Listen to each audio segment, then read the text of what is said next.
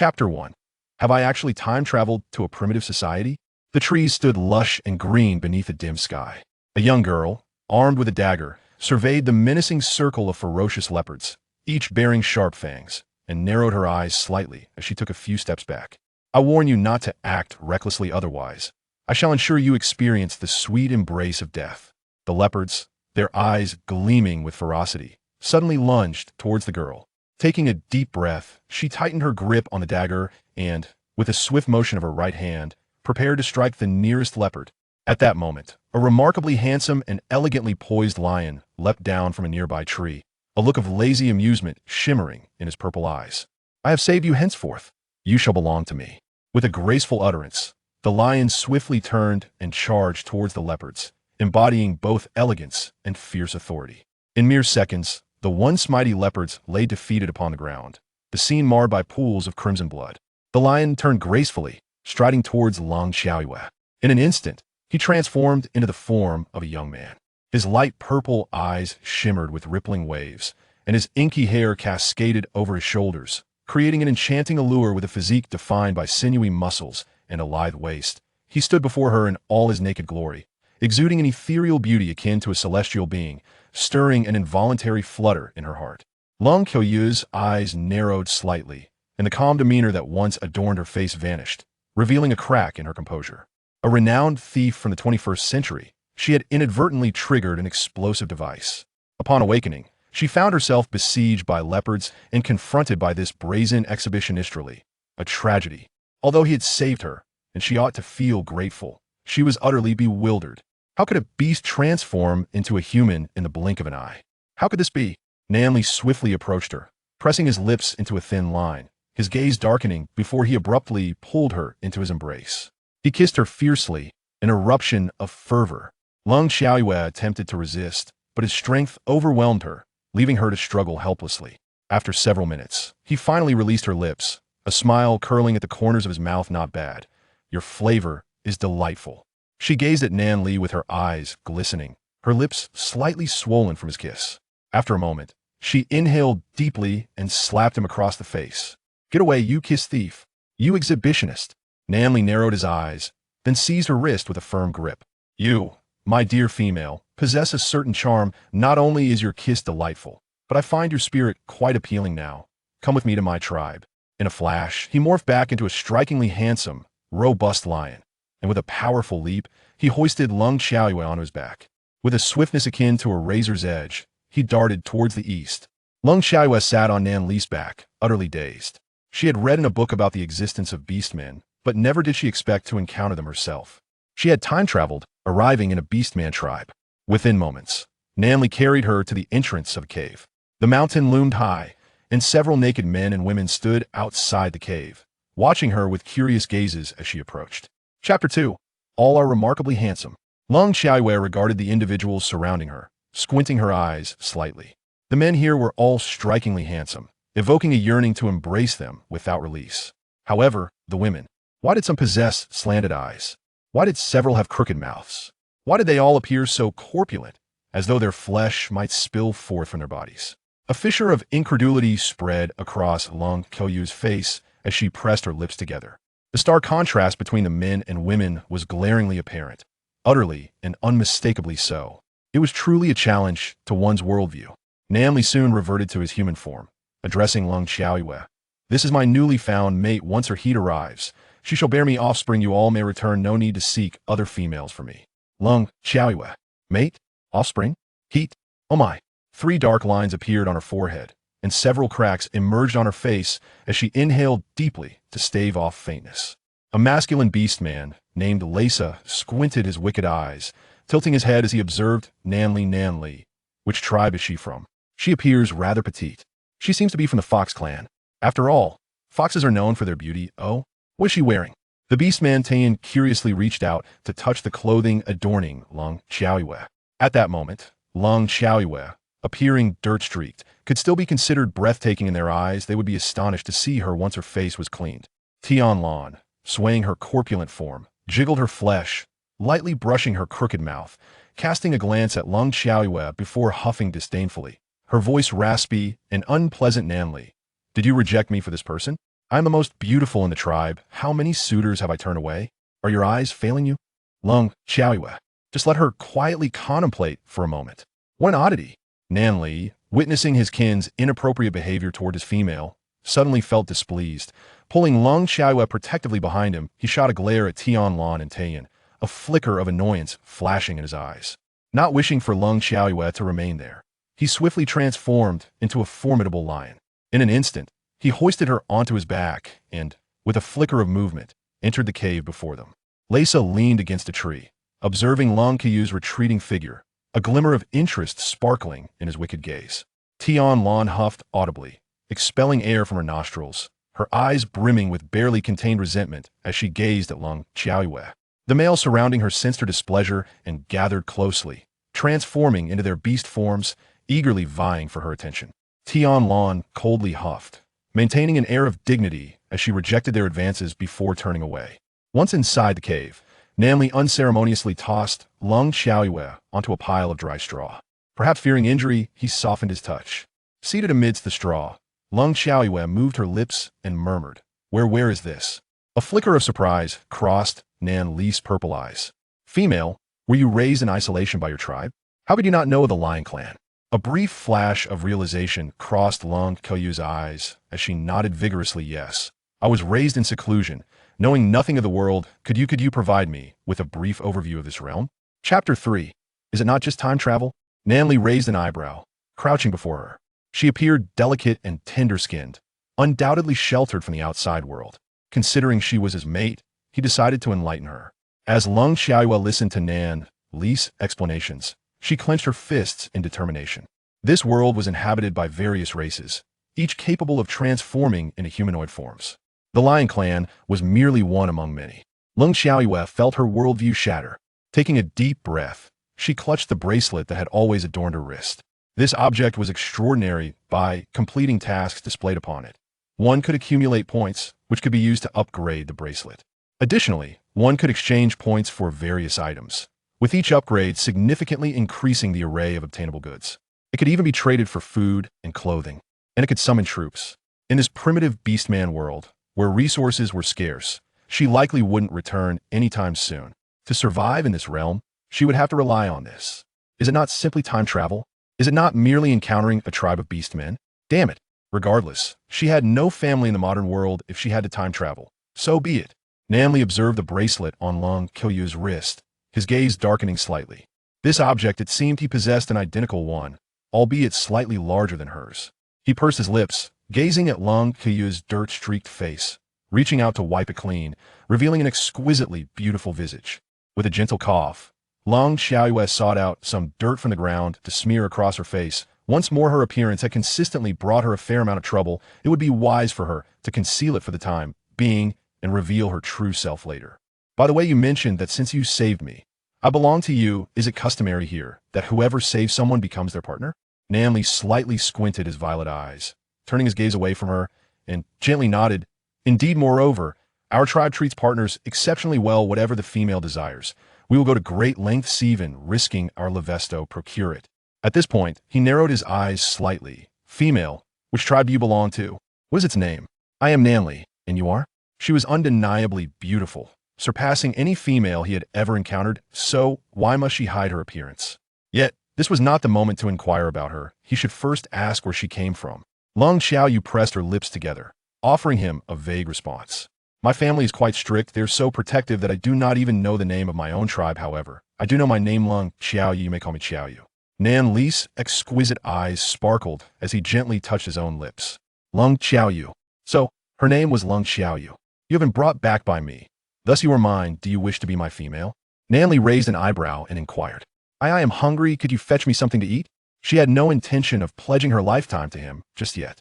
Though he was handsome and striking, they had only just met, after all. Were all beast tribes so audacious? Upon hearing her words, a flicker of displeasure crossed Nan Li's violet eyes. "Are you refusing me?" Chapter 4. Are all beast tribes so audacious? No. Then why do you not wish to be my female? After all, we have only recently met and are not well acquainted even in a matchmaking scenario. It would not be so swift. A hint of embarrassment flitted across Lung Xiaoyu's gaze as she lowered her head, her delicate fingers fidgeting. Never mind, I must be accommodating towards my female. Nanli seemed unaware of what matchmaking entailed, but that was of little consequence. Long Xiaoyu was the one he had brought back regardless of her willingness to admit it. She was his female. He did not wish to argue further with her. He merely sought to find ways to make her more comfortable. Slowly, he rose, grasping a tool resembling a hoe, and struck it forcefully against the cave wall. His strength was immense, and soon he had created an opening. Sunlight streamed into the cave, warm and inviting, lifting Lung Xiaoyu's spirits considerably. Nanli observed her, a gentle smile gracing his violet eyes. It was said that females adored sunlight, and it appeared to be true. Previously, this cave had housed only him, a solitary beast who had no need for sunlight, but now, things had changed. He now had his own female, who was even more petite than others, stirring within him a protective instinct. Yet she seemed somewhat unwilling, constantly rejecting him. As this thought crossed his mind, Nanli pouted slightly. He wondered why, with his robust physique, striking appearance, and the unique violet eyes of the lion tribe, she would refuse him. Regardless, he resolved to treat his female well. He quietly stepped outside the cave, retrieving a large, exceptionally succulent piece of beef from the drying rack at the entrance. He then returned to the cave, extending the meat towards Lung Xiaoyu. Here for you. Lung Xiaoyu bit her lip, hesitantly asking, do you have fire? A flicker of surprise crossed Nanli's violet eyes. Fire? What is that? Lung Xiaoyu felt a wave of embarrassment. It seemed this world lacked the spark of fire. She attempted to explain to Nanli. Fire is something that can cook food, making it tastier. For instance, fish freshly caught from the water or wild beasts carry bacteria, which is unhealthy to consume. They also have a fishy taste, however. Once roasted over a fire, they become delicious. Nanli stared at her in bewilderment, his violet eyes reflecting confusion, as if he did not fully comprehend her words. At that moment, Lung Xiaoyu lowered her gaze and began to search the cave for dry twigs, gathering some fine straw as well. She hollowed out a small hole in one of the twigs and placed some of the fine straw inside, starting to drill. Due to her profession, her hands moved swiftly, and within no time, she produced a few sparks. She quickly gathered the dry straw, coaxing it to ignite, and the flames grew larger, illuminating her delicate face. Nanli watched her in astonishment. You can create sunlight? What she had conjured was akin to sunlight, warm and brilliantly bright, compelling one to draw closer. Lung Xiaoyu gently shook her head. I lack such power. Hurry. Pass me that piece of meat. She found a larger twig among the straw and extended her hand toward Nanli. Chapter 5. A monster. Absolutely a monster. Nanli raised an eyebrow slightly and handed her the food. Lung Xiaoyu skewered the half-dried meat onto the twig and placed it over the flames to roast slowly. As the meat gradually changed color, a delectable aroma began to permeate the entire cave, even spilling outside. Nanli pressed his lips together, murmuring, "It smells wonderful." After fully roasting the meat, Lung Xiaoyu took a bite. Tastes good, though it lacks seasoning, still quite fragrant. She set the meat beside Nanli and gently said, "Nanli, would you like to try?" Upon hearing her words, a glimmer of light sparkled in his eyes. This was the first time he had heard his female call his name. He inhaled deeply, sitting opposite Lung Xiaoyu, his eyes shining brightly as they fixated on her. Being called by his female in such a tender manner brought him immense joy. No wonder other males appeared so infatuated when standing before their females. He lowered his gaze slightly, accepting the roasted meat from Lung Xiaoyu, and with a slight frown, took a bite. His violet eyes lit up. Delicious. Lung Xiaoyu bit her lip. If it's good, eat more. As long as you don't force me in the future, I'll cook for you every day. Upon hearing her words, Nanli narrowed his eyes slightly. Lung Xiaoyu, a rather unsettling premonition. Nanli gazed at her for a moment, then sighed.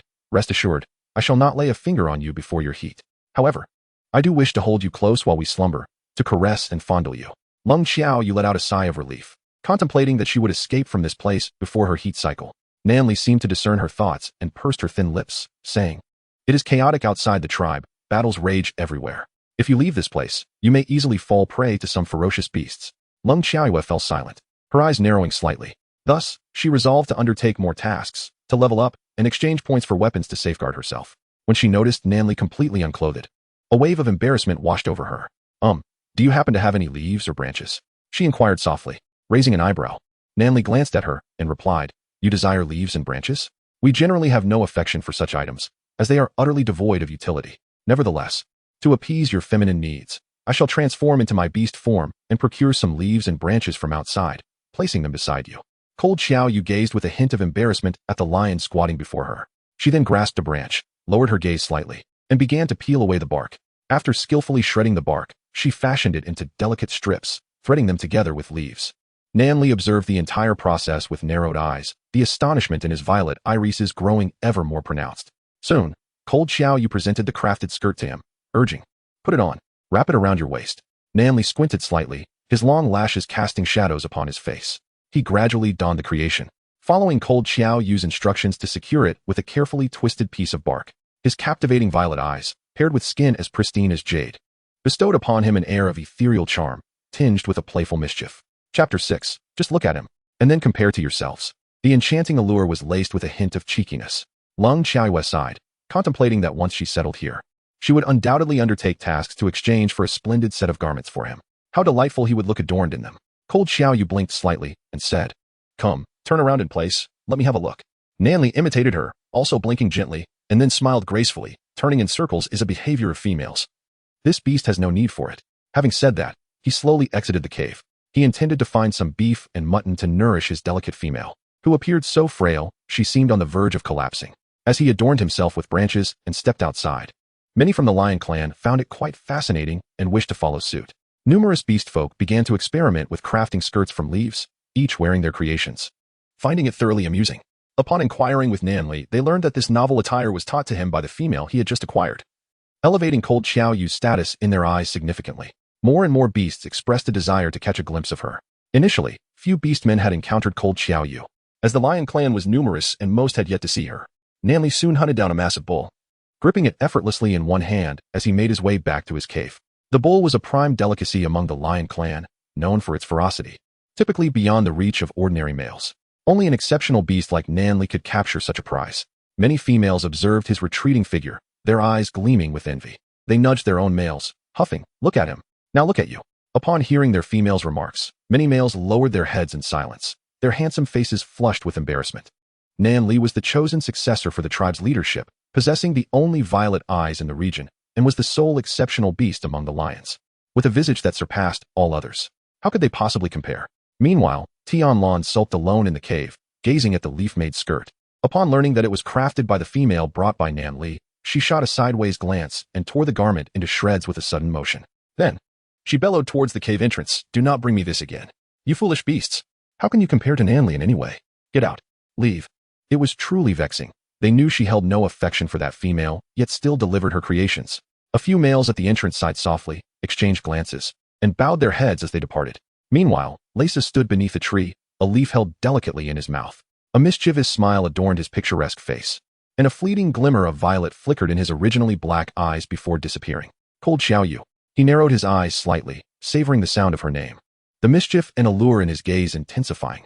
In the depths of the cave, Lung Xiaoyue gazed at the entire piece of beef that Nanli had dragged in, her lips twitching slightly. "Will we be able to finish this? It will surely spoil if we cannot." Nanli tilted his head slightly, a hint of a gentle smile flickering in his violet eyes. Yeah, you are my only female. I shall provide you with the finest. If it spoils, I will simply hunt again." Lung Xiaoyu sighed, pondering the considerable expense of this cow. At that moment, she noticed faint traces of blood on Nanli's hand, prompting her to narrow her eyes slightly. "What happened to your hand?" Nanli hurriedly concealed her hand behind her back, offering a nonchalant smile. Chapter 7. Rest assured, I shall not depart. It's nothing. The succession ceremony for the next clan leader is about to commence, and I must prepare diligently. I may not be able to accompany you in the coming days. Upon hearing his words, Lang Xiaoyue's eyes flickered with a hint of astonishment. The clan leader election? I am the designated heir to the next group leader. If I can triumph over all challengers during the succession to the clan leader, I shall assume the position. Otherwise, I risk being cast into prison, and my partner must be relinquished as well. Lung Xiaoyue pressed her lips together, a fleeting glimmer passing through her eyes. Is this the custom of your tribe? She inquired softly. Nanli nodded gently in affirmation. Lang Xiaoyue cast a glance at him and softly said, Very well. Prepare yourself well in the coming days. Nanli gazed at her, and a glimmer of light flickered in his violet eyes. Lung Xiaoyue gazed at him softly and said, Rest assured, I shall not leave. Nanli cast a glance her way and replied, Very well, I believe you. In an instant, he transformed into his beast form, circling around her a few times. Gently, he licked her cheek, his violet eyes reflecting a hint of reluctance as he looked at her before swiftly vanishing from sight. He was the sole elite beast and destined to triumph in this contest. He would never relinquish his partner to another male beast. Furthermore, from the moment of his birth, A powerful psychic energy resided within him, albeit dormant for the time being. He was eager to see if he could awaken it this time. If that energy were truly unleashed, it could effortlessly annihilate a tribe or even bring the entire world to ruin, though he had no intention of doing so at present. 3 days swiftly passed, during which the entire clan engaged in fervent discussions regarding Nan Li's ascension to the position of chief of the lion tribe. The old chieftain had departed from this world a year ago, and, before his passing, appointed the most valiant beast, Nan Li, as his successor. Today marked the day of his inauguration ceremony. If he triumphed over the challengers during the succession trials, he would smoothly inherit the title of chief. Conversely, failure would condemn him to an eternity in the dungeon, with his partner falling prey to the victorious challenger. Nonetheless, nearly everyone harbored the conviction that Nan Li's victory in this contest was beyond doubt. No one could surpass him. For the past 3 days, Long Xiaowe has been diligently tidying up the cave. She intends to reside in this place for a considerable duration, necessitating a thorough cleanup. At the very least, it should not merely consist of a pile of straw, but rather contain some essential human amenities. She ventured outside to gather firewood and utilized a stone tool, resembling a hoe, to roughly shape the wood into rudimentary furniture such as tables and chairs. These were then arranged within the cave, while the straw was taken outside to bask in the sunlight, subsequently laid out neatly to form a semblance of a bed. Thus, from the entrance of the cave, it almost resembled a home, due to her connection as the companion of the future leader of the Southernly tribe. She was obliged to accompany him during his ascension to chieftaincy. The site chosen for the inauguration was an exceptionally large square inhabited by the lion tribe. The scenery was splendid, yet the air was permeated with a faint, lingering scent of blood. This odor was likely a remnant from the previous chieftain's election, which had yet to dissipate after all this time. In the grand square stood over 10,000 orcs, most adorned with skirts fashioned from leaves. The men displaying their sculpted chests and muscles, while the women appeared rather disheveled. In Long Xiaoyue's words, it was a multitude of bare-chested handsome men juxtaposed with a horde of unfortunate-looking women. Tion Lan, wishing to avoid witnessing the affectionate exchanges between Lang Xiaowei and her beloved, chose to remain inside the cave, her thoughts possibly drifting towards some mischievous schemes. Chapter 8. The Struggles Amongst the Orcs. Soon, the inauguration ceremony was set to commence. Lang Xiaoyue stood to the side, observing Nan Li as he made his way towards the arena step by step. A hint of tranquility graced his violet eyes, which shimmered with ripples of emotion. His beauty transcended that of mere mortals, yet he possessed a captivating handsomeness that penetrated to the very marrow of one's being, stirring an involuntary flutter of the heart. Over the past 3 days, he had managed to awaken a portion of his mental prowess. However, he could not unleash it at present, for doing so would likely spell disaster for the entire tribe, as that surge of power could lead to their annihilation. Long Xiaowei gazed at his retreating figure, her eyes shimmering slightly. This lion was, in fact, quite admirable. He treated her well, yet he could be excessively domineering, often resorting to coercion. His forceful kisses, his unyielding embraces, his assertive touches, and even his insistent advances, he nearly compelled her to bear his offspring. As Lang Xiaoyue positioned herself in this area, her petite frame swiftly captured the attention of numerous onlookers. Is this the Fox clan member rescued by Nan Li? Indeed. She appears remarkably different from us, so diminutive in stature, one wonders if she is capable of bearing offspring. Mind your own affairs, rather than concerning yourself with hers. Has it not been 3 years since you last bore a child? What business is it of yours? It is my family's decision to refrain from procreation, and it is of no consequence to you. A few females snorted disdainfully, preparing to engage in a quarrel. Soon after, the two were restrained by their respective males, and one was swept away in a prince's embrace, presumably to return home to birth little lions. Before long, an orc ascended the platform to challenge Nan Li. The entire tribe erupted in fervent cheers, the atmosphere both grand and somewhat intimidating. In an instant, both Nan Li and the man who had come to challenge him transformed into their beast forms, and then they lunged at each other, engaging in a fierce struggle. Lang Xiaowei abruptly covered her eyes, unwilling to witness the unfolding scene. Even from such a distance, she could detect a pungent scent of blood. One could only imagine the ferocity of the battle occurring on the stage. Orcs. So this is the brutal conflict among the orcs. After an indeterminate duration, the cheers from the crowd gradually diminished. A lion, torn and missing a leg, suddenly collapsed onto the ground below, subsequently transforming into a human form. Drenched in blood and nearly devoid of breath, Lang Xiaowei opened her eyes and breathed a sigh of relief. Fortunately, it was not Nan Li. The victorious lion stood majestically upon the stage, its body drenched in blood, yet devoid of any injuries. It was evident that the blood belonged to others. Before Lang Xiaowei could fully comprehend the situation, another exceptionally robust lion, appearing even fiercer than the previous one, with sharp claws, leaped onto the stage and immediately engaged in a fierce battle with Nan Li, who had not rested for a moment. Cold Xiaoyu still covered her eyes, unwilling to behold the scene. The more fervent the cheers became, the more she hesitated to look. It was too gruesome. Only when the clamor gradually subsided did she muster the courage to open her eyes. Upon confirming that the bloodied lion, which had fallen to the ground below, was not Nan Li, she felt a sense of relief. The weight that had burdened Lang Xiaoyue's heart finally dissipated. Regardless of the outcome, she fervently wished for Nanli, the one who had once saved her life, to emerge victorious. As one fierce contest after another commenced, Nanli found no respite. Resolutely rising to the challenge with graceful strides, confronting a relentless series of bloody battles against her compatriots. In this arena, notions of right and wrong were rendered irrelevant. The victor was deemed unequivocally correct. Time became a blur as Nanli triumphed over challenger after challenger, a fierce lion standing upon the stage. Its paws resting upon a once bloodied ground now dried and desolate. Her violet eyes glimmered subtly as she slowly glanced towards Lang Xiaowei. Chapter 9. Winning means life's continuation. I have won. At last, I can ensure your safety. Lang Xiaoyu gazed into his enchanting violet eyes, a glimmer of light flickering within them, and offered him a gentle smile that stirred something in her heart. Nanli, upon witnessing his female companion smile at him, felt a flutter of excitement within. His heart racing like a startled fawn.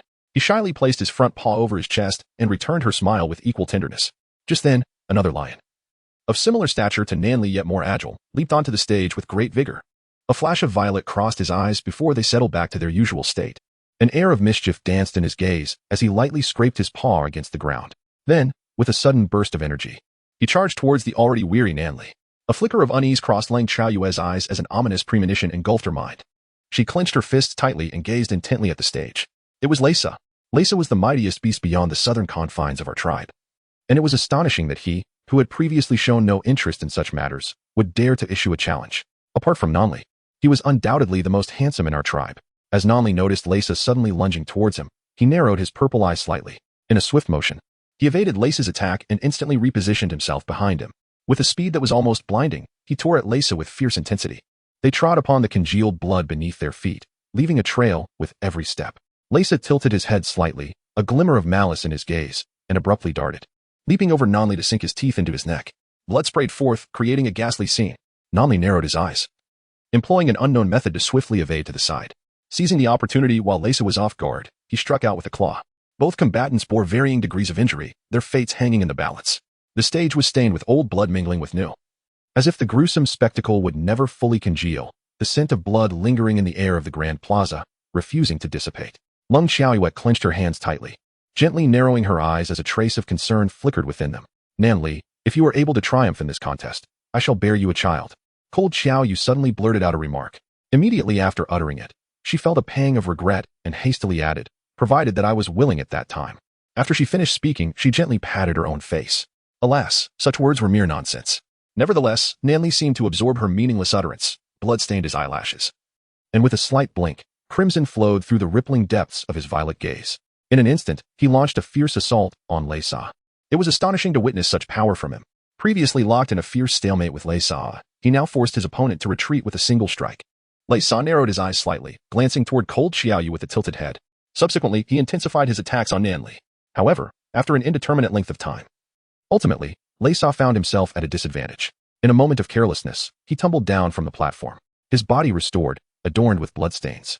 He appeared even more handsome and otherworldly. With a slight tilt of his head, he gazed at Cold Xiaoyu, a cryptic smile gracing his lips. In a flash, he vanished from sight. Nanli, too, reverted to his human form, his body marked with blood and wounds, droplets of crimson falling onto the stage. In his elegant and beautiful violet eyes lingered a faint smile, and he turned to look at Cold Xiaoyu, giving a delicate blink and a slight tilt of his head, exuding grace. I recall someone once saying that winning would lead to bearing little offspring together. Chapter 10. Pressing her to the ground. Lang Xiaowei slightly turned her body and gently nodded. Yes, I have mentioned it. So, when shall we conceive? Nan Li's lips curled into an elegant smile. Brother, isn't it that my period of heat has yet to arrive? Lang Xiaowei smiled faintly. She had no desire for such an intense form of reproduction. No. At that moment, the thousands of Lion Clan orcs gathered in the grand square suddenly knelt in unison. With their left hands sweeping past their ears, they expressed their respect for the newly appointed chieftain in their unique manner. They welcomed the new chieftain to the throne. With extraordinary valor, the chieftain would surely lead the Lion Clan towards prosperity. The multitude chanted in unison, creating a magnificent spectacle. Lang Xiaoyue crossed her arms and gazed at him, a subtle arch of her brow accompanied by a fleeting smile in her eyes. Keep it up, moi. She playfully winked at Nanli. Subsequently, she inquired about the nearby pit, which served as a restroom, from an orc named Yumu, and made her way in that direction. Having been overly tense throughout the day, she had not visited the restroom once. Now, with the competition concluded, an overwhelming urge suddenly assailed her. Nanli observed her retreating figure and softly murmured, to have little cubs. The notion of having offspring had been an enduring obsession for him since childhood. He often envisioned a few small lions perched upon his shoulders, roaring with majestic ferocity. He frequently imagined these little lions joyfully tumbling together, their fluffy bodies animatedly twitching their tiny ears. After approximately 10 minutes of walking towards the pit, Lung Xiaoyue found herself plagued by a persistent question in her mind. Was her sentiment towards Nanli one of gratitude? Or perhaps affection? It seemed that gratitude prevailed in her heart. Lung Xiaoyue found a pit and crouched down, then used some straw to conceal herself. Just as she was about to indulge in her moment of relief, misfortune struck unexpectedly. A man with exceptionally fair skin, possessing a pair of enchanting peach blossom eyes and a perpetual hint of a smile at the corners of his lips, suddenly appeared before her.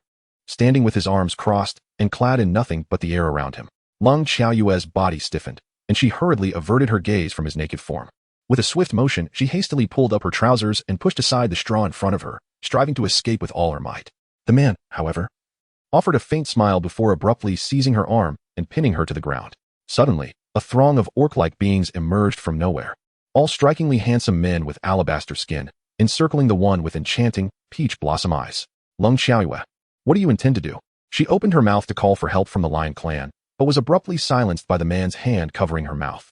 He then grasped her petite form firmly and began to stride away into the distance. Lung Xiaoyue narrowed her eyes slightly, a flicker of displeasure crossing her gaze, as she suddenly bit down on his wrist with great force. Despite her considerable strength, the man merely stroked her head in silence, remarking, "You possess quite a bit of power. Come back to my den and bear some offspring. You are sure to give birth to several healthy cubs." Lung Xiaoyu took a deep breath, realizing that escape was futile. Resigned, she ceased her struggles and allowed herself to be dragged forward by the man. "I must find a way. It is imperative to devise a plan for my return. These individuals appear exceedingly savage. Falling into their clutches would undoubtedly spell disaster. Could it be as Nanli suggested, that they would force her to bear offspring day and night, without respite?" Cold Xiaoyu suddenly felt a profound sense of hopelessness. Uncertain of how long she had been carried by that person, her waist numb from the grip, they finally arrived beside a cave. Chapter 11. What a bold little one! The man with enchanting peach blossom eyes curled his lips into a faint smile before abruptly throwing Cold Xiaoyu into the darkness of the cave. It was pitch black inside, and it took her quite a while to discern her surroundings. During this time, she sensed a wicked gaze relentlessly scrutinizing her. Following that gaze, she abruptly lifted her head, a chill coursing through her eyes. "Leisa, how did you end up here?" The man tilted his head slightly, a fleeting glimmer of purple flashing in his eyes. "Why should I not be here?" His voice carried a subtle hint of amusement, as if teasing a small creature. Lung Xiaoyue cast a glance at the man with peach blossom eyes at the cave entrance, then turned her gaze to Leisa, inhaling deeply. "Leisa, you conspired with him to abduct me from the Lion Clan, did you not?" It was evident that he felt a sense of resentment after his defeat at the hands of Nanli. He seemed intent on bringing her, as Nanli's partner, here to eliminate her. Leisa offered a faint smile, his expression enchanting, reminiscent of a blooming poppy. "I have no interest in the position of clan leader." He narrowed his eyes slightly, playfully capturing Lung Xiaoyue as one would a small kitten. Then, he restrained her head, gradually leaning in with his delicate lips towards her. A chill of sweat suddenly broke out on Lung Xiaoyu's back. Calculating the perfect moment, she swiftly aimed a kick at Leisa. Caught off guard, he did not anticipate her sudden maneuver and was indeed struck on the leg. The malevolence and mischief in his gaze intensified, his violet eyes flashing fiercely as they locked onto Lung Xiaoyu. He reached out, gently caressing her chin, tilting his head slightly. "You are quite audacious, being the first to kick me."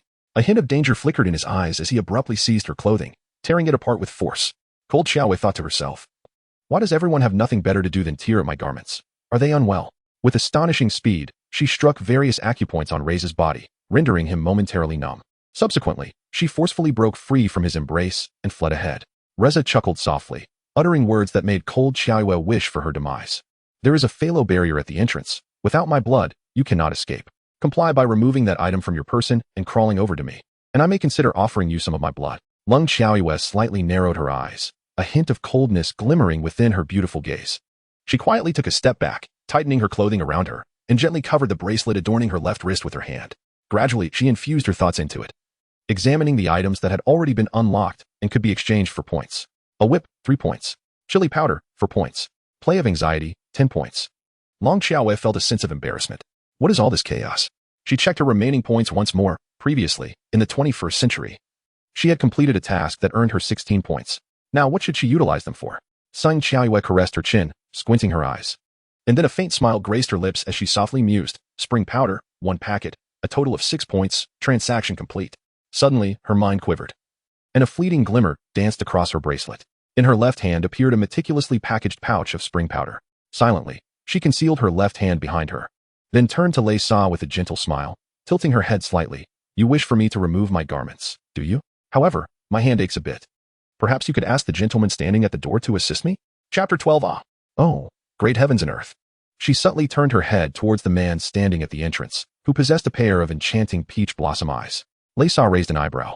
A flicker of purple flashing through his gaze only to vanish in an instant, a wicked smirk curling at the corners of his lips as he gestured to Hong Lin, beckoning him to come over and assist. In truth, he could have removed her belongings himself, but he deliberately chose to summon Hong Lin to witness what this particularly diminutive female was up to. Hong Lin crossed his arms and glanced at Sung Xiaoyue, then slightly raised his alluring peach blossom eyes, taking a few slow steps forward until he stood before her, poised to unfasten her garments. With a subtle glimmer in her eyes, Lang Xiaoyu took a few steps closer to Leisa, then waved her hand towards Hong Lin, beckoning him to approach. A faint smile flickered in Hong Lin's gaze as he swiftly arrived by Lang Xiaoyu's side. Before she could react, he tore a sleeve from her white shirt with a sudden motion. Cold Xiaoyu silently cursed under her breath.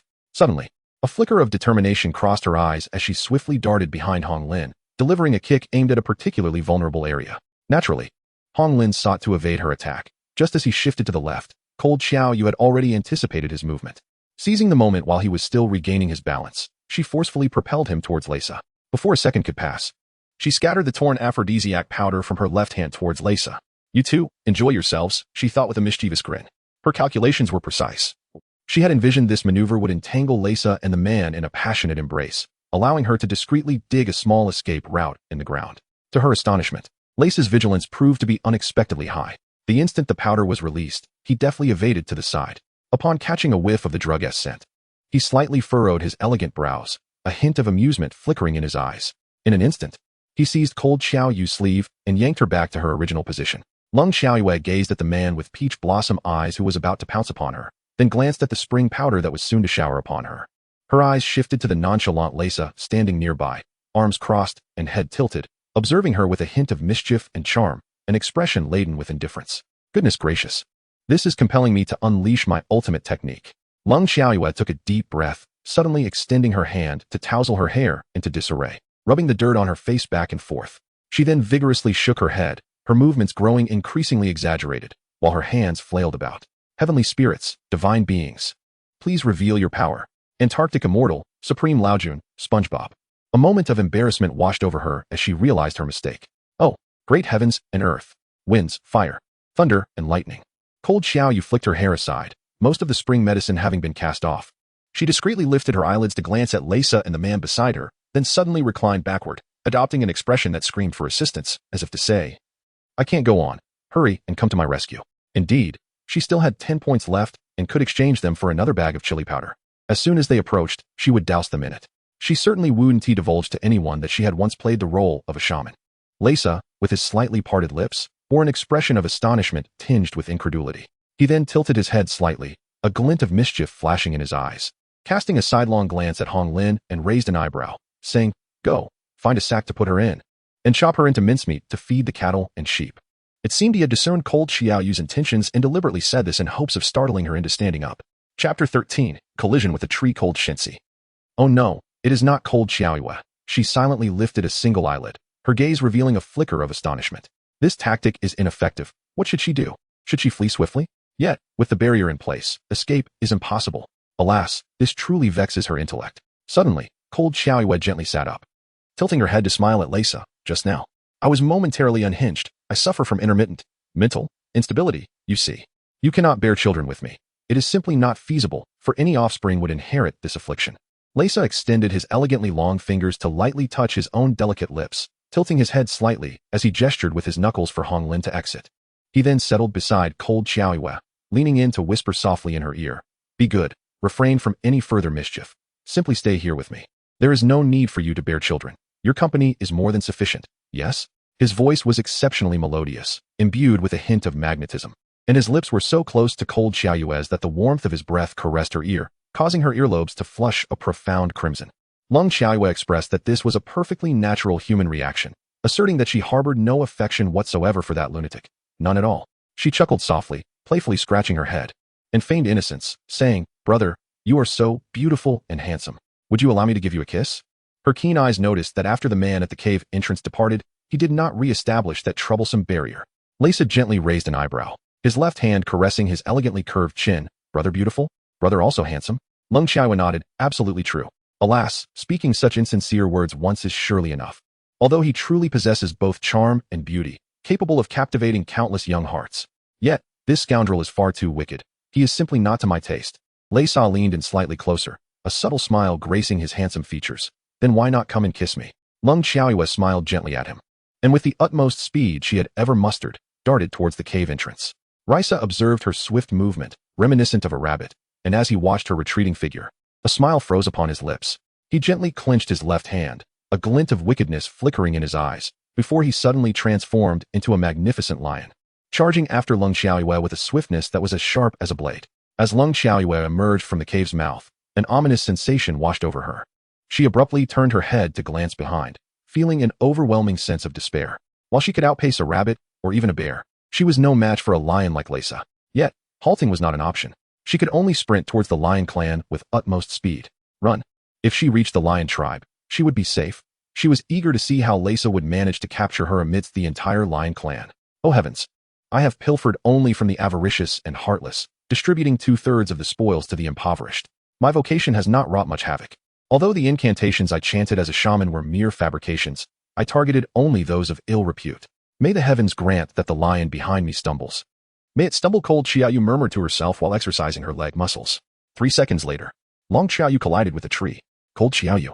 She found herself ensnared in the grip of Leisa, whose eyes gazed softly upon her. Then, his powerful paw gently caressed her cheek. Chapter 14. So hungry. So very hungry, I am truly famished. Run? Is it not better to stay by my side? Why must one flee? In his eyes, for reasons unbeknownst to her, a fleeting shadow of melancholy passed through. He delicately extended his tongue to lick Cold Xiaoyu's cheek, causing her to feel a twinge of fear. It was not fear from her side, but rather the fact that he now resembled a lion. A moment of displeasure could result in a bite. A lion's tongue bears sharp barbs, and had he not been deliberately gentle, Cold Xiaoyu's face could have easily been harmed by his caress. Lung Xiaoyu pressed her lips together delicately, gradually cradling his face in her hands. She then softly said, "Why would I run away? Come a little closer, and I shall tell you." Leisa raised an eyebrow slightly, tilting his head as he leaned in closer to her. In a moment of desperation, Lung Xiaoyu exchanged 4 points for a bag of chili powder, which she abruptly poured into his eyes. Seizing the opportunity while he was caught off guard, she swiftly dashed down a narrow path. Rivalry instantly transformed into his human form, covering his suddenly violet eyes with his hands. He narrowed his gaze, observing the retreating figure of Lung Xiaoyu as the violet hue intensified within his eyes, culminating in an exquisite and overwhelming brilliance, further deepened by a trace of crimson and ferocity from her reckless act. Lung Xiaoyu. He articulated each syllable with a voice that carried a chilling undertone laced with indignation. However, at that moment, Lung Xiaoyu was oblivious to his furious outcry, as she sprinted fervently along the path. Is that exhilarating enough for you, Rivalry? Let us see if you dare return to your clan. Cold Xiaoyu let out a chilly hum, then swiftly made her way along the path to the lion clan, etched in her memory. After running for a while, she suddenly developed a whim for song. With a slight raise of her brow, she began to hum a little tune. So hungry, I am truly so hungry. Everyone, please come and feed me. Time passed, and just as she contemplated drawing a circle to curse that young man with peach blossom eyes, she unexpectedly heard a voice that belonged to Nanli. Oh heavens, this was undoubtedly the most enchanting voice she had ever encountered. She promptly halted in her tracks, turned her head, and, ensuring that Leisa was not in pursuit, waved her hand vigorously. Here, I am here. There stood Nanli, adorned in the grass skirt that Cold Xiaoyu had crafted for him, appearing at the edge of the trees. He slightly narrowed his captivating violet eyes, and upon confirming that the person before him was indeed Cold Xiaoyu, he transformed instantly into an incredibly majestic lion, exuding an aura of irresistible allure and grace. In a single fluid motion, he leaped through the air, transforming back into human form as he landed before Cold Xiaoyu. An expression of anxiety flickered in his exquisitely beautiful eyes as he abruptly pressed her head against his chest, embracing her tightly and refusing to let go. He merely held her, without uttering a word. The air was suffused with a warm, tender atmosphere, while the leaves around them had fallen, swirling with the dry blossoms on the ground to create a picturesque scene. Xiaoyu, you are alive. This is truly wonderful. He had feared that she had been captured by the fierce beasts outside, and had she been, survival would have been impossible. Thankfully, that was not the case. It seemed she had merely lost her way. Cold Xiaoyu felt somewhat stifled by his grip. Taking a deep breath, she gently pushed him away and softly remarked, "Die? I am not so easily dispatched. Whoever wishes for my demise shall surely pay dearly." Chapter 15. No, turn again. Nanli smiled lightly, exuding an extraordinary elegance. Tilting his head slightly, he gazed quietly at Cold Xiaoyu and remarked, "You are indeed fierce. Undoubtedly the most formidable female I have ever encountered. Yet, it seems we are perfectly matched. His words hinted at a shared ferocity within him as well. Long Xiaowei smiled faintly and cupped her fist in greeting. My friend, you jest. The hour is late. We should return soon. She had no intention of revealing that it was Leisa who had orchestrated her abduction. Given their deep-rooted kinship cultivated over many years, he would undoubtedly find it hard to believe her. Their acquaintance was still fresh, and voicing such a claim would be a waste of words. Nanli nodded gently, and then transformed into a lion, swiftly hoisting Lang Xiaowei onto his back before dashing toward the lion clan with the swiftness of a blade. Cold Xiaoyu learned from him that the lion clan was frantically searching for her. They were unwilling to let the chieftain's mate fall into the hands of another. However, it was not just the clan members who were in a frenzy. There were also many who envied her, wishing she would never return. For instance, Tion Lan. Soon, Nanli carried Cold Xiaoyu back to the clan, then transformed into human form and accompanied her into the cave, seeking various means to ensure she was well fed, refusing to allow his mate to go hungry. In Nanli's heart, the mate was paramount. The mate was his world, his everything. Anyone who dared to vie for his mate would face his utmost wrath, without hesitation. And there was also the matter of offspring, which seemed rather significant. The Lion clan quickly learned that Cold Xiaoyu had been brought back by the chieftain, and the news of her safe return brought a collective sigh of relief. The chieftain's mate must never be surrendered to another. Yet this female was indeed quite oblivious, even getting lost while seeking a secluded spot. The other males in the tribe remarked that they rather enjoyed such a scatterbrained female. How adorable, how soft, how reliant on them. It filled them with a profound sense of accomplishment as beasts. Meanwhile, Tion Lan, who had been reveling in her absence and nearly leaping for joy, was now unable to contain her anger. With a cold huff, she struck the ground beside her, her flabby form shaking. She cursed Cold Xiaoyu with a venomous insult, then abruptly stood up, a chilling smile gracing her lips. Cold Xiaoyu, you have stolen my mail, overshadowed me, and I will not let this stand. Mark my words. One day I shall reclaim all that is rightfully mine. All of it. Humph. Having declared this, she angrily swayed her hips, striding out of the cave in search of other males. After finishing the meat that Nanli had provided, Lang Xiaoyu, with her eyes slightly lowered, began to calculate her remaining points. There were still 6 points left. She yearned to cultivate the wasteland, to sow some seeds, which required the purchase of both seeds and fertilizers. It was utterly insufficient. Moreover, her bracelet was only at level 1, allowing her to exchange solely for wheat, while items like cabbage were completely unattainable. She needed to undertake tasks to earn some points, dedicating a portion to upgrades and another portion for seeds to plant. Silently, she rummaged through her mind for those tasks, preparing to choose one that was simple and easy to accomplish. Capturing a dolphin offered 17 points. Well, perhaps not. Giving birth to a lion cub rewarded 50 points. Ahem, that one need do, let us keep searching. Chapter 16. I want to hit you. Striking fiercely at the beast before her, she could earn 23 points. Lang Xiaowei silently raised her head and cast a gentle glance towards Nanli. Nanli. What does this female wish to do? In the dimly lit cave, Lang Xiaowei gradually extended her hand, brushing against a piece of wood before revealing a playful smile, her small tiger-like teeth glinting. Nanli raised an elegantly arched eyebrow, delicately caressing his own thin lips with his long, knuckle-defined fingers. Unbeknownst to anyone, a fleeting glimmer of mischief flickered in his eyes. Those familiar with him understood that his true nature was on the verge of being unveiled. His curiosity piqued as he wondered what clandestine actions Lang Xiaowei was engaged in behind him, prompting him to raise an inquisitive eyebrow. At that very moment, as Lang Xiaowei narrowed her eyes slightly, a sense of foreboding washed over Nanli. He watched as she slowly retrieved a stick from behind her, and in a swift motion, he attempted to escape. Yet, could Lang Xiaowei allow him to flee? Could she? Oh, this was 23 points. Points that could be exchanged for numerous items and even for upgrades. Perhaps, after a few more levels, she might be able to trade them for modern snacks like chips. Though she was not particularly craving them, a sense of nostalgia lingered. With that thought, she decided to gently strike him, absolutely with the utmost delicacy. As Lang Xiaowei stood beside the fleeing Nanli, her lips adorably pursed, he felt as though his heart might melt entirely. Cold Xiaoyu, with her indifferent disposition, is willing to do anything for points, even pouting her lips in a particularly aggrieved manner. If her modern companions were to witness this, their worldview would likely be utterly shaken. Nanli, I wish to strike you. Lang Xiaowei gazed at him earnestly and softly spoke. Nanli, upon beholding the adorable visage of his female companion, felt his heart melt into a pool of spring water, stirring with emotion. He gently extended his hand to caress Lang Xiaoyu's delicate lips, nodding ever so slightly, and with his eyes softly closed, he murmured, All right, you may strike. The female is his universe. Her every whim deserves affirmation. She is the most enchanting creature in existence, particularly Lang Xiaowei. Cold Xiaoyu observed his demeanor, pursing her lips slightly. She then gently tapped his arm with a stick before abruptly casting it to the ground. Never mind, she would simply attend to other tasks. This beast had treated her well. Although her heart was icy, she could not repay kindness with malice. Points? They would come in due time. She narrowed her eyes slightly. At that moment, however, a sudden flash of light emanated from her bracelet, which had only 6 points remaining.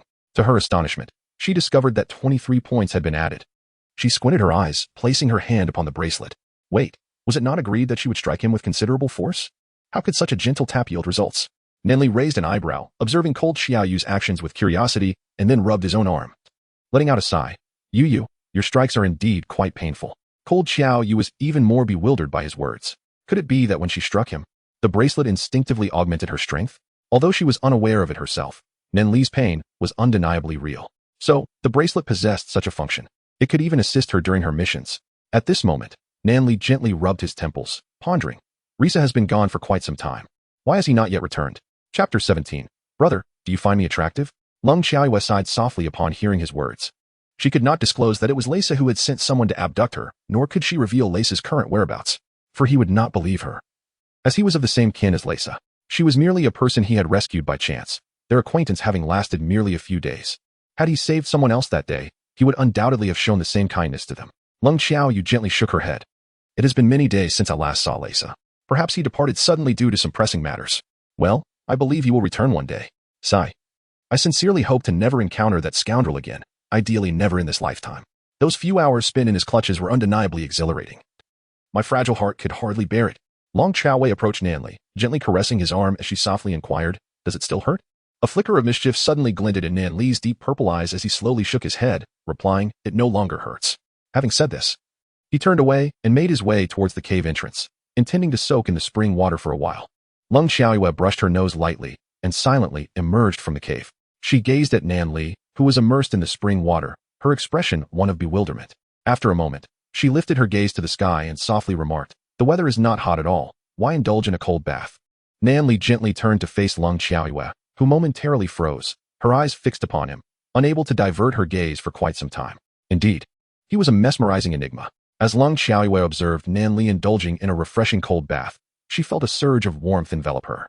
Prompted by this sensation, she removed her shirt and trousers, taking a deep breath before reaching for the grass skirt she had meticulously woven earlier that day. The shirt was tattered, and the trousers were soiled, rendering them unfit for further wear. Henceforth, adorning herself in such attire would transform her into an authentic primitive being. The sole distinction lay in the fact that, unlike the inhabitants here, who could shift into beast forms regardless of gender, she was unable to do so. The grass skirt woven by Lung Xiaoyu was lengthy enough to cover both her upper and lower halves. She twirled on the spot, finding this arrangement quite agreeable. At the very least, it was refreshing. Achoo! Just as she remarked on the coolness, Lung Xiaoyu let out a sneeze, clearing her throat softly. She then smeared some mud upon her exquisitely beautiful face before stepping out of the cave in search of wildflowers. As she passed by Nanli, who was still soaking in the hot spring, she playfully whistled at him, offering a faint smile as she crouched beside him. Brother, do you think I look nice in this outfit? Chapter 18. Indeed, it looks lovely. Nanli nodded gently, casting a brief glance at her chest before affirming, yes. It truly is beautiful. Quite petite. A flicker of mischief suddenly danced in his violet eyes. Lung Xiaoyu stepped forward, gently lifting his exquisitely sculpted chin, narrowing her enchanting eyes slightly. I shall venture to gather some flowers to adorn the grass skirt. Do remember to tidy up the cave, she instructed. Nanli replied, all right. He couldn't help but yearn to pull her down. After Lung Xiaoyu departed, someone abruptly covered their nose, and then slowly removed their hand, gazing at the blood that adorned it, narrowing their eyes slightly. His female was indeed extraordinary. Lung Xiaoyu gradually ascended the mountain, and after a while, she finally reached the summit. With her gaze slightly cast downward, she began to search for wildflowers. There were indeed many flowers, yet none that satisfied her desires. She sought wildflowers akin to lilies, as such blossoms would adorn her waist beautifully. However, the mountains were filled with an abundance of purple and blue flowers.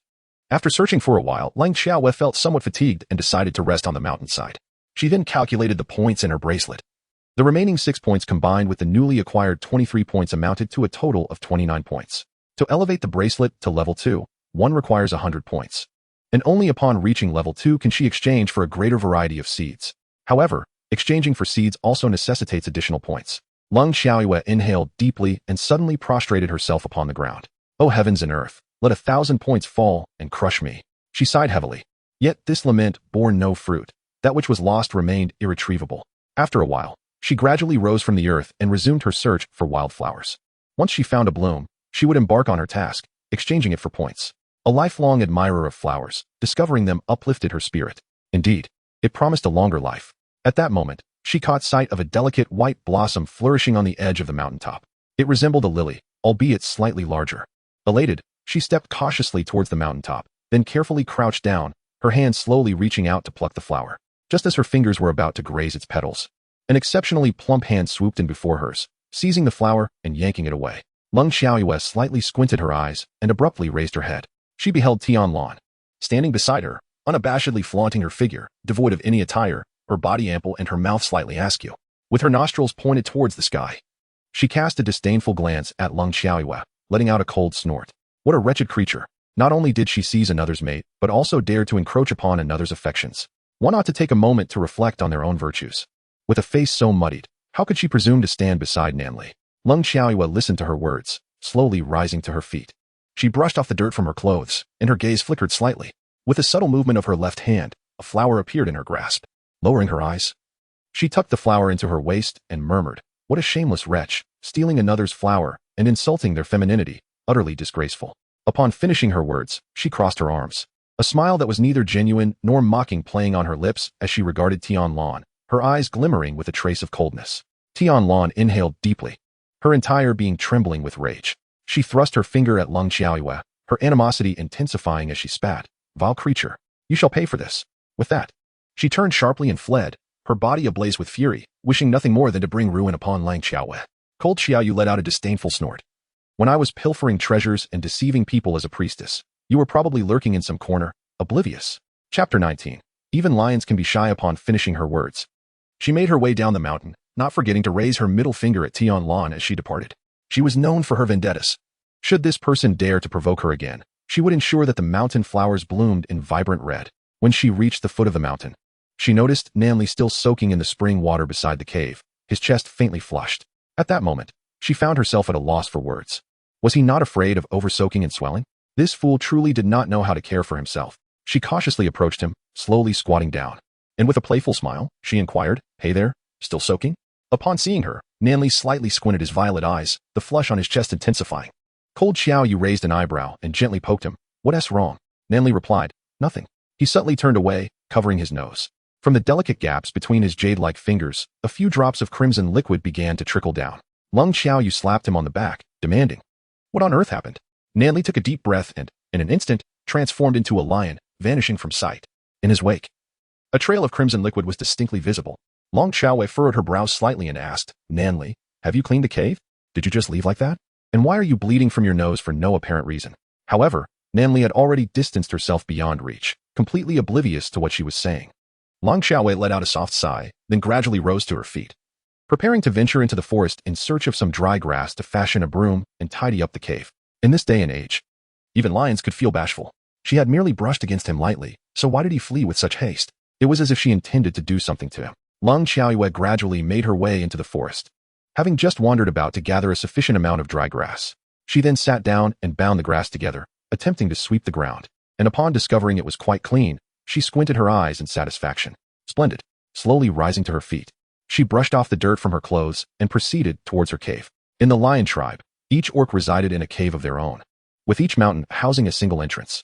Once an orc found a partner, they could invite them to move in together. Beside her cave, there were tranquil features such as springs, wildflowers, and small groves, creating an atmosphere of serene beauty.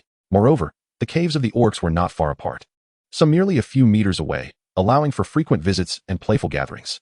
However, as Lung Xiaoyu was still unfamiliar with the locals, no one had come to visit her yet. At this moment, Lung Xiaoyu was wholly engrossed in contemplating how to craft some tables and chairs, oblivious to the venomous gaze that was fixed upon her from behind. Just as she approached the entrance of her dwelling, a figure suddenly collapsed onto the ground, rolling agonizingly beside her. "It hurts. It hurts. Oh, it hurts so badly." Tion Lan, drenched in sweat, continued to writhe in front of Lung Xiaoyu, her body covered in dirt, while blood stained her hands, legs, and the ground beneath her. With eyes brimming with malice, she gazed at Lung Xiaoyu, a fleeting glimmer of triumph flickering in her gaze. Struggling, she slowly rose to her feet, leaning against a nearby tree, tears streaming down her face. With a voice trembling with emotion, she pointed at Lung Xiaoyu and cried, "Sister, why did you push me? Why? Why did you strike me with that object in your hand? Have I done something to provoke your anger? Sister." Chapter 20. Is this a setup? Cold Xiaoyu furrowed her brow slightly, intending to sidestep and depart. What a ruse. She would not be deceived. However, at that very moment, Tion Lan abruptly seized her arm with considerable force, raising an eyebrow triumphantly as she cast a glance at cold Xiaoyu. In a swift motion, she smeared the blood from her hand onto the bundle of hay that cold Xiaoyu was holding. The hay was tied in the center with a branch, which could inflict considerable pain, and it was precisely this detail that Tion Lan exploited to tarnish cold Xiaoyu's reputation by falsely accusing her of assaulting herself without cause. Long Xiaowei frowned slightly. With a subtle movement of her left hand, she struck a vital point on her own body, causing her hand to go numb and her to collapse abruptly onto the ground. This scene was witnessed by passing clan members. Moreover, with the loud cry from Tion Lan earlier, an increasing number of individuals began to converge towards the commotion. Before long, they had encircled both Lang Xiaowei and the injured Tion Lan, who lay on the ground, gasping for breath and covered in blood. What transpired? How did a conflict arise between Tion Lan and the newly arrived female? Why was Tion Lan lying prostrate on the ground? Confusion swept through the crowd, both females and males alike, as they began to murmur amongst themselves in hushed tones. Lung Xiaoyue took a slight step back and softly said.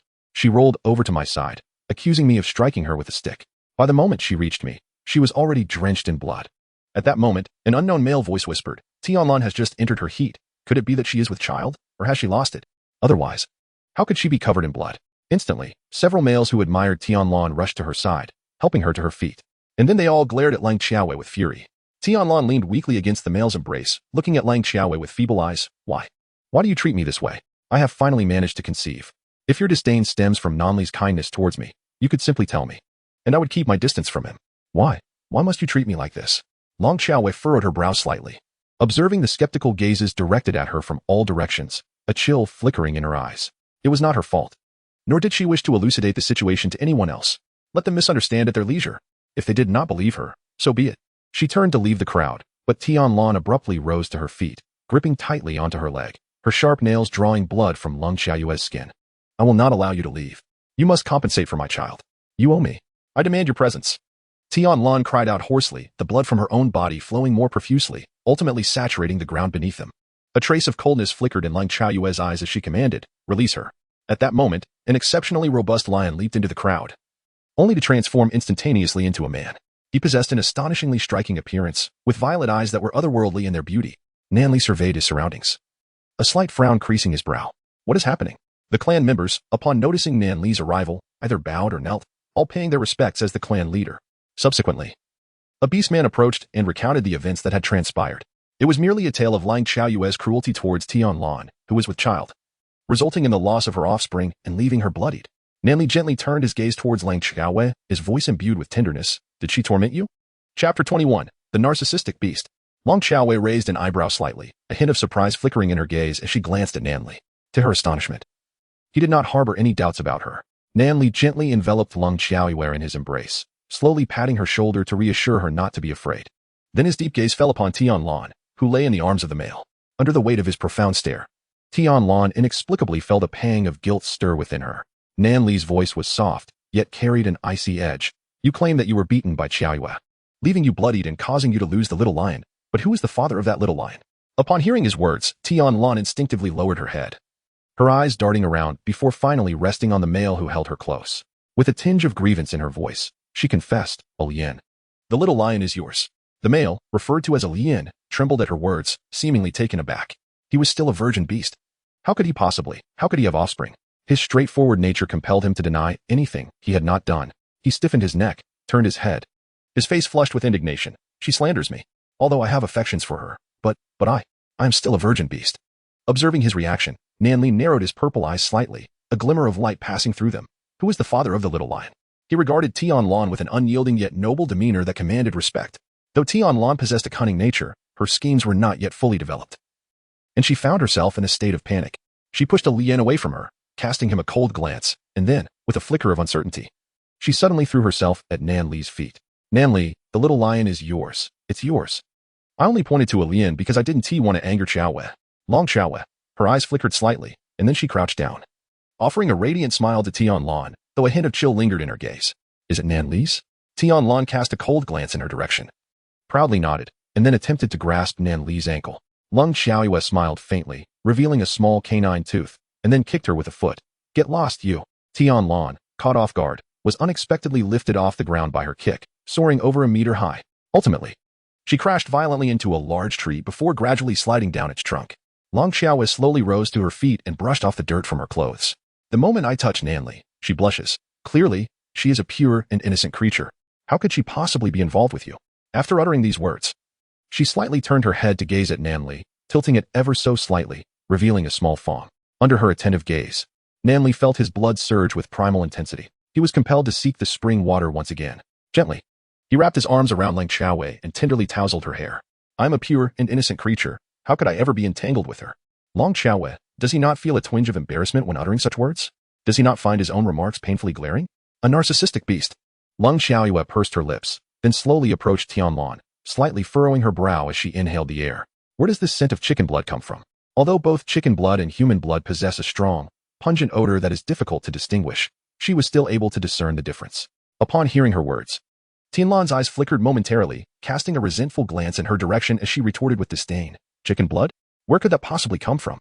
Chapter 22. The females are always right. Lang Xiaowei raised an eyebrow slightly. Seizing the moment when she was unprepared, she swiftly extracted a blood-soaked banana leaf from behind her. With a gentle shake, the crimson liquid spilled onto the ground, accompanied by a few chicken feathers that fell onto Tion Lan's head. Well, Tion Lan, are you a lion or a chicken? Why do I sense that the blood wrapped in this banana leaf bears the same scent as the pool of blood surrounding you?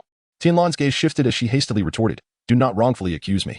Are you implying that I deliberately smeared myself with chicken blood and then rolled on the ground to frame you, claiming that your actions caused my excessive bleeding? Ha! Do you think anyone would believe the words of an outsider like you?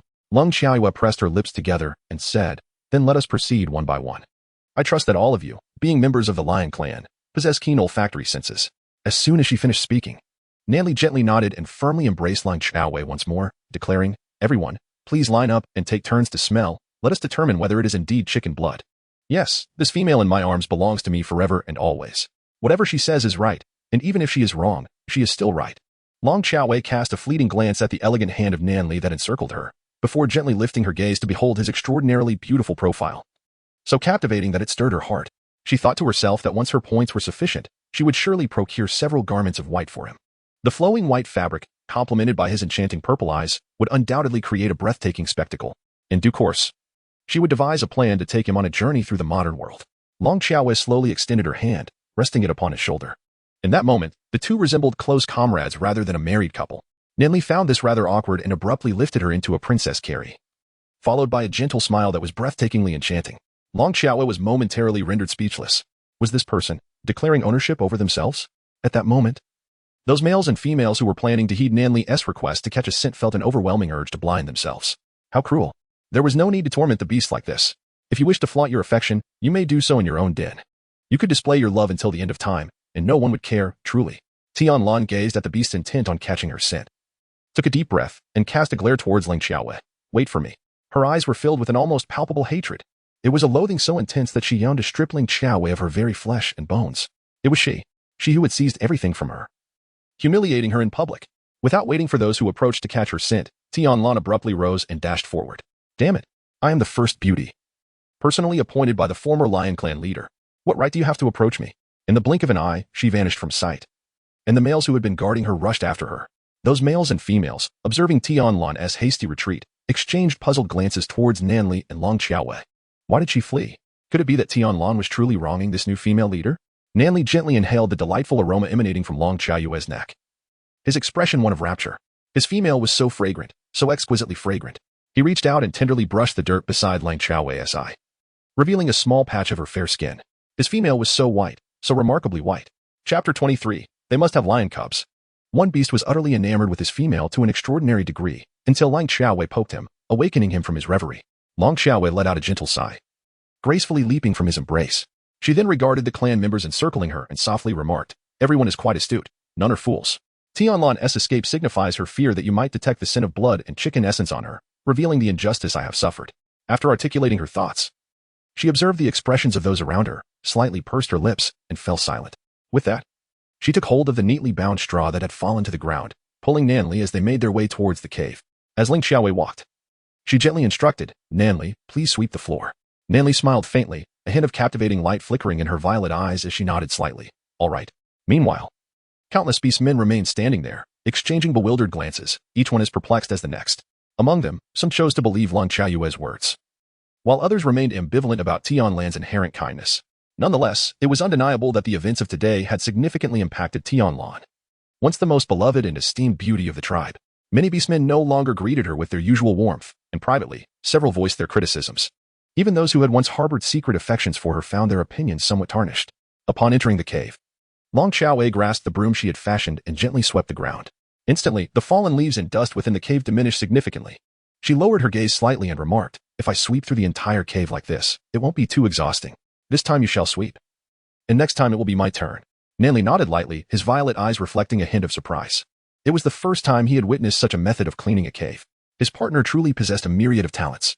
He narrowed his striking eyes slightly and, with utmost seriousness, said to Long Xiaoyue, "From now on, I shall handle the cleaning. You need not lift a finger. Here. The females are meant to indulge in enjoyment. Recently, the wild grapes in our vicinity have ripened. Would you care to gather some and taste them?" Cold Xiaoyu was momentarily taken aback by his words. "Grapes? You actually have grapes here?" Nanli gently nodded. "They are quite delicious and very sweet. Feel free to pick some. I will bring mutton and beef to Duoqing in return. I once tended to those wild grapes myself. She will not mind your presence." Lang Xiaowei slightly narrowed her eyes, her large orb shimmering with excitement. "Then I shall go. Next time, it will certainly be her turn to clean. We must not allow such a little handsome creature to tire herself." Nanli gently nodded. Sweeping the floor while softly addressing Lang Xiaowei, "Mu Qing lives in the cave at the far east of our home, not far from ours. Moreover, her daughter recently gave birth to a cub. You should pay a visit, for it is utterly adorable." After saying this, Nanli looked earnestly at Long Xiaowei. A hint of grievance shimmering in his violet eyes. Yeah, when shall we have our little cubs? I promise to be a good father, to treat them well, and to hunt fresh cattle and sheep for them every day." Cold Xiaoyu, upon hearing his words, offered an awkward smile and replied, "I am still young. No need to rush." Nanli regarded her, slowly pouting his lips, his violet eyes reflecting a glimmer of allure and subtle elegance as he said, "Well? All right then." A few months later, regardless of her desires, once her estrus period arrived, she would undoubtedly be compelled to bear little lions. Chapter 24. Are there really wild grapes? Lang Xiaoyu fled in haste, swiftly exiting the cave and making her way towards the Duoqing household. Oh, the little lion. Giving birth to a little lion. Cold Xiaoyu lamented to herself, overwhelmed by the intensity of the situation. Yet, leaving the lion clan filled her with dread at the thought of being captured by that perverse Risa Na. Given the way she had treated him in the past, he would undoubtedly not let her off easily. Never mind, she decided to put such thoughts aside for now. She would deal with it when the time came. For the moment, she resolved to visit the Qiao family to pluck some grapes and savor their taste, followed by a glimpse of the newly born lion cubs to see what they looked like. Then, she would embark on her task to upgrade her bracelet and earn points. There could be no further delays. After a duration roughly equivalent to a few incense sticks, Lang Xiaoyu finally beheld an entrance nestled beneath the easternmost mountain. Beside this entrance stood several dozen grapevines, adorned with clusters of grapes in a splendid array of hues: purple, green, and red, among others. Additionally, there were some immature grapes, small and tender, exuding an extraordinarily fragrant aroma. Long Xiaowei stood there, momentarily entranced, pondering how long it had been since she last beheld grapes. She leaned closer, gently inhaling their fragrance and mused that once her points accumulated sufficiently, she would surely plant a multitude of grapevines at the entrance of her home. At that moment, a slightly aged voice began to resonate softly in her mind. Which child is this? Why does she take an interest in my grapevines? If you like them, feel free to pick some to take home. They are exceedingly sweet. From the cave emerged a figure, devoid of any adornments, appearing somewhat aged yet possessing an exceptionally kind demeanor. Upon noticing Lang Xiaowei, her eyes instantly brightened, and she eagerly beckoned. "Oh, it is the female from the Nanli family. Why did you not mention it sooner? Come. My daughter has just given birth to a little lion." Lang Xiaoyu nodded gently, offering her a smile before moving to her side. Duoqing softly grasped Lang Xiaoyu's hand, leading her into the cave. "Once you have seen the little lion my daughter has birthed, I shall gather an abundance of grapes for you. My daughter's male has passed away. Henceforth, I hope you will spend more time with her." Lang Xiaoyu pursed her lips and nodded gently. Soon, Duoqing led her into the cave. In the middle of the cavern, a pale and frail female lay upon a bed of straw, feebly gazing at the beam of sunlight streaming in from the entrance. Upon noticing Lang Xiaoyu's arrival, her eyes flickered with a glimmer of life, only to quickly return to a state of despondency. Duoqing sighed, gesturing towards the female on the straw. "This is my daughter, Duo Lian. Please, have a heartfelt conversation. I shall not intrude any longer." With that, she lightly patted Lang Xiaoyu's shoulder and gracefully withdrew. Lang Xiaowei gazed at Duo Lian, her eyes shimmering slightly. The females here possessed an unusual beauty, yet she was distinct from the rest. Though her appearance was rather ordinary, it was still quite charming. She gradually approached Duo Lian's side and then knelt down gently, saying, "Duo Lian, greetings. I am Lang Xiaowei, the companion of Nanli." Duo Lian offered a faint smile, responding wearily. "You have come to see the little lion, haven't you?" Lang Xiaowei responded with a gentle hum, nodding slightly. Duo Lian laboriously retrieved a furry, palm-sized little lion hidden among the straw, cradling it in her arms with a tender smile. "This is my child, isn't it adorable?" Chapter 25. Transformation Period? What is that? The little lion lay in its mother's embrace with its eyes closed, its tiny eyelashes fluttering delicately as it clung tightly to Duo Lian's arm. Resembling a small kitten due to its diminutive size, it made soft, incoherent sounds, and although Lang Xiaowei could not comprehend its utterances, she sensed its hunger. Duo Lian let out a gentle sigh and bestowed a soft kiss upon the little lion. Be good. I will feed you shortly. Lang Xiaoyu gently extended her hand to caress the little lion's tail, and suddenly, it let out a wail, crying out in distress. Oh, oh. Its limbs flailed about as tears streamed down, slowly dripping into Leng Xiaoyu's palm. Leng Xiaoyu pouted slightly, hurriedly retracting the hand that had been tangled in his fur. Oh dear, she had merely intended to gently touch and feel the texture. Duo Lian sighed, quickly embracing the little creature to soothe it. Do not cry, do not cry. In a little while, your transformation period will arrive. If you keep crying like this, you won't look beautiful anymore. Your eyes and nose will surely end up crooked. The little lion seemed to comprehend her words. Tilting its head slightly and gazing at Duo Lian with its big, glistening eyes, letting out soft, plaintive sounds as it nuzzled against her in her embrace.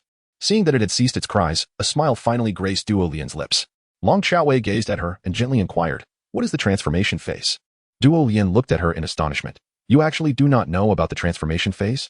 Leng Xiaoyue pursed her lips and gently cleared her throat. Perhaps my mother told me about it when I was young, but over time, I have forgotten. Duo Lian nodded in surprise, and then softly remarked. The transformation period refers to the time when the little lion cubs take on human forms. Each cub's transformation period varies.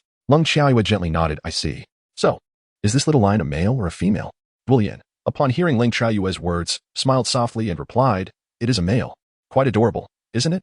Leng Xiaoyue nodded gently and reached out to touch the little lion's fuzzy ears. She whispered, may I hold him?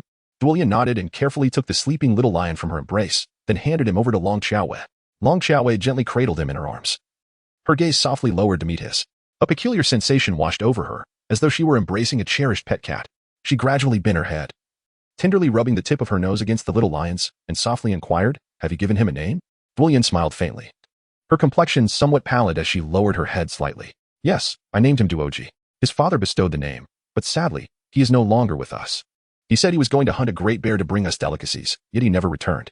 Upon hearing her words, Lang Xiaowei understood that her husband must have met an untimely demise at the hands of a bear or some other wild beast. She gazed at the little lion sleeping soundly in her arms, and a sense of regret unexpectedly welled up within her. Chapter 26. A Resolution. She gently reached out and patted Duo Lian's shoulder, saying, every hardship will eventually yield to sweetness. It will get better. Duo Lian, upon hearing her words, abruptly lifted her gaze, her eyes shimmering with a faint glimmer of sorrow. Is it really so? Long Xiaowei smiled faintly, nodding her head as she cradled the little lion in her arms. Heaven is fair. Where there is gain, there must be loss, and where there is loss, there is bound to be gain. Things will improve in the future. Whenever you find yourself with nothing to do, feel free to seek me out. The wildflowers on the mountain have blossomed. We can go gather them together. Upon hearing the mention of wildflowers, Duo Lian's cheeks flushed slightly. When he first met me, he transformed into a lion and gifted me 2 flowers. At that moment, Duo Qing approached, holding a large banana leaf filled with an assortment of sweet grapes. He suddenly thrust it into Leng Xiaoyue's embrace, exclaiming, take this. Quickly. You must share it with Nan Li when you return. They are incredibly sweet. It has been a year since Nan Li last tasted wild grapes, and I am sure he craves them dearly. Leng Xiaoyue's cheeks flushed slightly as she hugged the items to her chest. Thank you. Duo Lian smiled gently. There's no need for such politeness. There is so much here that we cannot possibly consume it all. Duo Qing chuckled benevolently. Ah, Xiaoyue, it's unfortunate that the wild grapes ripened late this year. Most of them are still unripe. Otherwise, I would have certainly wrapped 10 large banana leaves full of them to bring back for you. Long Xiaowei gently nodded, and then playfully tapped the little lion's tiny paw. Duo Lian chuckled, such a rare little lion. Why not have one of your own? When the time comes, I shall dry some wild, ordinary herbs and send them over to nourish your little lion. Cold Xiaoyu felt a wave of embarrassment wash over her. The process of giving birth to a lion was far too graphic for her taste. She had no desire to partake in such matters. Glancing outside the cave, she noted that the day was waning, prompting her to rise and bid farewell to Duo Lian and the others before gradually making her way out of the cavern. The sky had dimmed somewhat, and as she traversed the rocky and uneven terrain of the mountains, visibility became increasingly challenging. After walking for what seemed like the duration of an incense stick, she spotted a robust lion perched majestically upon a nearby peak. Its muscular form exuded strength, and it bore an air of elegance, complemented by its mesmerizing violet eyes. She squinted slightly and waved, calling out, Nan Li. Upon hearing her summons, the lion stirred slightly, its body moving with the swiftness of a drawn sword as it leapt from the opposite mountain to her side, tilting its head ever so slightly, An elegant yet subtly mischievous glint danced in its purple gaze as it urged, "Hurry up and come up." Lang Xiaowei smiled gently and seated herself upon him, her arms wrapping securely around his head. "I didn't expect you to come back for me," she remarked softly. Meanwhile, Nanli made his way toward their cave, muttering quietly. "It's dark now, and the path is treacherous. I fear you might stumble, so this feels more reassuring." Lang Xiaowei rested against his back and suddenly felt a warmth envelop her. In the past, she often experienced hunger, perpetually fearing she might perish from starvation. This marked the first occasion in her life when she truly felt warmth. She gently kissed Nanli's ear and declared, "It's decided." Nanli responded, "Is it that time of the year? Are we to have fluffy little lion cubs?" "It's decided. Next time, I shall sweep the floor." Certainly let out a mournful roar, a lament that echoed hauntingly between the caves, resonating with sorrow and despair. Cold Xiaowei, puzzled, inquired, "Do you lions often call out aimlessly at night? Is it a courtship ritual?" Nanli replied, Chapter 27, "Once accustomed, it no longer pains." He sighed, extending a paw to Cold Xiaoyue's arm, lifting her effortlessly before pressing her onto the ground. His violet eyes, deep and enigmatic, glimmered with a hint of ripple and a faint smile. Lang Xiaowei felt a sudden pang in her heart, giving rise to an unsettling premonition. She gently smiled and moved his paw away from her body, then softly inquired, "What do you intend to do?" Nanli, with his paw lightly tapping against Lang Xiaoyue's delicate face, wiped away much of the mud smeared upon her cheeks. He then leaned closer to her ear and tenderly whispered, "I shall wait for you for another year. Perhaps we can have a little lion cub then. Otherwise, I fear she may struggle to adapt." Xiao Xiaoyue sighed, pondering whether she could escape the situation a year from now. After carrying her into the cave, Nanli reverted to his human form, his violet eyes glinting with a subtle smile, as if the entirety of the world had dimmed in comparison to his presence. Lang Xiaoyu glanced at him, her delicate face flushing once more. With a light cough, she began, "Well, Xiao Li, no I mean, Xiaonan Nan. You have kept your cave remarkably clean. Do you think we could extend the lifespan of the 1-year-old lions to 2 years?" Nanli regarded her with a serious expression, shaking his head with earnestness reflected in his violet eyes. He envisioned a scene where fluffy, adorable little lions nestled upon his shoulders, calling out for their father in sweet voices, their tiny paws soft and their little claws minuscule. He imagined transforming into his beast form to frolic with them, teaching them the art of hunting, and instructing them to call out little Yu, "Dear mother." Subsequently, Nanli crouched down slowly, gazing at her with a gentle smile, and delicately lifted the small chin of Lang Xiaoyu, who was seated on the ground, saying, "When the time comes, it will be beyond your control." Lang Xiaowei glanced at his striking violet eyes before slowly turning her head away. "Alas, this is a predicament." He mentioned that it was beyond her control. How vexing. Nanli smiled at Lang Xiaowei, then gently embraced her, softly inquiring, "Have you been avoiding me out of fear of giving birth to a little lion?" Lang Xiaowei pursed her lips and murmured, She still found it difficult to accept the peculiar notion of bearing a little lion. Chapter 28, Capturing a Great Bear. At that moment, she longed to transform into a fierce beast and devour him. Devour him. The night swiftly passed. Lang Xiaoyue had spent the night nestled in his embrace, and upon waking, she discovered that Nanli had already vanished. She pondered that the lion must have gone hunting, for there was an abundance of food in the cave, nearly rotting away. Lang Xiaowei pondered whether to ask Nanli for assistance in procuring some ice to create a refrigerator. However, she decided to set that thought aside for now. Her primary focus was on completing her tasks. Gradually, she extended her hand and gently infused her intentions into the bracelet, softly closing her eyes. Capturing a bear earned 13 points, while catching a cloud hunter fish yielded 11 points. Exploring every inch of Nanli's body would garner 20 points, and giving her a kick in the rear at Tion Lan's cave would reward her with 8 points. Lang Xiaoyu felt a flush of embarrassment. Aside from the first 2 entries, everything else was a jumbled mess. This bracelet was rather mischievous. However, what was this hunting cloudfish? Was it a species unique to this world? She couldn't recall ever hearing about it before.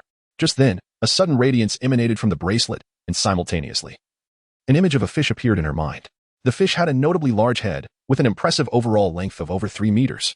Beside the fish, there was a cluster of text detailing the habitat of this creature and its behavioral traits. Lang Xiaowei speculated that the images currently dancing in her mind were undoubtedly infused by the bracelet's remarkable capabilities. Its functions were truly formidable, and its auxiliary features were equally impressive. Gradually, she rose to her feet, gazing at the sliver of sunlight streaming through the cave, her eyes narrowing slightly. These 4 tasks, each one she was determined to undertake. Was it merely a matter of touching? Or perhaps delivering a swift kick? Once she completed these 4 tasks, she would accumulate 81 points.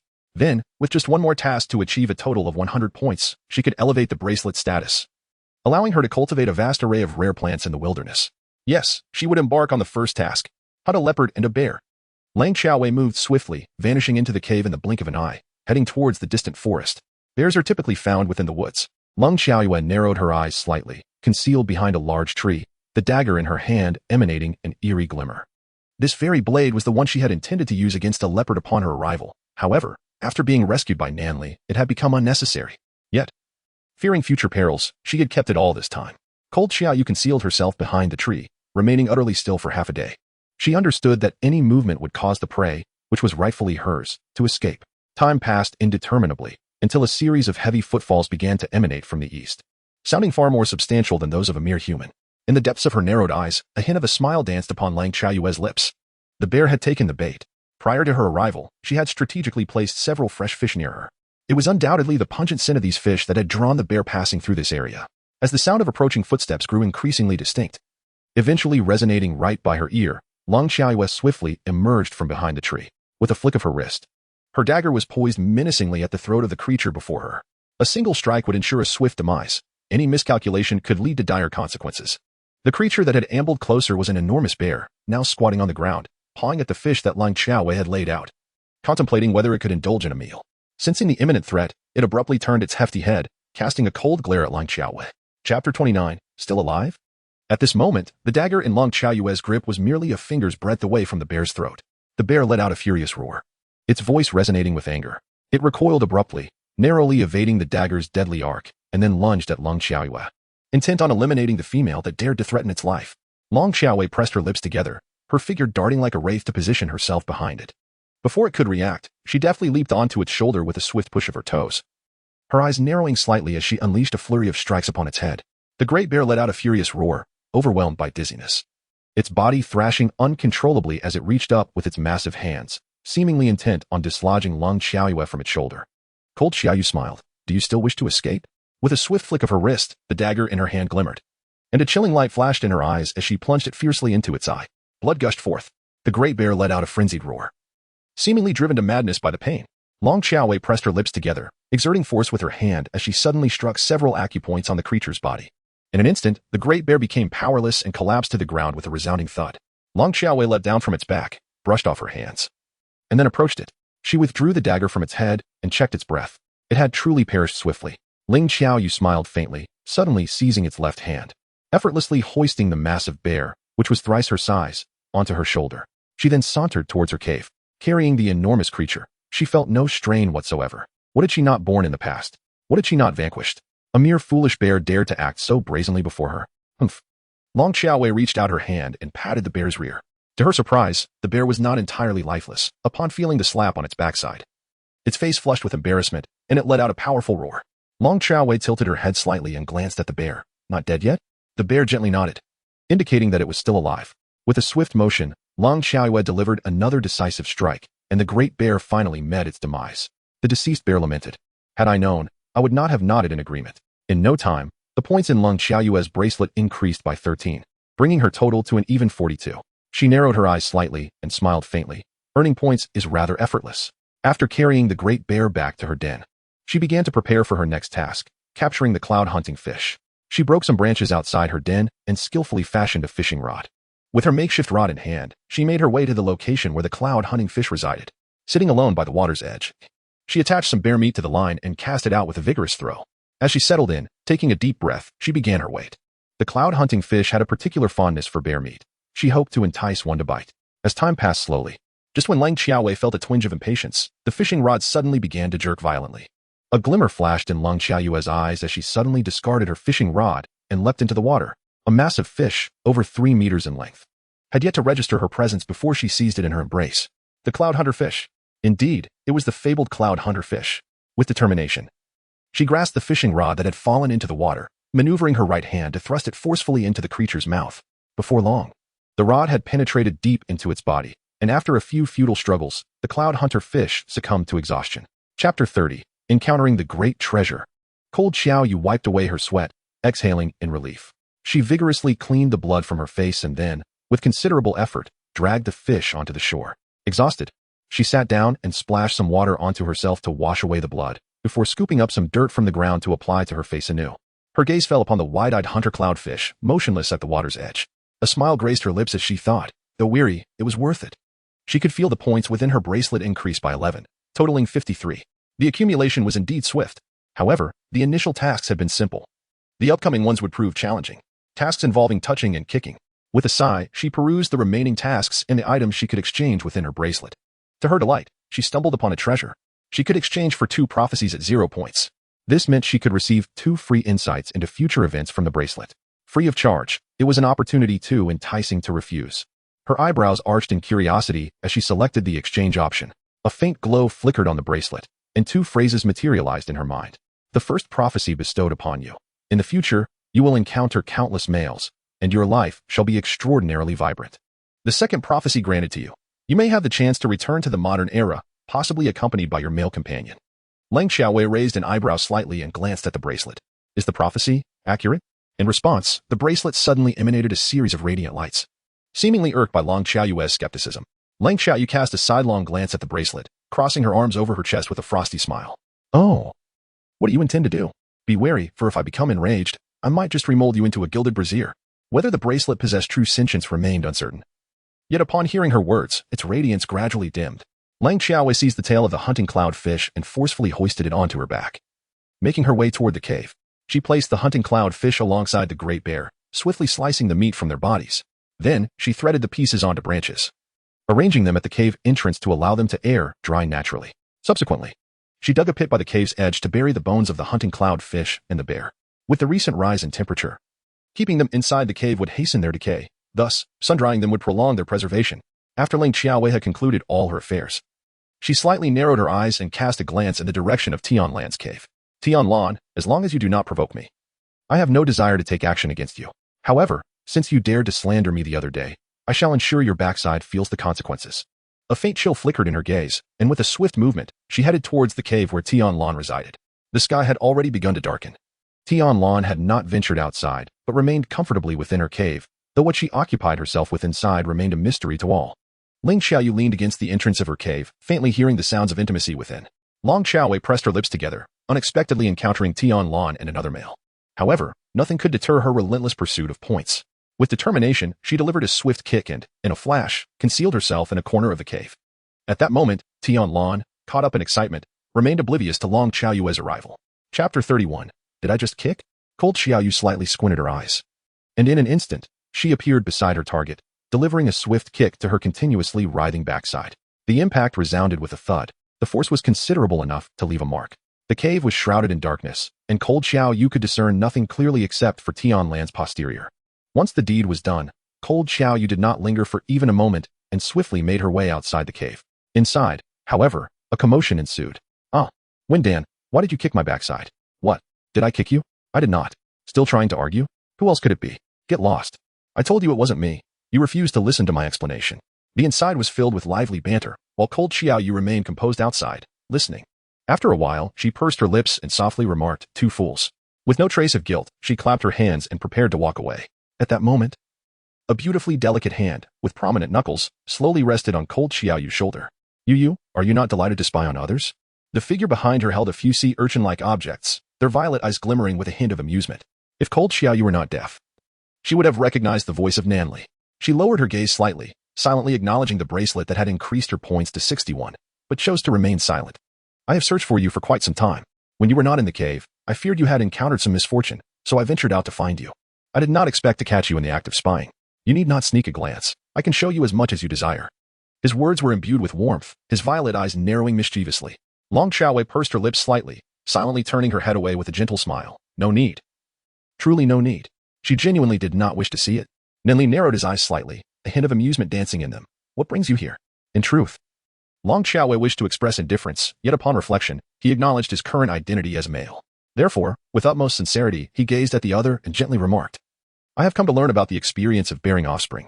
The cave was shrouded in darkness, rendering him unable to perceive anything. This was indeed the truth. Nanli let out a soft hum and quietly interjected, you even ventured inside to take a look. Lang Xiaoyu found this version of Nanli somewhat endearing. Instinctively, she pulled him into her embrace, yearning to caress his head. However, when she realized the stark contrast in their heights, the significant gap rendering her unable to hold him properly, it was already too late. Nanli had already enveloped her in his arms and began to seek her kiss. Cold Xiaoyu yearned to struggle, yet found herself utterly powerless. How could this lion possess such immense strength? If one day he were to act irrationally, would she be able to resist? Would she? Within the cave, the two were entangled in a tempest of passion, while outside, nature painted a picturesque scene. Perhaps the heavens were too bashful, or the celestial bodies that often adorned the sky felt a sense of modesty, as a veil of dark clouds gradually enveloped the firmament. Time passed unmeasured until Nan Li finally released cold Xiaoyu's lips, which were evidently swollen. Long Xiaowei let out a soft whimper and slapped towards Nan Li, exclaiming, "You've taken both my first kiss and my second kiss. Go away, go away." Nan Li slowly pouted her lustrous lips, her long eyelashes fluttering, a hint of laughter dancing in her enticing purple eyes. "Isn't this delightful?" Chapter 32. No need to conceal. I have seen it all. Long Xiaowei exclaimed, "Not good." At that moment, Nan Li gently placed the sea urchin into her hand, saying, "This creature is quite challenging to catch, but when prepared properly, it is beneficial for the body. I spent several days in the water and managed to gather a few." Silently accepted the sea urchin, her eyes fluttering gently. "Thank you," she said. Nan Li shook her head. "Fool, how could you thank your male? As your partner, it is my duty to assist you. Were the newly added fish and bear meat in the cave caught by you?" Lung Xiaoyue gently nodded and replied softly, "Yes." Nan Li let out a faint sigh, slowly caressing her cheek with his hand. "From now on, you can leave such matters to me. Do you understand?" Lung Xiaoyue held a sea urchin in her hand and nodded silently. "Yes. I have learned to start a fire and cook. When I return, I shall prepare something for you." Just then, the sky, shrouded in dark clouds, unexpectedly began to drizzle, catching everyone off guard. Lung Xiaoyue extended her hand to touch the droplets of water, slowly furrowing her brow. "The mountains are rife with mud and stones. It will likely be treacherous if it rains. We must exercise caution later." Nan Li smiled gently, revealing a large banana leaf from seemingly nowhere. "Had I foreseen the rain, I would have been prepared. You take the leaf, and I shall transform into my beast form to carry you back to the cave." Long Xiaoyue's eyes flickered slightly, and she let out a soft hum. "This beast is truly remarkable." In the blink of an eye, Nan Li transformed into an exceptionally large lion, gracefully bearing Lang Xiaowei upon its back, as it ambled through the rain with elegant strides. Lang Xiaowei held a banana leaf aloft with both hands, enveloping herself and the beast within its shelter. The rain fell softly, and the entire scene became frozen in time, gradually fading until only the solitary figure and the creature remained in the background, receding into the distance. Lung Xiaoyue sat upon Nan Li's back, contemplating for a considerable time before gently inquiring, "Nan Li, had you rescued another female, would you have treated her with such kindness?" Nan Li paused momentarily, responding, "No. I would ensure she did not go hungry, yet I would not extend to her the same level of care. Only Lung Xiaoyue is deserving of my affection." Lung Xiaoyue suddenly leaped onto his back, a cheerful smile gracing her lips as she said, "In the past, others have always isolated and scorned me. Never has anyone treated me with such kindness. A kiss, please." Lowering her gaze, she gently pressed her lips against Nan Li's fluffy ear. Instantly, Nan Li's face flushed with a visible crimson hue, as if attempting to conceal his embarrassment. In an instant, he dashed forward, his speed multiplying exponentially. With a subtle smile gracing the corners of Lung Xiaoyu's lips, she declared, "No need to conceal it. I have seen it." Soon, Nan Li carried her into his cave, where he swiftly transformed into his human form, intending to remove his drenched grass skirt in order to don a freshly woven garment. Lung Xiaoyue silently turned her head. She feared the sharp gaze, so it was better not to look any longer. Soon, Nan Li had changed into the grass skirt, yet his body remained damp. Due to her persistent shielding by the banana leaves, Lung Xiaoyue remained unscathed by moisture, allowing her to forego a change of attire. She approached Nan Li with a deliberate pace, extending her clawed hand. "You're drenched. Allow me to assist you." She possessed an exceptional memory, recalling a particular task that involved exploring every inch of his physique. Nan Li regarded her with a gentle gaze, responding softly, "Can your hand truly render my body dry?" Chapter 33. The handsome beast prepares for a barbecue. Lung Xiaoyue gently cleared her throat and picked up some straw from the ground, wiping it across Nan Li's body. Outside the cave, the air was suffused with the fragrance of flowers, while heavy rain poured down. A quarter of an hour later, after completing her task, Lung Xiaoyue sat down on the ground and began to reflect on her principles. A hint of mischief flickered in Nan Li's eyes, yet his movements remained remarkably graceful. With a touch of helplessness in his violet gaze, he looked at Lung Xiaoyue, conveying a profound meaning. He sincerely hoped that a year would pass swiftly, so that when the time came, he could approach her as he wished. Lung Xiaowei watched as he draped the garment over himself, then gently turned away. She truly longed for the days to stretch into eternity, for a year to transform into 360 years. Nan Li slowly approached her, giving her shoulder a reassuring pat. "The rain outside is quite heavy. I shall prepare something for you. You should rest for a while, and I will wake you when it is ready." Lung Xiaoyue's eyelashes fluttered slightly as she blinked. He was about to prepare something for himself. Goodness. The handsome beast was going to cook. Instead of resting, she propped her chin on her hands and gazed at him intently. Ah, her points had finally increased to 81. How delightful. Nan Li turned to cast a glance at her, a hint of helplessness flickering in his purple eyes. What a disobedient female. Refusing to sleep even in such heavy rain. "Aren't you afraid of the cold?" Lung Xiaoyue smiled at him. "If you fall asleep, will it no longer be cold?" Nan Li gazed at Lung Xiaoyue and shook his head. "When you are asleep and I hold you close, naturally, it will be warm." Lung Xiaoyue blinked her eyes and said, "Are you trying to take advantage of me again?" Nanli smiled gently, picking up several sea urchins. With a graceful motion of his left hand, he skillfully cleaned the sea urchins as if it were a flowing stream. "Very well, little Yeye, you may watch me." He sighed helplessly. He then sliced some bear meat and fish, and, following the method previously employed by Lang Xiaowei, he used a piece of wood to create sparks, igniting them with straw to kindle a fire. Chapter 34. 1 cub, 2 cubs. He deftly threaded the scant meat from the sea urchins onto a twig, while skewering the fish and bear meat with other sticks, concentrating on roasting them over the flames, continuously turning the skewers in his hands. Such simple ingredients, under his skilled hands, transformed into an aromatic feast. The meat sizzled over the fire, and bright oil gradually dripped down, falling onto the flames. The faint glow of the fire cast a captivating light upon his profile, rendering him breathtakingly handsome. Ling Xiaoyu silently observed him, savoring this most primitive method of cooking, a subtle smile gracing her lips. If this could continue indefinitely, it seemed rather pleasant. Nanli finished roasting the food and slowly approached her, a gentle smile illuminating his face as he playfully wiggled the food in front of her. "Care to taste?" he inquired. Lung Xiaoyu blinked her eyes and smiled faintly as she took the item in her hand. "Very well," she exclaimed, as she attempted to take a bite. The meat emitted a delightful sound. She never imagined that Nanli could be so remarkable, producing such exquisite barbecued meat. When she took her first bite, she nearly feared that she might bite her own tongue. "Will you prepare barbecued meat for me every day from now on?" Lung Xiaoyu smiled softly. Nanli nodded, saying, "As long as you are willing, it is perfectly fine to spend a lifetime together." He truly wished to express, "Yeah, would you be willing to bear our offspring every day?" However, after some contemplation, he decided against it. Raising numerous little lions would undoubtedly be overwhelming, and his dear Yeye would be burdened with worry and fatigue. Once Lang Xiaowei finished her meal, Nanli gently embraced her, slightly narrowing his exquisitely beautiful purple eyes, and said, "Rest now." Cold Xiaoyu felt utterly warm nestled in his embrace, gazing at the distant flickering flames. She softly hummed a sound of contentment and settled into a comfortable position within Nanli's arms, drifting into slumber. Nanli, with his deep-set eyes, observed Xiaoyu as she turned and rolled in search of comfort. He then picked up a twig from the ground, his strong fingers gently plucking the leaves from it. One little critter, another one, 2 little critters, 3 little critters. Gradually, a certain beast settled beside the cave, resting upon a bed of straw. In the morning, Xiaoyu awoke before Nanli, her eyes falling upon the creature that snuggled against her waist, smiling and nuzzling affectionately. A wave of speechlessness washed over her. Slowly, she extended her hand to gently pry his fingers apart, one by one. The creature instinctively wrapped around her once more, nuzzling against her again. Lung Xiaoyu sighed, "Get up. You must wake up." Nanli let out a soft sound, gently shaking her head, a faint smile gracing her lips. It appeared she had yet to fully awaken. "One little darling, 2 little darlings." A certain one mumbled incoherently, the smile at the corners of her mouth growing ever more pronounced. Lung Xiaoyu lightly handed him a bundle of straw for him to hold, and then slowly made her way to the cave entrance. It was somewhat speechless. Xing Xiaowei ventured forth on this occasion to seek out Duolian and gather some herbs, while also inquiring about the pains of childbirth. She had just stumbled upon a task within her bracelet, requiring the collection of a pound of herbs, which would reward her with 29 points. 29 indeed. It was more lucrative than the pursuit of Nanli, though the term Nanli may lack a certain elegance.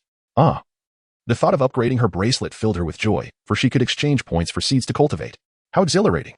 Chapter 35. A sudden encounter with a sea urchin. She ambled towards Duolian's cave, a journey not far, quickly arriving at their entrance. To her surprise, Duolian was not languishing on the bed with the ailing little lion cub, but rather donned in a short grass skirt, pacing outside the cave while cradling the cub.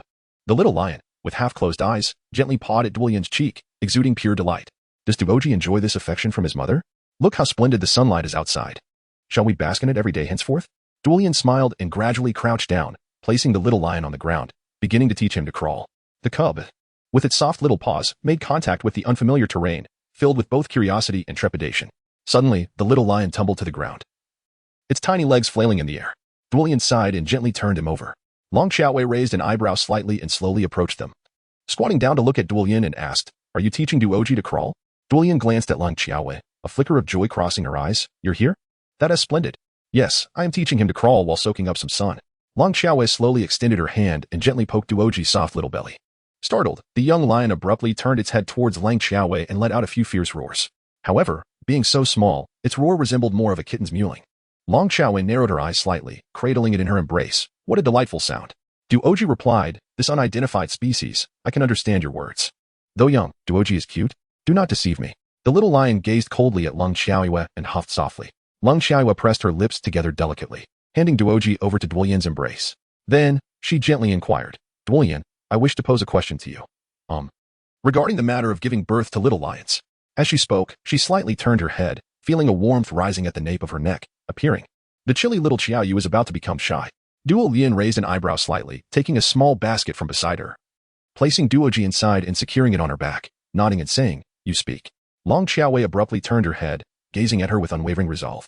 Does it hurt? Does it hurt during intercourse? Duo Lian, taken aback by such a question from Lung Xiaowei, cleared her throat and replied, It doesn't hurt, not at all. Lung Xiaowei shook her head, expressing disbelief. Duo Lian sighed and replied, All right, I shall tell you the truth. At first, it hurts, but as time passes, the pain will subside. Lang Xiaowei sighed. Well, let us not dwell on this topic any longer. Duo Lian, do you have some free time now? If so, would you accompany me to the mountain to gather some herbs? Duo Lian nodded in agreement. I am indeed free. Let us head to the mountain at once. The sun is shining brightly there, perfect for giving Duo Ji some sunlight. Duo Ji shook its little head in the basket. No, mother. Duo Ji does not wish to bask in the sun. It will only make me darker. Duo Lian, unable to perceive Duo Ji's inner thoughts, turned curiously towards Lung Xiaoyue and asked, What do you need the herbs for? Is there an injured beast at your home? Ling Xiaoyu pondered for a moment and gently nodded. Namely, has sustained an injury to her posterior. It was a fabrication. Injury to her posterior? How could that possibly happen? Duo Lian inquired with a look of confusion. Lung Xiaoyue pursed her lips and suddenly sat down on the sea urchin. Chapter 36. Wait for me to come of age. Her fabrication was evident. Duo Lian remarked, What a pitiable chieftain. We must gather some herbs, and the more we collect, the easier it will be to make exchanges for him. Lung Xiaoyue gently nodded. Indeed, let us gather more. She slowly rose to her feet and, alongside Duolian, embarked on a journey towards the mountain where the herbs flourished abundantly. The ascent was arduous and under the sweltering sun, while Lang Xiaowei felt little discomfort. The burden of carrying Duoji made the trek rather strenuous for Duolian. Lung Xiaowei pressed her lips together, reached for the small backpack, and placed it upon her back for Duolian. Duolian extended her hand to shield her eyes from the sunlight, offering a faint smile to Lung Xiaowei. Her voice delicate. Thank you. Cold Xiaoyu waved her small hand dismissively. It's nothing, just a small effort.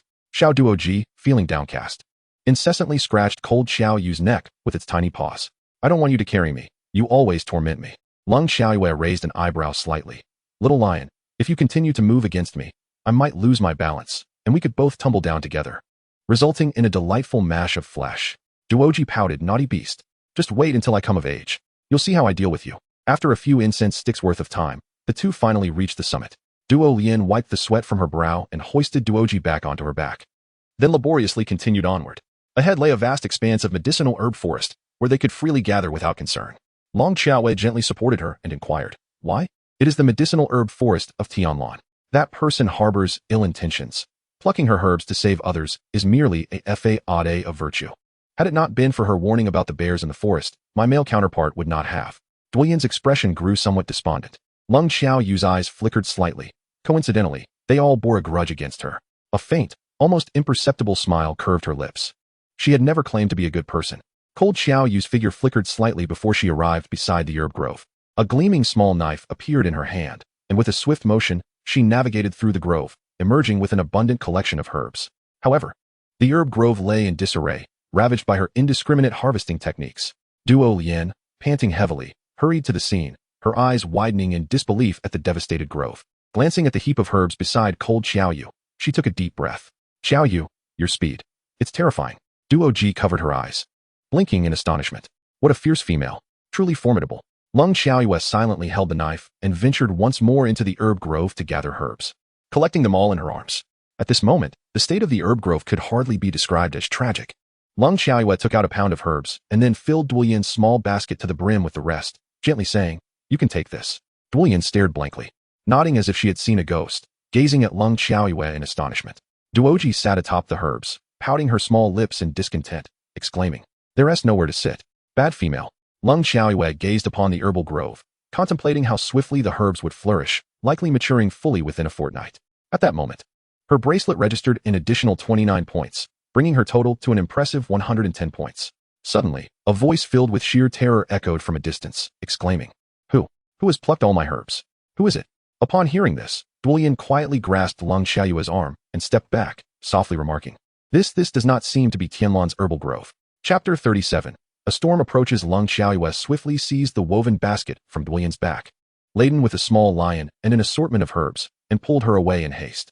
Simultaneously, she clutched tightly to her own share of herbs. Behind them, an elderly female figure, clad in a grass skirt and marked by a visage of deep wrinkles, panted heavily as she pursued them, wielding a fork for uprooting weeds.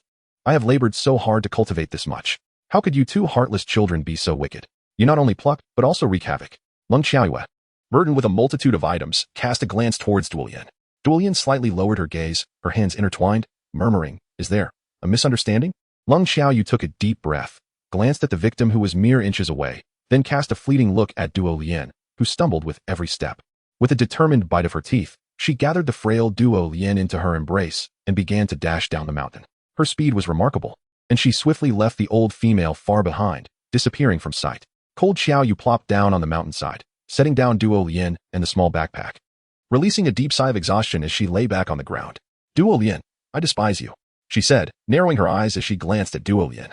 Duolian, cradling Duoji, crossed her arms and shook her head gently. "I made a mistake. It was a misunderstanding, Xiaoyu. How about this? I will help you clean the cave for a week, all right?" Lung Xiaoyue shook her head, raising a finger in disapproval. "No. Then, what do you propose we do? At the very least, it should be 6 months. Duolian replied. "Well, very well then." Just at that moment, a large weeding fork fell from the sky, plunging sharply into the ground right in front of Lung Xiaoyue. Cold Xiaoyu felt an unsettling premonition wash over her. Before her, the old female that had previously pursued them now stood a few meters away, her eyes narrowed slightly. "Two little bastards, where do you think you're running?" "The one with dirt on her face. You're the new female who just joined our lion clan, aren't you?" "Excellent. Just you wait. I shall report you to Nanli." Lung Xiaoyue cast a glance at Duolian and pointed at her. "No, she is the newcomer." Duolian instantly felt aggrieved. "Xiaoyue, you are bullying me." Lung Xiaoyue sighed and poked her companion. "Please help me out." Duolian shook her head. "No." The older woman let out a cold laugh, glancing at Duolian and then at Lung Xiaoyue. "Don't pretend we haven't met before. The other one must be a little brat from the Duoqing family, right? Just wait for me. All of you, just wait." With a huff, she cast a dangerous look at Duolian before turning to leave. Duolian exhaled deeply, her expression bleak. "We're in trouble." Duoji imitated his mother, sighing as he leaned on the small backpack. "We're in trouble." Lung Xiaoyue shook her head, lifting the weeding fork from the ground. Clutching her bundle of medicinal herbs, she stuffed the small basket into Duolian's arms and stood up. Life was bleak, and the future seemed grim. What a predicament. With the fork in hand, she began her descent down the mountain. Duolian, cradling Duoji, hurriedly followed, saying, "Xiaoyue, I'm sorry. No need for apologies. Help me think of a way to convince Nanli and your mother that we have made a mistake." It seemed impossible. A storm was on the horizon. "Xiaoyue, what do you mean?" Chapter 38. Sister comes to the rescue. We are doomed. Soon enough, each would return to their respective homes and mothers. Lung Xiaoyue silently approached the entrance of her cave, gazing at Nanli, who stood there waiting for her. A hint of a gentle smile gracing her violet eyes as she waved her small hand. "Nanli, you are awake," she remarked. Nanli nodded softly, stepping closer to her and gently reaching out with her delicate fingers to caress her head. "Not only am I awake, but I have also hunted a great bear. And I have heard some news." Lung Xiaoyue gazed at her own hands, pondering the matter at hand. The wild grapes of the Duoqing family had been ravaged by 2 beasts yet to take form, prompting Duoqing to furiously seek out the parents of these creatures. Nanli gently caressed her head, leading her into the cave.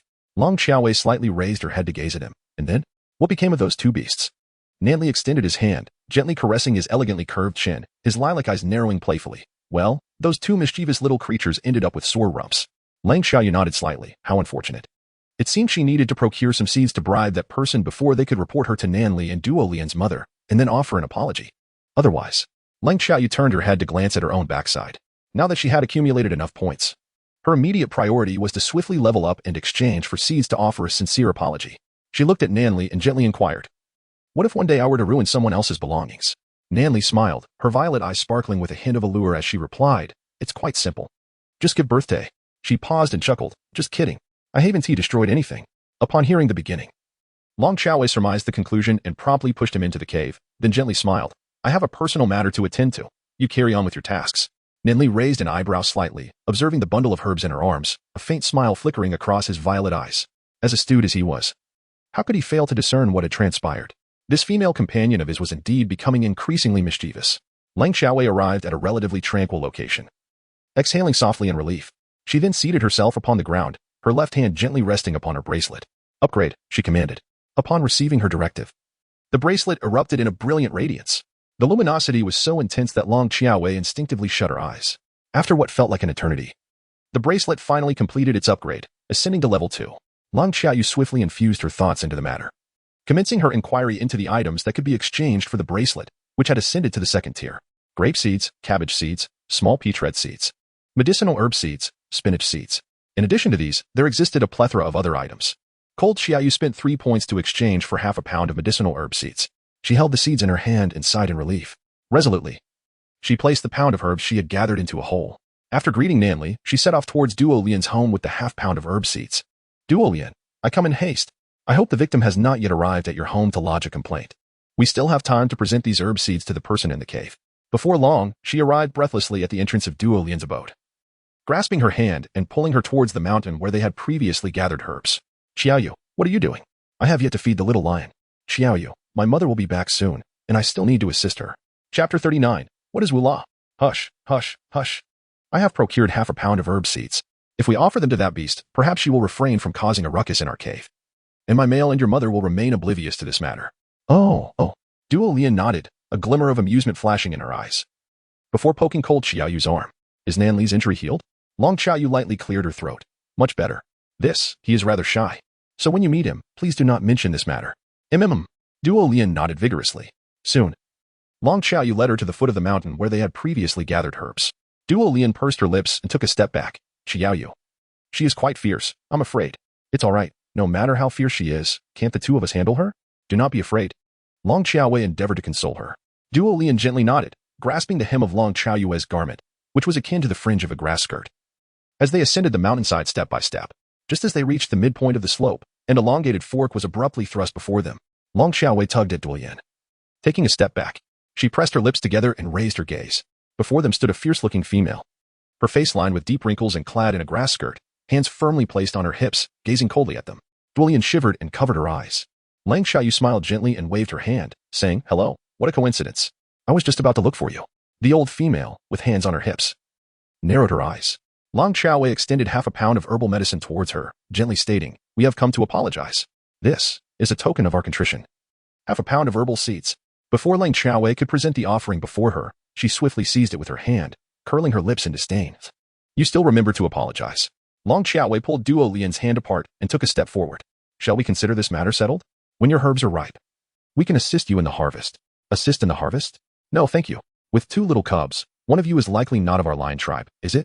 Even I cannot discern what you are. Perhaps of the ape tribe? She frowned slightly, her gaze continuously scrutinizing Lang Xiaowei. Long Xiaoyue's body stiffened. Bingo. You have answered correctly, esteemed elder. She is indeed human, albeit one that could barely be classified as part of the simian lineage. But who is this person? How can they possess such uncanny insight? It seems that the old female has perceived her thoughts, letting out a soft hum. The medicine god, Wula. Upon hearing these words, Long Xiaowei displayed little reaction, whereas Duo Lian abruptly collapsed onto the ground. The apothecary god, Wula, revered as the most esteemed individual among the Lion clan and the most adept in the art of medicine across the entire continent, had earned the title of apothecary god, garnering immense respect from many. Moreover, she possessed knowledge of all that others remained oblivious to. Should one wish to procure information from her, a significant price must be paid. To their astonishment, they had inadvertently stripped her of all her medicinal herbs. Oh dear, this is rather frightening. Duo Lian extended her hand, pouting as she tugged at Long Xiaoyue's arm. Xiaowei, what shall we do? Long Xiaowei gently patted her shoulder and inquired, What is Wula? Duo Lian quickly rose to her feet, softly covered her mouth, and whispered in her ear, It is incredibly powerful, a magnitude of 10,000 times greater than both of us combined. She was at a loss for words to provide a clearer explanation, so this was the best she could do. Chapter 40. No opportunities for favor in the evening. Long Xiaoyue gently touched her nose, prying apart the frail little claws of Duo Lian, and offered a soft smile towards Wula. Are the herbal seeds sufficient for compensation? I still have some.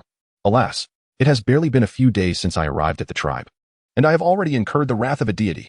Wula responded with a faint smile, a sinister glint gracing her features. Compensate with seeds? Do you comprehend that my herbs are unlike those of others? Each acre requires 3 years of cultivation to reach maturity. You truly possess a remarkable audacity, little cub. Lang Xiaowei frowned slightly and said, How about I gift you Duo Lian? Duo Lian, she furrowed her brow and was instantly frightened to tears by Wula. Wula glanced at her and shook her head, saying, This little creature is far too timid. How about this? Come and stay in my cave for a few days to assist me in tending to the herbs, and I shall temporarily grant you my forgiveness. Lang Xiaoyue gently turned her head to glance at Duo Lian, leaning closer to her ear and whispering, You must leave swiftly, seek Nanli on my behalf, and inform him that I have been residing with you for the past few days. Do not let him worry. Duo Lian shook her head in protest. No. I am concerned for your safety. Perhaps I should accompany you. At this moment, Wu La shot a sharp glare at Duolian. What nonsense are you spouting? Will you go or not? With tears welling in her eyes, Duolian transformed into a somewhat frail little lion, shivering slightly. She tenderly kissed Lung Xiaoyue's hand before vanishing from sight. Xiaoyue, I am anxious for you and wish to accompany you. Yet, I fear that Wu La may harbor resentment towards me for involving you. Upon witnessing Duolian's safe departure, Lung Xiaoyue breathed a sigh of relief. Her earlier remark about delivering Duolian to Wu La was merely a jest, intended to startle her, knowing that she possessed a somewhat timid disposition. There was no way she would genuinely hand her over. Wu La cast a glance at Lung Xiaoyue and, with one swift motion, pulled her up. Come with me. Lung Xiaoyue pressed her lips together and said, I have legs. Enough with the trivialities. Wu La tugged at her and headed towards the cave where she was temporarily residing. For 3 days, Lung Xiaoyue remained in her cave, during which time he helped her dry seeds and even pounded her back. She discovered that he was not as ferocious as he appeared. The more time she spent with him, the more she realized he was quite amiable. Before her departure, he unexpectedly gifted her a plethora of exceedingly precious seeds. These seeds were not found anywhere else on the continent. She possessed only a few, and even those were not included in her bracelet. The price for these treasures was her promise to frequently visit him for conversations. Lung Xiaoyue absent-mindedly touched her nose, pondering whether she was truly that adorable. It was astonishing that she had to engage in conversations with her so frequently. Meanwhile, a certain individual, cradling a multitude of seeds, descended the mountain, making her way towards her cave. Upon her arrival, she discovered Nanli standing there, his violet eyes filled with concern as he gazed at her. The entirety of his handsome form emanating a pitiful aura. He regarded Lung Xiaoyue, his thin lips pressed together, arms crossed, and with a playful raise of his elegant brow. He declared, if you do not return soon, I shall be compelled to bind you. On that day, Duolian had come to seek her out, revealing that Xiao Qiaowei would be staying with her for a few days. From the expression on her face, she surmised that the situation was far from simple. Recalling the unique herbs she had brought, those only cultivated by the medicine god, she deduced that her beloved Yeye had likely been taken away by him. Despite the medicine god's fearsome appearance, he was, in truth, quite the opposite. She believed that allowing her to spend a few days in his company would be beneficial for her future, hence she refrained from intervening. Little did she expect. She had kept him waiting for 3 days. During this time, his arms felt emptier than ever, devoid of anything to embrace. Nights were devoid of warmth, devoid of affection. Chapter 41, Tilling the Land, Commencing the Grand Planting Plan. Lung Xiaowei coughed softly and gazed at him. Bind me? How do you intend to do that? Nanli glanced at her, a faint smile flickering in his eyes. With a slight motion, he pulled her into his embrace and gently kissed her eyelashes. How to bind you? Naturally, I would secure both your hands and feet. Lung Xiaoyu rolled her eyes at him, exclaiming, Are we playing bondage? I just returned from Wu. Cough, from Duo Lian, and I am utterly exhausted. I wish to take a rest. Oh, please don't hold me. Lung Xiaowei stretched out her delicate hands and waved them a few times. Nanli, struck by her gesture, sighed in resignation and reluctantly released her grip. With a hint of grievance, she pouted her beautifully radiant lips, her violet eyes sparkling like stars. Undeniably captivating. Lung Xiaowei gazed at him, taking a few cautious steps into the cave. It's you. Nanli, keep your distance. I wish to sleep. Do not hug me, do not nuzzle me, do not kiss me, and do not tug at my grass skirt. Nanli replied. Has he ever tugged at it? Has he ever nuzzled? He couldn't recall, which meant it likely never happened. With a slight shrug, his violet eye shimmered, and a faint yet charming smile graced his lips. Yeah, you should rest. I shall not touch you. If you don't believe me, well, I can swear. He extended a beautifully crafted hand towards the heavens. In the lion tribe, when swearing, one must curl the pinky finger, lest the vow hold no weight. For instance, the oath Nanli just made, well, it was indeed without significance. However, Lang Xiaowei, not being of the lion tribe, could not discern this. She nodded, offering him a slight smile before retreating further into the cave, where she lay down and soon fell into a deep slumber. Although her sleep appeared light, she was indeed soundly asleep. Nanli returned her smile, his violet eyes shimmering with an enchanting light, his every movement exuding an innate elegance. He took a few gentle steps forward, pressed his thin lips together, and instantly transformed into a grand and robust lion, landing before the peacefully sleeping Lung Xiaoyue. With a playful glimmer in his gaze, he embraced her in his paws, nuzzling her waist with his tail and brushing his head against her face, before contentedly drifting off to sleep. Throughout the day, Lang Xiaowei stared at the beast that was snuggled up against her, fast asleep, her expression darkening in an instant. Wretched beast, your words are untrustworthy, she exclaimed. No wonder it's so warm. With that, she swiftly pried his lion paws apart, attempting to escape. Cold Xiaoyu. Humph. She swiftly crawled out from beneath him, placed her hands on her hips, and circled around the majestic lion a few times. Grasping his tail, she deftly tied it into a butterfly knot. Little Nanli, I shall be off to tend the fields now. Do not forget to send me some sweet kisses. By the way, once I have sown the seeds and they sprout into fruition, You must help me spread the word so that other members of the lion clan may come and harvest. Nan Li responded with a soft sound, gently scratching the ground with her paws, then grasping her own tail as if it were cold Xiaoyu, nuzzling it affectionately, her face radiating joy and happiness. Lang Xiaowei scratched her head, thinking to herself that she was quite content playing alone, so she decided not to intrude. You enjoy your time with your little Bao. Lang Xiaoyu picked up the fork she had acquired a few days prior from the cave, along with the seeds that Wu La had given her, and made her way toward the cave entrance. She settled at the mouth of the cave, exchanging 2 points for half a pound of cabbage seeds and 3 points for a substantial quantity of carrot seeds. Chapter 42. May I lean on you? The remaining 2 points were traded for some small peach blossom seeds, which she placed beside her, alongside the seeds provided by Wu La. Before grasping the fork to begin tilling the soil, the land in front of the cave was exceedingly fertile. By simply delineating a few areas, it would be entirely feasible to cultivate these plants. She meticulously organized the seeds that Wu La had given her, which included bean and winter melon seeds, along with several other varieties whose names eluded her. With all these gathered together, she could easily create a modest little farm in the eastern vicinity of the cave entrance. Lang Xiaowei toiled for half a day, cultivating half an acre of land. After wiping the sweat from her brow, she meticulously divided the area into 6 plots. One was designated for carrots, another for small peaches, and yet another for beans, and so forth. The climate of this world differs markedly from that of the modern era.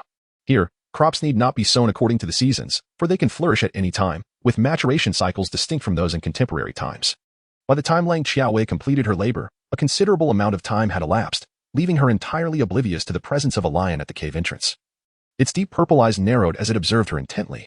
Xiaowei, from whence do you hail? What manner of being are you? Lang Xiaoyu was entirely oblivious to the gaze upon her. Instead, she stood with her hands on her hips, observing the freshly planted seeds, her eyes narrowing slightly. The little peach red seeds, once crushed, combined with the salt from the deep sea, could stain one's fingertips. The beans had sprouted, and when placed in water, they could transform into bean sprouts. How delightful it would be to casually prepare a stir-fry with bean sprouts in the future. She contemplated acquiring some rapeseed to cultivate, intending to press oil from it. Additionally, she aimed to accumulate enough points to exchange for pots and pans. Well, in truth, crafting some earthenware with clay would also be a splendid option. As she indulged in her imaginative musings of the future, her eyes narrowed further. You, from whence do you originate? Nan Li had unknowingly transformed into human form and approached her, his gaze narrowing with a hint of solemnity. A sudden jolt coursed through Lang Xiaoyu's heart, prompting a slight shift in her demeanor. This was not the opportune moment to divulge the truth. For now, that was all she could articulate. Nan Li pressed his lips together, embracing her more tightly, and gently nodded. Whenever you wish to confide in me, I shall be here. I shall not compel you. Cold Xiaoyu's eyes flickered as she said, I did not intend to deceive you. The truth is, even if I told him now, he wouldn't believe it. Nan Li shook his head, seemingly seeing right through her. No matter what you say, I will believe you. He then gently inquired, Xiaoyu, may I rub your little head? The moment Nan Li mentioned this, Cold Xiaoyu instantly recalled how he had almost made her feel suffocated with warmth by rubbing her head the previous night. She took a deep breath and replied, yes. Go to the riverbank and find me some ice. The bigger the better. The more, the merrier. Indeed. She intended to create a refrigerator and air conditioning with ice in the cave, thus alleviating the heat. Nan Li pressed his thin lips together, slightly narrowing his violet eyes. All right. He immediately set off towards the frigid riverbank. Recently, the surge of power within him had intensified significantly. He needed to control it well, lest he inadvertently cause harm to others. Lang Xiaowei collected some water from a small puddle beside the cave using leaves and began to nourish the seeds buried underground. Chapter 43. How refreshing. After she bent down and watered all 6 plots, she took a deep breath and plopped down on the ground, giving her arms and legs a gentle massage. Then, she squinted slightly at the azure sky, a sense of contentment blossoming within her. This primitive lifestyle seems quite delightful. Though planting is laborious, the joy that follows once the work is done is truly rewarding. Ha ha ha, she is eagerly anticipating the day the fruits will mature. How long will it take? Time flew by, and before she knew it, half a day had passed. After sufficient time resting on the ground, Lang Xiaowei rose to gather some firewood for grilling meat. She deeply yearned for her pots and pans, lamenting when she might savor steamed and boiled dishes again. Once Lang Xiaowei finished grilling the meat and had just finished her portion, she stepped out of the cave. Before her stood a magnificent lion, strikingly handsome, with a pair of violet eyes. After transforming into human form, Nan Li narrowed his purple gaze slightly and pointed behind him. Xiaoyeye. The large ice blocks you requested are all here, just as you wished, the more, the better. Lang Xiaowei glanced behind him, a flicker of astonishment crossing her eyes. My goodness, does he intend to bring the entire iceberg here?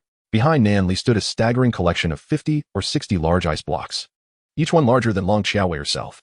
It truly is a feat for this lion to transport them one by one. What a remarkable workout for his muscles. Lang Xiaoyu silently cast her gaze upon his arm. The muscles were firm and aesthetically pleasing, leaving no room for further development through exercise. Lung Xiaoyu handed the skewered meat she had prepared specifically for Nan Li into his hands before making her way toward the ice blocks. How refreshing. With these provisions, she would no longer fear the nights when Nan Li was alone, potentially inciting his ire. Furthermore, the worry of food spoiling would be alleviated. During her leisure time, she could even craft some homemade ice pops and ice creams.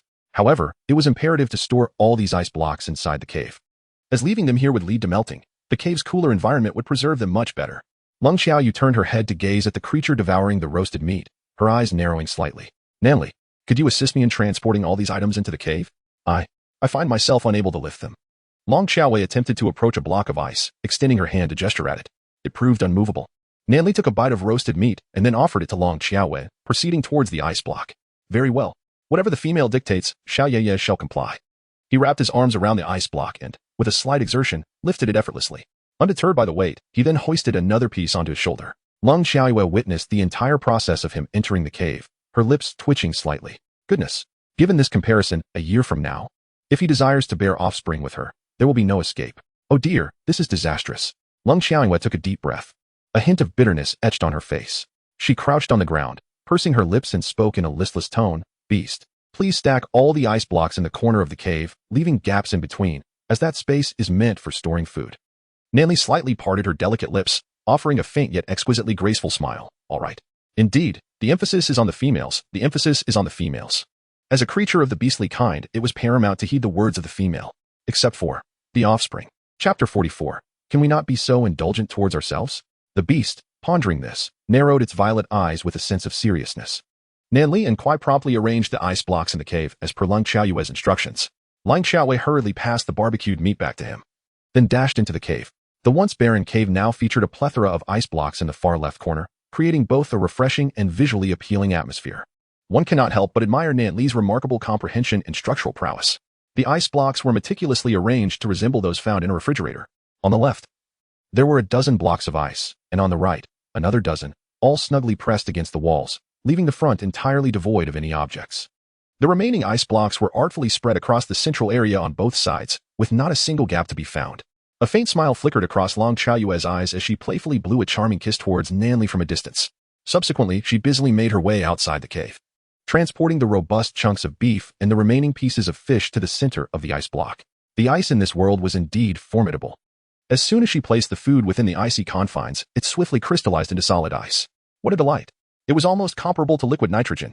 Thus, when she desired to indulge, she could simply place it over the fire to thaw, ensuring that it would remain perfectly preserved.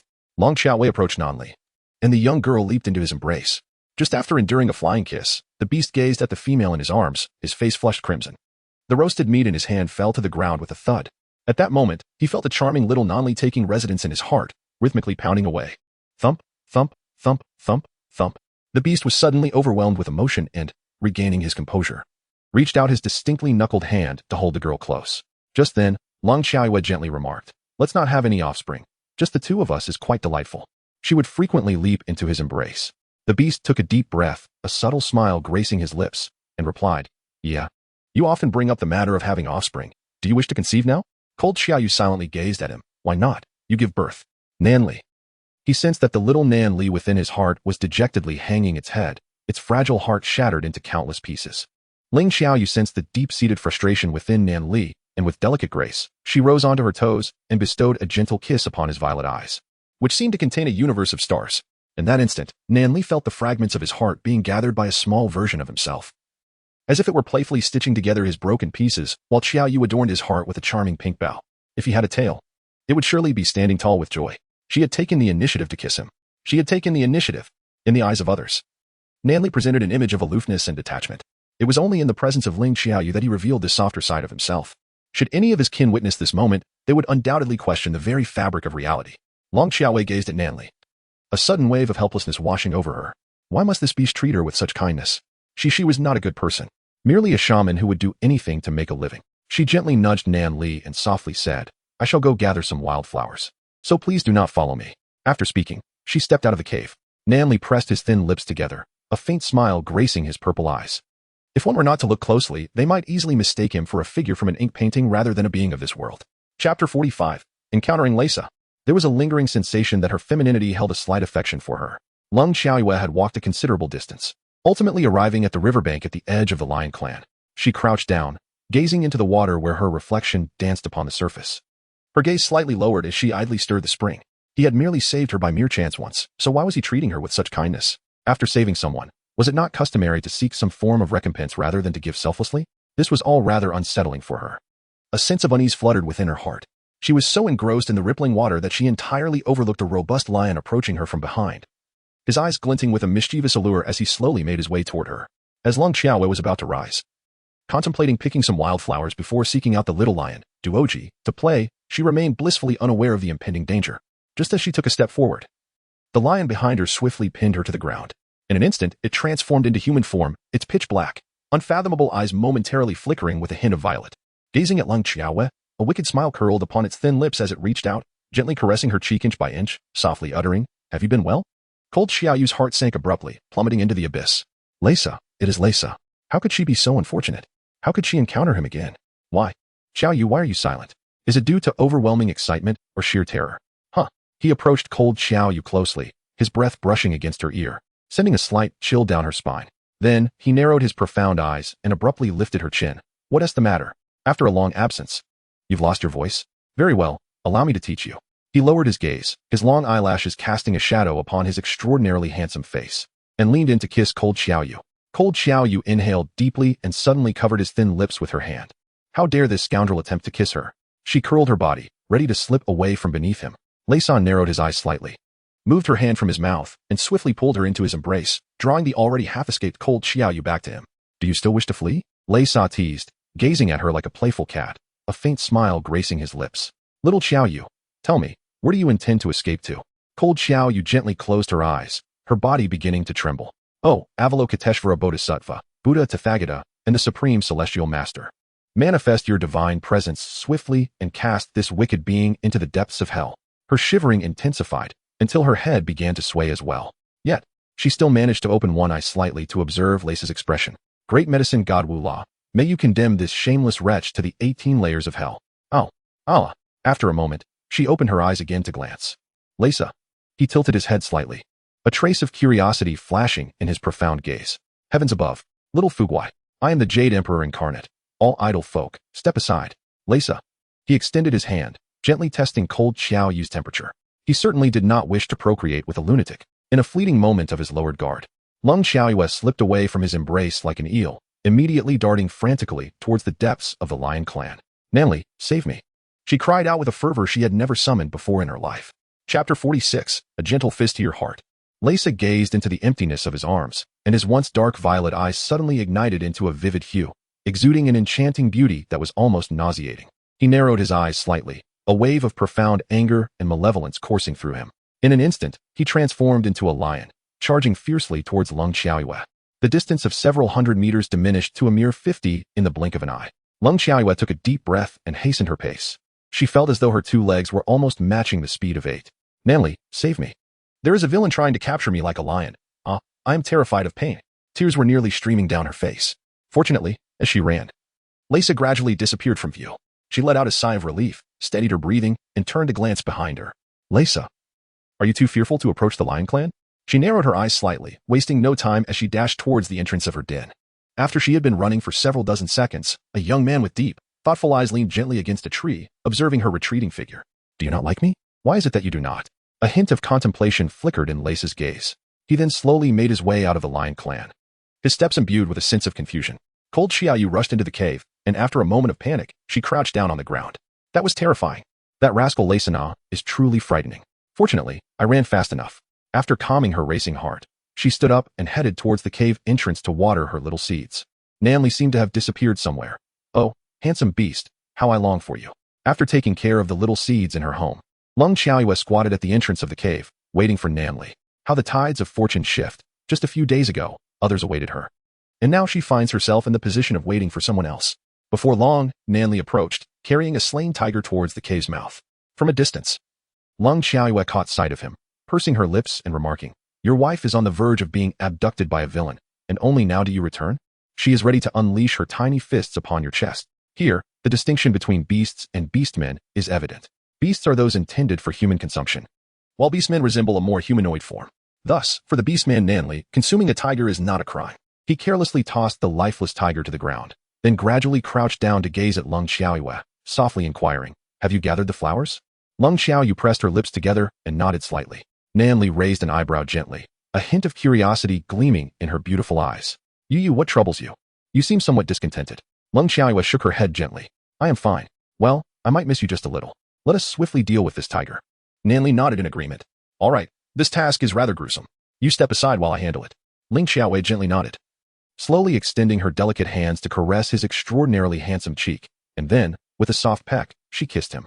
The beast was momentarily taken aback, his entire cheek turning crimson at a visible pace, as if pink bubbles were rising within his heart. How his beloved Yaya had become increasingly adorable, and his affection for her was blossoming uncontrollably. He yearned for her to remain within his sight at all times. How delightful it would be to hold her close, embracing her eternally. After Lang Xiaowei kissed him, she bid farewell and set off to another mountain peak in search of Wulan. Nanli pouted slightly, his beautiful lips forming a delicate curve as a glimmer flickered in his violet eyes, followed by a soft sigh. He then continued on his way. Chapter 47, Cultivating Bean Sprouts. Yaya, wait for me. There will come a day when I shall confine you by my side. Always. A certain beast curled the corner of his lips into a faint smile, extending his graceful hand to gently caress the exquisitely shaped chin, a hint of mischief flashing in his gaze. It shan't be too far. Soon, Lang Xiaowei arrived at the cave where Wula resided, slowly extending her hand to knock on the stone wall beside the cave entrance. The moment her hand made contact, a somewhat aged voice echoed from within. "Come in." It was none other than Wula. Lang Xiaowei nodded and stepped inside. The cave of Wula was filled with numerous items, predominantly various herbs, and it was quite spacious. There, Wula lay on a bed of straw, propping her head up with one hand, swaying slightly as she muttered to herself. "Ah, little Xiaowei, you've come to visit this old woman?" She spoke softly. Long Xiaowei nodded and approached her, crouching down beside her. "Indeed, with nothing to do. I came to keep you company. Why do you remain in the cave and not venture outside?" Wula glanced at her, curling her lips in disdain. "Go outside? The world out there is fraught with dangers. It is far safer within the cave." Cold Xiaowei found herself at a loss for words in response to this statement. She settled onto the straw beside her and pursed her lips. "Dear elder, do you still have any beans? I wish to soak them in water to sprout." Wula nodded. "There are plenty. In the corner to the right of the cave, you may fetch them yourself. My frail body is prone to injury." Long Xiaowei nodded.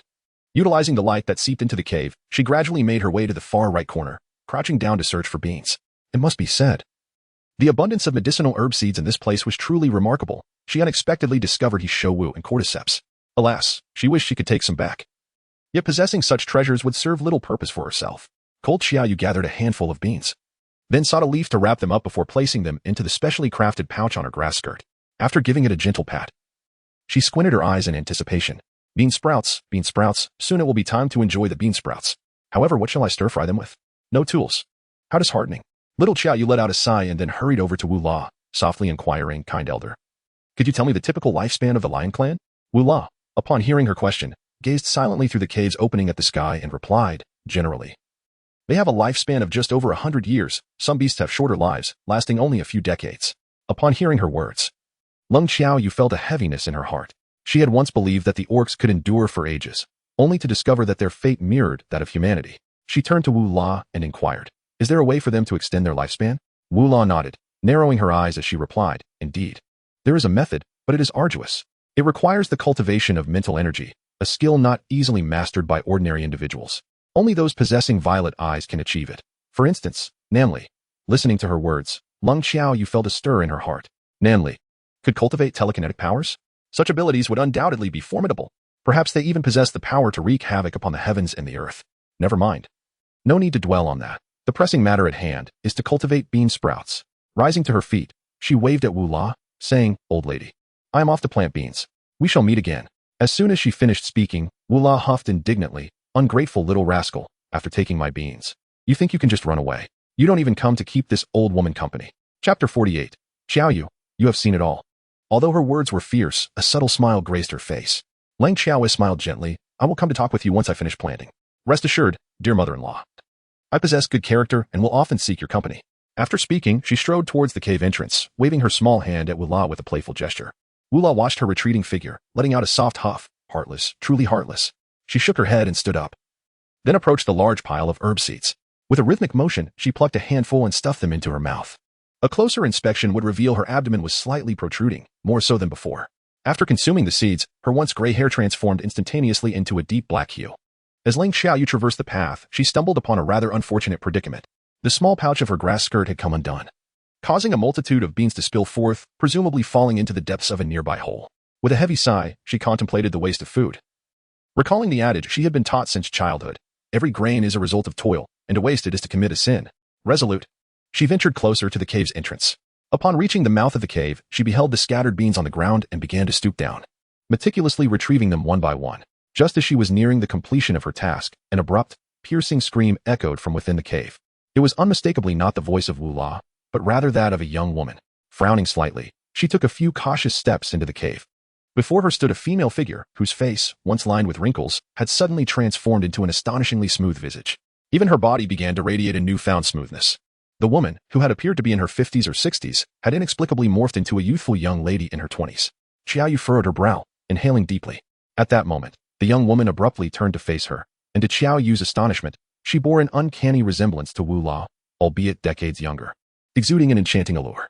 With a gentle smile, the young woman addressed Xiaoyu, her voice carrying a hint of raspiness yet undeniably youthful. Xiaoyu, you've caught sight of me, haven't you? Long Xiaoyu. She slightly squinted her eyes, a dagger mysteriously appearing in her hand, which she clenched gently into a fist. She was acutely aware that whenever secrets were exposed, it often led to silencing witnesses. Thus, she had made her preparations in advance. Wu La observed her demeanor and chuckled softly. Oh, my dear little one, do you think this old woman intends to take your life? Long Xiaoyu pressed her lips together, stating, I am merely taking precautions. I am not so easily vanquished. Wu sighed and gestured towards Ling Xiaoyu, saying, come here. Little cub, I assure you, I shall not harm you. You frequently keep me company, so how could I possibly bring myself to do you any harm? Ling Xiaoyu tilted her head slightly, scrutinizing her with keen eyes. After ascertaining that there was no malice, she approached her with measured steps. Wu La swiftly pulled Ling Xiaoyu to her side and shook her head, saying, I naturally possess a youthful appearance. It is merely these herbs that have aged me. Otherwise, I would be perpetually pursued by beasts. I am already in my 50s or 60s, yet my visage remains unchanged. I harbor no interest in those youthful creatures. Do not be perplexed, dear little one, for it is a trait of my family to retain an ageless countenance, regardless of our years. Although Lung Xiaoyu was momentarily taken aback, her expression one of bewilderment, she still nodded her head slightly. Chapter 49, Delivering the Baby. Well, she comprehended the reasoning, yet wished they could articulate it more slowly. Furthermore, in our family, it is customary to bear children only after decades of pregnancy. Just look at my belly. I became pregnant with my little lion in my 20s, and now, with the father of the child deceased, it is only now that my belly is beginning to show. You asked why I do not enjoy going out? It is because I have calculated the time, and I am nearing the moment of delivery. Lung Xiaoyu, this is quite overwhelming. Allow me a moment to process. The reason I invited you to keep me company frequently is due to my concern that there may be no one to assist me when I give birth. If, by chance, you happen to be here during that time, it would alleviate much of my suffering. Wu sighed and gently rubbed her belly. If it were possible, I would prefer that this little one inside me not be born. At my age, giving birth at 50 or 60, what does that even signify? Xiaoyu, why not consider moving in for the next few days? Once I go into labor, it would be comforting to have someone by my side. Lang Xiaoyu, it seemed as if she could see Nan Li's sorrowful visage. This matter necessitated a discussion with Nan Li, otherwise, that beast would be deprived of its evening cuddles. With utmost seriousness, she nodded and rose to her feet, saying, all right, I shall confer with my beast. Before she could finish her sentence, Wu La's expression shifted dramatically, turning an ashen hue, and beads of cold sweat began to form on her brow. Lung Xiaoyu, old woman, what troubles you? I am about to give birth. With a sharp cry, she collapsed onto the straw, rolling over repeatedly, her complexion paling increasingly, appearing utterly ashen. After carrying her offspring for decades, the pain was indeed excruciating to the core. It is not so peculiar that some females bear their young after many years. After all, this is a realm of beasts, governed by rules vastly different from those of the human world.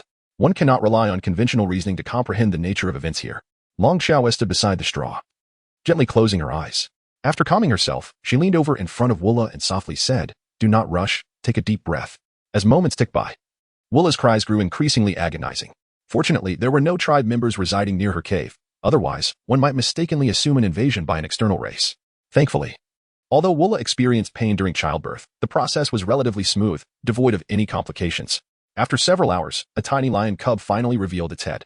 Long Xiaoyu took a deep breath and encouraged, do not rush, breathe deeply, breathe deeply. Time passed, and at last, a wrinkled little lion cub was born. Lang Xiaoyu let out a sigh of relief as she gently cradled the little lion in her arms. She looked at Wu La, who was drenched in sweat and utterly exhausted, and said, the baby is here. You rest for a while. I will take care of him. Wu La took a few deep breaths, then closed her eyes, choosing to say no more, and nodded slightly.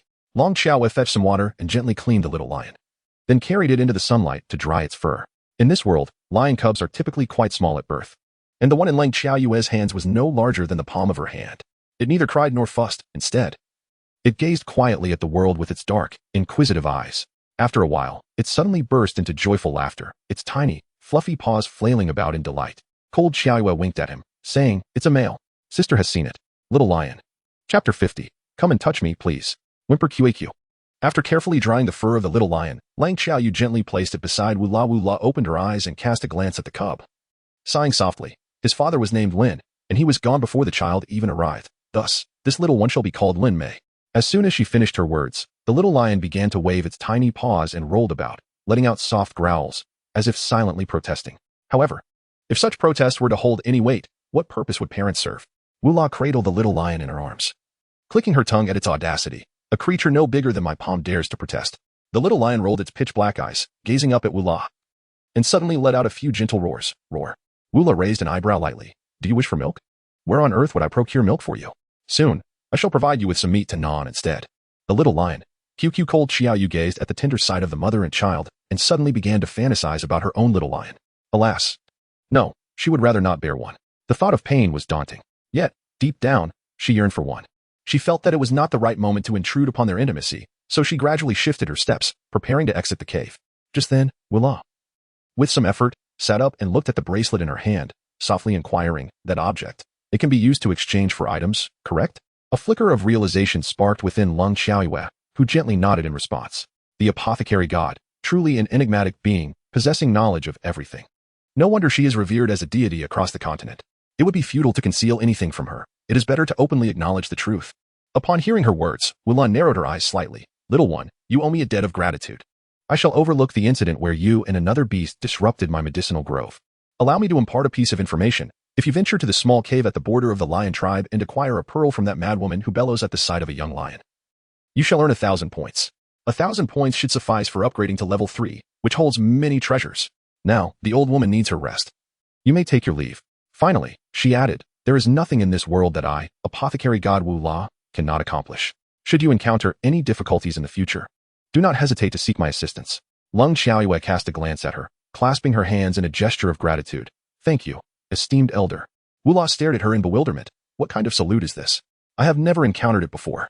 Lang Xiaoyue pressed her lips together, patted the small pouch containing beans at her side, and smiled gently, saying, it's nothing, just a trivial matter. After speaking, she turned and departed from the cave. 1,000 points. Indeed, she could ascend to the 3rd level. The 3rd level, it seemed, included pots, pans, and other utensils. As she progressed further up, it appeared that there would be cannons. Once she possessed such artillery, no matter how severe the external conflicts or invasions by foreign tribes, she would remain unafraid. Lang Xiaoyue swiftly returned to her dwelling. Upon entering, she was met with Nan Li's sorrowful purple gaze. She instinctively touched her nose, suddenly overwhelmed by a profound sense of guilt. I assisted in a childbirth and even procured some beans. Could you kindly fetch me some water? Cold Xiaoyu looked at him with her crescent-shaped eyes, but there was no response. The beast continued to gaze at her in silence. Little Xiaoyu pursed her lips and lowered her head, conceding, all right, you can touch me. Chapter 51. Now are you unsettled? There was a reaction. The beast swiftly approached her and enveloped her in his embrace. The following content is not suitable for children, so let us skip ahead. An hour later, Cold Xiaoyu finally extricated herself from the beast's grasp. She began to gather some water to soak the beans, initiating the sprouting process. Nan Li wore a satisfied smile, his entire being exuding such charm that it seemed to render the very heavens and earth as his backdrop. Lang Xiaoyue couldn't help but marvel at the sight before her. How could such a beast possess such striking beauty, far surpassing the celebrities she had encountered in the modern world? Truly, any young lady who locked eyes with him would likely find herself utterly captivated. At that moment, Nan Li's gaze subtly shifted towards the bracelet adorning Lang Xiaoyue's arm.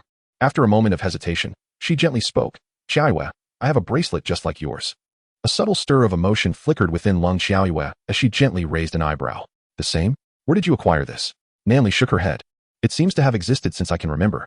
Would you like to take a look? Lang Xiaoyue nodded. Of course, she was eager to see it. She had heard that this bracelet was once part of a pair, but the reasons for their separation remained a mystery. In the modern world, she had only encountered one, this very one adorning her wrist, while the other had eluded her grasp until now, unexpectedly found here with Nan Li. The two bracelets served distinct purposes. Hers contained various items, while the other harnessed psychic energy. By completing tasks, one could earn points to exchange for items, whereas the other facilitated the exchange of psychic power. This implied that the more a bracelet was upgraded, the greater the psychic abilities of its owner, enhancing their strength. Given the current chaos beyond their clan, it was conceivable that one day it might threaten the Lion clan. With Nanli possessing this bracelet, she had the means to protect their tribe. Coupled with her own formidable resources, she felt entirely capable of conquering this world. Soon enough, Nanli presented the bracelet before Leng Xiaoyue. Indeed, it was identical to hers, albeit slightly larger, indicating that hers was a female bracelet while his was male. Leng Xiaoyue earnestly and meticulously explained the functions of the bracelet to him. Nanli did not display any signs of surprise. Instead, she gently nodded and silently accepted it. Leng Xiaoyue truly admired the emotional resilience of this beast. Such an extraordinary occurrence, and yet it was accepted with such ease.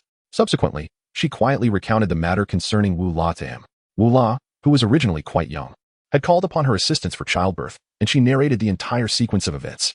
Moreover, she did not forget to mention the matter of the 1,000 points. Nanli, this handsome beast, displayed remarkable emotional fortitude, merely nodding lightly after absorbing all the information, completely unfazed, unlike Leng Xiaoyue, who had been left in utter bewilderment at the time. Leng Xiaoyue pursed her lips slightly and remarked, "You could at least express a hint of surprise." Nanli offered a faint smile, her violet eyes shimmering delicately, presenting an exquisite appearance. Surprised? What is there to be surprised about? However, since little Yaya wishes for my astonishment, I shall indulge her with a semblance of surprise. Cold Xiaoyu suddenly embraced his neck and bit down. Humph.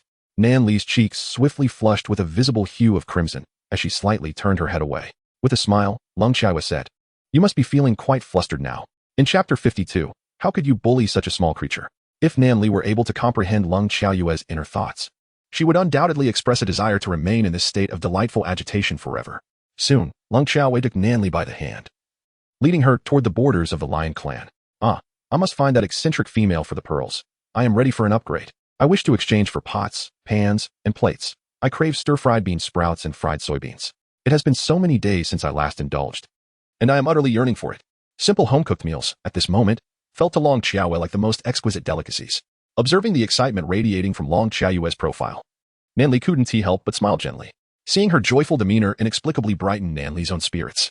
Leng Xiaoyue felt an inexplicable connection with the little lions recently. There was Doji, that mischievous rascal, and then there was the one from the Wu La family. Now, she had spotted yet another. Just as she and Nanli were nearing the borders of the lion tribe, she suddenly caught sight of a somewhat scruffy little lion, hiding behind a large tree. Its dark, curious eyes fixated on Leng Xiaoyue, while its little tail drooped to the ground. Leng Xiaoyue raised an eyebrow slightly, a trace of confusion flickering in her eyes. How could a little lion suddenly appear here for no apparent reason?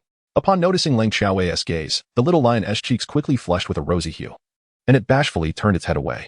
Its little tail swayed gently, and then, with great caution, it peeked back at Leng Xiaoyue, its eyes filled with trepidation. Leng Xiaoyue pursed her lips, crouched down, and waved her hand gently, saying, "Come here, dear. Let me take a look." The little lion nodded shyly and then leaped gracefully to stand before Leng Xiaoyue, lowering its head in bashfulness, nuzzling its small head against her palm.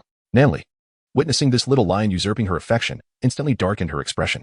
The little lion cautiously glanced at Nanli before hopping into Leng Xiaoyue's palm, rubbing against her arm affectionately. Nanli remained silent, her feelings unspoken. Cold Xiaoyu sensed the eerie atmosphere surrounding her. She glanced at Nanli, cleared her throat softly, and gently placed one of the little lion's paws down on the ground. The cub let out a few gentle roars, reminiscent of a mewing kitten, its eyes appearing soft and weak, evoking a profound sense of pity. This lion must be no older than 3 months, yet how could it be so filthy? Had it been abandoned by its family, or had some misfortune befallen its home?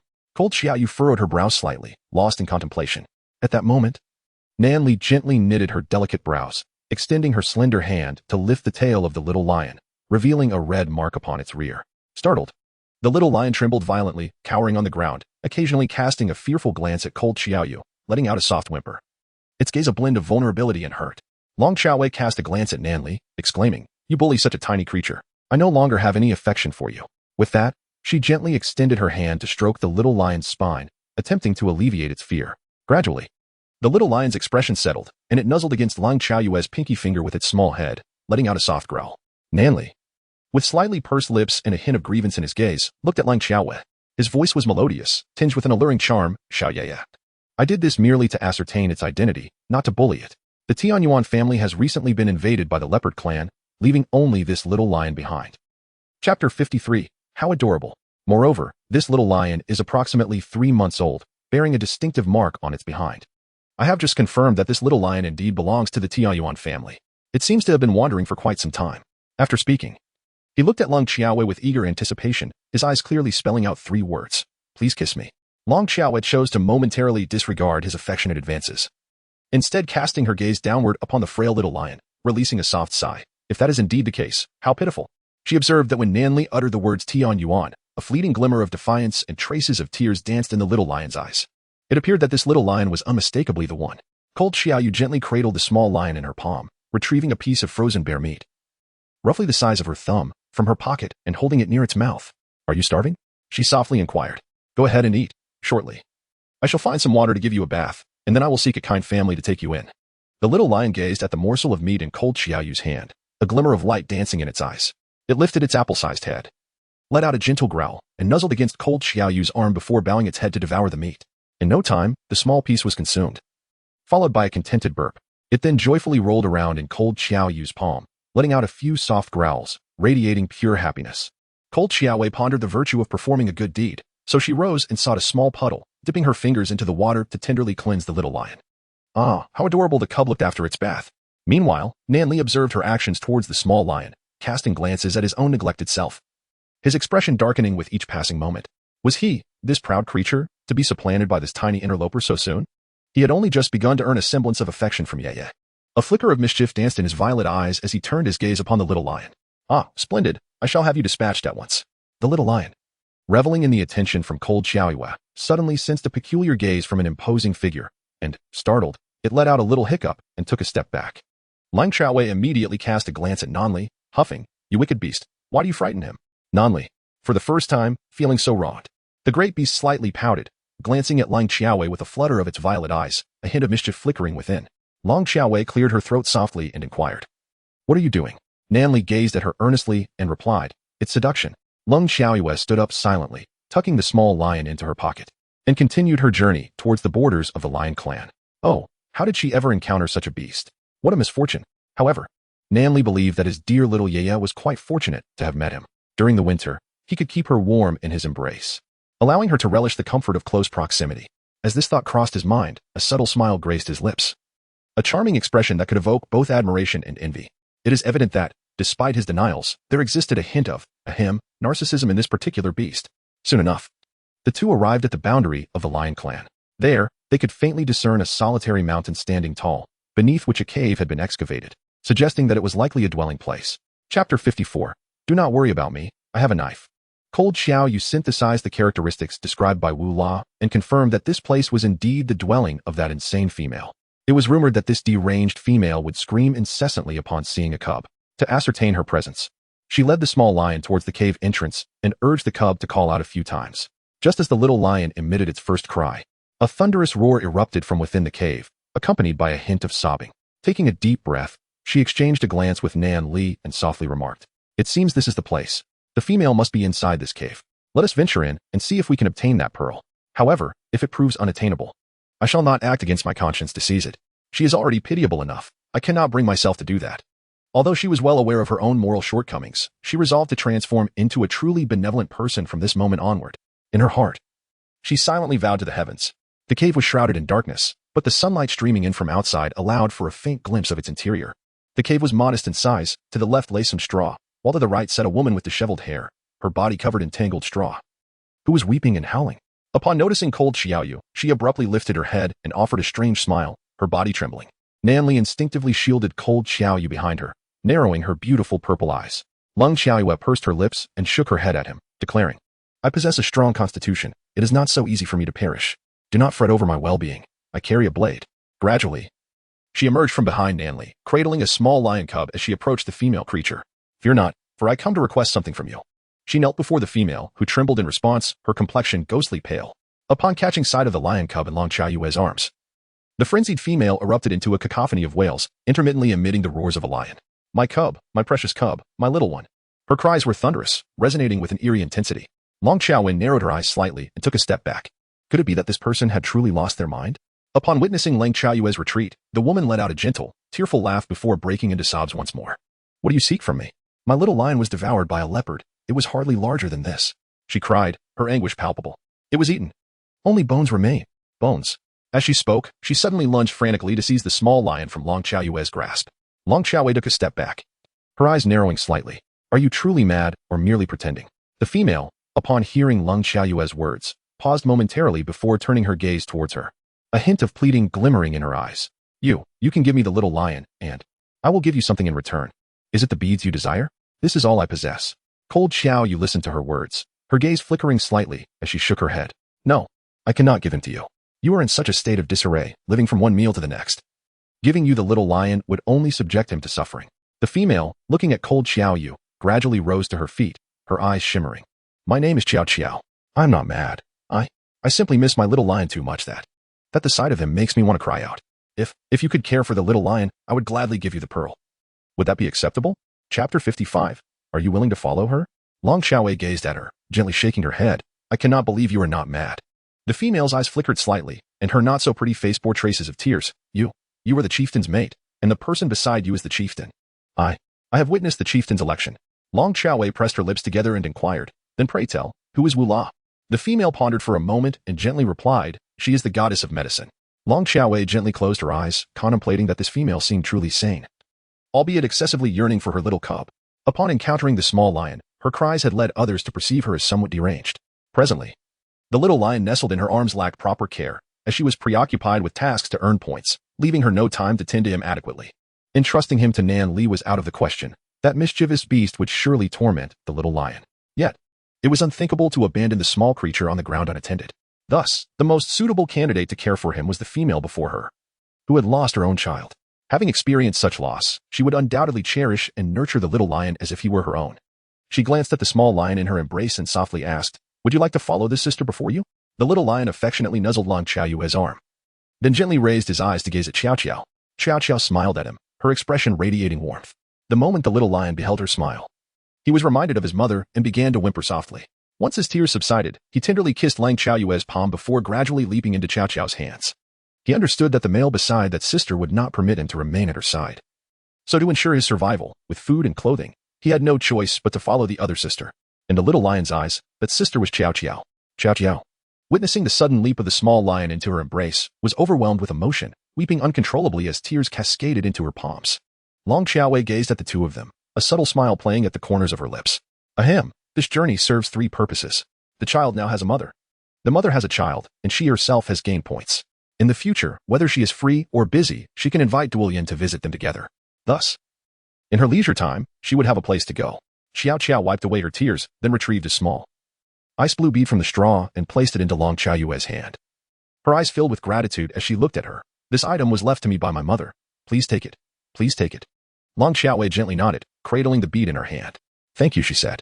The female quickly shook her head, exclaiming, no need. No need at all. I will take good care of the little cub, providing it with plenty of delightful treats. Cold Xiaoyu gently nodded, then glanced at Nan Li and inquired, what is the name of this little lion? After a moment of contemplation, Nan Li softly replied, I believe it is called Yuan Feng. Long Xiaowen nodded and glanced over at Xiao Qiao, stating that there was no need to adopt a new name. Xiao Qiao promptly returned the nod, her cheeks slightly flushed. She then turned away and began to nurse the little lion. Her voice was soft and somewhat delicate as she expressed her gratitude. Thank you, Xiaowei. She was well aware of Lang Xiaoyue's name. Chapter 56. Yet there was no pot. Long Xiaowei shook her head, about to dismiss her concerns when she suddenly realized that the bead in her hand had vanished. The bracelet shimmered softly, revealing an additional 1,000 points within. A flicker of intrigue crossed her eyes as a daring thought emerged in her mind. Could it be? Could there exist an alternative method to acquire points beyond merely completing tasks? Perhaps by devouring certain specific items, she could compel her bracelet to consume them. The disappearance of the bead, coinciding with the increase in points, suggested that the bracelet had indeed devoured the bead to attain those points. At this moment, Lang Xiaoyu was exceptionally delighted. She winked at Xiao Qiao and shook her head, saying, no need for thanks. I will come to visit you and the little lion often, bringing along some local specialties. The specialties she referred to were the very items she had cultivated herself. Moreover, she mentioned the stir-fried bean sprouts that would soon be ready. Upon hearing her words, Xiao Qiao gently nodded, her eyes glimmering with gratitude. As Long Xiaoyue swiftly led Nan Li out of the cave, she inquired, have you seen her? Nan Li remained silent. Did his adorable little Yeye not realize that his gaze was perpetually affixed upon her? Once they emerged from the cave, Xiao Qiao cast a gentle smile at Long Xiaoyue's retreating figure, her eyes glistening with tears as she tenderly kissed the little lion cradled in her arms.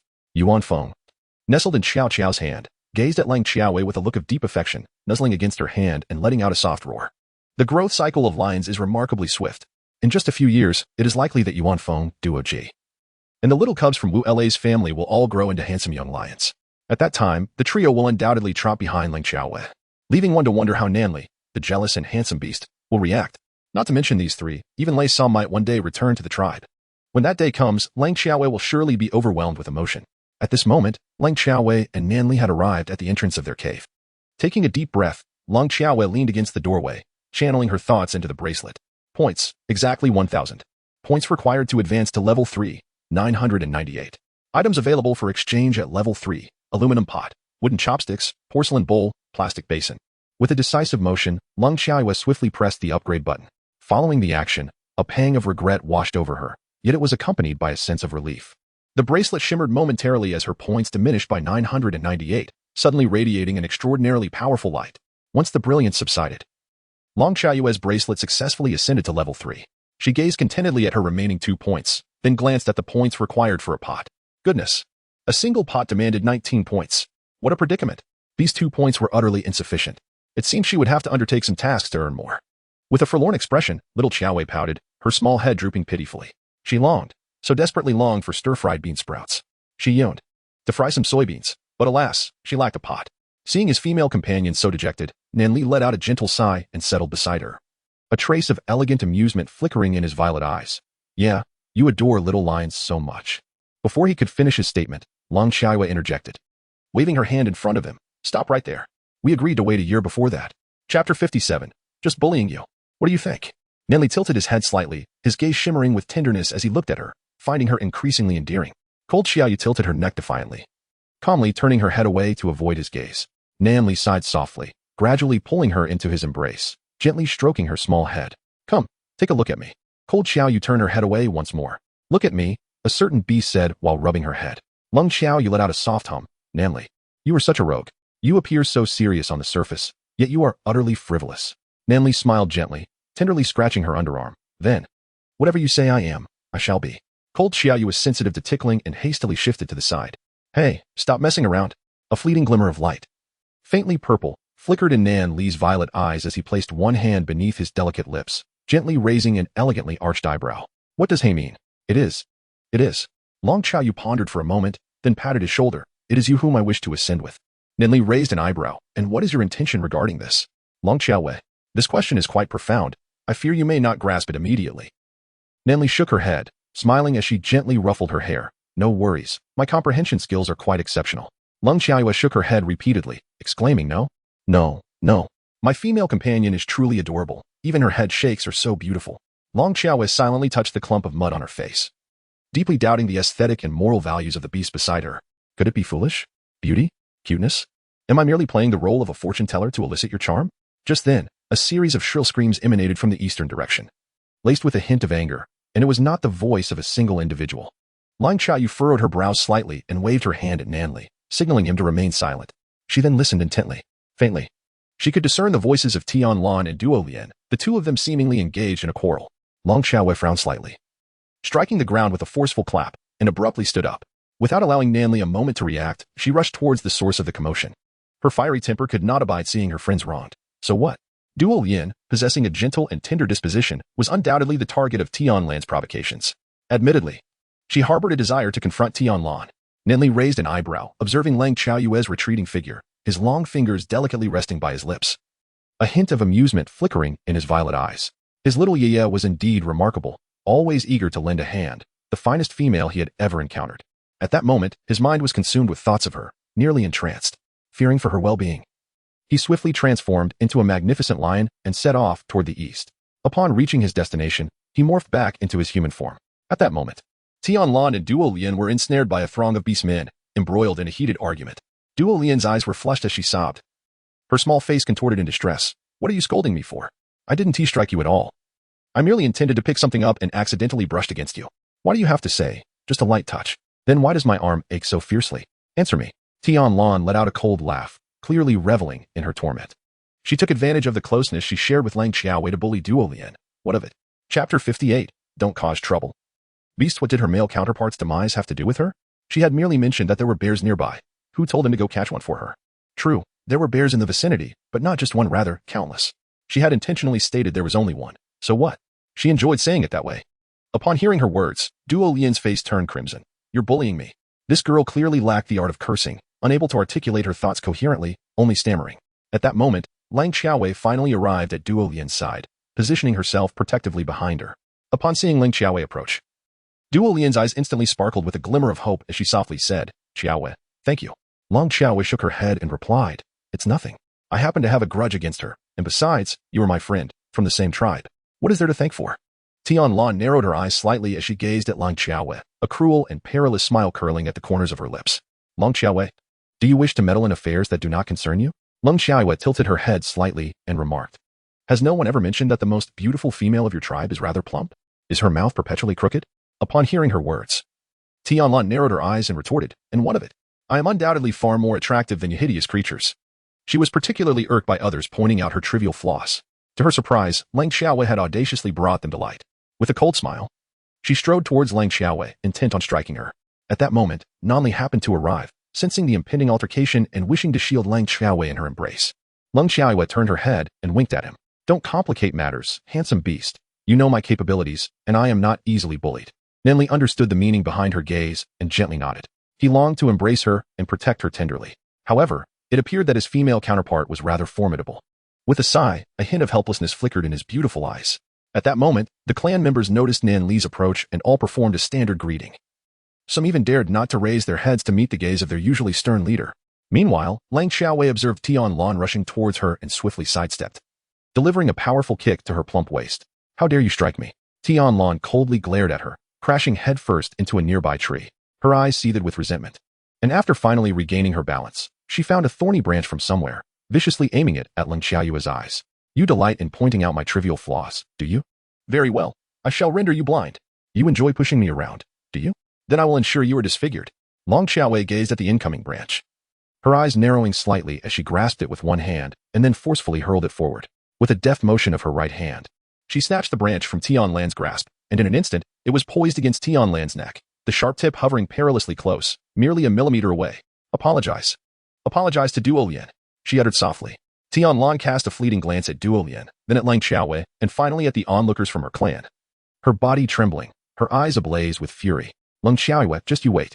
One day, I shall have you kneeling before me, begging for mercy. With those words, she took a step back, evading the sharp point, and dashed away in a different direction. Chapter 59, The Spectacle of Chaos. Lang Xiaowei tossed the branch onto the ground, then glanced at the onlookers, pursing her lips in disdain at their eagerness for drama. The onlookers, taken aback, thought to themselves that they indeed preferred a spectacle.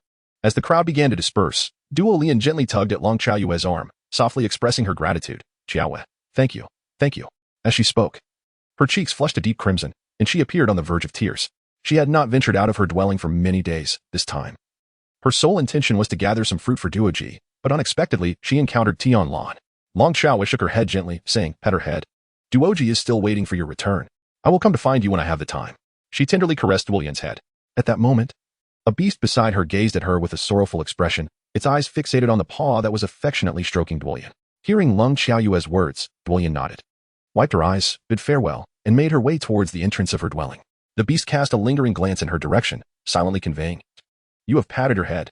Lang Xiaowei cast him a glance and nodded. She murmured, rubbing it and then massaging it a couple more times.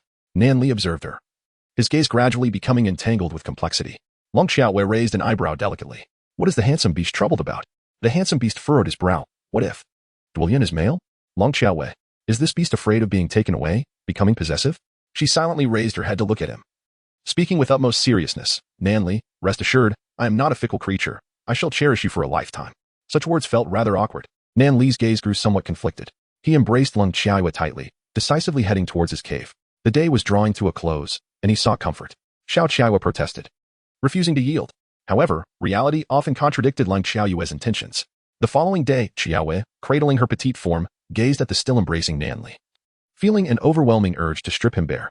Really now, sleeping in a grass skirt, does he not understand modesty? It left her unable to look away. In truth, Nan Li had awakened long ago. He merely feigned sleep to hold her a little longer. After rising from her slumber, Lang Xiaowei silently crouched in a corner, commencing her search for tasks within her bracelet. After a prolonged search, she finally discovered the simplest of tasks, to give the little lion, Duoji, a haircut. The reward for success was 30 points, and coupled with the remaining 2 points, she would have enough, 32 points, to purchase a pot and 2 bowls. Moreover, her bean sprouts were on the verge of sprouting, making it an opportune moment to stir-fry them for a meal.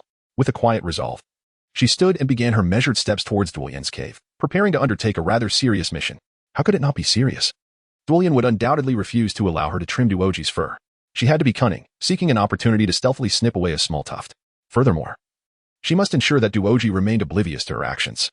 Although he was currently unable to speak, he was a mischievous little rascal, and his sharp little mind would undoubtedly lead him to convey her transgressions to Duolian through gestures and expressions.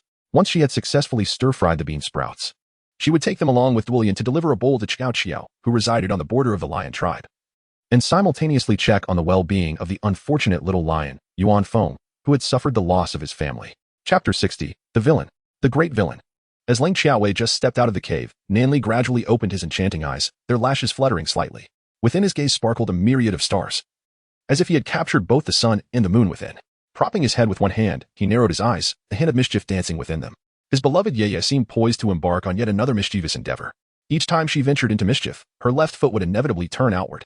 The creature extended his long fingers to massage his temples, then slowly rose to his feet, making his way towards the heart of the lion clan, his violet eyes betraying a touch of indifference and tranquility. Only in the presence of Lang Xiaowei did he assume this alternate persona, the charming beast who relished in playful nudges. Lang Xiaowei soon arrived at the entrance of Duolian's cave, where Duolian was bathing the little lion, Duoji. She had taken a large banana leaf and filled it with water, gently placing Duoji inside as she scrubbed his body with her hands. However, Duoji struggled and protested, letting out a reluctant cry, clearly unwilling to partake in the bath. This mischievous little lion even extended a paw to splash water all over Duolian. As soon as Lang Xiaowei approached him, he tilted his little head slightly to gaze at her, then suddenly leaped up and landed back in the water. The water splashed from the banana leaves, instantly drenching Lang Xiaoyue's leg. Lang Xiaoyu narrowed her eyes slightly and cast a glance towards Duoji. Duoji shot her a fleeting look before turning away, refusing to meet her gaze. Wicked woman, wicked woman. Lang Xiaoyue pouted her lips and pulled him out of the water. Xiao Duoji, don't you find it delightful to bully others? Duoji's almost transparent little ears twitched slightly as he nodded his small head. Indeed, this made Duoji exceedingly happy. Then, he swiftly leaped out from the banana leaf, and with remarkable agility, splashed the water collected in the leaf onto Lang Xiaowei with his tiny paws. Followed by a vigorous shout, Lang Xiaowei gently wiped the water from her face, then playfully lifted up the little rascal, Duoji, and smiled softly at Duolian. Duolian, may I borrow this for a moment? Duolian pressed her lips together, casting a glance at the mischievous Duoji before covering her eyes with her hand. All right, you can borrow it. Sighing, she thought to herself, perhaps Qiaowei could help discipline this little troublemaker. If he is already this naughty now, what will he become when he grows up? Lang Xiaowei cradled Duoji in her arms, allowing him to wriggle and squirm with his tiny paws as she gently smiled at Duolian before making her way toward the nearby thicket. Duolian returned her smile and winked, saying, no matter how you discipline this little rascal, I trust you, Qiaowei. Ling Xiaoyu listened to her words, her eyes narrowing slightly, revealing a hint of mischief. Shaving. Surely that would not be a concern? After placing the little Duoji in the grass, she retrieved a knife from her hand and slowly approached him. Duoji, gazing at her, let out a few loud cries before attempting to flee in the direction of Duolian. Lang Xiaoyu swiftly extended her hand, flipping him onto his back and gently pressing down on his little belly, her eyes narrowing slightly. It doesn't he hurt? In a matter of 3 minutes, the once fluffy little lion had vanished, replaced by a short-haired cub who drooped his head in dejection. Soon, however, he began to thrash violently in Lang Xiaoyu's grasp. Humph! You villain! A terrible villain! Just wait until I grow up. I shall show you. Lang Xiaowei gazed at the 30 points accumulating within the bracelet, her eyes sparkling with delight as she gently kissed Duoji's ear. What a delightful stroke of fortune. The arduous search has culminated in effortless gain. Chapter 61. How tempting. Duoji. Humph. Before long, Lang Xiaowei cheerfully returned the little lion to Duolian, her cheeks slightly flushed. Initially, she had intended to tickle him as a playful reprimand, but Duoji had mentioned feeling warm, so she had decided to give him a little trim instead. How does it look? Is the cut satisfactory? Duolian held the little lion in his hands, staring blankly at it for a while before finally uttering, it's quite ugly. Little lion. Cold Xiaoyu quietly turned away, covering her face with her hand. She knew her skills were rather lacking. At that moment, she glanced over at Duolian, narrowing her eyes slightly, and said, Duolian, come back to the cave with me. I shall prepare something delicious for you. This morning, the bean sprouts had just begun to sprout, and now she had enough points to stir-fry them. Although there was little oil, water could serve as a temporary substitute. Upon hearing her words, Duolian nodded gently and then looked at Duoji, softly suggesting, let us go together. Duoji was reluctant to join, yet he could not voice his thoughts. He simply shook his head vigorously. Duo Lian misinterpreted his actions, thinking he was just too excited, and thus kissed him, smiling, then let us set off. The little lion was about to lose its mind. The combination of Lang Xiaowei and his mother undoubtedly cast a shadow over him. Soon, Lang Xiaowei returned to the vicinity of their cave alongside Duolian, cradling the small lion. Duolian gazed at the land that Lang Xiaowei had cultivated beside their cave, observing the sprouts that had begun to emerge and grow slightly. She inquired, Xiaowei, what is this? Lang Xiaowei smiled gently at her. It's a secret. You'll find out when the time comes. He then walked into the cave, beginning his search for the bean sprouts. Previously, she had laid a banana leaf on the ground, scattered some beans on it, and sprinkled water to encourage germination. Now, the sprouts had flourished, a dense mass of green bean sprouts thriving on the banana leaf, appearing irresistibly tempting. To be honest, Lang Xiaowei was quite tempted to take a bite. How delectable. Nanli was not in the cave. She must have gone off to tend to some matters, likely to return shortly. With that, she cradled the banana leaf and squatted in a small corner, exchanging her points for a pot, a bowl, and a pair of chopsticks. A porcelain bowl cost 6 points, wooden chopsticks 2 points, and the aluminum pot was 19 points. Lang Xiaoyu extended her tiny hands, beginning to tally her points. She had 5 points remaining. She glanced around for any seasoning, discovering chili peppers priced at 3 points and Sichuan peppercorns also at 3 points. Then she stumbled upon salt. What? A bag of salt costs 5 points? Is this a trick? Cold Xiaoyu endured the pain and exchanged for a bag of salt. She then emerged from the cave, cradling a pot, a set of chopsticks, a bag of salt, and a bunch of bean sprouts wrapped in banana leaves, placing them gently on the ground. At that moment, Duo Lian, her face adorned with curiosity, was observing the seeds that Cold Xiaoyu had planted. Upon seeing her exit the cave, she approached, her eyes shimmering with intrigue as she gazed at the items laid before her on the ground. With a slight squint and a smile, she inquired, Xiaoyu, what are these? Lang Xiaoyu blinked at her, then said, you will find out soon enough. For now, let us gather some firewood. Duo Lian nodded gently, responding with a soft and obediently took the little lion to collect the wood. She searched in the eastern area, while Lang Xiaoyu ventured to the west, believing the wood there to be drier. Chapter 62. Time for bean sprouts. Before long, Lang Xiaoyu and Duo Lian each gathered a bundle of firewood and made their way to the cave entrance. Lang Xiaowei set down the firewood she held in her arms, then noticed that Duo Lian was holding a handful of tender yellow flowers. She squinted her eyes in careful observation, a glimmer of light passing through her gaze. Could it be? This is the canola flower used for oil extraction? To her surprise, Duo Lian had actually discovered a bunch of these. Lang Xiaowei slightly lowered her gaze and said, Duo Lian, could you spare me those flowers in your hand? Duo Lian nodded, of course. I simply found these flowers pleasing to the eye, so I gathered them all. After Lang Xiaoyu accepted the flowers from her hands, she slightly squinted her eyes and began to rub the wooden sticks together, placing some straw beneath as she endeavored to kindle a flame.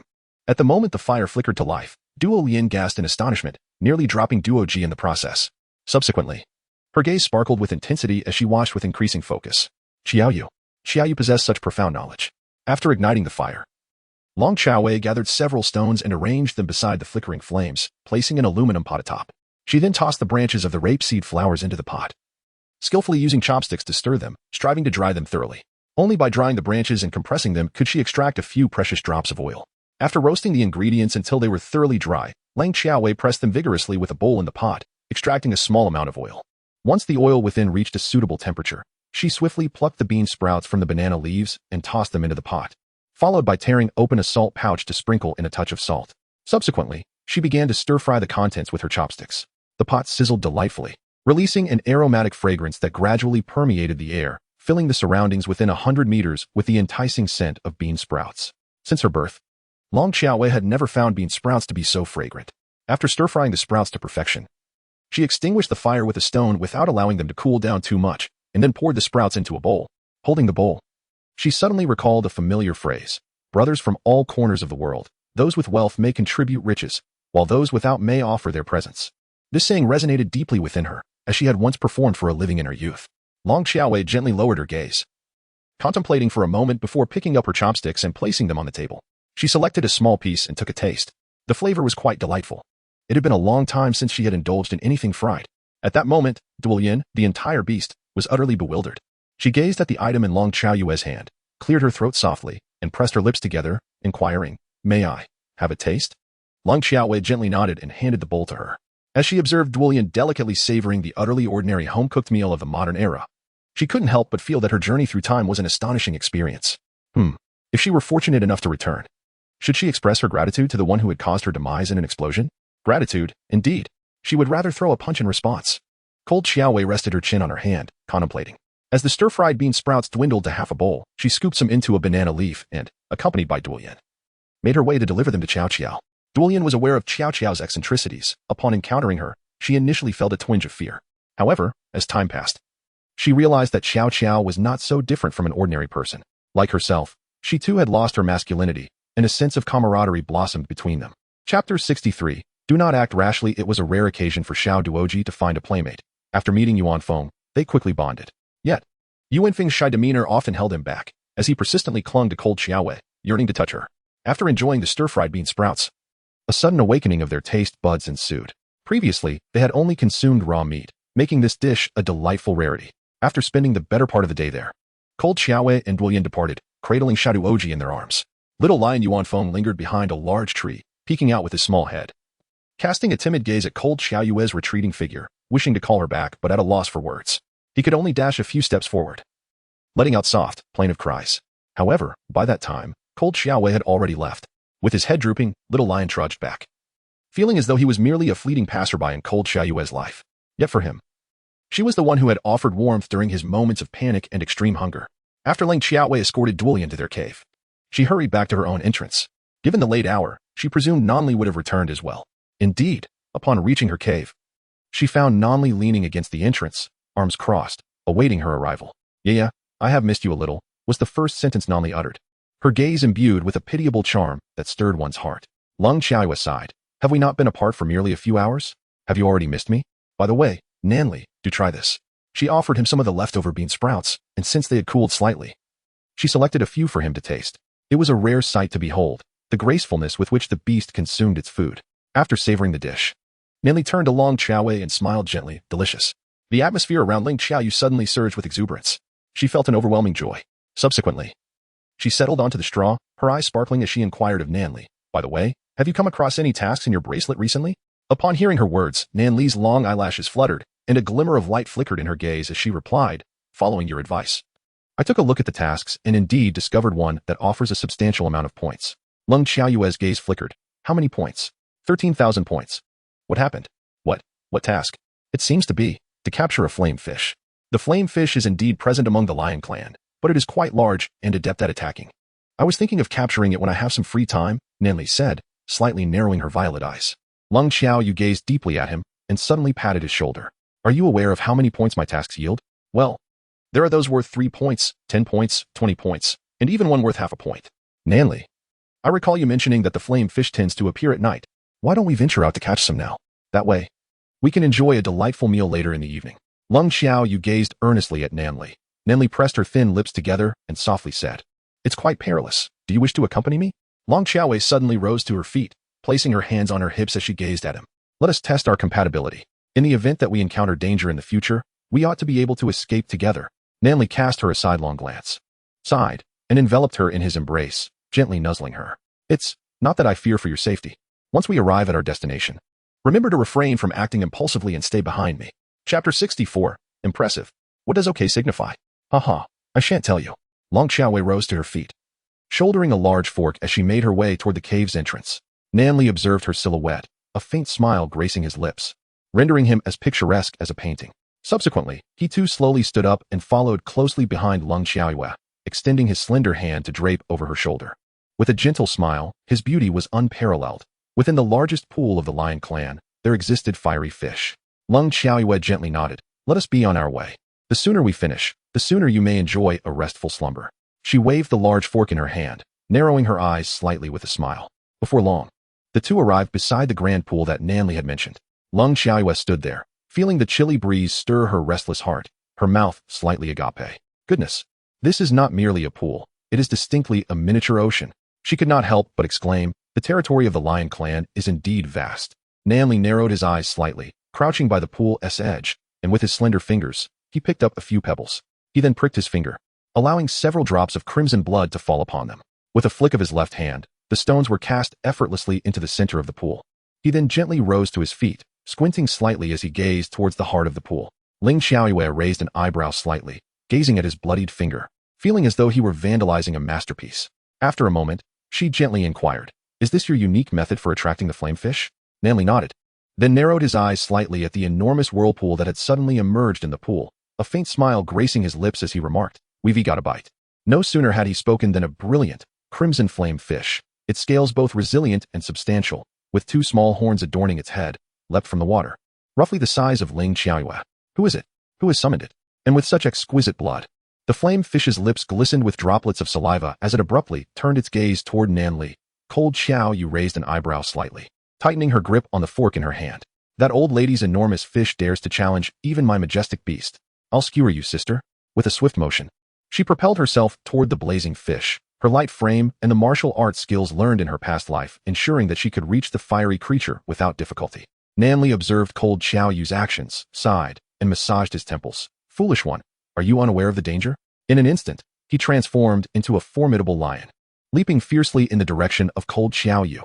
The blazing beast, sensing the encirclement of the two, suddenly felt a twinge of foreboding and, with a flash, attempted to leap into the water to escape. Ling Xiaoyue let out a soft snort. Do you prefer a swift demise or a slow torment at my hands? The fish responded. Get lost. I'm furious now. The consequences will be dire. In an instant, the fiery fish lashed its tail towards Ling Xiaoyue. Ling Xiaoyue narrowed her eyes, a hint of coldness emanating from her gaze. With a swift motion, she drove the fork in her hand forcefully into the creature's tail. Then, she gently blinked at Nan Li, who, seizing the moment, unleashed her sharpest claws in a fierce swipe towards the creature. In an instant, the fish was cleaved into 3 pieces. Cold Xiaoyu gazed in astonishment at Nan Li's claw, swallowing hard. My goodness! Incredible! Although the time above appeared lengthy, in reality, merely a second had passed. Chapter 65. The tragic incident triggered by cooking fish soup. Ling Xiaoyue swiftly impaled a portion of the fish with a steel fork and forcefully made her way towards the shore, successfully capturing the blazing fish, which consequently earned Nan Li some points. However, why did she still cling to a piece of fish meat? Well, it was edible. Yet, the distance from the shore was considerable, and with such a hefty piece in her grasp, a moment's instability nearly sent her tumbling into the water to feed the fish. At that moment, Nan Li darted towards her like a blade, abruptly hoisting Ling Xiaoyue onto her back and leaping towards the shore. A formidable lion, bearing a maiden upon its back, descended from the sky, while the girl clutched a massive piece of fish meat with both hands. This scene was nothing short of fantastical. Upon returning to the shore, Ling Xiaoyue exhaled in relief, gently resting on Nan Li's back as she urged, let us hasten back to our cave. The commotion from our fish hunt was quite substantial. If the clan witnesses it, they might accuse us of animal cruelty. Nan Li nodded in agreement and swiftly made his way toward their dwelling. Ling Xiaoyu rested on Nan Li's back, burying her face in his fur, feeling an overwhelming warmth. Moreover, after transforming into his beast form, a subtle fragrance of herbs emanated from him, which she found delightful and incredibly pleasant. Kisses to you, handsome beast. When we return, I shall prepare fish soup for you. Before long, Nan Li carried her into the cave, allowing her to dismount from his back, and subsequently transformed back into his human form. Ling Xiaoyue patted her shoulder, placed the flesh of the blazing fish into the homemade refrigerator, and then plopped down onto the straw with a sigh. Heavens, Nan Li, how are your claws so sharp? I thought I would have to wrestle with that fish for quite a while. I never expected you to solve it with just one swipe. Nan Li smiled faintly, winking at her, his eyes shimmering like stars, breathtakingly beautiful. He then sat before Ling Xiaoyue, pulling her into his embrace. Are you afraid of me now? Ling Xiaoyue shook her head gently, declaring, I am not afraid. You could never bear to hurt me. Upon hearing her words, Nan Li's violet eyes sparkled with a subtle smile, his thin lips curving into an enticing grin. If he had a tail, it would surely be wagging in delight. It turns out that being trusted by his mate brings such profound joy to a beast. Cold Xiaoyu gently rose to her feet, then took out the knife in her hand to slice off several pieces of fish, placing them nearby. She began to gather firewood to kindle a flame. Starting the fire, setting up the pot, adding water, a pinch of salt, and the fish pieces, she let it simmer over a gentle heat. As night fell, the enchanting flames cast a soft glow upon Cold Xiaoyu's cheeks, illuminating her features, and inadvertently, Nan Li found himself entranced. The beast was utterly oblivious, had he known. He would have realized that his appearance paled in comparison by 1,000-fold. Yet, he was enamored. And no one could sway his belief that his little Xiaoyu possessed the most exquisite worldview. After simmering the fish soup for nearly an hour, Cold Xiaoyu extinguished the fire and ladled the broth into a bowl. She tasted it herself before offering it to Nan Li. As he gazed at the delicacy prepared by his mate with such unique care, an overwhelming surge of emotion welled within him. He took a few bites, only to be struck by a fishbone lodged in his throat, and 3 dark lines crossed his picturesque face. This was the first time in his life he had been caught off guard by a fishbone. Ling Xiaoyue blinked her eyes as she gazed at him, inquiring, "What's wrong? Is it not to your liking?" Nan Li shook his head, his eyelashes fluttering, casting a delicate shadow across his face. This matter truly embarrassed him. He felt too shy to share it with Xiaoyue. Chapter 66. Astonishingly, there are silkworms. Long Xiaowei pursed her lips slightly, her eyes narrowing slightly. Comrade, are you stuck? The beast turned its head. No. A flicker of understanding passed through Lang Xiaoyu's eyes as she winked at Nanli. Come, let me extract it for you. She brandished the large fork in her hand. Nanli pursed his thin lips and shook his head in refusal. No, that would hurt too much. Open your mouth. Let me see where it is stuck. It's lodged at the edge of the throat. Don't worry. Take a deep breath and sip some water slowly. The sight of her taking deep breaths and sipping water was undeniably alluring, a charm only rivaled by a certain beast. After a long night of struggle, the fishbone was finally dislodged. Nanli seemed unfazed, while Lang Xiaoyu was drenched in sweat from the ordeal. She nestled into Nanli's embrace, finding a comfortable position, and soon succumbed to sleep. As Nanli's lashes fluttered gently, he gazed at Lang Xiaoyu as she slept, his eyes softening with warmth. He leaned down and tenderly brushed his lips against hers. So sweet. After indulging in this secretive pleasure, his eyes curved with delight, his lashes lowered, creating an exquisite visage adorned with a satisfied smile. He then began to utilize the newly acquired 13,000 points in his bracelet to enhance it, augmenting his mental power. With each upgrade of his bracelet, his mental energy surged. Should he choose not to expend points on upgrades, he could exchange them directly for mental power, albeit at a slower rate. Upon completing the upgrade, his mental energy ascended to level 2, significantly bolstering his strength. In no time, Nanli transformed into a lion, cradling Lang Xiaoyu as he embarked on a journey of affectionate nuzzling. The next day, Nanli rose early to attend to matters within his clan, while Lang Xiaoyu, still in a daze, took her time to awaken. As her eyes fluttered open, she was met with the sight of Duo Lian gazing at her with two delicate eyes. Lang Xiaoyu took a deep breath and gradually sat up. If it were not for her strong mental fortitude, she might have been frightened to the point of a heart attack. Xiaoyu, there is a competition in our clan, with a prize of several adorable silkworms. Would you like to give it a try? Duo Lian said with a slight smile, winking at Lang Xiaoyu. Ling Xiaowei, still somewhat drowsy, felt a sudden spark of interest upon hearing the word silkworm. Silkworms. Is it possible that this world has silkworms? She pursed her lips and turned her gaze towards Duo Lian, inquiring about the purpose of silkworms in this realm. There are no garments in this world, so surely they are not raised for their silk. What, then, is their purpose? Duo Lian's eyes flickered slightly as she replied, of course, they are kept for enjoyment. They are so adorable and many females adore them. Long Xiaowei gazed silently at her, nodding slightly. Very well, I shall raise it as a pet. She turned her attention to Duo Lian and gently inquired, what kind of competition is it? I am quite eager to obtain some silkworms and have them spin silk to create a garment. I am curious to see how splendidly Nanli, with his captivating appearance, would don such attire. It must be of an ancient style, flowing white robes that could surely mesmerize a multitude of beasts. Duo Lian chuckled softly. It's a singing contest. The one whose voice is most disagreeable shall be declared the winner. Long Xiaoyu furrowed her brows slightly, inquiring with curiosity, why must it sound unpleasant? Duo Lian shook her little head and gently poked with both hands, explaining, it is a tradition of the tribe, passed down from long ago. Chapter 67. This is somewhat challenging. During each competition, nearly all the females participate, as the allure of the silkworms is exceedingly strong for us. So, after you signed up, are you pulling me in to join? Long Xiaowei raised an eyebrow gently. Duo Lian quickly shook her head and smiled at her. No. I registered for both of us before coming to persuade you to join. Long Xiaoyu, during the competition, there will certainly be numerous males coming to watch. Long Xiaowei believed that as long as she participated, her image would be irrevocably altered in the presence of Nanli.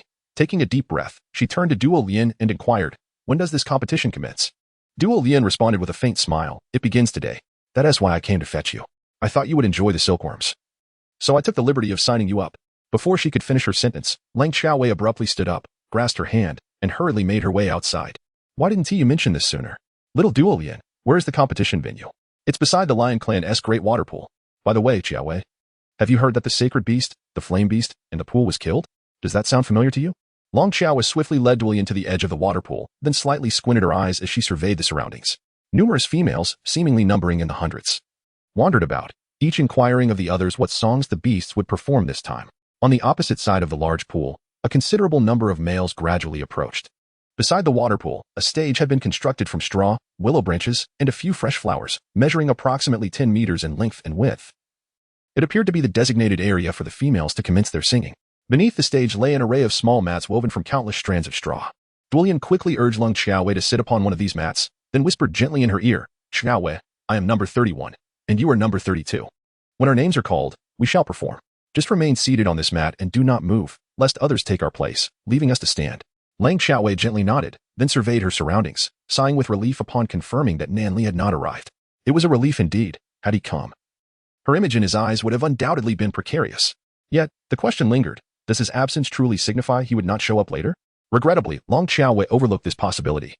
Her gaze slightly lowered as she awaited the commencement of the competition, pondering which song she would perform. The most unpleasant song. This posed a challenge. How about nervous? Although not truly unpleasant, it had a somewhat jarring quality, yet after repeated listens, it could be quite enjoyable. However, other options eluded her. And to the members of the lion tribe, anything jarring might indeed be deemed unmelodious. With her hands pressed together in contemplation, she continued to deliberate. Just then, a voice called out ready, and the competition commenced. When Lang Xiaowei lifted her head to behold the first performer on stage, she inwardly lamented the irony of fate. The performer was none other than Tion Lan, who harbored a profound disdain for Lang Xiaowei, adorned with dozens of red and green flowers atop her head. And bound with straw, her excess flesh giggled as she incessantly cast flirtatious glances towards the males in the audience. Long Xiaowei silently lowered her head. Chapter 68. You have successfully blinded me. Tion Lan, you have succeeded in rendering me blind. Even as she bowed her head, the melody continued to echo in her mind. Oh magnificent male, I adore you, la la la la la. Oh lovely Tion Lan, you are so beautiful, what shall I do? Upon reaching this point in the song, Tion Lan wore a melancholic expression. Long Xiaowei quietly raised her head to gaze at her, finding her utterly fascinating. If she were to arrive in the modern world, she would undoubtedly become renowned. Among those seated on the mat, some were astonished, declaring that her singing was atrocious, and she was destined to win the championship. Others marveled at her beauty, exclaiming how stunning she was. However, Duolian pouted slightly, expressing, but I find her quite unattractive. Long Xiaowei glanced at her and solemnly grasped her hand, a true confidant. Time flew by, and before they knew it, the 16th had arrived. The 16th was a familiar face, Qiao Qiao. Her appearance took most people by surprise. Many were aware that she had once succumbed to madness due to her child, disappearing from sight for countless days. Several females had even recounted her as a lunatic to their offspring, warning them to steer clear. However, today as Qiao Qiao appeared perfectly composed, her looks were unremarkable, yet a faint smile graced her lips, making her seem utterly normal. She cast a glance at Lang Xiaowei, her eyes shimmering slightly, radiating a touch of gratitude. Lang Xiaoyu squinted her eyes and waved at her. Soon, Qiao Qiao's voice echoed back. Hope lies in the distance. And the journey is long, fraught with myriad hardships. To remain unscathed is but a yearning. Her visit this time seemed not for the sake of accolades, but rather a pure desire to sing, to liberate herself from the past. Long Xiaowei gazed at her with a glimmer in her eyes, a subtle smile gracing her lips as she slowly began to applaud. The sound was melodious. Qiao Qiao's cheeks flushed slightly as she shyly returned a smile to Long Xiaowei before descending the stage. Perhaps, this marked her personal transformation. On one's own stage, each individual is irreplaceable, even if they remain unnoticed. Long Xiaowei rested her chin on her hand, lost in thought. Soon, it was Dalian's turn to take the stage. Her voice was quite melodious, yet in an attempt to deliberately distort it, she adopted a gruff tone, singing a popular tune from the lion tribe. Ling Xiaoyu felt a surge of joy, completely unaware that someone stood behind her. When Duo Lian descended from the stage, a familiar voice echoed in her mind. You, it's your turn. The warm breath of that person gently brushed against the back of her ear, causing her neck to flush an instant crimson. Goodness, Nanli. When did he arrive? She gradually turned her head, gazing at the stunningly beautiful creature behind her, resembling an exquisite ink painting, and silently closed her eyes. This is it, my image, tarnished in an instant. I wish I could pack him away and hide him. Number 32. Where is number 32? A senior male voice bellowed from the stage, with a determined set to her lips. Long Xiaowei cast a resolute glance at Nanli before making her way step by step towards the stage. This wretched life. Very well. She would regard Nanli as mere cabbage. For the sake of her silkworms, for the purpose of crafting a garment for this beast, she was prepared to give her all. Asha. Ayo, Asha lote. Chapter 69. Lyrics and reality. She sang with her eyes shut tight, sensing that with each note she uttered, the creatures below twitched at the corners of their mouths, until she concluded her performance, leaving an eerie silence in her wake. Long Xiaowei opened her eyes, pondering whether it could truly be so frightening. Duolian sat upon the straw mat, her gaze somewhat vacant. It was her first encounter with such an unusual song. Upon finishing her performance, she leaped down from the stage and hurried to Southli, burying her head in his embrace. How embarrassing. Her image in his eyes had shattered into a million pieces. Southli smiled faintly and whispered softly in Long Xiaoyue's ear, it was beautiful. Long Xiaoyue. I refused to believe it. Soon, one after another, other females took the stage, and although their songs were quite unpleasant, none could match the peculiarity of Long Xiaoyue's performance. The creatures, rarely exposed to such bizarre melodies, gathered to deliberate on the competition's scores. After an extensive discussion lasting half an hour, they finally reached a consensus on the top 3 contenders. When the results were announced, there was not a single creature present that disagreed, for the evaluations were astoundingly precise, rendering any objections futile. For instance, the first place went to Long Xiaowei. With the reasoning, her song was exceedingly strange, her voice lacking appeal, and her performance rather unpleasant. The second place was awarded to Tion Lan. With the justification, the lyrics did not align with her persona, her voice was unpleasant, and her appearance was inadequate. This was not a competition of horror. The third place was claimed by a female known as Air Foam. Cold Xiaowei expressed her discontent with the outcome. She believed her voice to be melodious, though perhaps not as pleasing when singing. Subsequently, she ascended the stage and claimed the numerous delicate silkworms, which rightfully belonged to the first-place winner, nestled upon the banana leaves. In addition, she presented a sizable bag of mulberry leaves as a gift. Since Nan Li had arrived quietly, few noticed the chieftain's presence. They merely widened their eyes in curiosity, reveling in the spectacle as Tion Lan protested the results and judgments of the competition with the judges. The judges, caught in a predicament, could only recount the facts. Lung Xiaoyue felt utterly embarrassed as she took the silkworms and mulberry leaves. Making her way towards her cave alongside Nan Li, Duolian, brimming with excitement, gazed at the silkworms in Lung Xiaoyue's hands and followed her departure. Meanwhile, the competition venue was a scene of utter devastation. Tion Lan, unable to accept the outcome, had upturned the straw flowers and decorations on the stage. Her previous actions had already tarnished her reputation in the eyes of the public, and today's outburst only served to amplify her self-destructive tendencies. Upon returning to the cave, Lang Xiaoyu's first action was to take 3 silkworms and wrap them delicately in a small mulberry leaf, presenting them to Duo Lian. I cannot raise so many. Please take these and care for them. Duo Lian hesitated for a moment before slowly extending her hand to accept the silkworms, her cheeks faintly flushed. Thank you, Xiaoyu. Long Xiaowei shook her head and replied, it's nothing, just a few silkworms. They are quite delicious when fried. Duo Lian pursed her lips and asked, eat? Lang Xiaoyu silently closed her mouth. In the past, when she was hungry, she had eaten fried food without it harming her. Thus, she declared it delicious. At that moment, Tion Lan suddenly exclaimed, a glimmer of regret flashing in her eyes. Oh no, I forgot to feed Duoji. Chapter 70, Venture Beyond the Clan. A sudden image of Duoji's mournful gaze appeared in Long Xiaoyue's mind. She glanced at Duolian and sighed, urging her, you should hurry and go. Duolian pursed her lips and swiftly made her way toward the cave's exit. However, after taking a few steps, she abruptly turned her head back to Long Xiaowei and said, Xiaowei, there will be an exchange event outside the Lion Clan tomorrow. Let's go together. There will be many fascinating and entertaining things. As she spoke, a glimmer of joy sparkled in her eyes. Lang Xiaoyu nodded gently, all right, I shall seek you out tomorrow. Duo Lian also nodded. And then her figure vanished without a trace. Nan Li gazed at Long Xiaoyu, slowly enveloping her in an embrace. It is getting late. We should rest early. You are to accompany Duo Lian outside the clan tomorrow, so you must rise early. As Ling Xiaowei gazed upon her suddenly embraced form, a flicker of intrigue sparkled in her eyes. She extended her hand to gently lift Nan Li's chin, playfully urging, handsome, bestow upon me a smile. A subtle smile graced Nan Li's lips, irresistibly charming, as a glimmer danced in his violet eyes. He leaned in, softly kissing Long Xiaoyue's lips, inquiring, am I not charming when I smile? Indeed, you are utterly captivating. However, could you possibly release me? I desperately yearn for slumber. Silence, and kiss me. Roar. I'll bite you, wicked beast. The dawn of the next day arrived swiftly. Before Ling Xiaowei embarked on her journey, Nan Li cautioned her about the chaos beyond the lion tribe, advising her not to wander aimlessly and to return early. He expressed his willingness to accompany her, were it not for his obligations within the tribe. Ling Xiaoyu nodded her little head like a rattle drum and bestowed upon him a kiss, exclaiming, don't worry. Don't worry. I shall depart early and return promptly. Moi, handsome beast. Even after her departure, the creature remained in a daze, his cheeks gradually flushing, while a captivating allure emanated from his violet eyes, and his thin lips curled into a gentle smile. It turns out that being kissed by one's female counterpart is such a delightful experience. Lung Xiaoyue was filled with joy. After spending so many days with the lion tribe, she was finally able to venture out into the world beyond. Although the outside was chaotic, a little caution would surely ensure her safety. She soon arrived at the entrance of Duolian's cave, where Duolian was already waiting at the mouth, eagerly waving her hand. Over here, over here.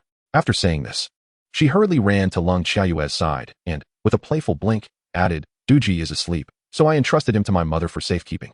Lung Xiaoyue gently nodded and, taking her hand, intended to leave.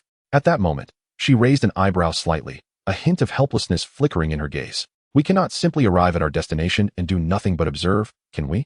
Duo Lian paused for a moment, then nodded in agreement. Indeed, what should we do? Xiaoyue.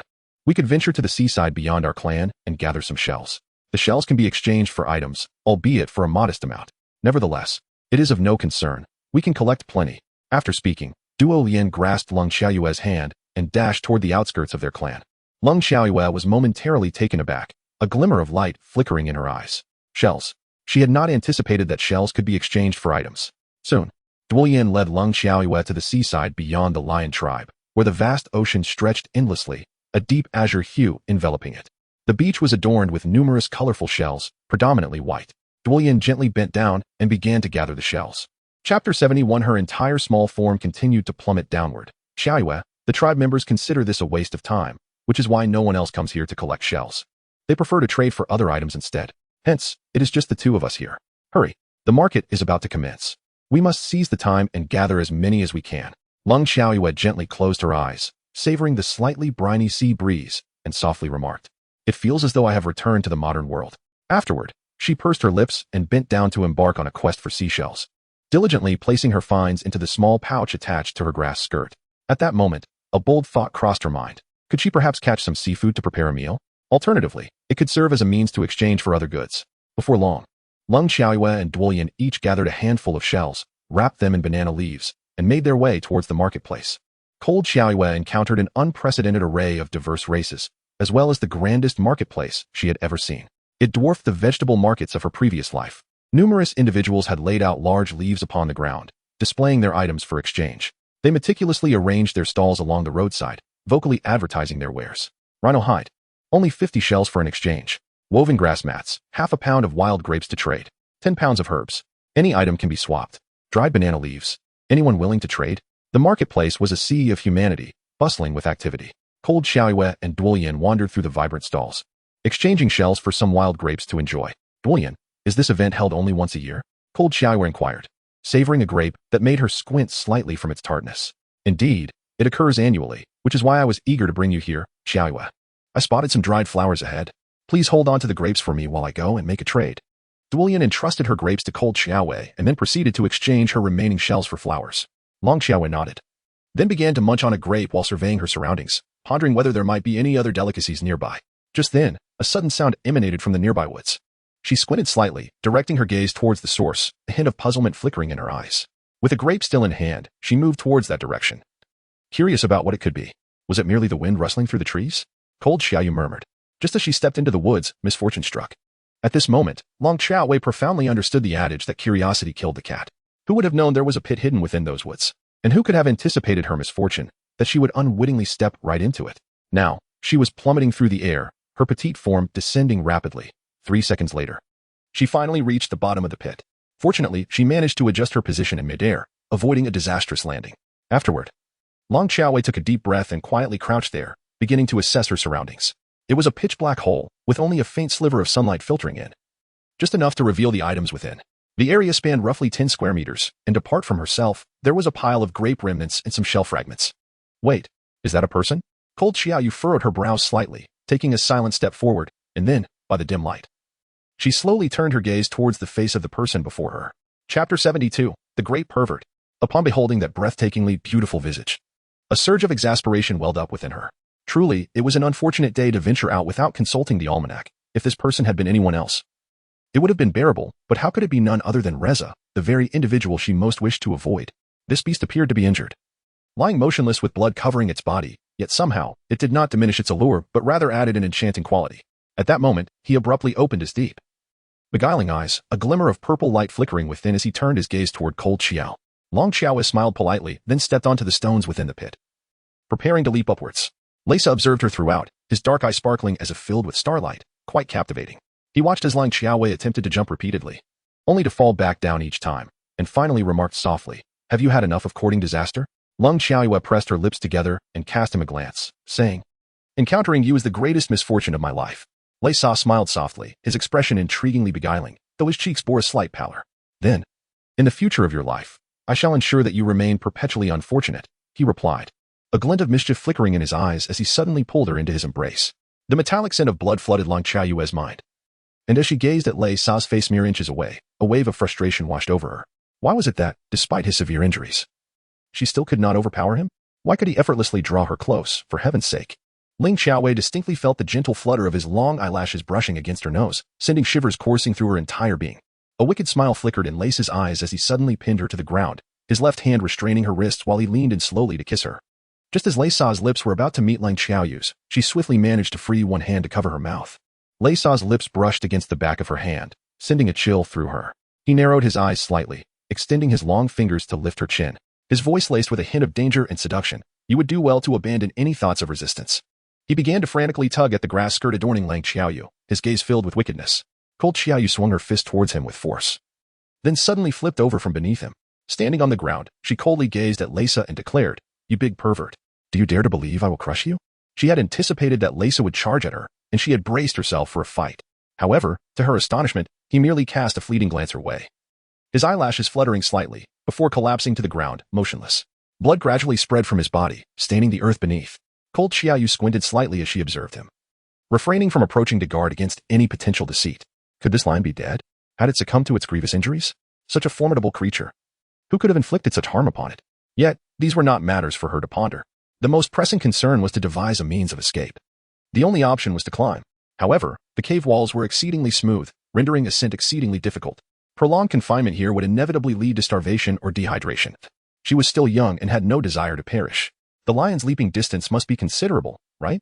If only she could persuade Leisa to transform into his beast form and carry her upward, there might still be a chance of escape. But this hinged upon his awakening and a slight improvement in his condition. Moreover, he must not pose a threat to her. He could not lay a hand upon her. This was her sole recourse. Otherwise, she would be left to await her demise. Chapter 73. Beast, do you wish to die? She certainly did not wish to meet her end alongside this lion. Lang Xiaoyu slightly squinted her eyes, then gradually approached Leisa, extending her hand to gently pat his cheek. Beast, do you wish to die? If that is your desire, I can end your life right now. Lang Xiaoyu spoke softly. After a considerable time, Leisa gently opened his eyes, a glimmer of violet flashing through them as he tilted his head slightly to gaze at Lang Xiaoyu. A flicker of emotion stirred within Lang Xiaoyu. She had never before witnessed the hue of his gaze, and to her astonishment, it had transformed into a deep shade of purple, just like Nan Li's. She regarded Leisa with a glint of coldness in her eyes. I can heal your wounds, but in return, you must carry me away and refrain from causing me any harm. At that moment, Leisa appeared to be mustering his last reserves of strength to open his eyes, utterly devoid of energy to utter a word. He slightly narrowed his eyes to glance at Lang Xiaoyu, blinked once, and then closed them again. That blink signified his silent acquiescence. Lang Xiaoyu pressed her lips together, then gently extended her hand to caress Leisa's chest. His expression shifted slightly, his eyelashes fluttering, as if he were on the verge of opening his eyes. Cold Xiaoyu let out a soft snort. I want to see where your wound is. Stop pretending. Leisa slightly opened his eyes, gazing at her in silence, as he currently lacked the strength to speak. Cold Xiaoyu swiftly located his wound, a gaping hole on his back, roughly the size of a palm. Astonishingly, he had survived for so long. The blood pooling on the ground was presumably seeping from this very injury. Lacking medication or cloth, there was no means to bandage it. How could it be treated? She pursed her lips and extended her small hand to cover his wound. Do not speak, and do not fear the pain. I am staunchly staunching the bleeding. Otherwise, you shall surely perish. Leisa's complexion was ashen, his lips unnaturally pale, yet he exhibited remarkable fortitude, remaining utterly silent in such dire circumstances. As time passed, half a day slipped away unnoticed. The bleeding from his wound had nearly ceased. Cold Xiaoyu gradually released her grip, wiping her blood-stained hands against the stone wall. She then gazed at the still pallid Leisa and inquired, how did you sustain your injuries? However, Leisa merely closed his eyes slightly, choosing silence over words. Cold Xiaoyu, noticing his indifference, chose to disregard him and settled herself on the ground at a distance, slowly closing her eyes to rest. At that moment, Leisa gradually opened his eyes and cast a glance in her direction, a faint smile blooming in his gaze. Meanwhile, Duo Lian was frantically searching for Cold Xiaoyu throughout the bustling market, having lost her companion after exchanging for a flower. Almost driven to madness, she had been searching for Cold Xiaoyu for quite some time, sweat trickling down her hair and landing on the ground. Taking a deep breath, she resumed her quest. Xiaoyu, where are you? Please don't scare me. Have you gone to exchange something? Whoa. Wiping away her tears, she finally gritted her teeth and made her way towards the tribe. Arriving at the entrance of Cold Xiaoyu's cave, she looked at Nanli with tear-filled eyes, saying, Xiaoyu. Xiaoyu is lost. Before she could finish her sentence, Nanli's eyes narrowed slightly, a flicker of panic and dread crossing her features as she swiftly headed outside. Duo Lian sank to the ground, sobbing uncontrollably. Whoa, I lost Xiaoyu. At that moment, Cold Xiaoyu slightly opened her eyes and glanced at Leisa. Chapter 74. Come here, I have something to tell you. She spoke softly. Your injuries must be healing. Can you take me outside now? Leisa opened his eyes a fraction wider, looking down at his wounds before shaking his head. Not yet healed. Then you must be able to move, right? Not at all. Cold Xiaoyu suppressed the urge to strike him down and gently closed her eyes. At that moment, Leisa unexpectedly initiated a conversation with her. Weren't you curious about how I was injured? Very well, come closer, and I shall tell you. Lang Xiaoyu regarded him with caution, then shook her head and said, If you wish to speak, then speak. If not, then it matters not. Leisa slightly lowered his gaze and gently remarked, I suddenly find myself lacking the desire to converse. Lang Xiaowei glanced at him momentarily before softly inquiring, "What is the story behind your violet eyes?" Leisa, however, chose to remain unresponsive to her question. Long Xiaowei lowered her gaze slightly, suddenly recalling a remark made by Wu La. Those endowed with violet eyes possess the ability to cultivate telekinesis. Some are born with this gift. What of Leisa? Might he also be among them? Yet, regardless of the truth, it was of no concern to her. After a brief interval of several minutes, Lang Xiaowei lifted her head to observe the sky outside the cave. Then turned her attention to Leisa. "You must take me out now. It has been long enough. Your wounds have ceased to bleed and will soon heal." Leisa's eyes flickered momentarily as he gracefully rose to his feet, an enchanting glimmer crossing his gaze, and then he stepped towards Lang Xiaowei, one deliberate step at a time. A flicker of vigilance crossed Lang Xiaowei's eyes as she silently rose to her feet, extracting a dagger from her waist. However, to her astonishment, Leisa did not lunge at her. Instead, he transformed instantaneously into a remarkably agile lion, faint traces of blood visible along his back. Before Lang Xiaowei could fully comprehend the situation, he hoisted her onto his back and leapt fiercely towards the cave's entrance. Cold Xiaoyu had not yet fully comprehended the situation when she found herself outside the cave. She exhaled in relief, hastily leaping down from Leisa's back. Casting a glance at him, she turned and began to stride towards the tribe. Leisa observed her retreating figure, transforming into human form, his gaze flickering slightly, a faint smile gracing his lips. At that moment, as if summoned from thin air, thousands of leopards suddenly sprang forth, swiftly encircling Cold Xiaoyu and Leisa. Long Xiaowei furrowed her brows slightly, a trace of coldness flickering in her eyes as she gradually tightened her grip on the dagger in her hand. In an instant, Leisa appeared by her side and forcefully seized her hand. Cold Xiaoyu furrowed her brow slightly, attempting to break free, yet finding herself devoid of any strength. At that moment, Leisa gently leaned closer to her ear and whispered, "I have enmity with the leopard clan. They came for me. Were you not inquiring about the wounds upon my body? I ventured out alone and, caught off guard, fell victim to their treachery." Long Xiaowei gazed at the poised leopards and murmured, "What grievances and enmities exist? I nearly led the tiger clan to annihilate their entire lineage. How unfortunate I am to have encountered this lion." Cold Xiaoyu silently took a step back and gently inquired, "If I run away, will they attack me?" "Yes." "Why?" "This lion heartlessly slaughtered an entire family. What does it have to do with her?" "Because they believe we are allies." At that moment, the leopards suddenly flashed a fierce glint in their eyes, charging towards Cold Xiaoyu and her companions with the speed of a razor, their sharp teeth gleaming ominously. It was truly unsettling. Chapter 75. I have shadows over you. Leisa transformed into a lion and softly urged, "Hold on to me tightly." Lang Xiaowei took a deep breath and suddenly leaped onto his back, then closed her eyes. She could hear the furious roars of the leopards around her, accompanied by the rush of wind. She sensed the incredible speed at which Leisa was running, as well as the sharp claws of the leopard clan incessantly grazing against her body and that of the lion beneath her. The metallic scent of blood permeated the air. After an indeterminate amount of time, they finally shook off the pursuing leopards. At that moment, Lang Xiaowei and Leisa found themselves in a desolate wilderness, shrouded in utter darkness, devoid of any light. Suppressing the intense pain coursing through her body, she slid off Leisa's back and gazed at him, saying, "Until we meet again." She turned to leave. "Stop." Leisa slowly transformed back into his human form and suddenly grasped her hand, asking, "Where do you intend to go? Back to the Lion Clan? Do you have any idea how far it is from here? Are you certain those leopards won't track you down? Staying with the leopard clan is far less desirable than remaining here." Lang Xiaowei narrowed her eyes slightly. "Release me." "What do you mean by this? You and he are not even on the same side. It is a miracle that you have not ended his life. Besides, I must seek out Nanli. It is late, and he must be worried sick by now. And then there is that little girl, Duo Lian. I can only imagine how anxious she must be." Leisa smiled gently. "You may return, but only on the condition that I escort you. Along the way, apart from the leopard clan, there are numerous other races that, upon seeing you, would likely wish to abduct you." Long Xiaowei pressed her lips together and slowly settled onto the ground. "Very well. I shall endure the night with you here. However, you must promise to return me home by tomorrow, and do keep your distance. I harbor a certain apprehension towards you." Leisa was momentarily taken aback, a glimmer of enchantment flickering in his eyes as they transformed into a deep shade of purple, overwhelming to the point of nausea. "Apprehension? What sort of apprehension do you have towards me? You do not hold any fondness for me, do you?" Lang Xiaoyu silently lifted her head to glance at him. "You truly possess an open mind. Don't you think that casually seizing a girl and initiating such conduct is rather intoxicating?" She continued, "Should I harbor shadows regarding you? Let alone shadows. If it weren't for the fact that I need you to take me home, I would almost contemplate ending your life right now." Leisa narrowed his deep-set eyes and gazed at her, tilting his head slightly, a hint of danger flickering within his gaze. "Ending my life?" A faint smile graced his lips as he stepped closer to Long Xiaowei, his slender fingers slowly resting upon his own lips. Long Xiaowei hastily rose to her feet and retreated. "What are you doing? Aren't you the one who's abnormal?"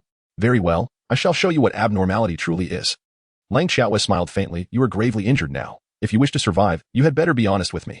She abruptly placed the dagger before herself and brandished it a few times toward him. If you kill me, you will have no way to return. Leisa's smile was malevolent, reminiscent of a devil, with a wicked and mischievous glint gracing his handsome face. Long Xiaowei scoffed, if you dare to come any closer, I shall take my own life at once.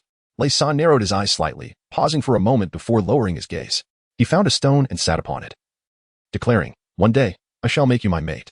He was determined to ravage her day and night, testing her resolve to reject him. Chapter 76. I would never choose you, you pervert.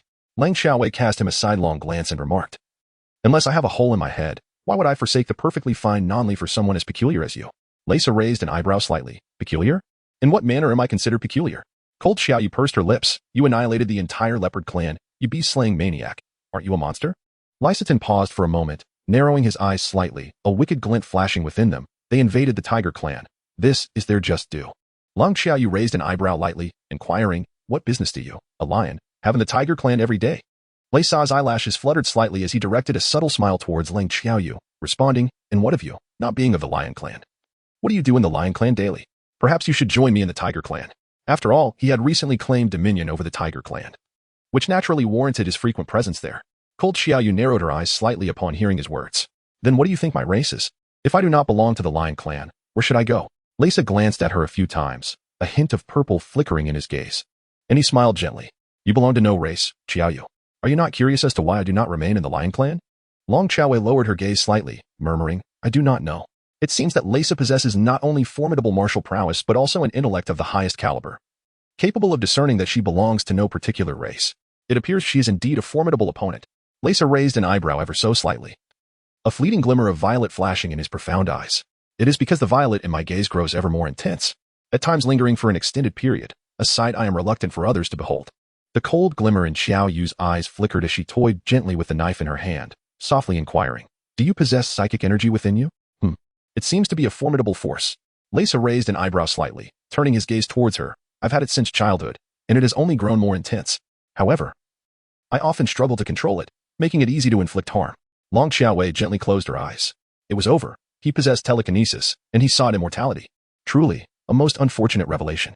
The night swiftly passed, and Lang Xiaowei, with a dagger in hand, leaned against a grand tree and succumbed to slumber. While Leisa stood at a distance, his gaze cast downward, lost in thoughts unknown. As dawn broke, Leisa unexpectedly honored his promise, transforming into his beast form, allowing Lang Xiaowei to rest upon his back as he carried her to the lion clan. It was the first time he had permitted another to ride upon him. Once Lang Xiaowei dismounted, he instantly reverted to his human form, his dark eyes occasionally flickering with violet hues, wild and untamed. His inky hair cascaded over his shoulders, swaying gently in the breeze, akin to a living masterpiece of the finest artistry. Cold Xiaowei cast a silent glance at him, then turned away and sprinted towards the lion clan. Farewell, forever, may we never meet again in this lifetime. Leisa stood there, a slight frown creasing his brow as a trickle of crimson seeped from the corner of his mouth. He reached out to wipe it away, his gaze flickering momentarily before he stepped outside the lion clan, one deliberate step at a time. After walking for a few minutes, he paused, a rich, almost palpable shade of purple flashing in his dark eyes. A hint of wickedness glimmered from within, and a devilish smile curled at the corners of his lips. Transforming into a robust lion, he surged into the distance. Rest assured, I will seize you soon. Meanwhile, Cold Xiaowei remained oblivious to the schemes brewing in Leisa's mind. Just as she entered the lion clan, she was abruptly enveloped in an embrace. She could distinctly sense that the person was trembling, as if gripped by fear. Chapter 77. Female, you're crowding me. Xiaowei. As these two syllables suddenly echoed in her mind, the familiar voice stirred a wave of emotion within her, almost bringing her to tears. She gently turned around, only to behold the once magnificent beast, Nanli, now appearing unprecedentedly haggard. He looked as though he had not rested for days, dark circles under his eyes. Yet this did nothing to diminish his beauty. Rather, it added an intriguing touch of weariness to his allure.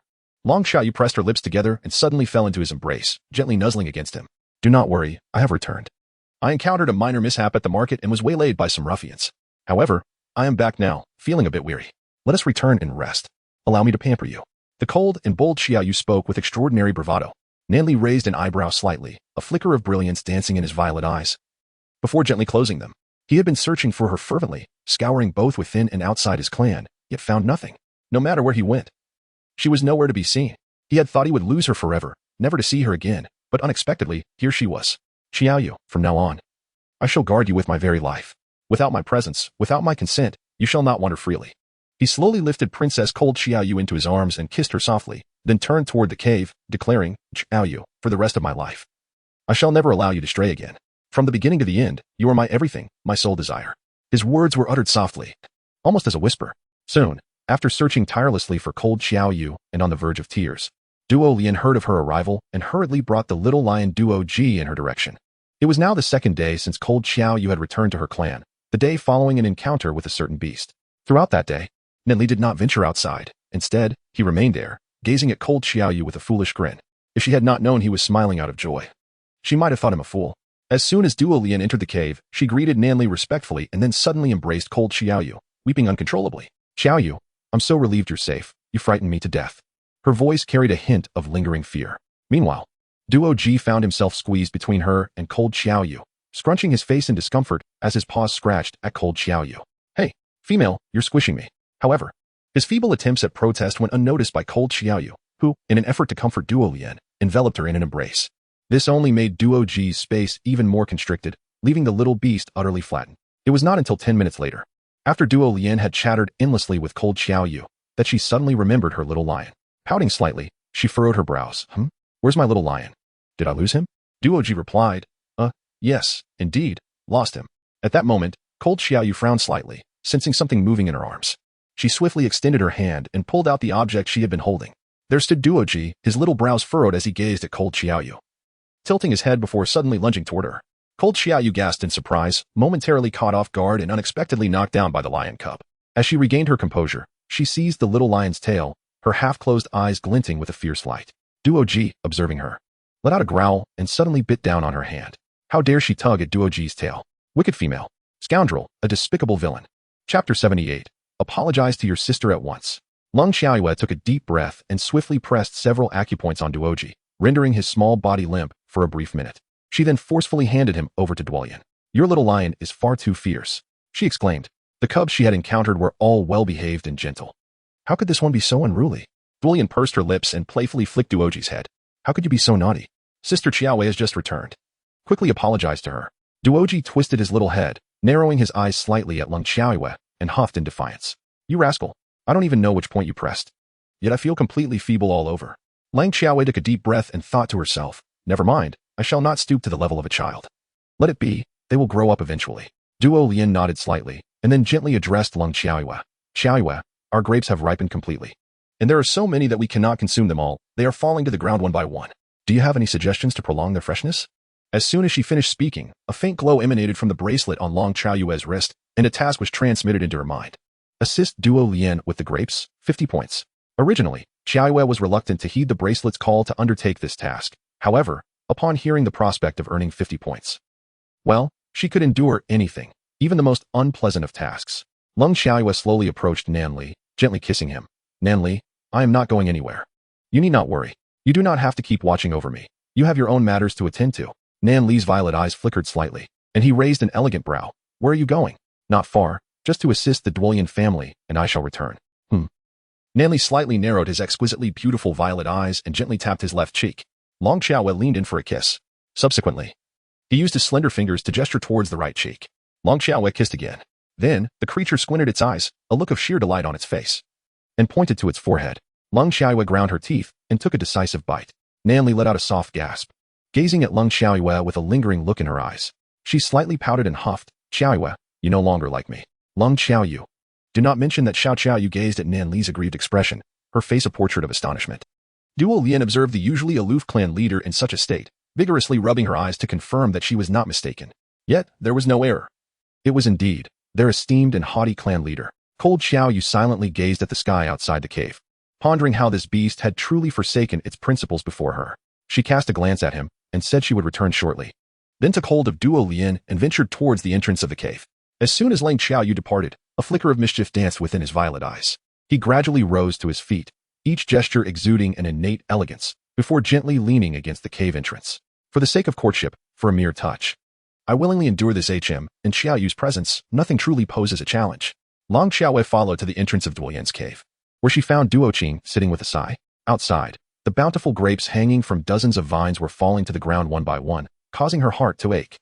Duo Qing did not wish to leave the grapes unpicked, but what was the point? They would only rot anyway. Chapter 79. Remain calm, remain calm. With a sigh, she turned to Long Xiaowei and said, Xiaowei has returned safely. Look at these grapes. Alas, I shall give them all to you. You and William can pick them, and then dispose of them as you see fit. After saying this, she went to fetch several large baskets and placed them before Lang Xiaowei, rubbing her eyes. Xiaowei, I haven't slept well for several days. I'll leave these matters in your hands. I shall take a short rest. After speaking, she glanced at Duoji, her eyes softening slightly. Little Duoji, would you like to sleep with Grandma? Duoji looked at Lang Xiaowei, then decisively nodded. With a gentle leap, he jumped into Duoqing's embrace, turned to Lang Xiaowei with a furrowed brow, and suddenly pulled out a few grapes, hurling them at her face. 1, 2, 3. The purple juice slowly trickled down Lang Xiaowei's cheek. Lang Xiaowei closed her eyes, silently waiting for the juice to flow to its conclusion. Afterward, she found a leaf to wipe her face, her teeth grinding softly. Duo Lian, feeling helpless, covered her face, then took hold of Lang Xiaowei's hand and gently said, Xiaowei, let us first pick the grapes. Just wait until tonight, and I shall deal with him.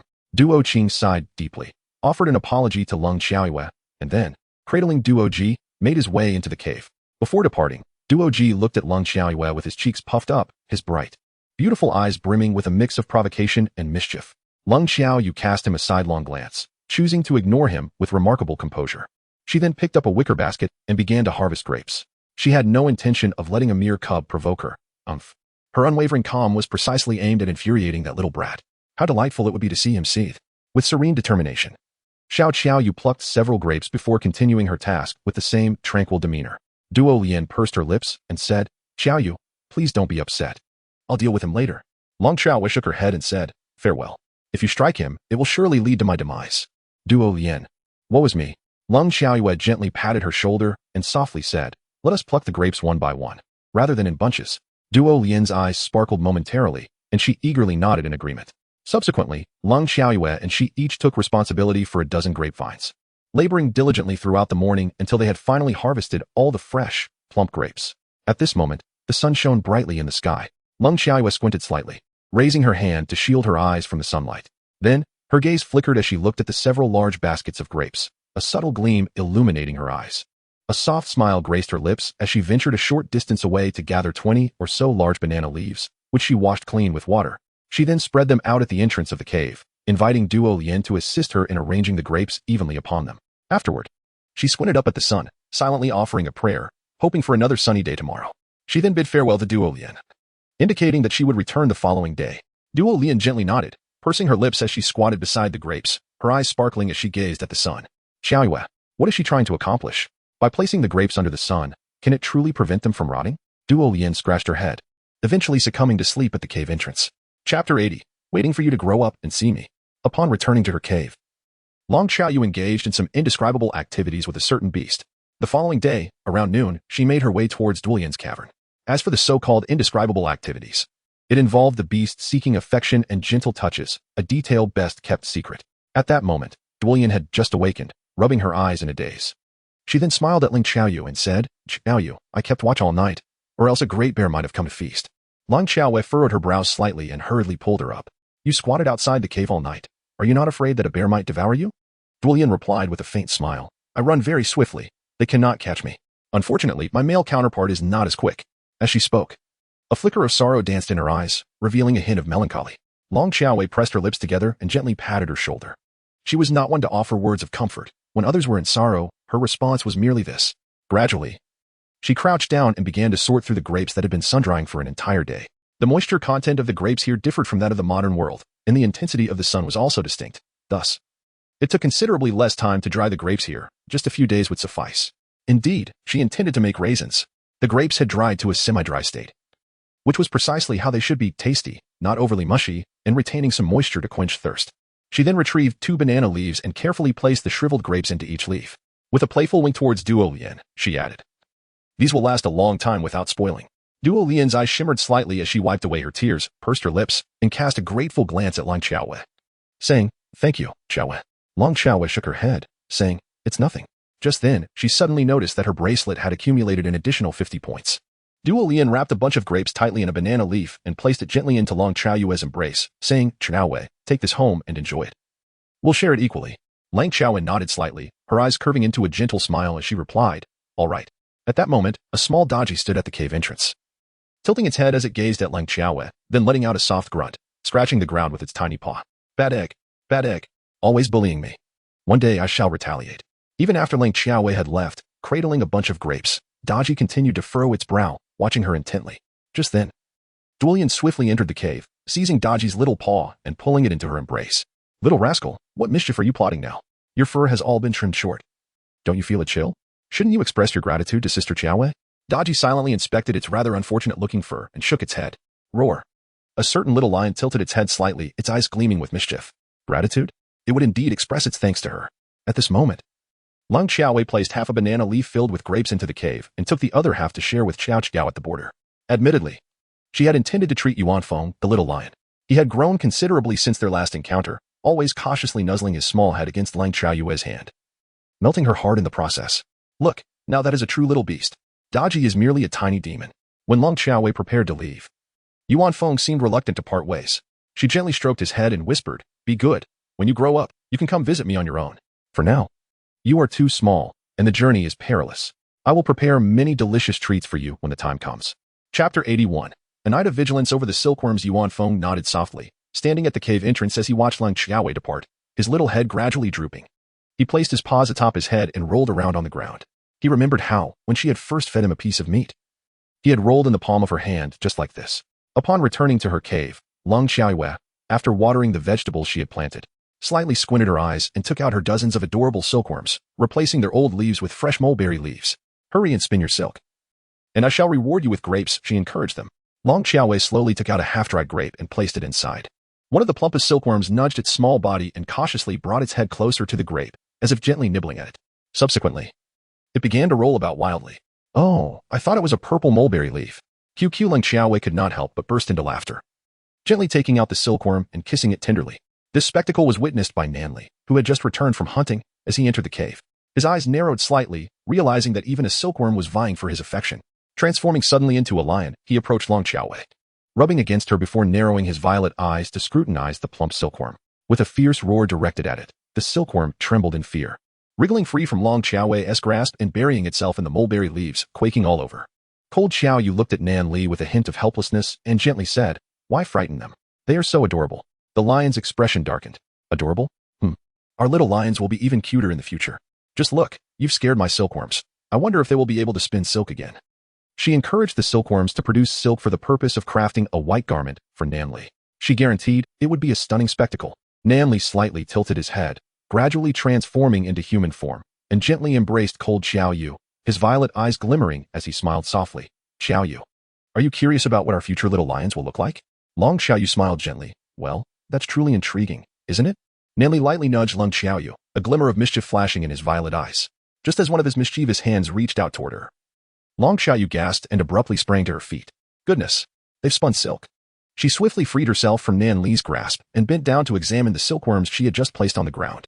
Her curiosity piqued as she picked up a strand of silk that had wrapped around her fingers. Nan Li's expression darkened instantaneously, his face etched with resentment as he glared at the silkworms. The little creatures trembled in fear at his fierce gaze. Ling Xiaoyu turned slowly to gaze at him, her voice soft yet firm. "You must not bully my silkworms." Nan Li narrowed his violet eyes slightly, a glimmer of mischief flickering within them. He then raised an eyebrow at the silkworms, a dangerous smile curling at the corners of his lips. Cold Xiaoyu gathered a handful of mulberry leaves and placed them beside the silkworms, smiling as she said, "Eat well, hurry, and spin your cocoons, so I can extract the silk."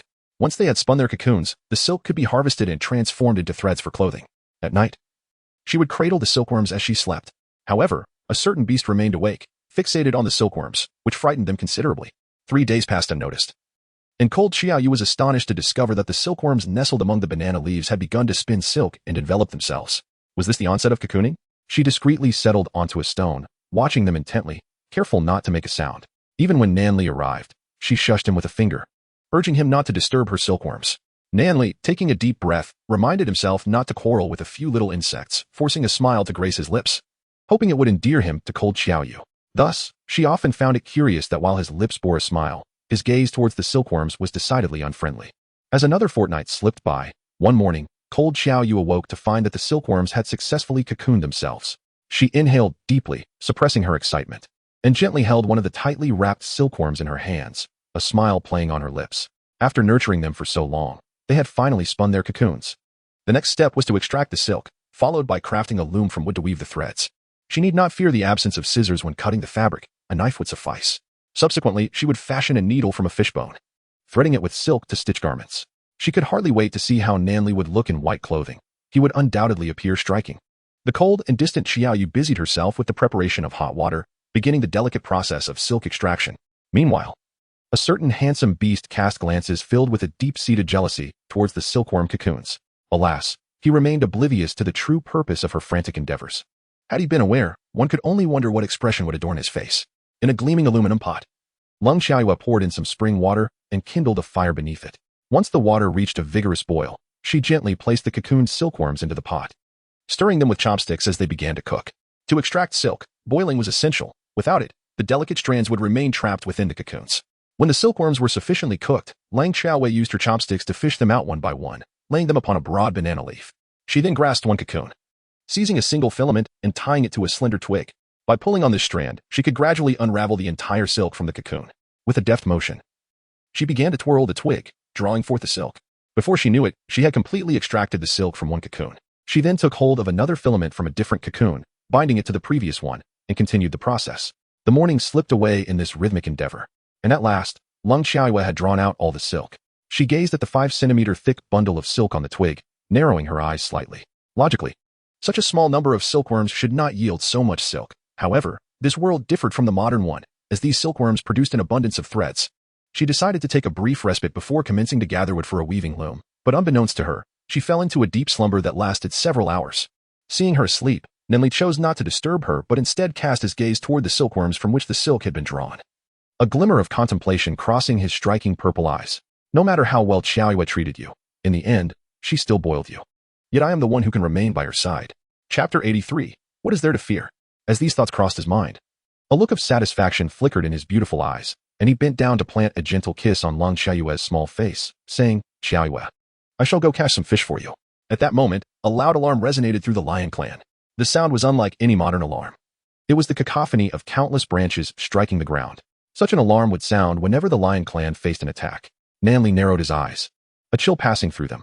It had been years since such an alarm had echoed. What could have transpired today? He glanced at Lung Xiaoyu, a multitude of thoughts flashing through his mind in an instant. As the clan leader, it was his responsibility to venture out. But what about Xiaoyu? Taking a deep breath, Nanli cradled Lung Xiaoyu in his arms and made his way toward the heart of the lion clan. He could not afford to lose her again. He would shield her with his life. Whenever the lion clan faced danger, all members would gather at the center. By the time Nanli arrived, the majority were already assembled. He furrowed his brow. What has happened? An elder from one of the tribes bowed slightly and informed him, the tiger clan. They are invading, and it appears there are at least 10,000 beasts. Nanli's gaze sharpened. Is there more? The elder suddenly shut his eyes. The leader is Leisa. Upon hearing this, shock rippled through the gathered lions, their expressions a mix of disbelief and confusion. Leisa? Why would he lead the tiger clan to attack the lion clan? At that moment, a third elder rushed over in a flurry, taking a deep breath. Leader, they are less than 100 meters from the lion clan. Soon after, a fifth elder hurriedly approached, casting a frantic glance at Lung Xiaoyu and pointing at her. Leader, Leisa from the tiger clan has sent word that if you hand over this female, they will immediately withdraw from lion clan territory. This proclamation left the entire assembly in stunned silence. Duo Lian, holding Duo Ji, looked anxiously at Nanli, fearing the decision he might make. Meanwhile, Xiao Qiao furrowed her brows tightly, her hands clenching. Everyone knew that Lung Xiaoyu was a kind soul, since her arrival in the clan. She had gotten along splendidly with its members, and thus no one wished to betray her, except for Tion Lan, who harbored a mix of glee and jealousy. She scoffed softly, muttering, what is so special about Lung Xiaoyu? Even the handsome Leisa desires her. Even Nanli has come to fancy her. At the same time, she hoped for Nanli to hand over Lung Xiaoyu, yearning for her to be brutally taken by the tiger clan. Nanli lowered his gaze, his long lashes casting shadows upon his cheeks. Slowly, he reached out to caress Lung Xiaoyu's face, gently asking, how many beasts in the lion clan are currently trained for battle? The fifth elder frowned slightly, replying, approximately 3,000. If we had a day to prepare, the tiger clan would be no match for us, but the fear lies in the element of surprise. A faint smile crept onto Nanli's lips, his eyes glinting coldly. What is there to fear? Mobilize our forces. Chapter 84. Do you underestimate me? No sooner had he spoken than the fifth elder hurried off to relay the command. At this moment, Lung Xiaoyu gently opened her eyes and looked at Nanli, softly saying, I forgot to mention that the day I first arrived at the tribe was the very day you succeeded as the chieftain. And it was on that day that Leisa abducted me. I encountered him again a few days ago at the market. I was delayed for certain reasons. She had awakened several minutes prior but had kept her eyes closed and remained silent. Nanli nodded slightly, holding her tightly and declaring, from now on, I shall never allow you to venture out alone again. Long Xiaowei rolled her eyes in exasperation, questioning whether Leisa was blind or simply unwell for having developed an infatuation with her. At that moment, Nanli gently pressed a kiss to her cheek before setting her down on the ground. Xiaowei, he said softly, stay here and remain safe. I shall lead the troops and drive back the Tiger clan, ensuring our kin are unharmed. As the clan leader, my duty is to protect my mate and the safety of our people. Yet, if compelled to choose between the two, I would unequivocally select Yeya. Long Xiaoyue nodded gently, her gaze flickering as she looked at him. Do not get injured. I await your return. Nanli also nodded softly, transforming into an exceptionally robust lion and heading towards the outskirts of their clan. At that moment, Duolian suddenly rushed to Long Xiaoyue's side and gently inquired, Xiaowei, do not be afraid. Our chieftain is incredibly formidable and will surely repel the Tiger clan. Subsequently, as if to comfort Long Xiaowei, she slowly embraced her tightly. Cold Xiaoyu squinted her eyes as she gazed at the dense throng of Tiger clan members advancing toward the tribe, suddenly rushing in the direction where Nanli was located. Duolian attempted to reach out and grasp her hand, but she was a moment too late and failed to catch her. Xiaoyu, she called out, yet Cold Xiaoyu did not glance back. The tribe members observed Cold Xiaoyu's retreating figure, and suddenly someone sighed. It seemed she was destined to be with the clan leader. Alas, we are either too old or too young. Even if we were of similar age, lacking training would render us nothing but a hindrance. In a sudden burst of despair, Duolian fell to her knees, covering her eyes as she wept uncontrollably. She had only this one friend. What would she do if something happened to her? Upon arriving outside the clan, Lang Xiaoyu beheld Leisa leading a multitude of Tiger clan members, standing defiantly against Nanli. Behind Nanli stood merely 3,000 Lion clan warriors, while Leisa commanded a formidable force of 10,000. As she approached, Leisa's keen gaze narrowed slightly, fixating upon her. Long Xiaowei fearlessly met his gaze, her slightly narrowed eyes harboring a hint of chill. Nanli also noticed her, frowning slightly as he shook his head in her direction. Return quickly. Long Xiaowei smiled gently and, with a blink, appeared beside him. Do you underestimate me? Nanli sighed and pulled her into his embrace. I know you are formidable. I merely fear for your safety. At that moment, Leisa narrowed his eyes slightly. Since you are unwilling to surrender, Xiaowei, we shall have to fight until you concede. Xiaowei, do you truly not wish to accompany me? As he spoke these words, a glimmer of mischief flashed in his gaze. Cold Xiaoyu cast him a glance. Follow you? I would rather delve into filth. After uttering these words, Nanli abruptly waved his hand, and the Lion clan members behind him swiftly transformed into their beastly forms, charging towards the opposing side. Blood. Once again, blood. The ground was drenched in crimson, the stench of gore permeating the air, reminiscent of a hellish battlefield. Chapter 85. Let the battle commence. This war was more brutal than that of humans, marked by a chilling ferocity. Countless members of the Lion clan fell, wounded. Some beasts lost their limbs. Others bore wounds that left their flesh in tatters, while some had their heads gruesomely mutilated. Yet, they continued to fight, striving to protect their kin, their beloved wives and children, so that they might lead a better life. Cold Xiaoyu slowly clenched her fists, contemplating that it was all her fault for their suffering. Taking a deep breath, she pressed her toes against the ground and dashed into the battlefield. Nanli had already surged ahead a few minutes prior. Long Xiaoyu, wielding a dagger, narrowed her eyes as she surveyed the towering orc figures surrounding her, each one more than thrice the size of a modern tiger. With a deft motion, she sprang onto the back of one of the beasts, plunging her blade into its vulnerable spot without a moment's hesitation. In a seamless flow, she darted beneath another tiger, her dagger gliding effortlessly to sever its throat. Unbeknownst to her, her arrival incited a fierce wrath among the tigers. Consequently, several of them surged towards her from all directions, their gazes brimming with ferocity and malice.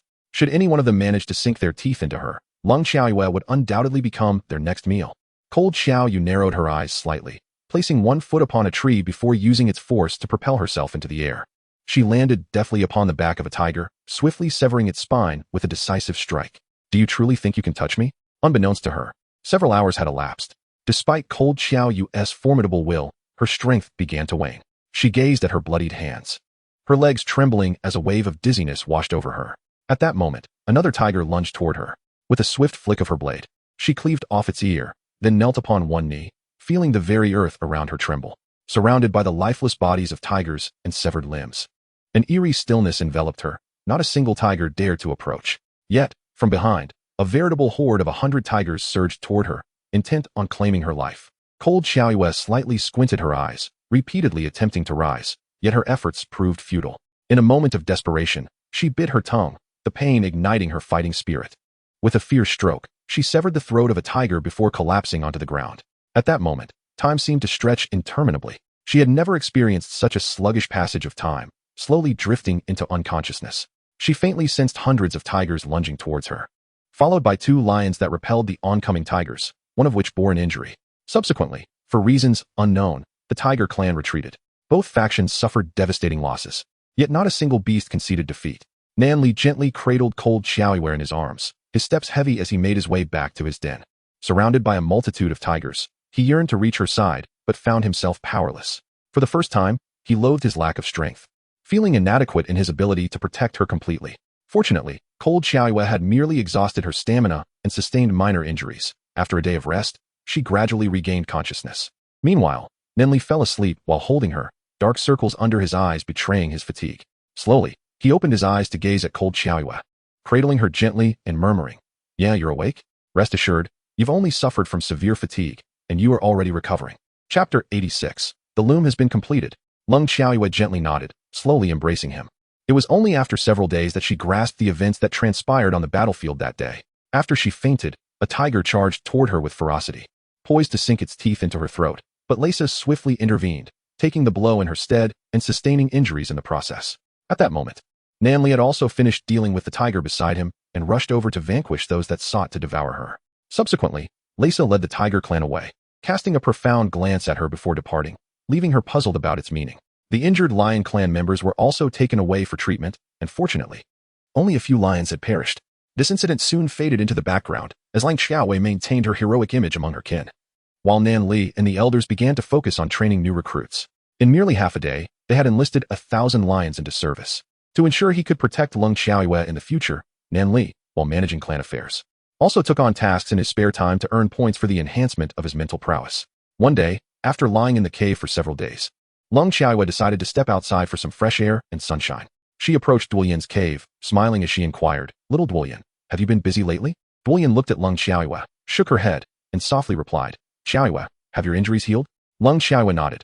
"I have been consuming more food lately, and my recovery has been rather swift. I am no longer in any significant distress. Since you are well, accompany me to the mountain to gather firewood." She intended to construct a loom to fashion garments for Nan Li. Duoyan gently nodded, placing Duoji in the cave, and together they ascended towards the nearby mountain. At this moment, Duoyan not only regarded Lung Xiaoyu as a friend, but also held a degree of admiration for her. Her audacity to venture onto the battlefield marked her as the most valiant among the lioness clan. The mountain was adorned with numerous sturdy trees. Lung Xiaoyu selected a few that were particularly suitable for crafting. She snapped them and laid them down on the ground, together with Duoyan. They toiled for the better part of the day, each shouldering a substantial bundle of branches as they made their way back to Lung Xiaoyu's cave. Cold Xiaoyu wiped away her perspiration and gazed at the large pile of twigs of varying thickness and length beside the cave, a faint smile flickering in her eyes. Duoyan looked at her with curiosity and asked, "Xiaoyu, what do you need so many branches for?" Lung Xiaoyu smiled gently. "What do you think?"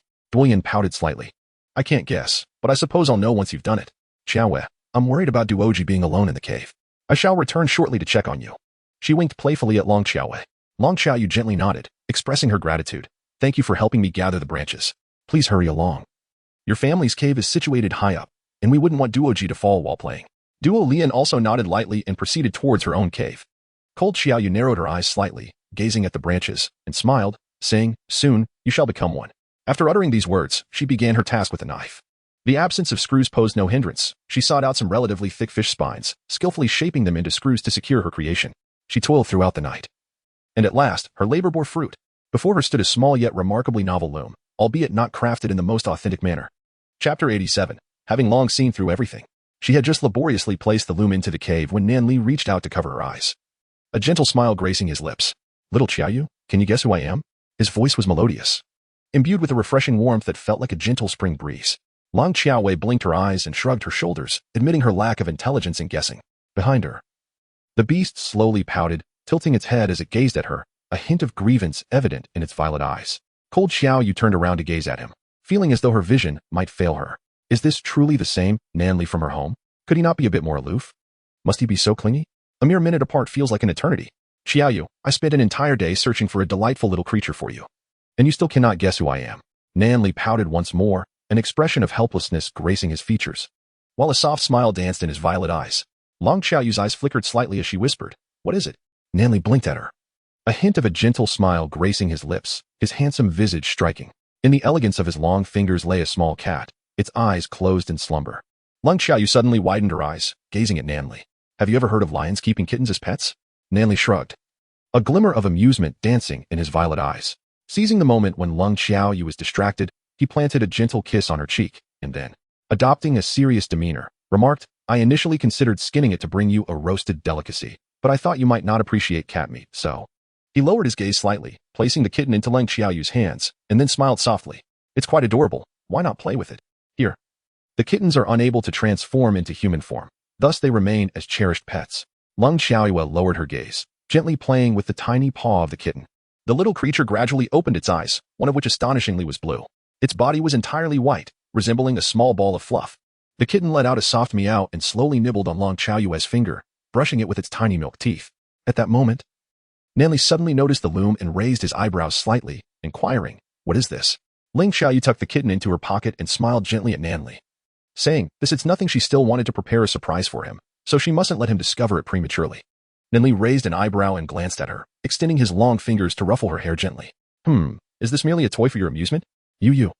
How old are you now? You're no longer a little cub. Ling Xiaoyu disregarded his sinister intentions, gently stroking the kitten's ear before turning it over and tickling its soft belly. The kitten mewed in protest, its voice a delicate complaint. Nanli, in a rare moment of seriousness, remarked, look, it resembles our little one so closely. Lung Xiaoyu. Sir, are you telling me that a lion can give birth to a kitten? Have you lost your senses? Nanli gazed at her with a sense of grievance and said, can we not? Absolutely not. Lung Xiaoyu lightly patted his exceptionally handsome cheek and shook her head, saying, there is no room for negotiation. Nanli, he is injured. You brought this little cat here with the true intention of broaching this subject, didn't you? Lung Xiaoyu had long seen through everything. Chapter 88, You. Did you give birth? Nanli slightly narrowed her violet eyes as she gazed at her. Seizing the moment when she was unguarded, she pressed a kiss upon her lips. And then a smile curved at the corners of her mouth. So what if it was true? His voice was melodious and enticing. Lung Xiaoyu let out a soft hum at him, then nestled the little cat closer and drifted off to sleep in a corner of the cave.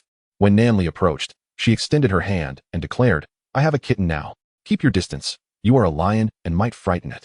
Nanli stood there, feeling aggrieved, slowly pouting his lips, arms crossed against the cave wall, his sorrowful violet eyes continuously glancing toward Lung Xiaoyu. Lung Xiaoyu, resolutely ignoring. At that moment, the little kitten suddenly meowed a few times towards Nanli, then happily nuzzled against Lung Xiaoyu. Nanli. One day, he shall cast aside this oblivious little feline, forgetting entirely who had brought the cat in the first place. The following day soon arrived, and the beast gazed at Lung Xiaoyu with a lingering, resentful look, one that lasted throughout the night, indeed. When Lung Xiaoyu picked up the kitten and inquired if he was tired, the beast shook his head. As long as you give me a kiss, I'm not weary.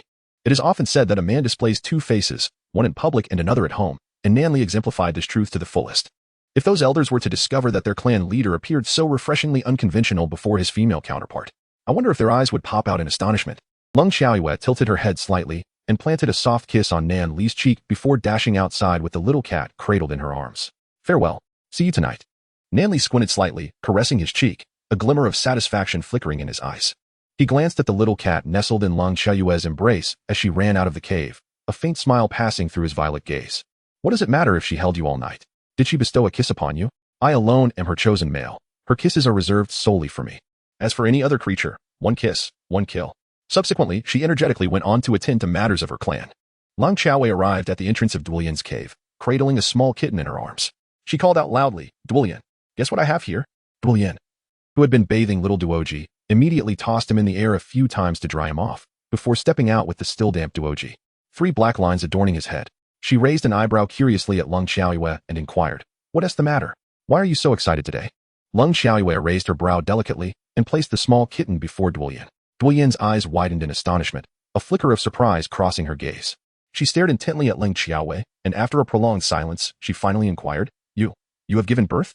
Lung Xiaoyu silently shook her head, a twitch at the corner of her mouth as she inquired, How did you discern that this is a little lion? Dulian pressed her lips together, gently cradling the small kitten in her embrace. She examined its tiny claws and then scrutinized its teeth, exclaiming, It's just a kitten. Did Nanli gift it to you? Lung Xiaoyu gently nodded. You have finally understood. Duo, feeling a bit bashful, scratched his head. He then took a small basket and placed Duoji and the little cat inside. Grasping Lung Xiaoyu's hand, he said, I was just about to visit my male companion's home. Since you are here, let us go together. Along the way, there are plenty of gesang flowers. We might as well gather some to adorn our cave upon our return. Lung Xiaoyu gently nodded, then cast a glance at the basket containing Duoji and the little kitten. Chapter 89. Do you believe I can crush you? Is it truly all right to place this little lion and the kitten together? Duolian seemed to see through her concerns and smiled softly. It's fine. Duoji has been exceptionally well behaved lately. Long Xiaowen nodded in a daze, and then, alongside Duolian, she proceeded towards the western direction. Along the way, there were indeed numerous blooming gesang flowers, predominantly in soft shades of pink, with an occasional splash of red. They flourished by the roadside, offering a delightful and refreshing sight. Ling Xiaoyue slowly crouched down, plucking a few blossoms and placing them into the small pouch at her waist. Then, she gathered several deep pink flowers and, taking advantage of Duolian's inattention, tucked them into her hair. With a playful smile, she continued until Duolian noticed, at which point she removed the flowers and shared a laugh with her.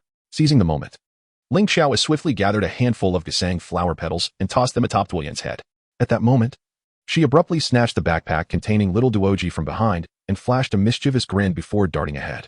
Duolian pouted and quickly chased after her, exclaiming, Xiaoyue, you're bullying me again. Ling Xiaoyue sprinted forward, discovering the roadside teeming with vibrant gesang flowers, while ahead lay the vast, boundless ocean. And the sky was a deep azure, seemingly merging with the sea. In that moment, she felt an overwhelming affection for this way of life. Perhaps in her haste, she suddenly tripped and fell to the ground, but fortunately, the earth was cushioned with flowers, sparing her from a painful landing. In her concern for the little lion cub, she hastily lifted her small backpack before tumbling down. Then, she seemed to catch a whiff of iron in the air. With narrowed eyes, a flicker of unease ignited within her, prompting her to abruptly place the small backpack on the ground and reach in to pull out Duoji. Directing her gaze toward the kitten, "Damn it," she exclaimed, giving Duoji a firm tap on his rear. "You are meant to coexist peacefully, not for you to feast upon." Ling Xiaoyue felt on the verge of losing her mind. Duolian approached her, squinting at the bloodied, battered kitten within the backpack, marked with bite marks all over its frail body. Then, without hesitation, he seized Duoji by the little tail and lifted him up. Duoji. Duoji pouted, a mischievous glint flashing in his eyes, and he fearlessly glared back at Ling Xiaoyue, letting out a couple of indignant growls. "Ling Xiaoyue, do you believe that I could crush you? Such a mischievous little creature at such a tender age, what will it become when it grows up?" Duoji swiftly wriggled free from Duolian's grasp and then gently roared a few times at the little kitten. The kitten trembled, let out a burp, and suddenly fainted. Duolian took a deep breath, and then Duoji cradled the kitten in his arms, shouldering his backpack as he rushed towards his male abode. "Hurry. My male home has medicinal herbs. If we act quickly, the kitten might still be saved." Ling Xiaowen nodded and swiftly followed Duolian, racing ahead. After approximately the span of 3 incense sticks, they finally discovered a cave by the roadside, adorned with a picturesque stream and wildflowers that appeared quite charming. Duolian pointed towards the cave, taking a few gentle breaths. "This is the place." She then gradually approached the interior, greeting an elderly female with a soft voice. "Mother, I have brought a friend to see you, but my friend's little kitten is injured. May I tend to it here?" The old female glanced at her, then rose to retrieve a bundle of herbs from a corner of the cave, placing them into Duolian's hands. Chapter 90, Do you not feel any remorse within? The elderly female nodded slightly and resumed her seated position, closing her eyes. Duolian stepped outside the cave, pulling Ling Xiaoyue in as she softly said, "Xiaoyue. She may not speak, and her sight is somewhat impaired, so do not take offense. Let us quickly attend to the kitten's wounds." Ling Xiaoyue nodded lightly, then gently lifted the small cat from her backpack and placed it upon the straw. Utilizing the light from outside the burrow, she carefully examined the location of its wounds, holding her breath as she retrieved a knife to meticulously shave away the fur surrounding the injury. One could not help but notice that, once shorn, the cat appeared almost bald. Subsequently, she took out some herbs, grinding them into a paste and applying it tenderly to the wounds, before wrapping the area with long leaves. Once everything was addressed, Ling Xiaoyue exhaled in relief and settled onto the straw, catching her breath. The fate of the small cat now rested in the hands of destiny. Throughout this ordeal, Duolian had been admonishing Duoji, remarking that while it is natural for lions to seize their prey, this was Xiaoyue's beloved cat. How could he possibly harm it? Did he not feel a twinge of guilt within? Yet, Duoji merely fixated on Ling Xiaoyue's silhouette, letting out a few soft growls. "Humph, precisely because it is her cat. I must bite." Originally intending to deliver a swift, lethal bite to the throat, he found such an end unfulfilling. Instead, he preferred to relish in its suffering. Witnessing his utter lack of remorse, Duolian was suddenly overwhelmed by a profound sense of helplessness. After a span of several minutes, the little cat, swathed like a dumpling, gradually opened its eyes and nuzzled against Ling Xiaoyue, tears streaming from its eyes. "Wah, dear master, I need a hug." Ling Xiaoyue slowly cradled it in her arms and gently kissed it. If Nan Li were to witness this, she would undoubtedly explode with rage. Duolian tugged at Ling Xiaoyue's hand and softly said, "Xiaoyu, I am sorry." Cold Xiaoyu shook her head, dismissing any concern. She then narrowed her eyes and tilted her head, gazing intently at Duoji. Unfazed, Duoji met her gaze with unwavering composure, letting out a soft hum. Ling Xiaoyu slapped her forehead, vowing never to encounter that little rascal again. Duolian slowly rose to her feet, embracing Duoji and said, "Xiaoyu, please do not be upset. I will fetch you something to eat. She hurriedly dashed outside the cave and returned with some dried cured meat. Offering it to Long Xiaoyu, it is quite delicious. Do give it a try. Long Xiaoyu took a bite. Duo Lian placed the cured meat before the elderly female and gently said, Mother, please have a little. The old female slowly accepted the meat and then took a gentle bite. I must ask you, Duo Lian, how could anyone in our lion clan possibly keep a cat? Isn't that quite absurd? Long Xiaoyu, if a cat can take care of a mouse, why can't she raise a cat? Duo Lian, I am getting old, and with the unfortunate passing of my little one, I am left alone. You should come visit me often, and when my time comes, please ensure I am laid to rest properly. Duo Lian nodded. Rest assured, I will visit you regularly. Next time, please do not bring the cat. The scent of blood makes me want to devour it. The old female shook her head. Duo Lian nodded. Yes, yes. She finds cats rather adorable. Cold Xiaoyu listened to the dialogue, silently glancing at the pitiful little kitten. The life of this kitten among the lion clan was undoubtedly thrilling and perilous. Chapter 91. Do you see how adorable I am? Just like a corn kernel jumping into a pile of mice, leaving nothing but remnants of its existence. Thus, a bizarre farce concluded in this manner. Cold Xiaoyu returned to the cave, carefully tucking a few blossoming gesang flowers into a small crevice. After watering the vegetables she had planted, she silently gazed at the little cat and said, For your own safety, once you have healed sufficiently, I shall have to let you go. Otherwise, she could confidently predict that this little feline would, upon encountering a few young lions, mistakenly believe they were kin and approach them to frolic together. Within 3 minutes, she would undoubtedly be devoured to the last morsel. 3 days later, the wounds on the little cat's body had mostly healed. Cold Xiaoyu stealthily ventured outside the clan to place it in a relatively safe spot before hastily returning. The little cat gazed at Cold Xiaoyu's retreating figure with sorrowful eyes, then extended its tongue to lick its own body before departing in despair. Whether it lived or perished truly depended on fate. Among the most exhilarated by Cold Xiaoyu's decision to abandon the little cat was none other than a certain dashing beast. In the days that followed, the feline that had monopolized his female was nowhere to be seen, allowing him to once again indulge in unrestrained affection at night. Little Xiaoyu was deeply saddened by the loss of her little cat. She believed that her inability to keep it stemmed from 2 reasons. 1. Duoji. 2. Duoji's grandmother. That old female. The darkened little Xiaoyu silently vowed that she would be at odds with the 2 of them. Especially that scoundrel Duoji. Just you wait. I shall seize the opportunity to make you pay dearly. Nanli looked at Cold Xiaoyu, who was sulking and sleeping in her embrace, and couldn't help but chuckle. Wasn't it just a pet? To be so upset for so long.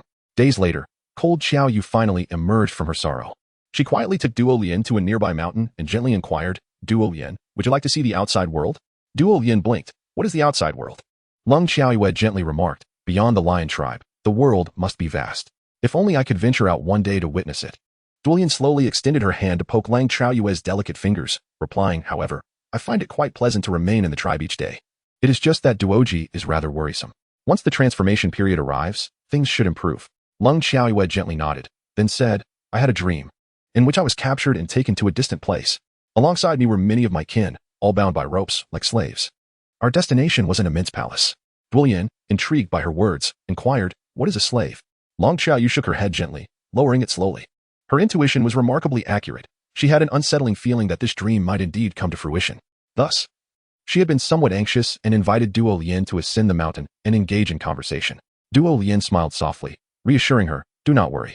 As for the palace you mentioned, there is none here. It is merely a dream. If you ever feel restless and wish to explore the clan, you may accompany the chieftain.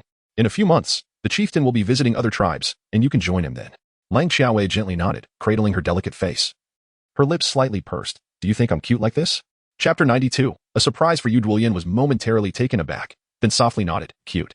Lang Xiaoyu sighed deeply and abruptly reclined on the grass, exclaiming, you are the first person in this world to call me adorable. She continued, all right. Duo Lian, I must return to sew clothes for Nanli. I shall come back to play with you later. After speaking, she found a vine and tied it around her waist, then leaped down the mountain with fervor. Duo Lian let out a soft gasp, covering her eyes. Xiaoyu, don't frighten me. Are you still alive? She cautiously approached the cliff's edge and peered down. Upon seeing Lang Xiaoyu safely on the ground, she let out a relieved breath. She had thought that Xiaoyu might have been driven to leap off the cliff. Lang Xiaowei playfully blinked at her, then tilted her head and said, this is the method I have just invented for descending the mountain. Isn't it quite impressive? Duo Lian silently nodded in agreement. Yes, indeed, impressive. Subsequently, Lang Xiaowei swiftly made her way to her cave, exerting herself to pull the completed loom outside. Taking a deep breath, she placed the rolled silk onto it and began to weave fabric, albeit somewhat clumsily. Hee. 1 2, yo, 1 2, 1 2 1 2, yo. Cold Xiaowei shook her legs vigorously, pedaling the footrest with fervor as she adjusted the fabric with her self-invented shuttle. Exhaustion overwhelmed her, and she let her head fall onto the weaving loom.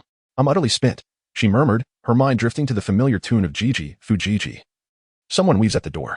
She had already inquired, and in about 10 days, it would be Nanli's birthday, or as it was referred to here, his birthday. She had to complete the fabric before the occasion to ensure it could be processed in time.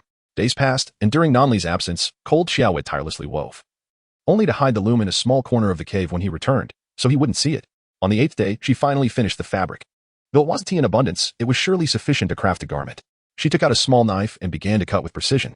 Fortunately, she was well-versed in various crafts, having learned the art of weaving from an old beggar in her village. Once she finished cutting, she retrieved a slender fishbone, drilled a hole through it, and threaded it with silk, beginning to sew under the sunlight. With a silent prayer to Guanyi, she completed the final stitch just in time for Nanli's birthday. A sigh of relief escaped her as she stretched her aching back and carefully folded the garment, placing a gentle kiss upon it. Though it appeared to be merely a piece of clothing, it had consumed an immense amount of her time. In this world of beasts, crafting a garment was indeed a daunting task. As evening approached, cold Xiaowei quietly held the finished clothing, awaiting Nanli's return. He had been away longer than usual, likely attending to matters within the tribe. Approximately 10 minutes later, his figure gradually appeared before her, every movement exuding elegance, his violet eyes shimmering like the delicate strokes of an ink painting. He approached her side and softly inquired, "Why are you still awake?" Long Xiaowei narrowed her eyes slightly and smiled. "I have a surprise for you." As soon as she finished speaking, Nanli raised an eyebrow, a faint smile gracing his lips. What a delightful coincidence. Suddenly, he produced a large banana leaf from behind him, gently unfolding it, and countless fireflies burst forth, their luminous glow illuminating the night. Chapter 93, Birthday Gift. The fireflies encircled the two of them, causing even the moon above to pale in comparison. Lang Xiaowei slowly parted her lips and softly remarked, "So beautiful, Nanli. You must have stayed out so late just for this, right?" Nanli raised an eyebrow lightly. "There is more." From seemingly nowhere, he produced a banana leaf and gradually unfolded it, releasing a flurry of vibrant, luminescent butterflies that danced around Lang Xiaowei. She gasped in astonishment and impulsively embraced Nanli, planting a fervent kiss upon him. A certain beast narrowed his violet eyes slightly, a flicker of satisfaction crossing his gaze. He had spent the past month, a grand lion, capturing these delicate creatures. If this endeavor brought her joy, it was indeed worth every effort. At that moment, Lang Xiaowei tenderly presented him with a garment from behind her, playfully blinking her eyes. "Here, try it on. It's a birthday gift. I made it myself." Nanli's eyes sparkled with intrigue, and his heart stirred gently. He then took the garment into his hands and began to change into it slowly. Cold Xiaowei felt an inexplicable admiration for his extraordinary intellect. He had actually devised his own method of dressing. It was simply astonishing, truly astonishing. After marveling at his intelligence, she couldn't help but reflect on his physique as well. It was undoubtedly the most perfect creation by the hands of God. A mere glance would surely cause her to blush, prompting Cold Xiaowei to discreetly turn away. After an unknown passage of time, Nanli gently tapped Cold Xiaowei's shoulder and inquired, "Little Xiaowei, may I turn around now?" Long Xiaowei gently nodded, then turned away. His violet eyes shimmered with an ethereal glow, as if they harbored countless stars. His long, brush-like eyelashes fluttered, casting a delicate shadow upon his face. Beneath his straight nose lay thin, crimson lips, and his chin boasted a graceful curve. His inky hair cascaded softly, and he donned a flowing white garment that revealed his exquisite collarbone. With an air of elegance, he exuded a faint scent of herbs, resembling an elusive orchid amidst the night sky, causing the myriad stars to pale in comparison as the moon gradually dimmed. Lang Xiaowei tentatively extended her hand to poke him. After confirming that he was indeed real and not a figment of her imagination, she silently resolved to earn points diligently. Perhaps after a few levels, she could exchange her accumulated points for clothing. At that moment, she envisioned a plethora of garments at her disposal, and she was determined to find a blue outfit for him to try on. It would undoubtedly look even better. Long Xiaoyu extended her hand to capture a firefly, delicately moving her small fingers to play with it. She softly inquired, "Nanli, do you think I'm a bad person? In the past, in my pursuit of a better life, I unknowingly caused countless individuals to question their existence." Nanli gently shook his head, slowly enfolding her in his embrace. A faint smile flickered in his violet eyes as he replied, "If you wish to deceive others in the future, feel free to do so. I shall be responsible for the aftermath. I assure you, I will ensure your future is filled with happiness." Long Xiaoyu nodded and suddenly leaned in to steal a kiss from him, exclaiming, "Great beast, a kiss." Nanli slightly lowered his gaze, a faint smile flitting across his eyes, and then he pressed his lips to hers. That night would undoubtedly be one of the most unforgettable for Long Xiaoyu. Initially, she had hoped to see Nanli wear that white garment for a longer duration, but little did she know, the quality was lacking. And as soon as Nanli took it off, it tore apart. In response, Long Xiaoyu clutched the fabric, her petite form trembling with indignation. Finally, she waved her small hand grandly, declaring, "It's all right. In the future, I shall exchange my points for a higher quality one. What is there to fear?" Chapter 94, Crafting Weapons. Observing her demeanor, a blend of affection and helplessness crossed Nan Li's enchanting purple eyes. Long Xiaoyu turned her head, crossing her arms and gazing at him, lightly pursing her lips. What is the matter? Do you have a problem with me? Nan Li responded with a gentle smile, quickly raising his long hand, his voice laced with a hint of amusement.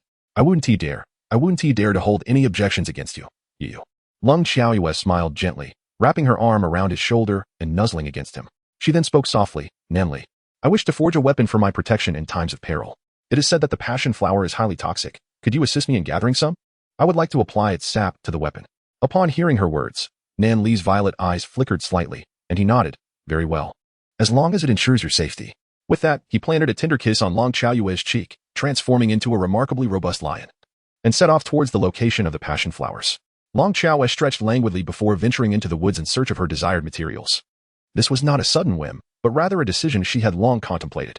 The dangers beyond her tribe were numerous, with several clans embroiled in conflict.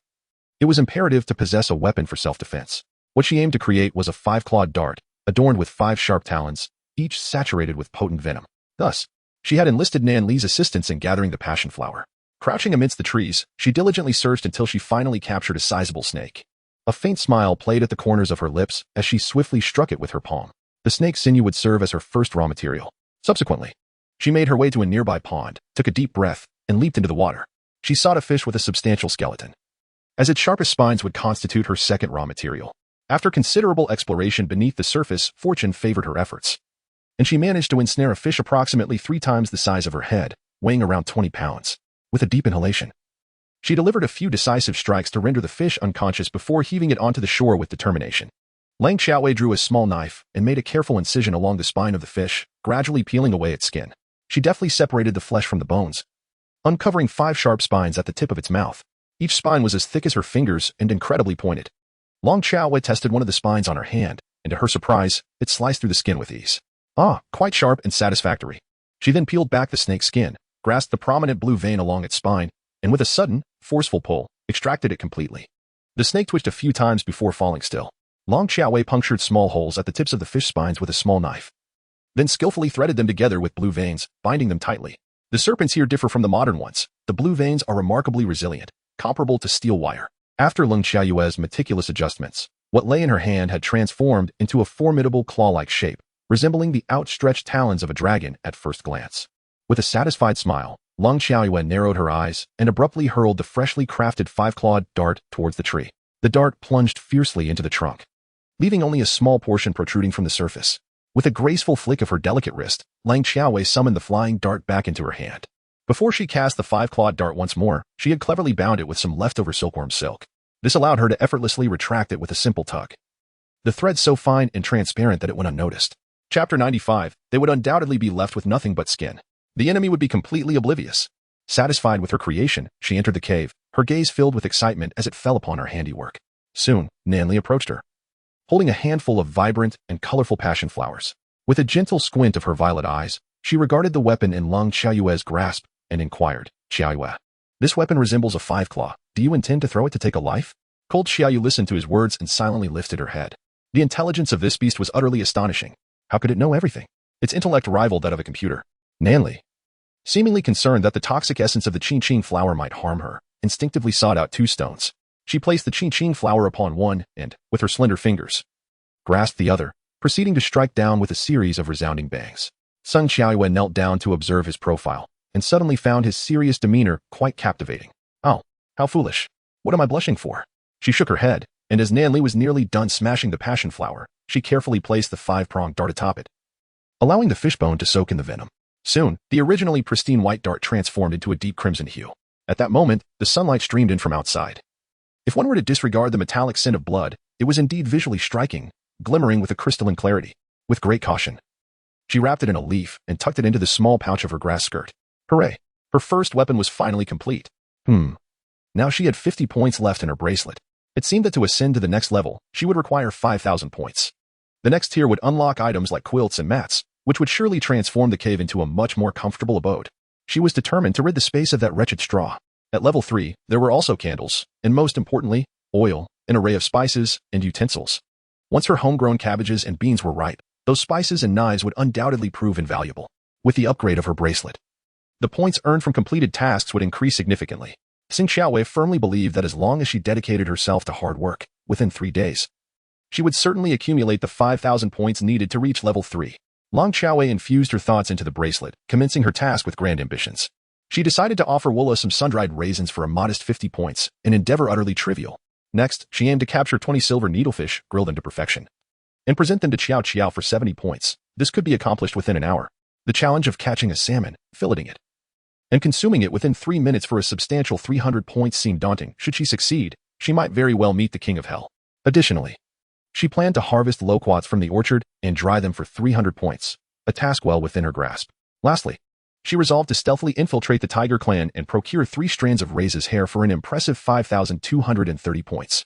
Long Xiaowei inhaled sharply, her mind grappling with a momentous decision. Should she complete all these tasks, coupled with the 50 points she had previously garnered, she would amass a staggering total of 6,000 points. 6,000 points. Aside from the 5,000 allocated for upgrades, she could retain 1,000 for procuring items, ensuring her life would be rich and fulfilling. Yet, infiltrating the Tiger clan and plucking Leisa's hair was no mere escapade. It was a perilous gamble with her very existence. Having slain so many from the Tiger clan, should they uncover her identity, she would undoubtedly meet a fate worse than death, reduced to nothing more than a lifeless shell. Chapter 96. The strength to endure has evaporated nevertheless. She was armed now, and her skills from her past life had nearly returned. As long as she exercised caution, she should encounter minimal issues.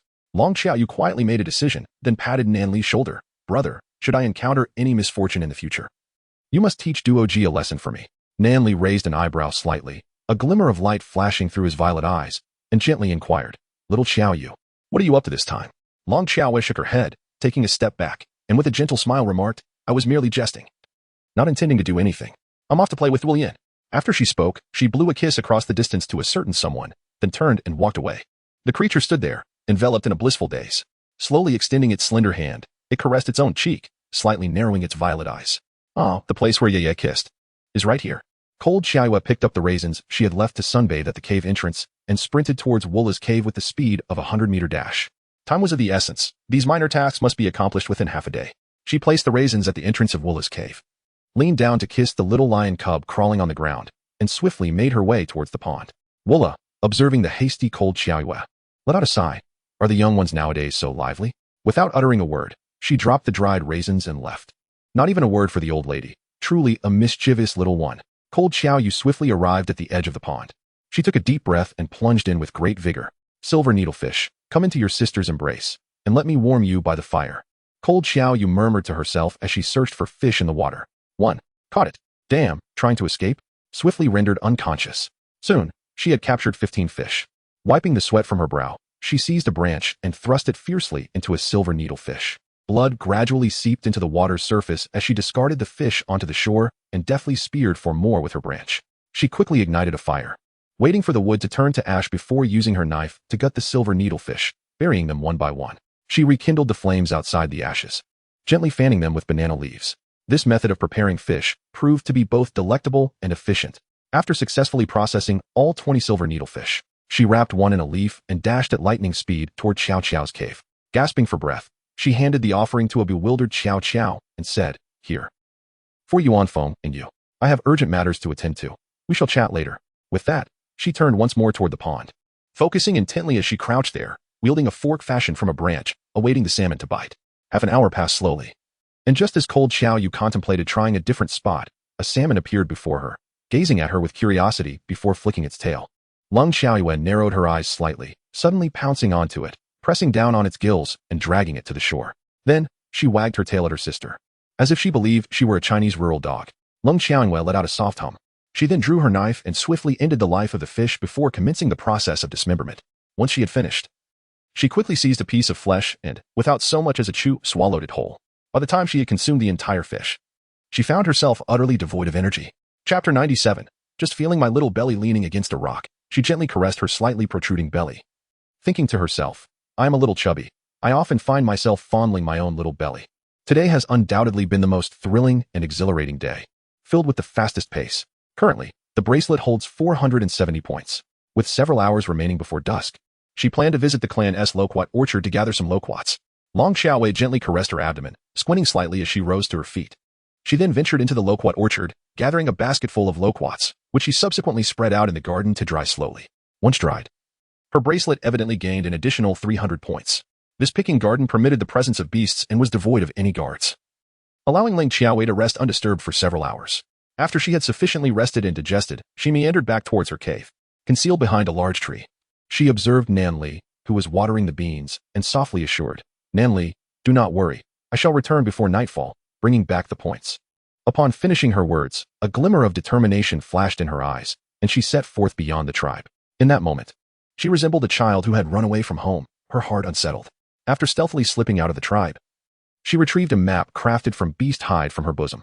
This map, which she had sketched with charcoal, depicted the route from the Lion Clan to the Tiger Clan. She had once witnessed Nan Li studying a map of the Lion Clan's path to the Tiger Clan, and it had been etched in her memory. With the tips of her toes grazing the ground, Ling Xiaoyu propelled herself upward to perch upon a tree, her figure gradually fading from view. Though this method of leaping about was fraught with peril, her swiftness was paramount. Otherwise, she would not reach the Tiger tribe by the morrow. After several hours of relentless pursuit, she finally arrived at the outskirts of the Tiger tribe.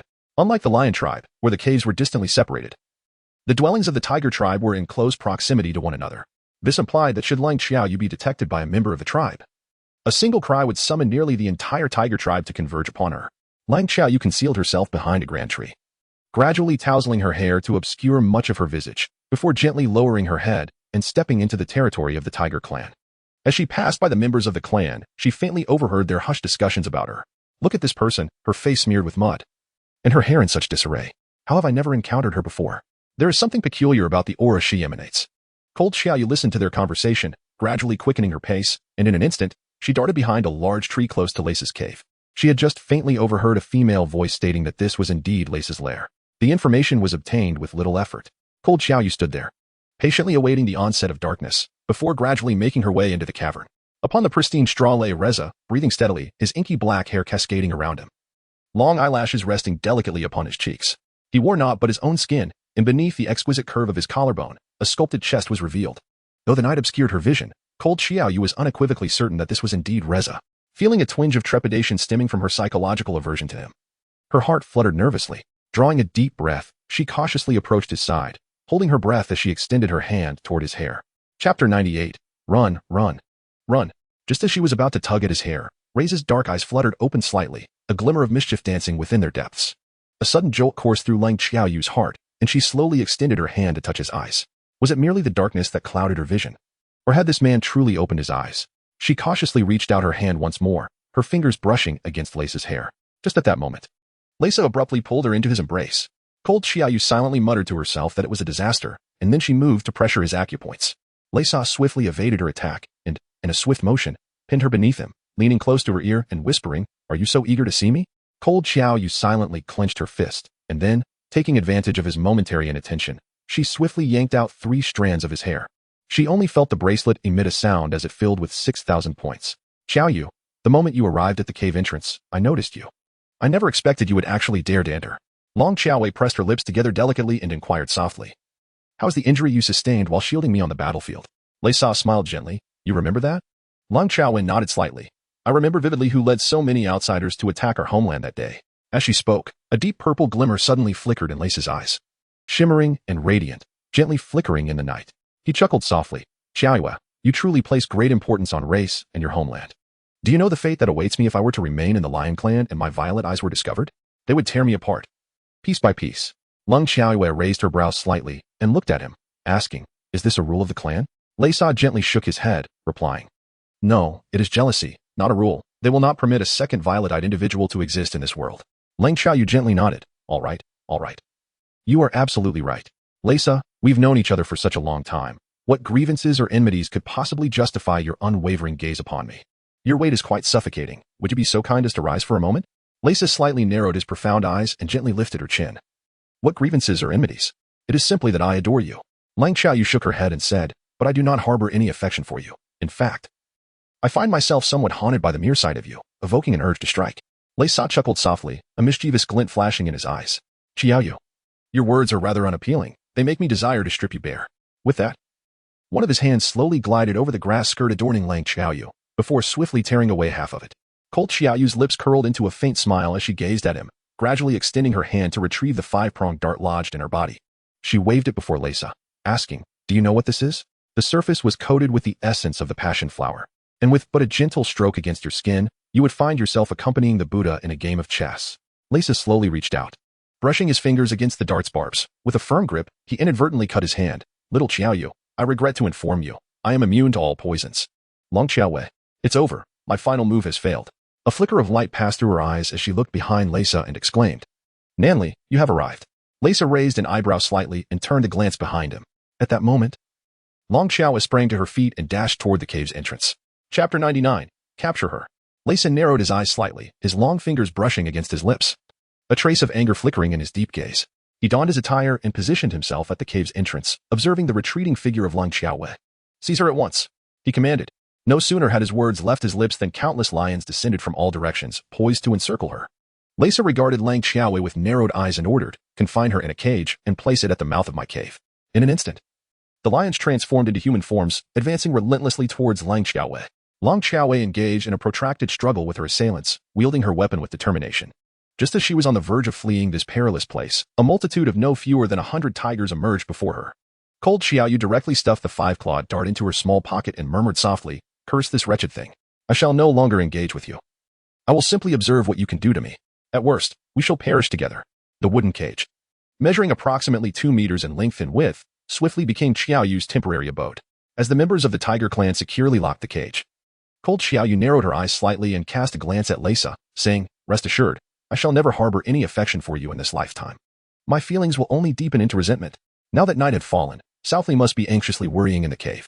Leisa chuckled softly, a wicked glimmer passing through his profound gaze as he brazenly appraised Cold Xiaoyu, his voice laced with mockery. You look rather pleasant in this state. Long Xiaowei gazed at him as he fixed his eyes on her legs, hastily crouching down. Just moments ago, the grass skirt had been torn, leaving it in tatters, revealing a glimpse of spring. At that moment, Leisa gently clapped his hands and commanded, Lift her to my cave entrance. The members of the tiger clan obeyed without hesitation, and soon Long Xiaowei found herself before Leisa. She truly ought to have eaten more before coming, so they would struggle to carry her. Leisa narrowed his eyes slightly, observing Long Xiaowei as he inquired, Little Xiaowei, how does it feel? Do you feel quite constrained? Long Xiaowei smiled at him, revealing a row of neat white teeth. No, I am quite comfortable, so comfortable that I could die. Upon finishing her words, she stretched her arms and yawned. Leisa extended his long hand into the cage and gently lifted her chin. May I make you even more comfortable? Long Xiaoyu narrowed her eyes slightly, suddenly seizing his hand with a fierce grip, her teeth sinking deeply into it and refusing to let go. Blood gradually trickled from Long Xiaoyu's mouth, adding an eerie beauty to her in the darkness. Leisa. He abruptly withdrew his hand, and then gazed at Long Xiaoyu, questioning, Are you a little dog? Long Xiaoyu shook her head and declared, No, I am a dinosaur. Exclusively feasting on lions. Especially those perverse lions like you. Leisa chuckled softly, Very well, then you may spend the night here. With that, he turned and retreated into the cave. Long Xiaoyu gazed outside the cage, her fierce eyes fixated on the tigers before her. A polite smile graced her lips as she greeted them. Hello, how are you? Suddenly, the tigers charged towards the cage, roaring ferociously at her. Long Xiaowei smiled gently, Please. There's no need to be overly excited. Let's remain calm and perhaps indulge in a riddle, shall we? The tigers roared loudly, their voices strikingly fearsome. A sleepless night ensued. Harassed by the tigers throughout the night, Long Xiaowei felt utterly exhausted. Chapter 100. She closed her eyes, pretending to be lifeless. It must be said, those tigers were remarkably dedicated. Did they not tire at all? As the sun gradually illuminated Long Xiaowei the following morning, the tigers finally departed. Cold Xiaoyu was utterly convinced that it was that scoundrel, Leisa, who had caused so many tigers to howl restlessly before her in the dead of night. She gently clenched her fist, let out a cold snort, and leaned against the cage to drift off to sleep. To seek revenge, one must awaken with vigor, after all. Very well, she would indulge in a good slumber. However, just as she closed her eyes and began to doze, Leisa appeared before her, slightly crouching down. A mischievous glint flickering in his eyes as he patted her cheek and asked, Feeling drowsy? Are we? Are you hungry? Long Xiaowei squinted her eyes and cast a cold glance at him. Release me now, or the consequences will be beyond your capacity to bear.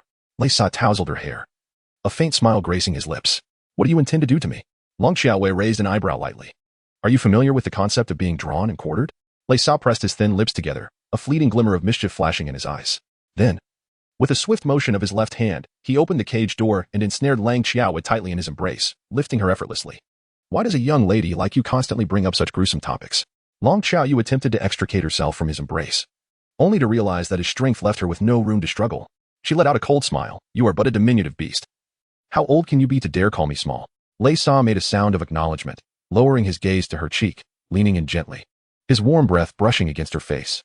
I am in my early 20s, while you, at best, are merely a girl in her teens. Lung Xiaoyue truly wished to kick him. Is it wrong for someone young like me to exist? Subsequently, Leisa embraced her and proceeded eastward. She squinted her eyes, observing a commotion ahead. It appeared that a beast was roaring, and the ground was stained crimson with blood. Even from such a distance, the scent of blood was palpable. What sinister intentions did this pervert harbor for her? Cold Xiaoyu stirred in his embrace, contemplating whether she could manage to escape. If only she could break free, she was confident in her ability to return to the Lion Clan. Leisa sighed softly. Little Xiaoyu, if you continue to squirm, do not blame me for taking advantage of you here. Upon hearing his words, Cold Xiaoyu froze, realizing that he was not a creature to be trifled with. What he spoke he would undoubtedly enact. Observing her stillness, Leisa took a few steps closer and gently patted her cheek. Ah, you truly have become immobile. Come now, twist that little body of yours. Lung Xiaoyue. She closed her eyes, pretending to be dead. Leisa sighed and gently tapped her small nose, saying, Little Xiaoyue, you are quite the mischievous one, pretending to be lifeless. After finishing his words, he suddenly leaned down and kissed her lips. Lung Xiaoyue abruptly opened her eyes, covering her mouth in astonishment. Can't one walk properly anymore? She exclaimed. Leisa chuckled softly. No longer playing dead, are we? If you continue to feign unconsciousness, I might just toss you into a den of tigers. Lung Xiaoyue lifted her chin, a trace of coldness flashing in her eyes. Leisa raised an eyebrow slightly, hastening his pace until he reached their destination, where he found a seat and settled down with Lung Xiaoyue in his embrace. Little Xiaoyue, you are certain to relish this splendid duel? He spoke softly. As Lung Xiaoyue arrived at this place, she felt the roar growing increasingly distinct. She glanced around and realized that the area was completely filled with spectators. Lowering her gaze, she beheld several lions engaged in a frenzied battle. In Chapter 101, I am hungry. One of the lions had lost a paw, its entrails trailing outside, while another lion had shed a considerable portion of its skin. Cold Xiaoyu felt a chill in her heart, and nausea surged within her, prompting a desperate urge to expel everything she had consumed in the past few days. Ultimately, she indeed vomited, the contents landing at Leisa's feet. Lung Xiaoyue smiled gently. Fortunately, I did not eat anything yesterday. Otherwise, what I would have expelled would undoubtedly exceed this little bit, certainly splattering onto your feet. Leisa's expression darkened at a visible pace, and a glimmer of amusement flickered in his profound gaze. He forcefully turned Lung Xiaoyue's head to face the battleground, saying, Xiaoyue, observe closely. Do you still find this appealing? Do you understand the nature of this combat? This is a battle among slaves, stripped of their human rights, all of them captives. Among them are not only lions but also tigers, cheetahs, and even wolves. I have captured them to witness their mutual slaughter. The beasts engaged in combat are sometimes fathers and sons, sisters, brothers, and mothers with their young. Among them, only one can survive. His voice bore a hint of wickedness and seduction, melodious yet laden with chilling terror. Lung Xiaoyue suddenly shut her eyes and exclaimed, You pervert! How could I ever encounter someone like you? I assure you, one day Nenli will come to rescue me. Leisa sighed gently, kissing her cheek softly, then pried her eyes open, saying, Xiaoyue, despite my kindness towards you, how can you utter such words? Do you have any idea how heartbroken I am? Cold Xiaoyu was compelled to witness the scenes of battle, her gaze fixated on the blood-soaked ground. A trace of crimson gradually spreading within her eyes as she clenched her fists. Xiaoyu, you have lived too comfortably among the Lion Clan, utterly oblivious to the world beyond. Outside, there is no idyllic pastoral life, only bloodshed and slaughter. Do you truly believe that Nanli could protect you for all eternity? Leisa sighed gently, his hand caressing her head with an air of tenderness. Only I treat you with such kindness. If another clan were to capture you, do you think they would cradle you so? They would regard you merely as a vessel for the entire tribe's propagation. Why follow Nanli? That unfeeling, perpetually frosty individual, would it not be better to stay with me? His voice grew increasingly tender, so gentle it seemed to drip with compassion. Lung Xiaoyue let out a soft snort. Pervert. I will loathe you to death. Upon hearing her words, a fleeting shadow of disappointment crossed Leisa's eyes. To be hated so intensely.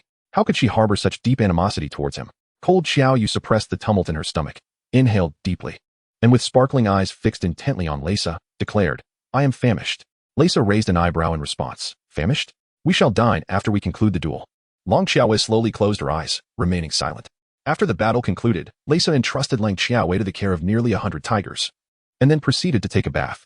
Cold Xiaoyu silently crouched on the ground, observing the surrounding tigers, contemplating her escape plan.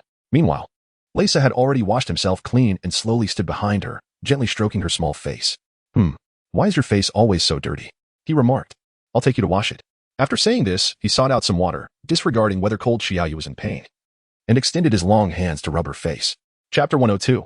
Unable to escape from my grasp. Lung Xiaoyue kept her eyes tightly shut, remaining silent. Once her little face was cleaned, Leisa gently lifted her chin, a faint smile gracing his eyes. I had thought you smeared mud on your face because you were unattractive. But it appears you are not at all unappealing. He slowly extended his hand to caress Lang Xiaoyue's delicate face, a look of astonishment flickering in his gaze. Cold Xiaoyu smiled faintly. These past few days have undoubtedly been the most wretched of my life. During the night, that perverse Reza, in a bid to prevent her from fleeing, bound her to his side with a rope made of an unknown material. Despite her numerous attempts to break free, she found herself utterly helpless. This afternoon, Reza took another bath, perhaps convinced that Cold Xiaoyu would not attempt to escape, and thus left her alone in a secluded cave. The cave's location was exceedingly concealed, and the moment she stepped outside, she would lose her bearings. Therefore, she dared not make a hasty escape. Cold Xiaoyu slowly crouched in the cave, then closed her eyes, channeling her thoughts into the bracelet as she began the process of upgrading it. Though her head might be severed and her blood might flow, hope must not be abandoned. Even though she was trapped here, the bracelet's upgrade must continue. Soon, a brilliant radiance flickered within the bracelet, marking its official ascension to the 3rd level. There remained 1,000 points within the bracelet, which she could exchange upon returning to the Lion Clan. Yet, the uncertainty of when she would be able to return loomed over her. Long Xiaowei gradually lowered her head, gently cradling it with both hands as she rested upon her legs. For the first time, she felt utterly powerless, consumed by a deep-seated disdain for her own fragility. Yet tears were not meant for her. Instead, she resolved to devise a plan. Nanli, wait for me. Even in death, she would not relinquish her identity or yield to others. At that moment, the cave was suddenly filled with the sound of approaching footsteps. Xiaoyue, I have come to fetch you. Nanli's voice was soft and tender, as gentle as a breeze that could disperse the heaviest of clouds. He slowly extended his hand, placing it upon Long Xiaoyue's shoulder. Lang Xiaowei gently lifted her head, her eyes initially filled with disbelief, gradually turning red. She paused for a moment before suddenly embracing Nanli tightly. Nanli felt his shoulder becoming damp as he held her close, whispering, I have come to take you home. You mustn't cry any longer, do you understand? Lang Xiaoyu nodded, a sensation of bitterness lingering in her throat as she gradually embraced Nanli more tightly. Nanli swiftly grasped her hand, guiding her step by step towards the tribe. He had traversed the narrow path without disturbing anyone. Not a single member of the Tiger Clan was aware, nor was any Lion Clan individual informed. For his solitary presence sufficed entirely. After taking a few steps forward, Lang Xiaoyu suddenly turned around and gazed into the cave. Her eyes narrowing slightly as she softly declared, Reza, we are irreconcilable. Having uttered those words, she followed Nanli away from this place, her grip on his hand tightening with an intensity that spoke of her resolve. 3 minutes later, Reza slowly made his entrance. Upon discovering the cave devoid of any presence, his eyes narrowed slightly, and a bitter smile crept upon his lips. A fleeting expression of helplessness crossed his deep-set gaze. Reminiscent of disappointment, you have managed to escape once more. Is it truly so difficult for you to remain by my side? It matters not, Xiaoyu. You will ultimately belong to me. You cannot elude my grasp. Chapter 103. You possess many qualities that distinguish you from us. Long Xiaowei walked slowly. Having endured too much torment in recent days, she felt utterly exhausted both physically and mentally. Nanli raised an eyebrow gently and then lifted her onto his back, his movements careful and tender, as if fearing to cause her any further harm. Lang Xiaoyu nestled against his back and softly murmured, I am sorry. Nanli gently pressed his thin lips together and replied, What have you to apologize for? I should not have ventured out alone. Nor should I have come to the Tiger Clan to undertake tasks for points, to prepare meals for you. Upon hearing her words, Nanli paused momentarily, saying, Xiaoyu, do you understand? No matter how much you do, nothing compares to the value of your presence by my side. Cold Xiaoyu gently nodded. From now on, you are not allowed to smear mud on your face. You look lovely just as you are. Do you understand? Nanli said with a light laugh. Cold Xiaoyu nodded gently and then leaned against him, succumbing to slumber, her eyes shadowed by deep dark circles. Nanli laid her down upon the straw within the cave, then lowered his gaze slightly to arrange her hair. He cradled her in his arms, softly closing his eyes. Upon closer inspection, one could discern that Nanli was trembling. Ever since discovering her absence, he had frantically searched for her, much like the last time. Yet this time, his sanity had truly unraveled. He could scarcely fathom what he would become if he were to lose her one day. Xiaoyu, the plants you nurtured are being watered daily, and they flourish swiftly. I tidy the cave each day, simply awaiting your return. Everything returned to its usual rhythm. Save for the fact that Cold Xiaoyu no longer smeared mud upon her face, much to the astonishment of Duo Lian and the others. It turned out that a person could indeed be so strikingly beautiful, an image one could never tire of. Tion Lan's feelings towards Cold Xiaoyu evolved from mere hatred to an amalgamation of envy and resentment. On the evening of her second day back, Cold Xiaoyu sat in the cave, commencing the exchange of items through her bracelet. She spent 600 points to acquire a complete set of kitchenware, oil, a variety of seasonings including vinegar and sugar, along with 3 quilts and 3 mats. After thoroughly cleaning the cave and discarding the straw, she laid the 3 mats in succession, followed by the quilts atop them. Once accomplished, she rolled about on her new bedding, her eyes curving with delight. She then exchanged for 2 candles, placing them at the cave entrance, prepared to ignite them in case of urgent need. Standing at the threshold, she suddenly found herself fond of this cave. Adhering to the principle of sharing good things, Cold Xiao Yu spent an additional 100 points to procure several extra quilts, gifting one to Duo Lian, Xiao Qiao, and Wu La each. When Nan Li returned to the cave that evening, he observed the items Cold Xiao Yu had arranged and narrowed his purple eyes, addressing her, "Little Xiao Yu, did you acquire all these items using points from your bracelet?" Long Xiao Yu pursed her lips and nodded gently. "Indeed, what do you think?" Nan Li smiled softly, a glimmer of light dancing in her purple eyes, captivating and enchanting. "Everything my Xiao Yu does is remarkable, but could you kindly elucidate where exactly you hail from?" Cold Xiao Yu paused momentarily upon hearing his words. She cast a gentle glance at him and inquired, "What do you mean by that?" Nan Li slowly approached her, enveloping her in his embrace. He gazed into her eyes and remarked, "There are numerous aspects in which you differ from us." Chapter 104, Run Wild. Lung Xiao Yu chuckled softly and reached out to gently pat his handsome cheek, saying, "I too believe that I am unique." Nan Li's eyes flickered slightly, yet he remained silent. Lang Xiaowei cast a furtive glance outside the cave, deliberately avoiding his gaze.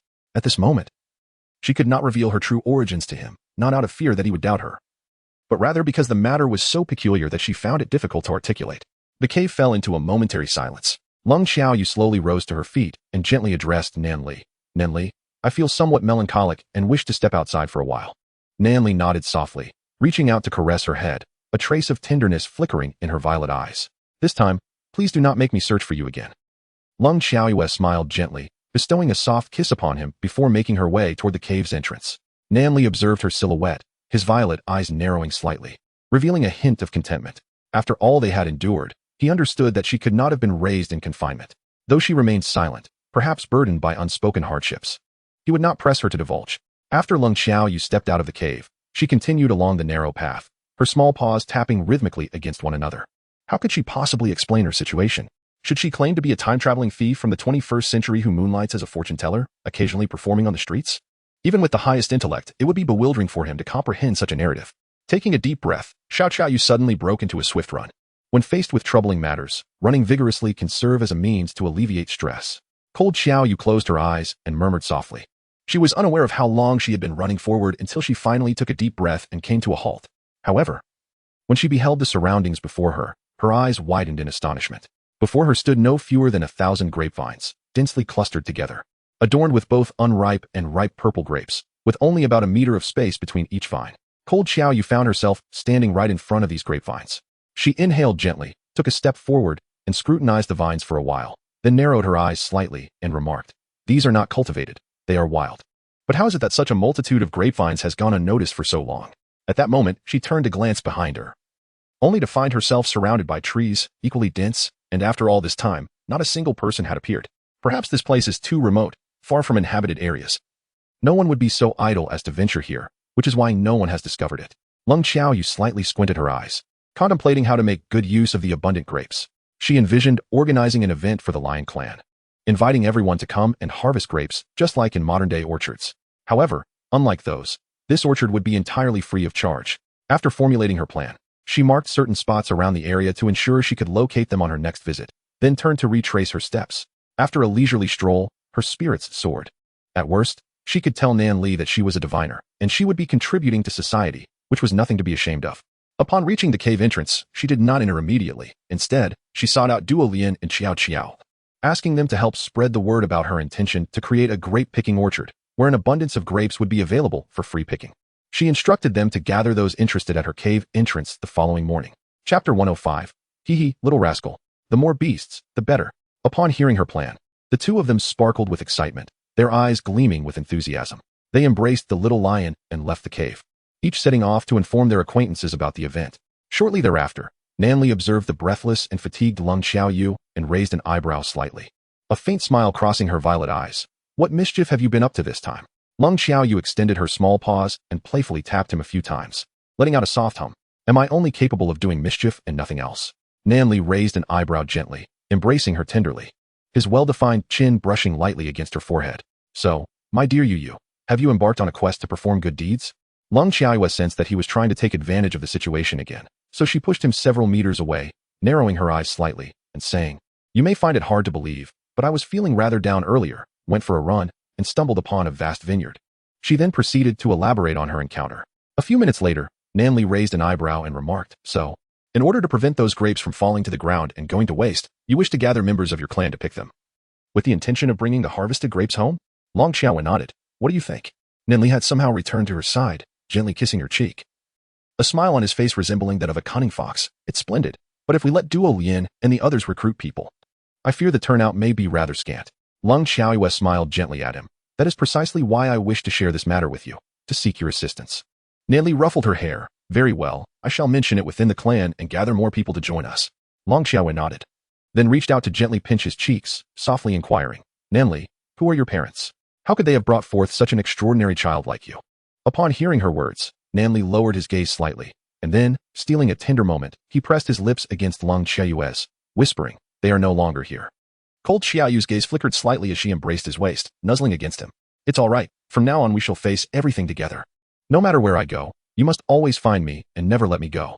Suddenly, she recalled the dream she had a few days ago of servitude and ropes. Merely a dream, just a dream. Ninli gently pressed his lips together, stroking her head. Do not overthink. As long as you stay put, you will not get lost. Long Xiaowei gently nodded, cradling the little beast in her arms, nuzzling it affectionately. Subsequently, Ninli sought to spread the word about the orchard within the clan. The following morning, no fewer than 500 creatures arrived before Long Xiaowei, each carrying a small basket. Duo Lian, Xiao, and the others also joined, each holding a small lion in their embrace. Yuan Feng nestled in Xiao's arms, his gaze flickering as he looked at Long Xiaowei, softly calling out a few times.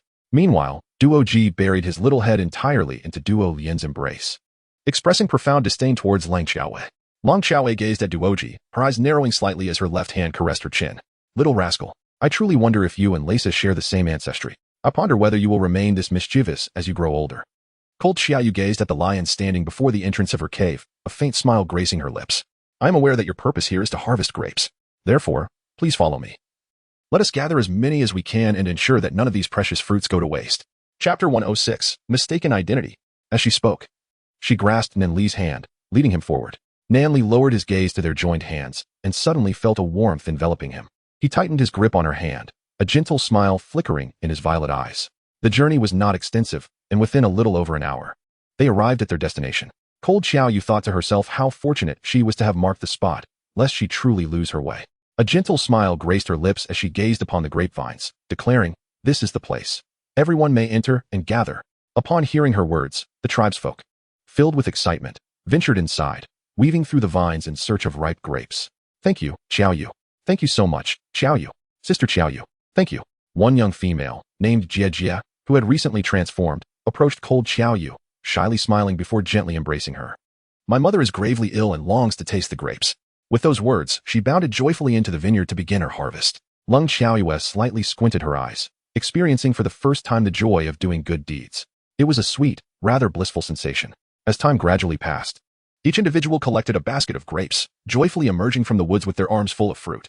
Some of the creatures did not return home immediately. Instead, they sat down to peel grapes for their little ones, feeding them with care.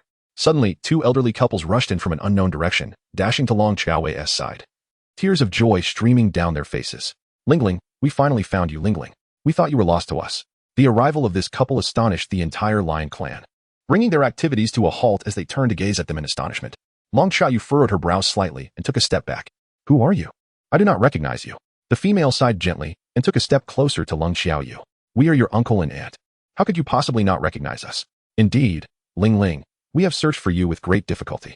Long Xiaoyu furrowed her brow slightly, a chill flickering in her gaze as she turned to Nan Li and shook her head, expressing her unfamiliarity with them. Nan Li gradually positioned herself protectively behind her, then raised an eyebrow and inquired gently of the two individuals, from whence do you come? The elderly female suddenly gasped, scrutinizing Nan Li from head to toe. Oh, you must be the esteemed leader who took in our Ling. We are from the ape clan, having journeyed here from our homeland. Nan Li's eyes lowered subtly, a trace of coldness crossing her expression. You claim to be Xiaoyu's kin. Where is your proof? Proof? The evidence is right here. The elderly female hastily unfolded a banana leaf in her hands, revealing a bare skin adorned with a portrait rendered in floral juice. Astonishingly, the resemblance of the woman depicted in the portrait to Lung Xiaoyu was an astonishing 90%. Lung Xiaoyu slightly narrowed her eyes, a chill flickering within their depths. She suddenly recalled the discovery of a woman's corpse in the water a few days prior, a body strikingly similar to her own.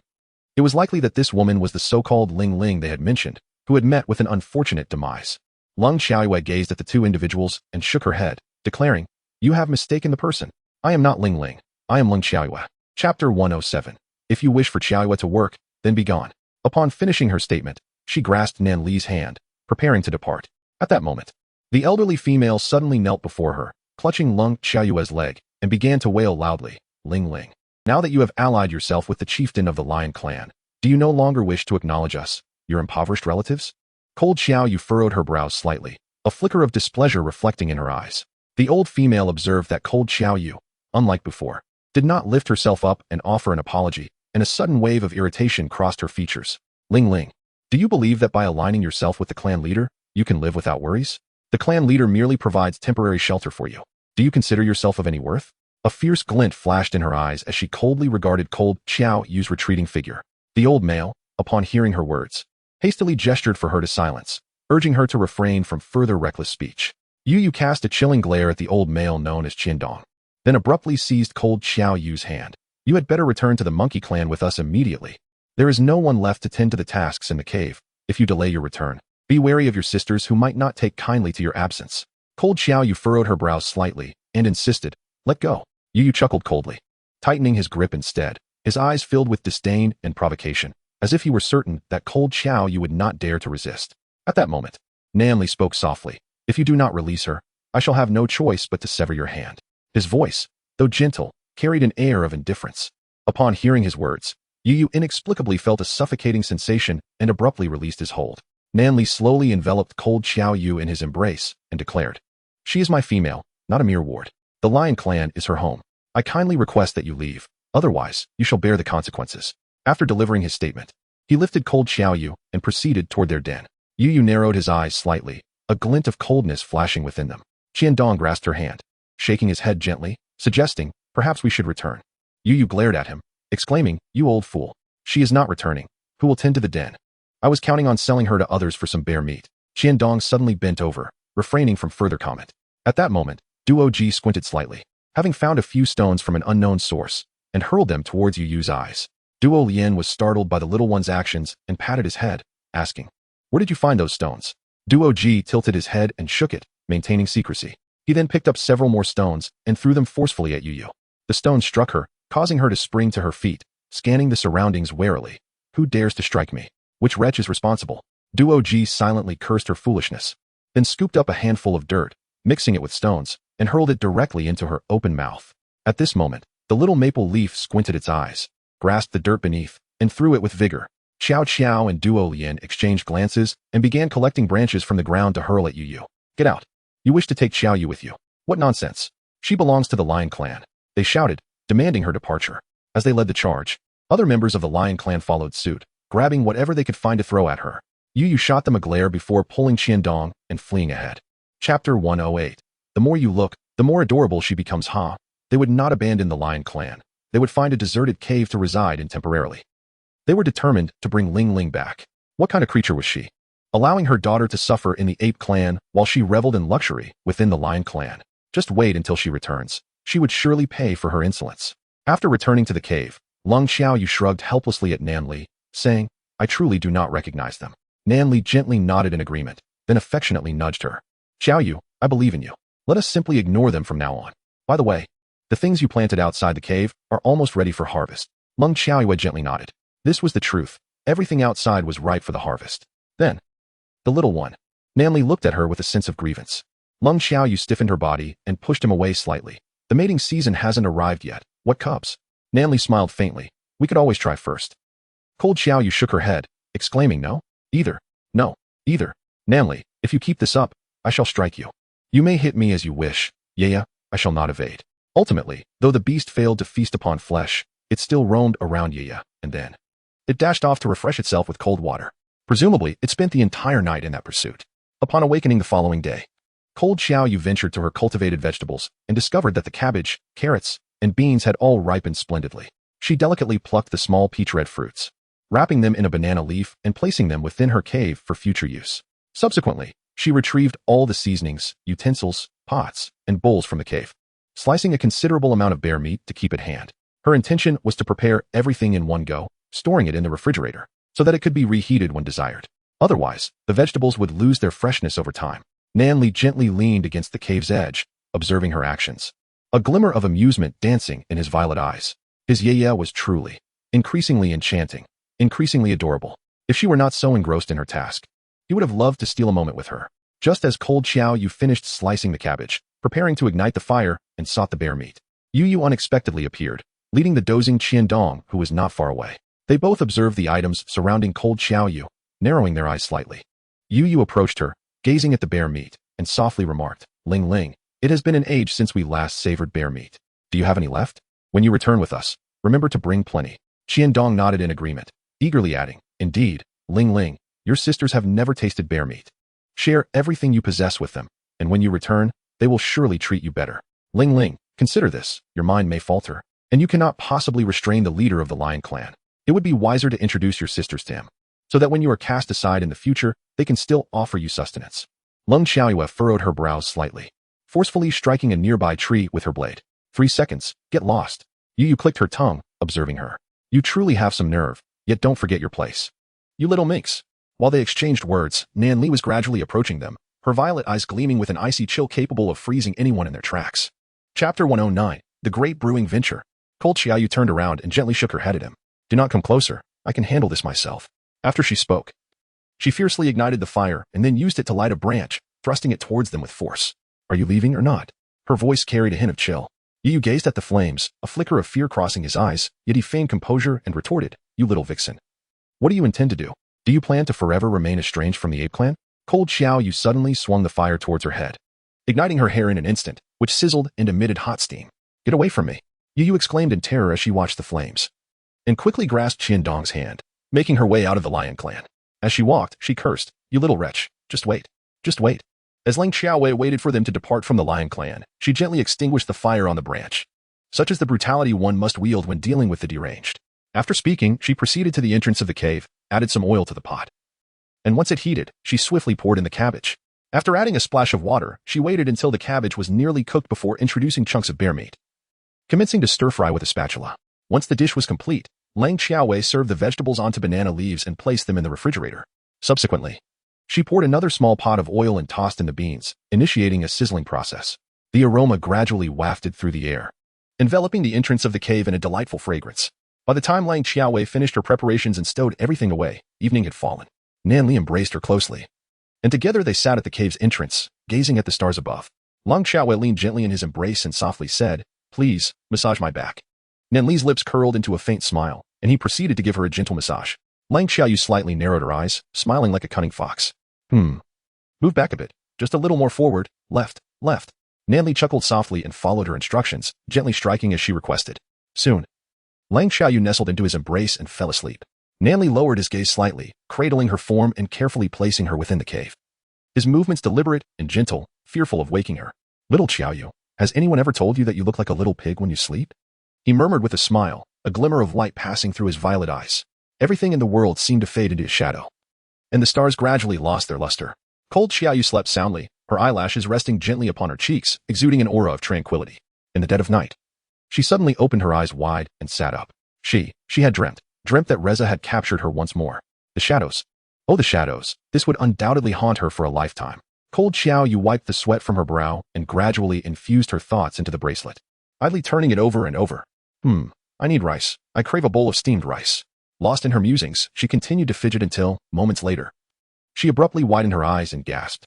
Goodness, there is actually wine yeast. What does the presence of wine yeast signify? It means I can brew wine. Long Xiaowei narrowed her eyes slightly, a glimmer of cunning flickering within them. Subsequently, she rummaged through her surroundings and discovered some rice. Cold Xiaoyu exchanged her remaining 300 points for 150 rice seedlings and subsequently traded the rest of her points for brewing yeast. She then arranged these items neatly at the cave entrance before drifting off to sleep.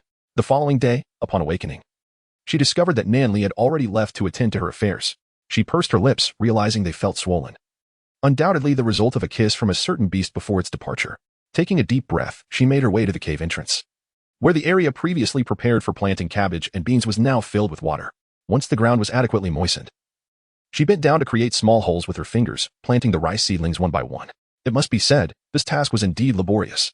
After completing her work, Duo Lian suddenly arrived at her cave, cradling little Duo Ji in her arms. With a curious blink, she gently inquired about the items Xiao Yu had planted. Xiao Yu? What are these?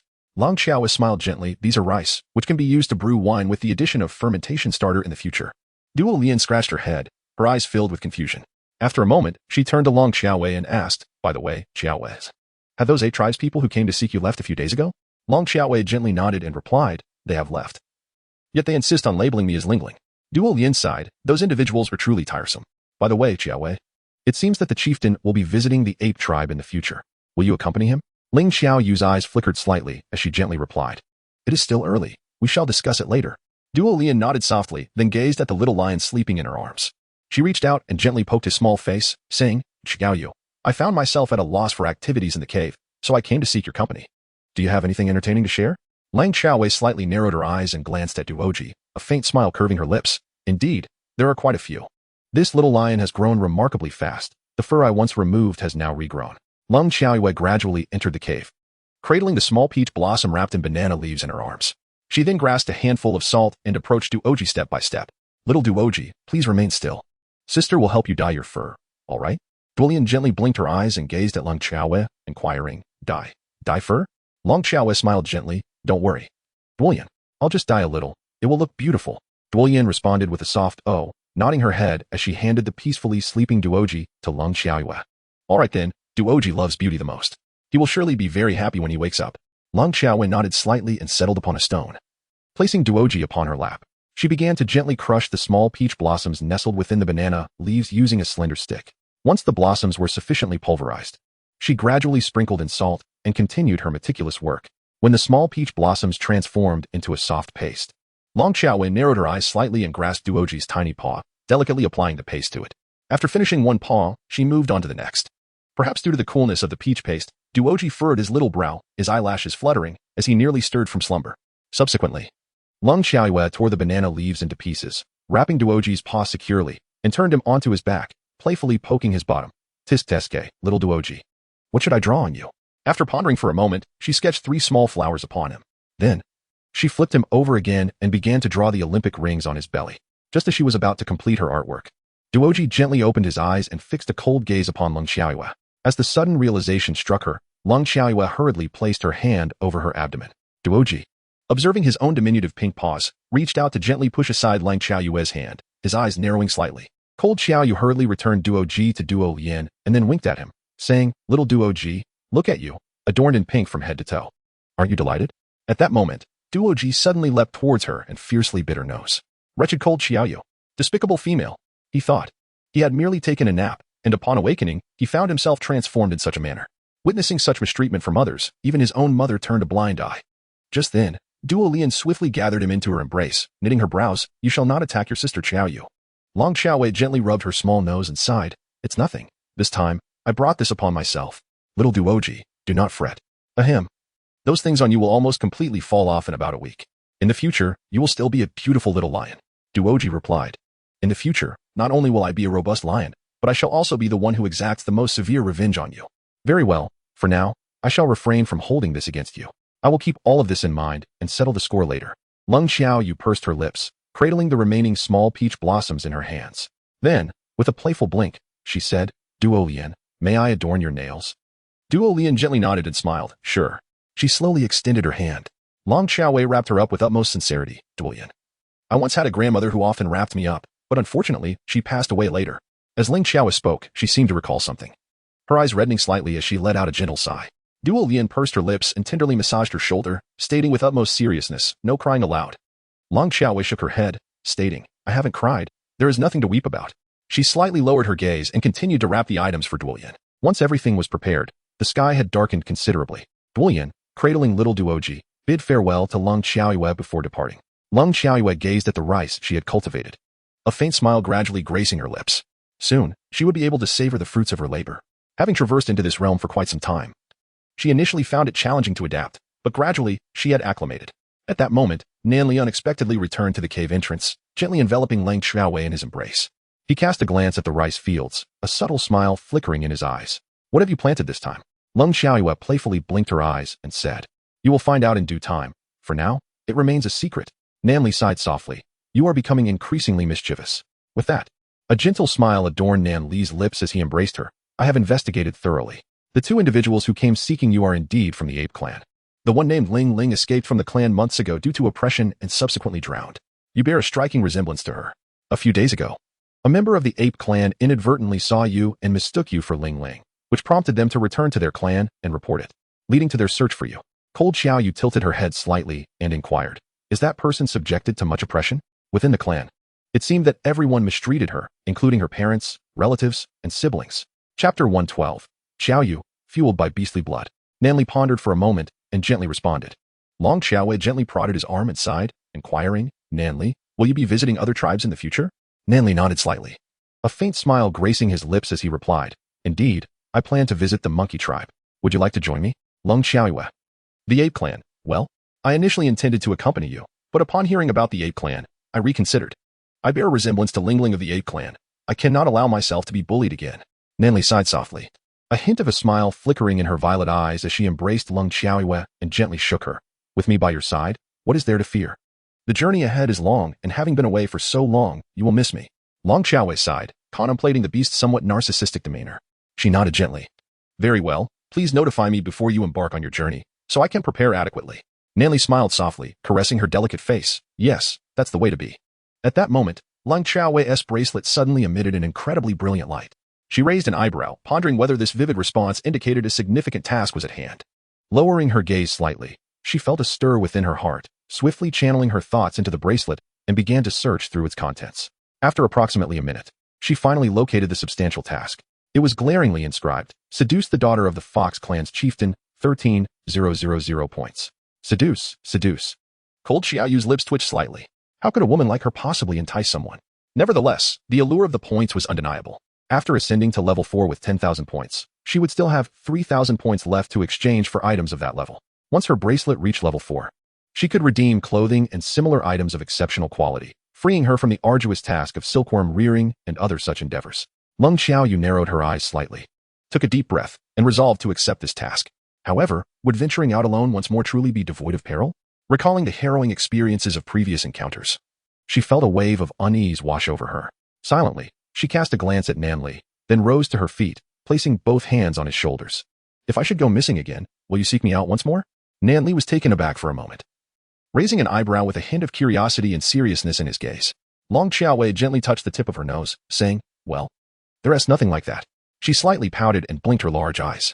Nanli felt as if his heart were racing uncontrollably. He tenderly raised his hand to cover his nose and turned away. Long Xiaowei gently poked him. What is the matter with you? Nanli slightly lowered his gaze, releasing his straightened nose, and then glanced at the blood on his slender hand, softly replying, it is nothing. Long Xiaowei glanced over and asked, have you got a nosebleed?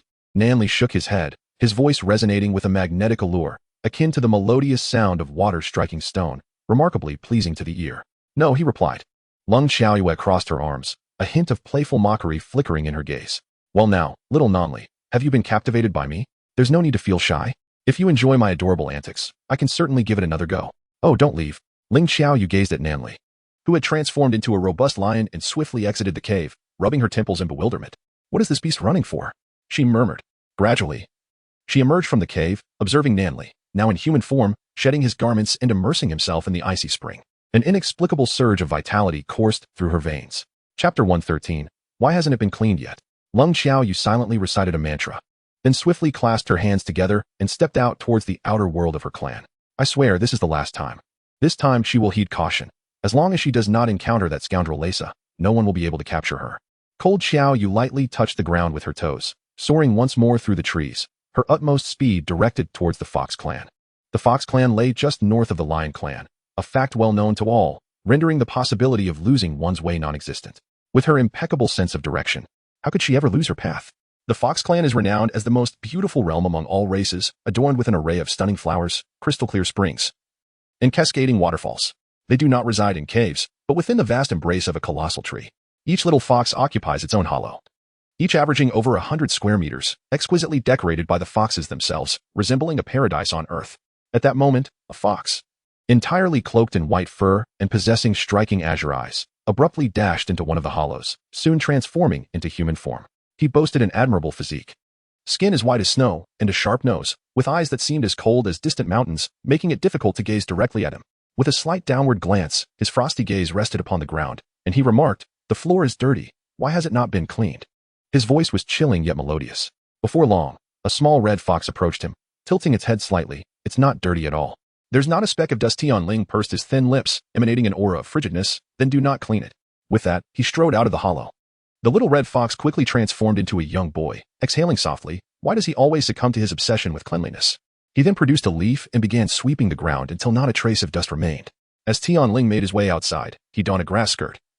Stepping into the twilight, the day was drawing to a close, and many little foxes had returned to their hollows, curling up with their tails for warmth and slumber. Yet he stood apart, one hand resting behind his back, slightly squinting at the sky, his gaze chilling. There was an unsettling feeling that something was destined to occur today. Indeed, he was the son of the Fox clan's leader. However, due to the leader's fervent desire for a daughter, over 20 years ago, he had announced the birth of a girl. This proclamation had caused Tion Lan to consistently avoid his father, the clan leader, slipping away whenever he approached. At this moment, Cold Xiaoyu finally reached the Fox clan. She perched atop a tree, her gaze piercing through the thick foliage. Catching sight of the figure who stood with one hand behind his back, looking skyward, he was extraordinarily handsome, resembling a celestial being. Yet his entire demeanor radiated an icy chill that instilled fear. Cold Xiaoyu narrowed her eyes slightly, then gracefully leaped down to the ground. She observed a little fox darting past her and, with swift reflexes, caught it in her arms, promptly covering its tiny mouth. "My friend," she inquired, "is that foolishly stargazing simpleton ahead the offspring of your clan leader?" The little fox, seemingly startled by Cold Xiaoyu's sudden approach, trembled and nodded. In a moment, it broke free from her embrace and hurriedly retreated to its burrow, visibly shaken. Long Xiaowei tilted her head slightly, scratching her head in contemplation. "This girl possesses a remarkably androgynous beauty. I nearly mistook her for a boy." Taking a deep breath, she approached the individual with a gentle smile gracing her lips. Chapter 114. "My dear, your skirt seems quite fragile." As she positioned herself beside the person, those striking azure eyes turned to her, exuding a hint of coldness.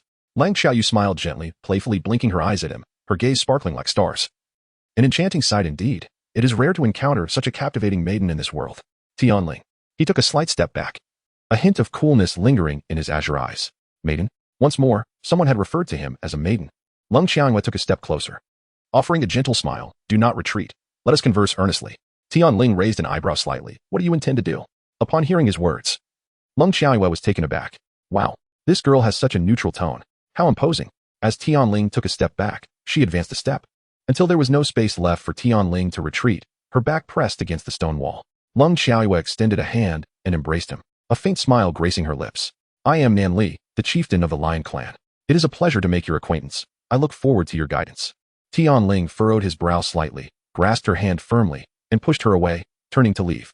Encountering such madness in the dead of night was truly bewildering. Lung Xiaoyu suddenly dashed in front of him, arms outstretched. "Are you advancing forward to plunge into my embrace?" Tion Lan. He slightly lowered his gaze, resolutely remaining still. The current chieftain of the Lion clan not only possesses such petite stature, but is also remarkably audacious. Lung Xiaoyu smiled gently as she slowly grasped his hand.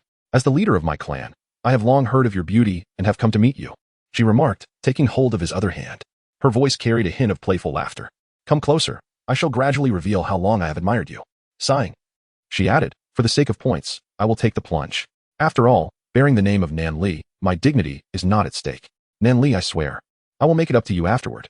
Tion Lan narrowed her eyes slightly and said, "Let go." Lung Xiaoyu shook her little head, exclaiming, No, I like you. Don't you like me? Goodness, what a shame. My dignity. It's all gone."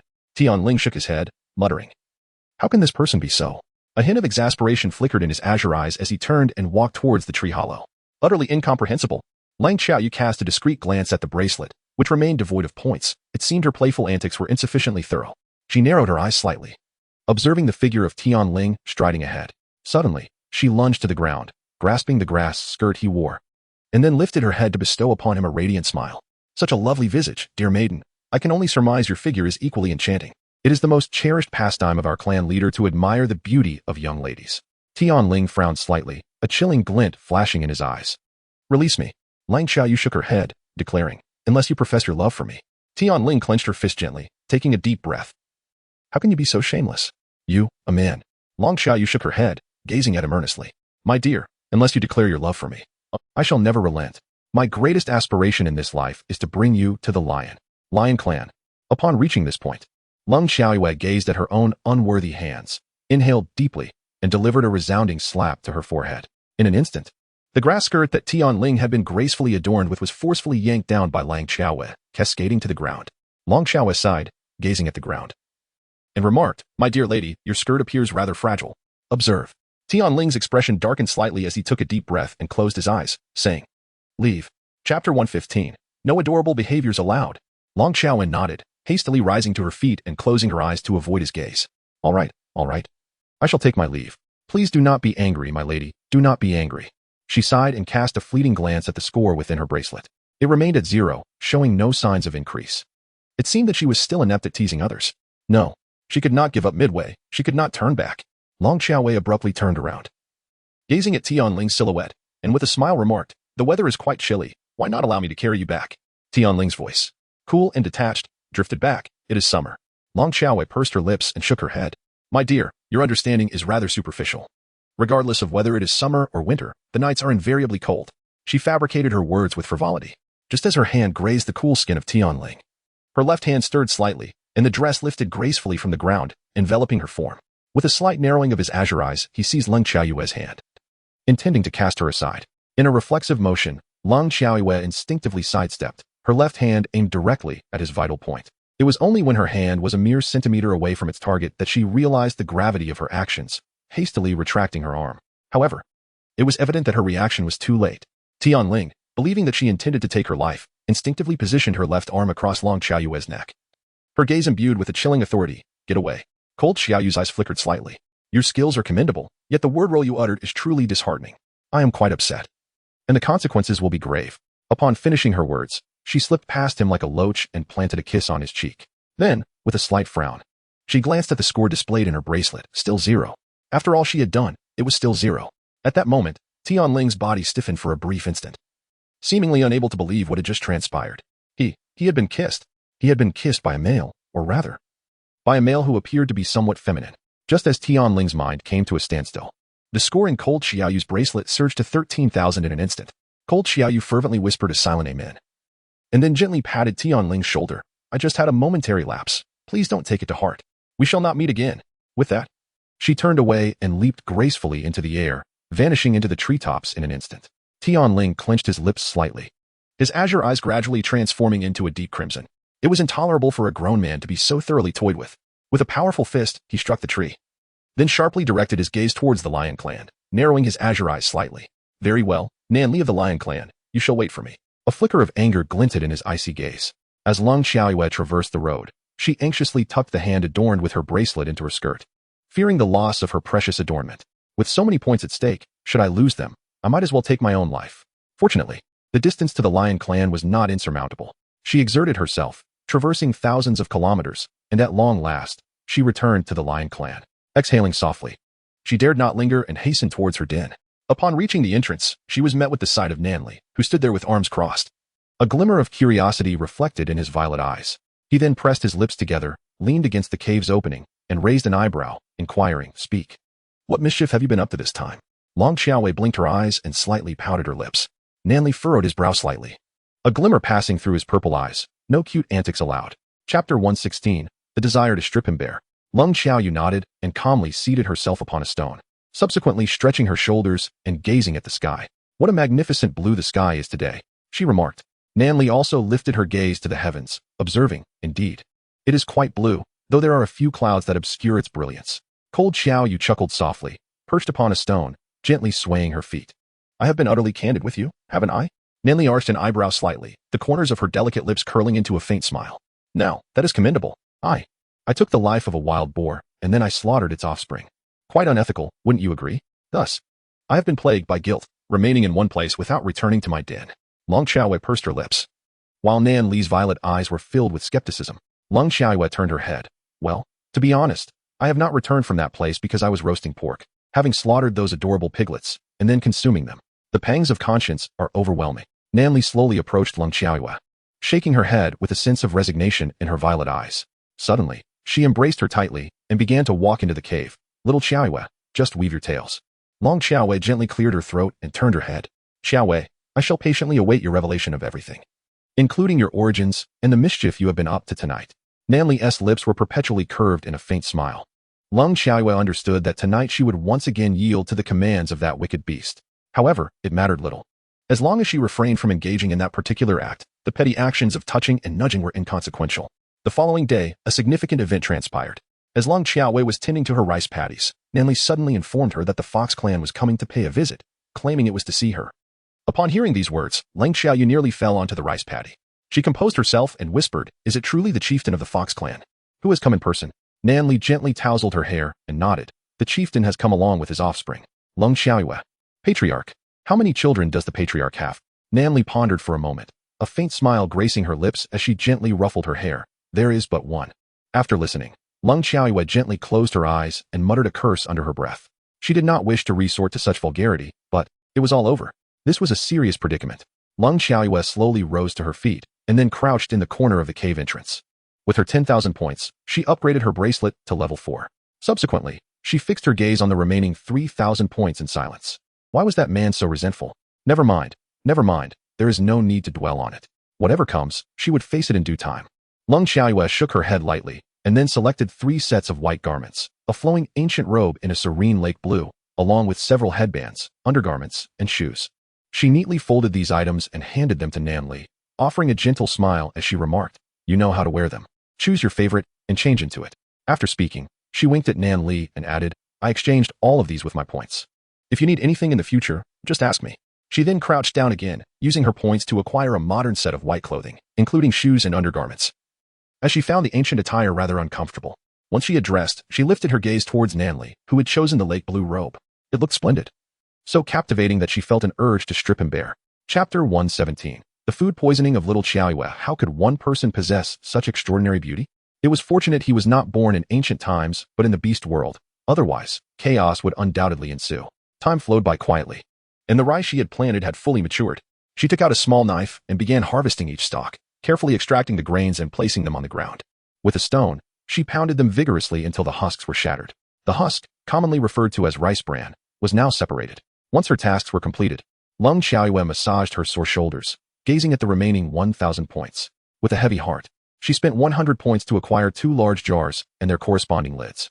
Leng Xiaoyu took a deep breath, entered the cave, and retrieved the pot along with the fermentation starter, placing them beside the large vat. She then poured the rice into the aluminum pot and ignited the fire to begin steaming. The flames were rather fierce, and before long, she found herself coughing. Hastily, she grabbed a banana leaf and began to fan the fire. Soon, the flames blazed even brighter, and the smoke diminished. What a trial this was! She pondered whether the wine produced would be drinkable. With a cough, she wiped her soiled little face, then removed a portion of the cooked rice and spread it evenly into 2 large vats. She crushed the fermentation starter and layered it atop the rice before adding another layer of rice. Only through this method could the rice ferment properly. This routine continued until both vats were filled. Taking a deep breath, Leng Xiaoyu swiftly covered the vats, ensuring they were sealed tight, and then placed them back in the cave. She collapsed onto her bedding, rolling around a few times. What a laborious task.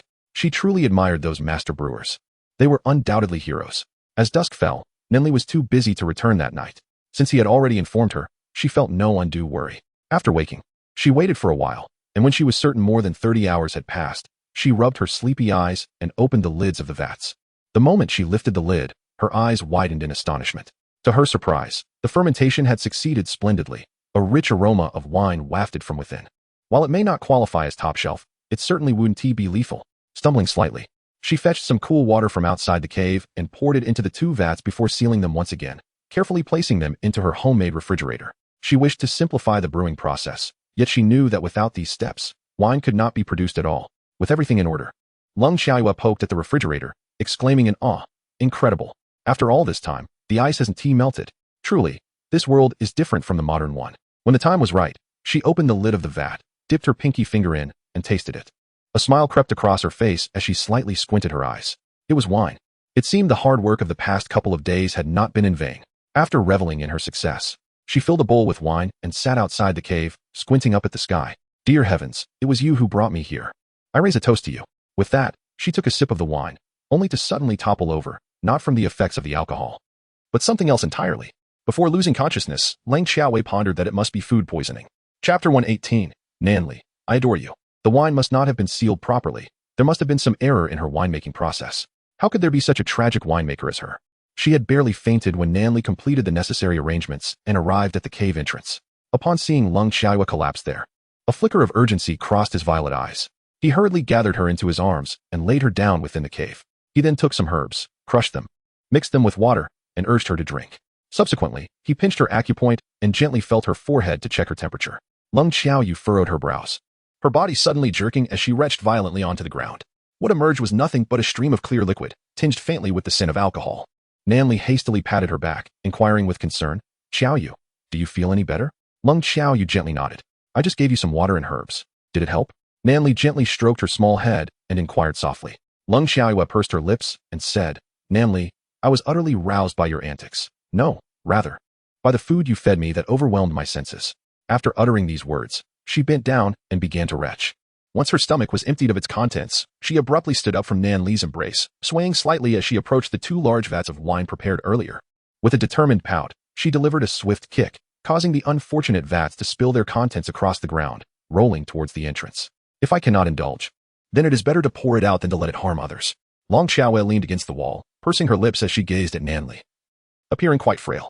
Nanli, dear, I feel so wronged. My current sentiment resembles that of having hunted a great bear over the course of 3 days, only to have it escape in the end. Nanli raised an eyebrow gently. Dear, what does that mean? Long Xiaoyu let out a sigh. Crouching in the corner of the cave, her small head gradually resting upon her legs. Damn it, this is infuriating. Nanli observed that she was not in grave danger and felt a sense of relief. Subsequently, she picked up a branch and began to tidy up the cave. Lung Xiaoyu gradually lifted her gaze to meet his, resting her chin upon her hand as she observed him. A strikingly handsome man, a true paragon of beauty, was diligently tidying the cave. An inexplicable sensation washed over her, making her feel like a wicked woman. Long Xiao stood up in a daze, then walked over to him and embraced his shoulders. I came to clean. Nanli sighed, a hint of helplessness flickering in his violet eyes. He set down the items in his hands and gradually wrapped his arms around her, sitting together on the quilt, gently swaying back and forth. Will this gentle rocking bring you a bit of comfort? Lang Xiaoyu gently nodded, slowly grasping the fabric of Nanli's attire, her eyes curling into crescent moons. By the way, when you dressed to go out, did anyone say anything to you? Nanli slightly lowered his gaze, his long, brush-like eyelashes casting a delicate shadow across his face. He extended his slender fingers, softly resting them upon his own pale lips, narrowing his radiant violet eyes as he murmured, If you kiss me, I shall tell you. Long Xiaoyu leaned in and kissed him gently, then began to smooth down his clothing, gradually drifting into slumber. Nanli let out a soft sigh, extending his elegant hand to trace the contours of her features. A faint smile slowly curving at the corners of his lips, they exhibited no reaction, merely commenting on her beauty. Lang Xiaoyu softly uttered a sound, smiling as she confessed, Nanli, I have feelings for you. Her words were somewhat indistinct, yet her lips curved into a subtle smile. Chapter 119. What is meant to be will come. Upon hearing her confession, Nanli was momentarily taken aback, but soon a gentle smile graced his lips as he replied, Xiaoyu, I shall forever remember your words. You must not go back on them. Cold Xiaoyu let out a soft sound and fell into a deep slumber. Nanli, fearing any unforeseen occurrences, vigilantly watched over her throughout the night. When Cold Xiaoyu finally opened her eyes, Nanli gently laid her back onto the blanket and tenderly caressed her small face, softly saying, Xiaoyu, the Fox clan is coming to visit today, and I must depart early. Upon hearing his words, the drowsy Cold Xiaoyu abruptly widened her eyes. Alas, the inevitable has arrived. She steadied her thoughts and earnestly looked at Nanli, saying, Nanli, I wish to accompany you. Nanli raised an eyebrow slightly, a faint smile gracing his purple eyes. Very well. As he spoke, he gathered Cold Xiaoyu into his embrace and, step by step, made his way toward the place where the clan leader attended to affairs. Meanwhile, the members of the Fox clan had already arrived, standing not far away. From a distance, Long Xiaoyu spotted the young lady whom she had playfully teased that day. As usual, the girl appeared aloof and serene, gazing up at the sky, seemingly lost in thought, unaware of the world around her. Long Xiaoyu suddenly broke free from Nanli, and then smiled gently at him. I am an old acquaintance of the daughter of the Fox clan leader. I shall go and catch up with her. Having spoken, she took a deep breath and hurried towards the location of that person. Standing there was not only Tion Lan, but also her father, who was being called by the young ladies, along with the esteemed elders of the Lion clan. Lang Xiaoyu stood before Tion Lan, her eyes narrowing slightly. Before he could react, she abruptly grasped his hand and dashed to the side. Miss, could you come here for a moment? I need to explain something to you. She whispered gently in his ear. Tion Lan furrowed his brow, a hint of chill crossing his gaze. He did not resist, allowing her to lead him to a more secluded spot. At that moment, Nanli approached, raising an eyebrow at the unfolding scene. A flicker of light danced in his violet eyes as he made his way toward the chief of the Fox clan, a faint smile gracing his lips. Your daughter? The clan chief stroked his white beard, clearing his throat softly before turning away. No, it's my son. Nanli's expression darkened instantly. The Tianyun clan chief glanced around, somewhat sheepishly, and then fixed his gaze on Nanli. May I ask who you are? Elder Wu sighed, addressing Tianyun. This is the chief of our Lion clan. Upon hearing Elder Wu's words, Tianyun's eyes widened in disbelief as he examined Nanli from various angles, shaking his head. Something is amiss. According to my son's description, the one who just pulled him away is indeed the chief of the Lion Clan. As soon as the words left his mouth, Nanli gazed pensively in the direction where Lang Xiaowei had taken Tion Lan, narrowing his violet eyes slightly. Meanwhile, Lang Xiaowei had led Tion Lan to a very secluded area. She smiled gently and playfully patted his shoulder. Miss, how have you been? Tion Lan frowned, his sapphire eyes reflecting a coldness as he recalled their previous encounter, instinctively taking a step back. What do you intend to do? His voice carried a chill. Long Xiaowei couldn't help but chuckle softly. You came here, didn't you? Just to see me? She suddenly realized that this mode of interaction was rather amusing. Chapter 120. You must believe that you are the only one in my heart unbeknownst to her. Behind her stood a figure observing her, his expression dark as night. Tion Lan furrowed his brow slightly. Why are you being so unreasonable? You are male, as am I, and you are the leader of the Lion Clan. How can you? Before he could finish his sentence, Lang Xiaowei abruptly covered her mouth and cleared her throat. A male indeed. After uttering those words, she rolled her eyes and playfully patted his face. Why didn't you say so earlier, you fool? Seemingly in disbelief. She gently reached out to tug at his grass skirt. Brother. Yet before she could complete her thought, Tion Lan frowned sharply, his sapphire eyes glinting with a hint of coldness. I ask you to maintain your dignity. Long Xiaowei pressed her lips together and took a step back. All right. Exercise some self-restraint. Listen, you foolish one, I brought you over here to confess something. You see, that night, I may have acted unfriendly towards you. My actions were merely part of a task, and perhaps you cannot comprehend that just yet. In any case, the identity I presented to you at that time was a fabrication. I prefer to speak openly, for otherwise, it becomes cumbersome. I am not Nanli of the Lion Clan. I am Lang Xiaowei, a member of the Lion Clan, and I am quite adorable, a female. Cold Xiaoyu gazed intently at him, earnestly elucidating her thoughts. She entirely disregarded Tion Lan's somewhat bewildered expression and declared loudly, let us deliberate on a matter. When you encounter Nanli later, it is imperative that you refrain from mentioning that particular issue. If you agree, I shall never trouble you again, otherwise. She slightly narrowed her eyes and took a step closer, her hand reaching out menacingly. Brother, I am known for my unwavering resolve and forthright nature. Think carefully. Just as her hand was about to extend, she was suddenly embraced from behind by someone. Lang Xiaoyue's body stiffened momentarily as she gradually withdrew her hand. Nanli. She suddenly felt that she had never been this embarrassed in her life. Nanli gently reached out to ruffle her hair and asked, Little Xiaowei, are you happy to see me? Lang Xiaoyue smiled gently. You have no idea how happy I am. By the way, did you just arrive a few seconds ago? Nanli replied with a faint smile, playfully pinching her little nose. I came along with you. Cold Xiaoyu slapped her face, shutting her eyes and falling silent. Nanli cast a glance at the opposite Tion Lan, a hint of chill glimmering in his gaze. You have stayed in the Lion Clan for quite some time. It is time to return. After uttering these words, he embraced Cold Xiaoyu and departed. Tion Lan remained standing, slightly narrowing her azure eyes, a trace of icy clarity passing through. Nanli. Lang Xiaowei sighed softly, gently pushing aside Nanli's arm. She cast a glance at Tion Lan, her lips twitching slightly. You foolish one, should I perish? Do remember to retrieve my remains. Tion Lan regarded her, his gaze frigid, and shook his head slightly. Lang Xiaoyu. Damn it. Nanli. Unwilling to allow her to continue locking eyes with Tion Lan, swiftly covered her delicate face with his sleeve and strode outside, his handsome visage slightly clouded. He cast a gentle glance at the leader of the Fox clan and remarked, We've lingered long enough. It is time to return. After speaking, he resumed his brooding expression, as perfect as a painted portrait, and led Lang Xiaoyu to his dwelling. Cold Xiaoyu quickly sprang from his embrace, biting her lip as she gazed at him. Nanli, you must listen to my explanation.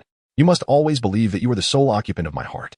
Chapter 121. Which tribe do you think is most suitable?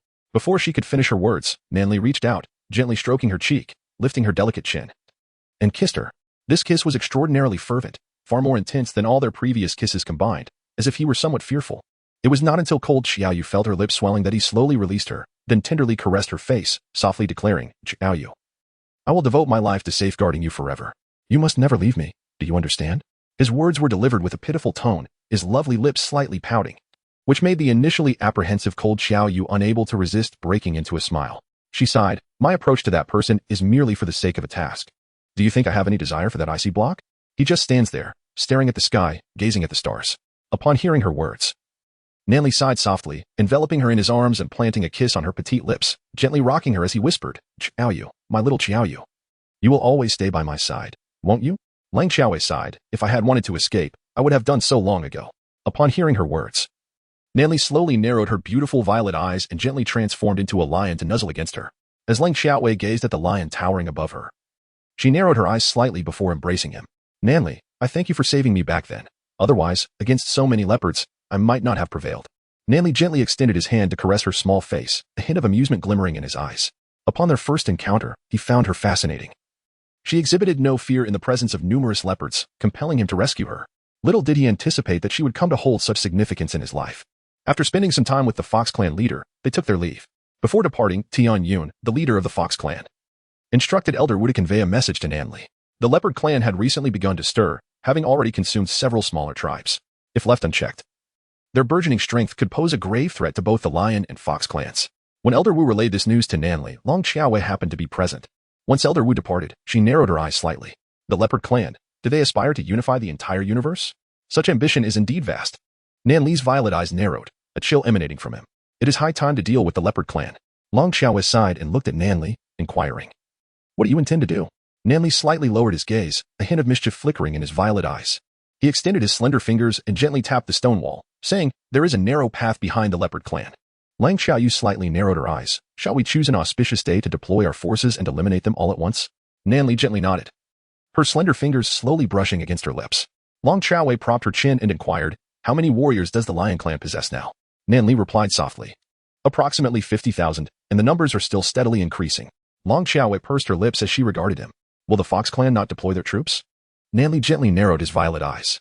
They are preparing to send forth 20,000 soldiers. However, the Fox clan is relatively diminutive in stature and possesses inferior combat prowess, rendering their efforts rather ineffectual. Lung Xiaoyu slightly narrowed her eyes and inquired, do you still wish to unite with other tribes? Nan Li gently nodded and replied, Xiaoyu, which tribe do you believe would be the most suitable? Chapter 122, Primacy of Interest. Long Xiaowei rested her chin upon her hand, pondering thoughtfully. When it comes to combat prowess, beneath the Lion Clan, the Tiger Clan is indeed formidable. However, as you may know, the Tiger Clan and we have always been adversaries, having clashed not long ago. Yet, apart from the Tiger Clan, there are truly no other tribes with such formidable fighting abilities. There is a saying, there are no eternal friends, only eternal interests. Riso once nearly annihilated the Leopard Clan, and the Leopard Clan has pursued him relentlessly in return. It can be said that his enmity with the Leopard Clan runs deep. If the matter of the Leopard Clan's ambition to engulf all tribes were to be disclosed to Risa, it might indeed forge an alliance, culminating in the complete eradication of the Leopard Clan. Long Xiaowei suddenly grasped Nan Li's shoulders, her eyes reflecting a serious intensity. Nan Li, the Tiger Tribe. Upon hearing her words, Nan Li gently shook her head. The Tiger Tribe is not an option. Long Xiaowei pressed her lips together and said, Nan Li, please listen to me carefully. She began to sit there, gradually explaining to Nan Li the intricacies and implications of the matter at hand. After several hours of relentless persuasion from Lung Xiaoyue, Nan Li finally began to contemplate her words. Lung Xiaoyue exhaled in relief. The Leopard Clan, poised for action, would soon devour all the smaller tribes, and thereafter, it would be the turn of the formidable Lion Clan. Only by eliminating the leopards before they attained true strength could the Lion Clan's members secure a prosperous future, to accomplish a thorough eradication without incurring excessive casualties. An alliance with the powerful Tiger Clan was imperative. Within a few days, they needed to eliminate the Leopard Clan entirely, otherwise, the Lion Clan would be embroiled in perpetual warfare. She had come to regard the Lion Clan as her home, having formed numerous connections here, and she wished for them to live free from fear and anxiety. After discussing with Nan Li, she was taken to observe the Lion Clan's training ground. A formidable assembly of 50,000 lions was engaged in rigorous training, a grand spectacle. Upon seeing Nan Li and Lung Xiaoyue, they collectively performed a salute, their movements synchronized and impressive. In her lifetime, Lang Xiaoyu had never encountered such a grand spectacle, and it left her utterly astonished for the first time. Nan Li narrowed her violet eyes slightly and gently remarked, I presume everyone here is familiar with the individuals beside me. They should not be strangers, correct? The members of the Lion Clan looked at Lung Xiaoyu and nodded in unison. They were well aware of her courage in battling the Tiger Clan, otherwise, they would not have shown her such respect. She was the female of the clan leader, Lang Xiaoyu, the very one who had slain no fewer than 100 members of the Tiger Clan. Leader, we all hold her in high regard. She has safeguarded our kin. With a wave of his left hand, Nan Li silenced the crowd. He slightly narrowed his violet eyes and spoke. The Leopard Clan has already devoured several smaller tribes, and their next targets are likely to be the Lion Clan and other tribes. This clan leader has conferred with Xiaoyu, and we plan to ally with the Tiger Clan to eradicate the Leopard Clan entirely. Upon hearing this, the clansmen were taken aback. The Tiger Clan. They were actually going to ally with the Tiger Clan.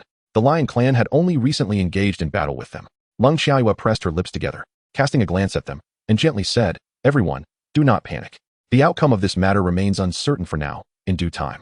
As Lung Xiaoyue paused momentarily, she lifted her gaze, a glimmer of light flickering within her eyes as she addressed Nan Li. In due time. please send a few clansmen with me to the Tiger Clan to seek out Leisa.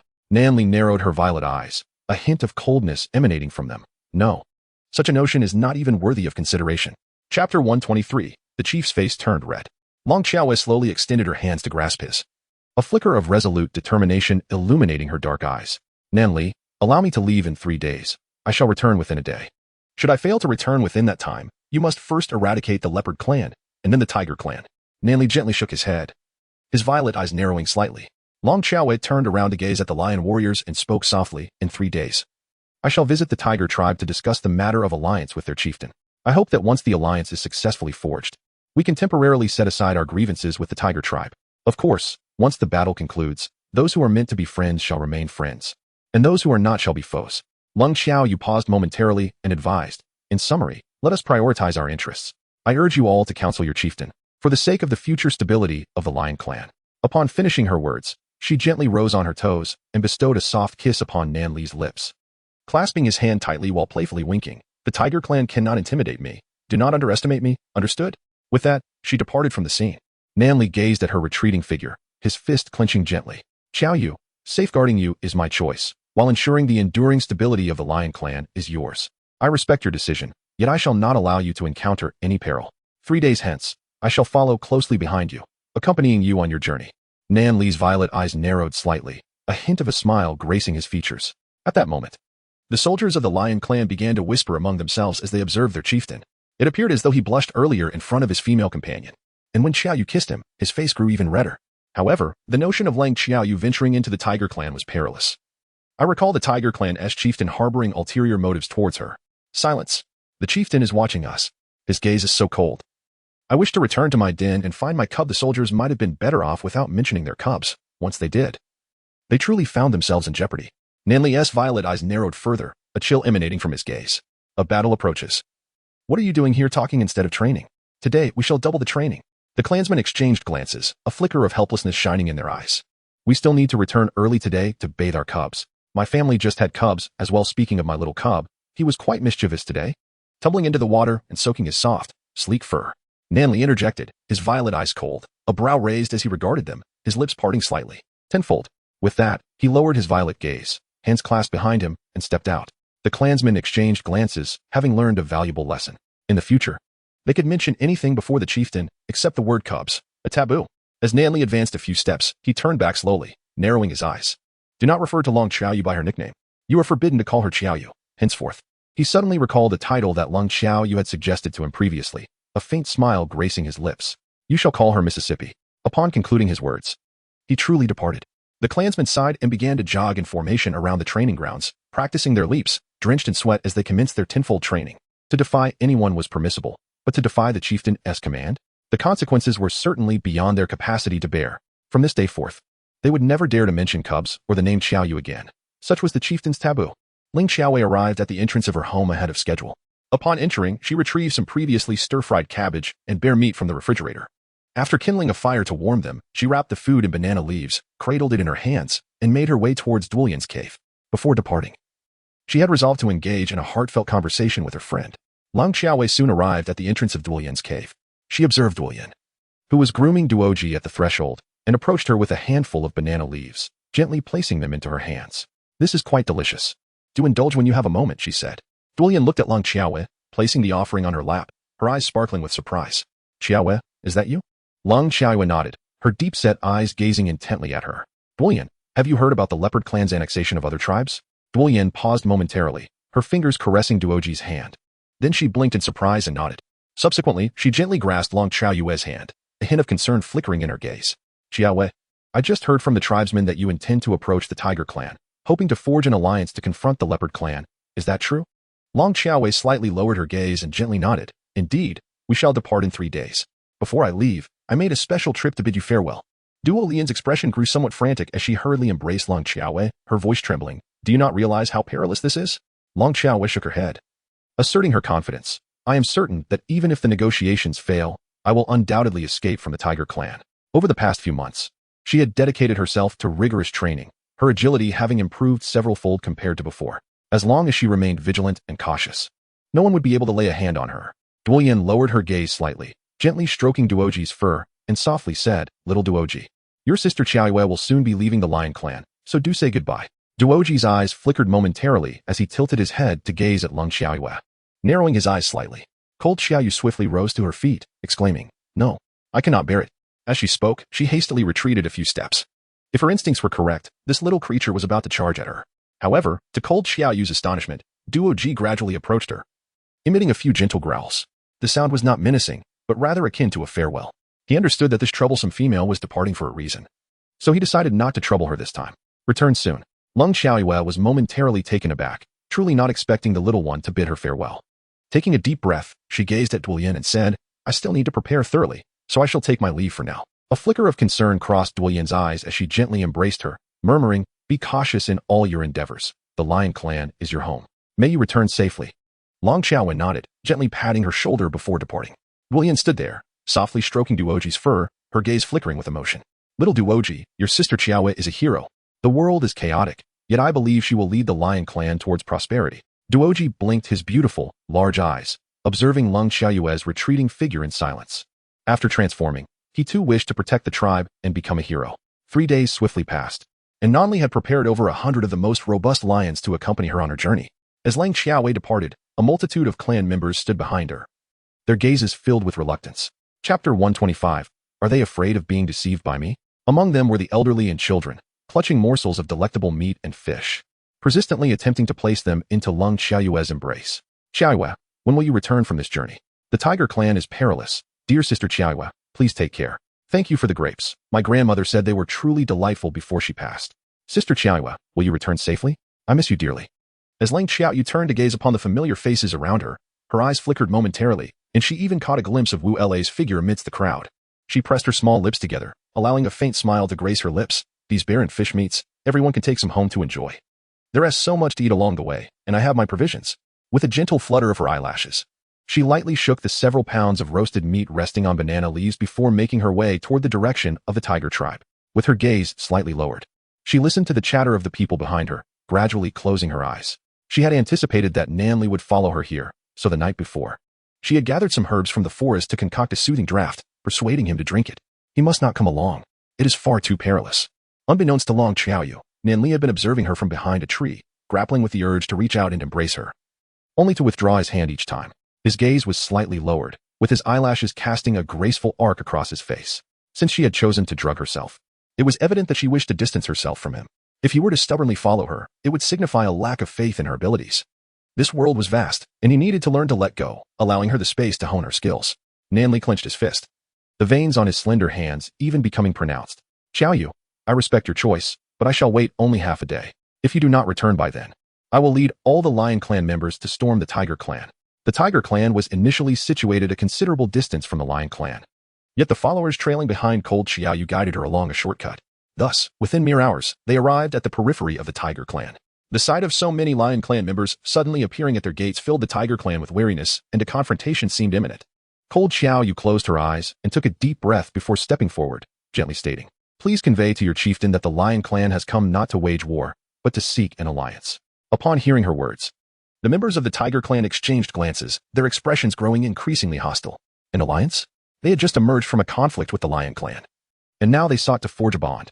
Who could fathom the Lion Clan's ulterior motives? Despite their suspicions, they sent a few individuals to relay the message. At that moment, Leisa sat within his cavern, his gaze cast downward, a profound aura of allure and mischief enveloping his handsome features, lost in thought. Just then, a member of the Tiger Clan approached him, bowed respectfully, and whispered, reporting to the esteemed chieftain, "The Lion Clan has arrived and seeks to form an alliance with us." Upon hearing this, Leisa lifted his head slightly, revealing a visage of ethereal beauty that rendered the world around him as mere backdrop. A playful smirk graced his lips, and a ripple of intrigue washed over his deep, unfathomable eyes. What is this? Are we to fear their treachery? They could never deceive the esteemed chieftain, but among them, there is a female, it is. The messenger faltered, struggling for words. Leisa lowered his gaze slightly, a vivid purple glint flashing in his eyes, and a light smile danced upon his lips. "I was just about to seek you out. Yet here you are, seeking me." Without waiting for the messenger to finish, he chuckled softly, "Let them in." The messenger was momentarily taken aback, astonished by Leisa's decision. Was he the plan to eliminate them all? Nevertheless, despite his myriad thoughts, he dared not defy Leisa's command. Bowing his head and retreating to usher in the 100-odd Lion Clan members, along with Cold Xiaoyu, Leisa rested his chin on his hand, his mischievous, profound gaze languidly fixed on the entrance of the cave. It was only when a somewhat frail figure, yet imbued with an air of icy composure, stepped inside that he gradually withdrew his gaze. Long Xiaowei stood before him, a faint smile gracing her lips. Leisa, I see you're well. Leisa's deep-set eyes roamed over Long Xiaowei with unabashed scrutiny, his thin lips parting slightly as he remarked, I never imagined that after your escape, there would come a day when you would present yourself willingly. With her hands clasped behind her back, Long Xiaoyu smiled gently. Several months have passed. If you still perceive me as the lamb to be slaughtered, then you are decidedly out of touch. Are you certain you can still confine me? Leisa narrowed his profound eyes slightly and remarked softly, Xiaoyu, you don't mean to say you came here because you missed me, do you? Upon hearing his words, Long Xiaowei nearly choked on her own saliva. She coughed delicately a few times and waved her hand dismissively. Do not indulge in self-admiration. Leisa remained silent, resting his chin on his hand as he gazed at her, a faint smile flickering in his eyes. I am aware of your purpose in coming here. It is to join forces with the Lion Clan to launch an assault on the Leopard Clan. What is the Leopard Clan, after all, that warrants such a grand mobilization? His audacity, though brash, contained a kernel of truth. His combat prowess was formidable, with merely a few hundred tribesmen. He could likely annihilate the Leopard Clan in one fell swoop. However, the current Leopard Clan had recently absorbed several smaller tribes, thus significantly bolstering their strength, making them not easily vanquished. Long Xiaowei approached him, her eyes narrowing slightly. Leisa, this is the opportune moment to resolve the issues with the Leopard Clan. Nanli is still waiting for me in the cave. I ask you but one question. Shall we forge an alliance, or continue this mutual conflict? Leisa's gaze flickered as he lifted his head to meet hers, a hint of purple flashing in his eyes. If I were to agree, could we become friends? Long Xiaowei was momentarily taken aback. Have you lost your mind? She reached out to touch his forehead. Leisa extended a slender hand and drew her into his embrace. A wicked glint flashed through his eyes as he gently pinned her beneath him, tipping her chin up with deliberate grace. His magnetic voice resonated like the seductive whisper of a fallen angel as he articulated each word with measured intensity. I shall dispatch all capable warriors from the Tiger Clan to your service. Now I inquire, might we cultivate friendship? Long Xiaoyuan narrowed her eyes slightly, exuding an air of coldness. Step aside. Leisa gently squinted, his fingers caressing her cheek. I ask, may we be friends? Long Xiaoyue was certain that if she did not acquiesce, she would likely be trapped here for a lifetime. Very well, you are strong. You are impressive. You have triumphed. Lang Xiaoyue softly murmured, all right. At that moment, Leisa's deep-set eyes transformed into an intense shade of purple, a hue so overwhelming it nearly induced nausea. He slightly lowered his gaze, and a flash of captivating allure flickered within his violet irises. Chapter 127. Intruder, seize her. First, let us become friends, then we shall discuss matters of intimacy. In a fleeting motion, Long Xiaoyue seized the opportunity while he was unprepared, rolling out from beneath him and subsequently positioning herself at the cave's entrance. Leaning against the mouth of the cave, her gaze flickered as she regarded him. Leisa, a man of honor stands by his word. I trust you shall not go back on your promise, will you? Leisa rose to his feet, leaning against the wall beside her. Of course, he replied. Cold Xiaoyu's lips curled into a subtle smile as she said, tomorrow. You shall quietly bring the members of the Tiger Clan and stealthily lurk beside the Leopard Clan, ensuring that they remain oblivious to your presence. I have my own plans. At this point, a glimmer of cunning flickered in her eyes. After she finished speaking, she prepared to turn and leave. Just then, Leisa's lips curved into a slight grin as he commanded, seize her. Upon hearing this, Cold Xiaoyu abruptly turned her head. Her brow slightly furrowed as she gazed at him. Leisa casually whistled and, with a faint smile, added, I was merely jesting. Long Xiaowei. Damn it. She picked up a few stones from the ground and hurled them at his handsome face. In an instant, she dashed out of the cave and winked at the Lion Clan members who were on the verge of clashing with the Tiger tribe. The task is accomplished. Your parents are eagerly awaiting your return for dinner. Hurry back. Upon hearing that the matter was resolved, a glimmer of light flashed in the eyes of the clan members as they turned their gaze towards Lang Xiaowei. The chief's female is formidable. Aware that a battle was imminent and that they needed to prepare adequately, they ceased their entanglement with the Tiger tribe and followed Lang Xiaowei away from the Tiger territory. Leisa watched Lang Xiaoyue's retreating figure and smiled softly. When we meet again, little Xiaoyue, we shall be friends. Even if I were to lay my hands on you, you must not harm me. He was determined to frequently visit his newfound friend. As soon as Lang Xiaoyu and her companions distanced themselves from the Tiger clan, the members of the clan eagerly began to inquire about her. My dear, how did you manage to persuade their chieftain? Did you perhaps engage in a duel with the chieftain and subdue him? Dear lady, you. Lang Xiaowei listened to the lively calls of the young women directed at the soldiers of her clan, rubbing her temples in exasperation. Call the girls, call my name, Xiaowei. She murmured. The soldiers unanimously shook their heads in protest. No way. The chieftain will impose double the training and wear us out. Lang Xiaoyue rubbed her temples and cast a disdainful glance at Nan Li, who was far away in the clan. How possessive must one be to disallow others from uttering their name? She winked at the soldiers, since he forbids you from calling me Xiaowei. You may refer to me as Miss Chiao instead. The soldiers nodded in unison and promptly began to chant, Miss Chiao, Miss Chiao. Upon her return to the clan, Long Xiaowei discovered that her kin had been waiting outside, steadfastly anticipating her arrival. A wave of emotion washed over her, and she gently pressed her lips together before conveying that the negotiations had been successful, urging them to return home. She then made her way back into the cave in search of Nanli. At that moment, Nanli was leaning at the cave's entrance, silently calculating the passage of time. Once half a day had elapsed, he would lead all the clansmen to the Tiger Clan. Lang Xiaowei quietly stood behind him, a subtle smile gracing her eyes as she slowly extended her hand to cover his eyes. Guess who I am? Nanli paused momentarily, a faint smile curling at the corners of his lips. You well? Chapter 128, A Moonless Night, Fateful and Lethal. Long Xiaowei shook her head and said, It is the lovely Xiaowei. Nanli slowly removed her hand from Xiaoyue's eyes. Then, with a hint of exquisite light in her violet eyes, she turned around and embraced her. I woke up late today and did not see you off, my dear. Tell me, have you been wronged? Long Xiaoyue gently shook her head, stating, I am so clever, so wise, and so. I simply cannot find the words. She cleared her throat softly and added, In any case, I am the one who bullies others. How could I possibly be wronged? A flicker of amusement crossed Nan Li's violet eyes as she tenderly ruffled Long Xiaoyue's hair. Xiaowei, I will grant you everything, including respect. I shall honor all of your choices, providing you with the space to spread your wings rather than merely shielding you. Only in this way, amidst the chaos of the world, will you truly survive, no matter what challenges you may face. Long Xiaowei gradually enveloped him in her embrace, gently nuzzling against him. Nan Li, tonight, you shall accompany me to the Leopard Clan, she declared, lifting her gaze slightly, a subtle smile gracing her features. Nan Li affectionately ruffled her hair, exclaiming, You little rascal. Long Xiaowei smiled, revealing a set of pristine white teeth. On a night shrouded in darkness and ominous winds, two figures stealthily infiltrated the Leopard Clan. Lang Xiaowei stood atop a tree and winked at Nan Li, then declared, The east belongs to you, while the west is mine.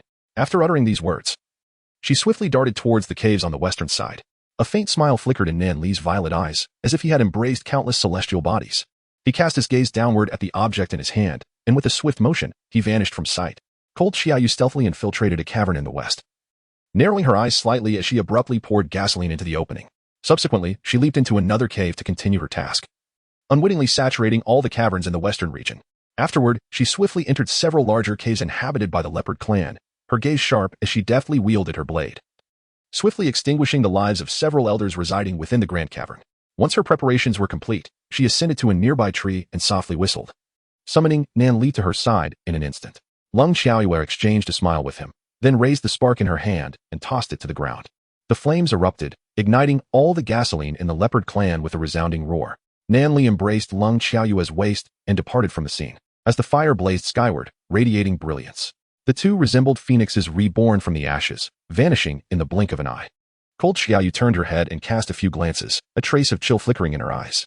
In truth, even if the Leopard Clan resolved their issues with the small tribes and refrained from attacking the Lion Clan, she was already resolute in her enmity. After all, she had nearly fallen prey to the Leopard Clan on two separate occasions. The grudge had long been established.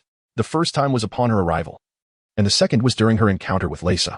This evening, what pained Cold Xiaoyu the most was the depletion of her points. The expenditure of so much gasoline had cost her a staggering 400 points. 400. Now, her delicate bracelet held a mere pitiful 500 points remaining. Once Ling Xiaowei and Nan Li departed, the Leopard Clan was plunged into chaos. The leopards were utterly terrified by the unprecedented blaze. Upon discovering the demise of their elder, a profound sense of dread enveloped their hearts. Could it be that their clandestine scheme to assault the Lion Clan had been uncovered, prompting a covert retaliation from their foes? Yet, how could this be possible? Their efforts at secrecy had been meticulously executed. Upon returning to the cave, Lang Xiaoyu sighed softly and gently tousled Nan Li's hair, remarking, After such a tumultuous evening, they shall certainly have their share of discomfort. Cold Xiaoyu slightly squinted her eyes. Tomorrow, they will suffer even more. Nan Li patted her shoulder. Girl should be charming. Why are you so wicked? Long Xiaowei gently tapped his chest. Therefore, I will not be bullied. Can you rest assured if I act alone from now on? Nan Li's purple eyes shimmered. It turned out that everything she did tonight was to prove to herself that she was not weak and could not be easily taken advantage of, to assure herself. A faint smile graced Nan Li's lips as she flicked her forehead. You should be a bit more adorable in the future. Long Xiaowei nodded, propping her chin on her hand and blinking her large eyes. Rest assured, my lord, I shall be irresistibly adorable. Nan Li, he must endure. He cannot allow a nosebleed. He must hold steady. Long Xiaowei embraced Nan Li, standing on tiptoe to gaze at him. Little Nan Li, why are you covering your nose? Nan Li replied. Lang Xiaoyu smiled gently and kissed his cheek, saying, If you're shy, just admit it. There's no need for pretense. Nan Li turned away, clearing his throat, and replied, Xiaoyu, You're overthinking it. Lung Xiaoyue smiled gently. Are you overthinking it? Dare you claim you have never felt shy? Nanli gazed at her thoughtfully, extending his slender hand to ruffle her hair. No. It is my shyness that I have never concealed. Cold Xiaoyu. Damn it. The next day arrived swiftly. Leisa indeed kept his word. Leading a formidable force of 100,000 Tiger Clan warriors, lying in ambush beside the Leopard Clan. Long Xiaowei could not help but marvel at the fact that his ambush was indeed executed with remarkable precision. If he were to lead troops in ancient times, he would surely excel as a commander. Moreover, the sheer number of soldiers from the Tiger Clan was astonishing. How did Leisa manage, single-handedly, to bring the Tiger Clan to submission? One must admit, Lang Xiaowei held a deep admiration for this feat since she had previously arranged with Nanli to take command. Nanli's role was merely to smile at her, embracing her closely, and seeking her warmth. Lung Xiaoyu expressed a strong desire to discard this bothersome creature. During this period, the Lion Tribe's military department has recruited a considerable number of clansmen, with a total of 80,000 capable warriors. Cold Xiaoyu stealthily led 70,000 soldiers along a narrow path towards the Leopard Tribe, accompanied by 10,000 Lion Tribe warriors, South Li, and several elders, boldly advancing towards their destination. Indeed, the more conspicuous, the better. The previous day, the Leopard Tribe had suffered a sudden assault, plunging the entire tribe into chaos. Upon learning that the Lion Tribe was approaching, their panic reached a fever pitch. However, their chieftain, not one to be trifled with, quickly regained composure, counted his warriors, and instructed them to march towards the entrance of the Leopard Tribe. The chieftain, named Qing Yin, appeared to be a man in his 20s or 30s. As he gazed upon the formidable force of 180,000 Leopard Tribe soldiers, a cold smile played upon his lips. I have prepared for this moment for so long, intending to conquer the Lion Tribe soon. Who would have thought you would come to my doorstep? Very well, I shall not hold back. Yet, the audacity of nearly 10,000 Lion Tribe warriors was astonishing. At that moment, a task suddenly flashed within Cold Xiaoyu's bracelet. In this battle, for every Leopard Tribe warrior slain, 10 points would be awarded. If 2,000 Leopard warriors were killed, the bracelet would automatically upgrade to level 5, allowing the exchange for military supplies. Chapter 130, Infuriating Beyond Measure. Lang Xiaowei slightly narrowed her eyes, a glimmer of playful mockery flickering within them as she reached out to gently stroke her chin. This situation was nothing short of a delightful surprise. One could only anticipate how she would make the Leopard Clan weep and wail this time. As Lang Xiaowei confidently strode to the entrance of the Leopard Clan, accompanied by 10,000 of her kin, the clan leader, Qing Yin, coldly approached with his formidable entourage of 180,000 Leopard Clan members, standing merely 50 meters apart. Qing Yin regarded Lang Xiaowei, narrowing his eyes slightly, a chill evident in his gaze. Was it you who caused the chaos in my clan yesterday, resulting in the slaughter of 8 elders, leaving only 2 alive? Lang Xiaowei reached out to scratch her ear, casting a casual glance at him. Only half left? Weren't they all dead? She inquired. Nanli, did you let 2 escape last night? Nanli gently raised an eyebrow, a hint of amusement flickering in his violet eyes. Perhaps 2 managed to flee. Upon hearing this, Qing Yin was immediately enraged, pointing an accusatory finger at Lang Xiaowei. You're being excessively overbearing. Our Leopard Clan has no enmity with the Lion Clan. Why must you provoke us? In truth, the 2 elders were intentionally spared by Lang Xiaowei, with the aim of eliciting this very response from Qing Yin today, thus igniting his fury. Ultimately, according to Lang Xiaoyue's plan, the angrier he became, the more chaotic his thoughts would be. Lang Xiaowei crossed her arms and gazed at him, declaring, "It is because of your utter lack of charm that I find you distasteful. You take advantage of your tribe's strength to bully the smaller clans, but today, I shall turn the tables and confront you. What will you do about it? Come. Strike me if you dare." Lang Xiaowei let out a soft hum. Her demeanor utterly ignited Qing Yan's fury. He scoffed coldly, his entire being trembling with rage. With merely your 10,000 tribesmen, you dare to provoke us? To oppress us? 10,000 will retreat to safeguard the tribe, while the remaining 80,000 will transform into their beastly forms and annihilate them completely. Then we shall seize the Lion Clan, and the mighty lions shall become our slaves. In truth, the concept of slavery existed in this world, though Duilian feigned ignorance, merely having never encountered the term before. Upon hearing Qing Yan's command, the 80,000 tribesmen roared in unison, transforming into a formidable array of leopards, their claws akin to sharp blades, charging towards the 10,000 lions. Lang Xiaowei narrowed her eyes slightly and whistled, Leisa, encircle them. As soon as her words fell, swarms of tigers surged forth from the thickets and valleys, a magnificent sight. Their eyes filled with ferocity. With a deafening roar, they charged towards the advancing members of the Leopard Clan. The Leopard Clan, numbering only 80,000, found that the remaining 100,000 had retreated several hundred meters. It was too late to offer assistance. Leisa's 100,000 tigers, along with the 10,000 lions by Lang Xiaowei's side, swiftly surrounded the 80,000 leopards, their eyes gleaming with menace, before they lunged ferociously to tear into their prey. As the light flickered in Lang Xiaoyue's eyes, a subtle smile of assured victory graced her lips. At that moment, a surviving elder of the Leopard Clan rushed up to the somewhat flustered Qing Yin, exclaiming in a frantic tone, "Chieftain, it's terrible. Qing Yin shot him a glare, urging him to speak plainly. What is it? What has gone awry? The elder trembled, his voice quaking as he replied, Chieftain. It's dreadful. Over 70,000 Lion Clan warriors have emerged from nowhere and seized our territory. The elder appeared nearly paralyzed with fear. Chapter 131. Betrayal. Qing Yin abruptly shut her eyes, her body quaking with rage, nearly rendered senseless by the news. Wars between clans had always been a contest of strength. Yet she had never anticipated that the female before her would resort to such underhanded tactics. She swiftly turned to face the 100,000 soldiers poised to charge. Taking a deep breath as she commanded, return to the clan. Drive those shameless Lion Clan intruders away. In an instant, the soldiers transformed into fierce leopards, surging towards the clan with fierce determination. Upon hearing the news, Lang Xiaoyu realized that the 70,000 lion tribesmen they had dispatched had already arrived at their encampment. She glanced at the fierce battle unfolding before her, calculating the time, and knowing that the lions, who were causing chaos within the leopard tribe, were hastening toward her as per her instructions. She intended to lead those leopards in circles. Here they were, and she would guide them back to their own tribe. Once they arrived, she would summon the armies to return and, while the leopards were still absent, effortlessly eliminate the 80,000 leopards encircled in the midst of the fray. Soon, the 70,000 lions advanced grandly towards Lang Xiaoyu, joining the battle without so much as a breath of exhaustion. Standing at a distance was Qing Yin, flanked by 2 elders and a handful of tribesmen. He observed the encircled 80,000 leopards, his lips twitching slightly. Shameless. Truly shameless. This was no battle. It was a sheer mobbing. It was a treacherous act. In no time, the beleaguered 80,000 leopards had suffered significant losses, dwindling to half their number, while the tiger and lion tribesmen remained relatively unscathed, suffering only minor injuries. Anxious, Qing Yin shouted urgently to the elders, Quick! Bring them back! Hurry! Summon the 100,000 tribesmen back! Receiving the command, the elder wiped his brow, nodded, and rushed frantically towards the tribe. At that moment, Lang Xiaoyu's gaze flickered, and she let out a sharp whistle. The lions, having been previously instructed, understood the signal. 5,000 lions stealthily made their way along the narrow path, infiltrating the leopard territory once more. As the elder called the 100,000 leopards to gather, they saw their encircled companions and prepared to charge into the fray. Just then, another elder dashed over in a panic, exclaiming, This is bad. The lions have invaded the tribe again. The 100,000 leopards stood in confusion, caught in a dilemma of whether to return or to charge into battle, staring blankly at Qing Yin. Sighing, Qing Yin clenched his fists. 50,000 must return. The other 50,000 shall engage in combat. 10 minutes later, the 50,000 who had just arrived at the tribe found themselves in a disconcerting situation. There was not a single lion in sight. The 5,000 lions had merely taken a brief reconnaissance in the leopard territory and, upon their arrival, had stealthily returned to Lang Xiaoyu's side to continue the fight. Now, the beleaguered leopards, aside from the previously decimated 80,000, included the newly added 50,000, leaving them with a mere 30,000 against an overwhelming assault of 180,000.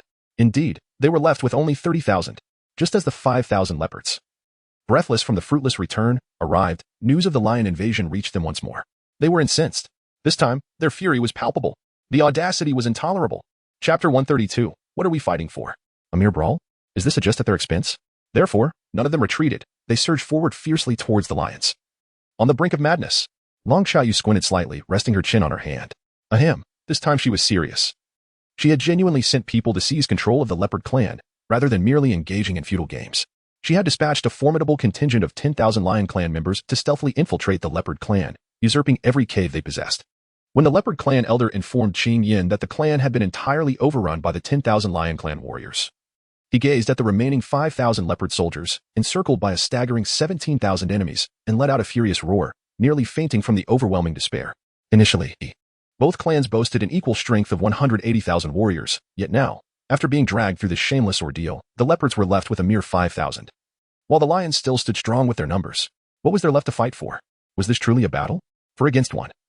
Was this some form of collective assault?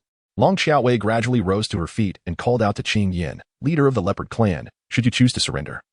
I assure you that I will not annihilate every capable warrior of your clan. I must inform you. I currently possess a formidable weapon that could obliterate the leopard clan in a single strike. Qing Yin trembled all over. Her eyes reddened as she gazed at her in silence, the fury within her causing her to convulse. Lang Xiaowei spoke the truth. By the end of the day, the leopard clan had suffered a staggering loss of 130,000 lives. Her bracelet had not only ascended to the 5th level but had also amassed an impressive 1,300,000 points. 1,300,000, what does that signify? This was a fortune that Lang Xiaowei had never dared to dream of before. With this substantial sum, combined with the meager 500 points she had previously saved, she could fully equip the soldiers of the Lion Clan. No tribe would dare to oppress them. She could undoubtedly live safely within the Lion Clan, free from the fears of war.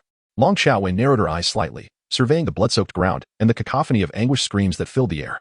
She spoke softly. 3 minutes. If you do not surrender within 3 minutes, I shall eradicate you all. In this world. It was a brutal law of nature where the weak were devoured by the strong. Had she not initiated the assault on the leopard clan? It was certain that the lion clan would soon find themselves under siege, leading to a fate of homelessness and enslavement for all lions. Therefore, in her pursuit of survival for herself and her kin, she did not perceive the slaughter of so many leopards as a transgression. Were there not injuries and fatalities among the lion clan as well? In an instant, a chill filled Lang Xiaoyue's gaze as she lifted her head to look at Qing Yin. There are only 30 seconds left. Qing Yin furrowed her brow, surveying the nearly defeated clansmen, and inhaled deeply. Surrender. The moment her words fell, the fighting members of the lion clan erupted in cheers, their eyes shimmering with fervor as they looked towards Lang Xiaoyue, their gazes imbued with faith. They believed that with their esteemed leader and Miss Qiao by their side, the lion clan would one day ascend to become the mightiest tribe. The tiger clan, however, remained indifferent, glaring at the lion clan with disdain. Had it not been for Leisa's presence, they would undoubtedly have engaged in a fierce confrontation with the lions. Meanwhile, the members of the leopard clan sat dejectedly on the ground, their bodies drenched in blood. Having transformed back into human form, they were nearly all covered in wounds. It was over. Their tribe had been conquered, and their wives and children were likely dead. Their homes were lost. Originally intending to launch an assault on the lion clan soon, they had instead found themselves under attack by them. What a farcical twist of fate. Qing Yin slowly tread over the congealed blood as she approached Lang Xiaoyue, her eyes reddened. I am your captive now. You may kill me. This was the rule of the beastman world. When a tribe falls, the leader must perish. After uttering these words, he lamented, I should not have annexed those smaller tribes, leading to the ruin of so many families. I also should not have harbored thoughts of attacking the powerful lion clan. At this point, Lang Xiaoyue curled her lips into a cold smile. I knew I was not mistaken. Given your ambitions, an attack on the lion clan was inevitable. Even if you had not come, other tribes would have sought to challenge them. Consider this battle a demonstration from the lion clan to others, a warning not to covet the lion clan's power. She paused and glanced at Nanli, gently inquiring, Nanli, how do you propose we handle the leopard clan? Nanli then narrowed her violet eyes slightly and replied, let the current leader of the leopard clan be reduced to a common tribesman, while appointing a member of the lion clan as their leader to govern them. The leopard clan will continue to reside within their territory, living in peace, but from this point forward, they shall be subservient to the lion clan, pledging never to oppose them. Upon hearing his words, Lang Xiaoyue's eyes flickered with a glimmer of understanding, and she gently nodded. His decision was not only capable of winning the hearts of the ordinary members of the leopard clan, but also served to prevent any future aggression against the lion clan, an advantageous dual outcome. The previously disheartened leopard warriors, upon listening to Nan Li's words, raised their heads, their eyes glimmering with a hint of hope. Could it be that, after suffering defeat, they could still reside within their territory as before, living alongside their wives and children? After the lion clan had just conquered the leopard clan, had they truly refrained from inflicting severe harm upon their kin? Was it not the case that following a loss, they would be slaughtered entirely? Some savage tribes would even consume the defeated clans. Was the lion clan not equally barbaric? Yet, despite the multitude of questions swirling in their minds, no one provided an answer. Xing Xiaoyu gazed from afar at Leisa, who leaned against the tree, tilting his head ever so slightly in her direction. She delicately pursed her lips and mused, this time, we owe much to the assistance of the tiger clan, naturally. The leopard clan will refrain from attacking them in the future. Yet, regardless of how much she spoke, Leisa merely held a tender green leaf between his lips, a faint smile gracing his face as he looked at her. Cold Xiaoyu averted her gaze from him, gently holding Nan Li's hand as she prepared to return and make arrangements for everything post-battle. At that moment, Leisa offered a faint smile, his voice low and alluring. Xiaoyu, did you not say that we could be friends? Lang Xiaoyu was momentarily taken aback, then nodded. As long as you do not harbor any intentions towards me in the future, we shall be friends. No sooner had she uttered these words than Nan Li cast a look at her, a gaze that was both amused and enigmatic, exuding an air of dominance laced with indolence. Lang Xiaoyu took a deep breath, wishing to avoid such a scene, and thus made her way towards the tribe. From that moment onward, she felt liberated from any concerns. Nan Li would select the individuals to manage the leopard clan, and he would also attend to the healing of the clan members after battle. All she needed was a good night's sleep. Unexpectedly, the leopard clan was easily deceived. Before she could even utilize the items in her bracelet, they had already lost. Consequently, she decided to exchange her points for some training equipment and military armor to adequately equip the soldiers of the lion clan. Chapter 134. What a painful experience. Such enhancements in combat capability would undoubtedly elevate their prowess, allowing her to live peacefully among the lion clan. Additionally, she intended to procure several cannons for the army, just in case. At this moment, Nanli turned to gaze at Lang Xiaoyu's retreating figure, a gentle smile slowly gracing his lips, his eyes reflecting a hint of affection. Miss Madden thought tenderly, Xiaoyu, if commanding battles in this manner brings you joy, then we shall engage in more. As long as you are happy, I would willingly forsake all my dazzling brilliance, allowing you to shine alone. It was evident that he had prioritized his little Xiaoyu above everything else. There are those who are infatuated with brothers, others with sisters. But this was the first instance of such a fervent devotion to a wife, an obsession with one's spouse. Once Ling Xiaoyu's figure vanished from sight, the warmth in Nan Li's gaze dissipated, gradually returning to its icy demeanor. Leisa raised an eyebrow slightly, a wicked glint flickering in his deep, dark eyes. Nan Li calmly remarked, "Xiaoyu would not be fond of you." Leisa replied with a faint smile, "Do you perhaps believe she holds any particular fondness for you?" Nan Li responded with a subtle smile, his violet eyes seemingly harboring countless stars, exuding an air of elegance. "That is no concern of yours."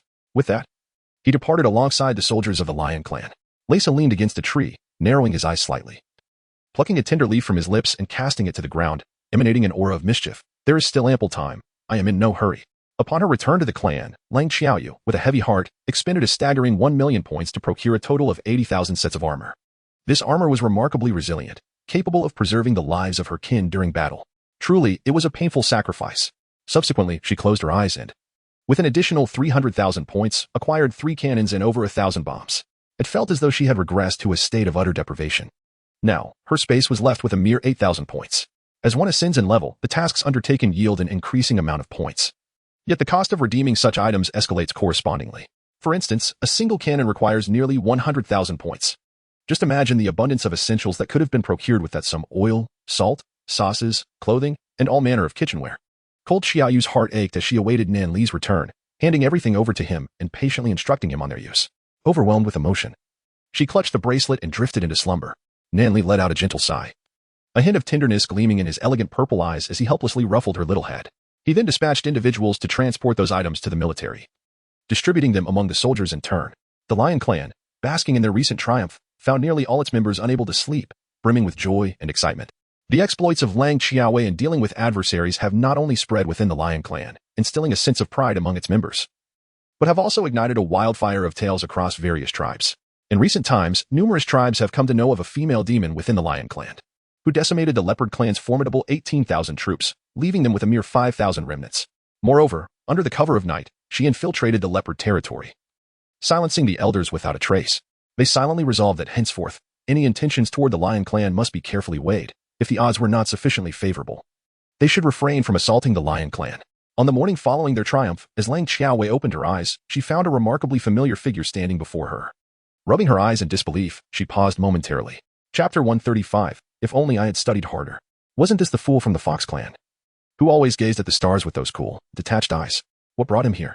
Could it be that the Fox clan had come to extend their congratulations on the Lion clan's victory? Lang Xiaoyu slightly narrowed her eyes, contemplating that this was likely the case. She propped herself up, leaning against the cave wall, her arms crossed as she regarded him. "What brings you to my cave?" Tion Lan gazed at her with his cool, clear eyes, his voice melodious. "I find myself with nothing to occupy my time. I have come to seek my revenge on you." "Lang Xiaowei, you fool, did you come here with your father?" Tion Ling slightly furrowed her brows, a hint of coldness flickering in her eyes. "My name is Tion Ling." Lang Xiaowei nodded slightly, saying, I wish to sleep. Could you perhaps step out for a moment?" Tion Ling gently shook her head, replying, "No, I cannot." She softly extended her hand to grasp Lang Xiaoyu's shoulder. Her icy gaze fixed upon her as she stated, word by word, "I have come to exact my revenge on you, and I will not leave." "Lang Xiaowei, does your father know how headstrong you are?" Tion Ling slightly lowered her eyes, her long eyelashes casting shadows on her face, rendering her exceedingly beautiful. "I came here quietly, so he naturally does not know." Lang Xiaowei gently patted the hand gripping her shoulder, saying, "Stop acting cool. Let go of me." No sooner had she spoken than Tion Ling's somewhat icy hands suddenly clasped her shoulders, causing them both to tumble backward. Lang Xiaoyu has lost her mind. What on earth does this fool wish to see? Tion Ling gazed earnestly at Lang Xiaoyu and declared, "I have told you. I seek to take my revenge."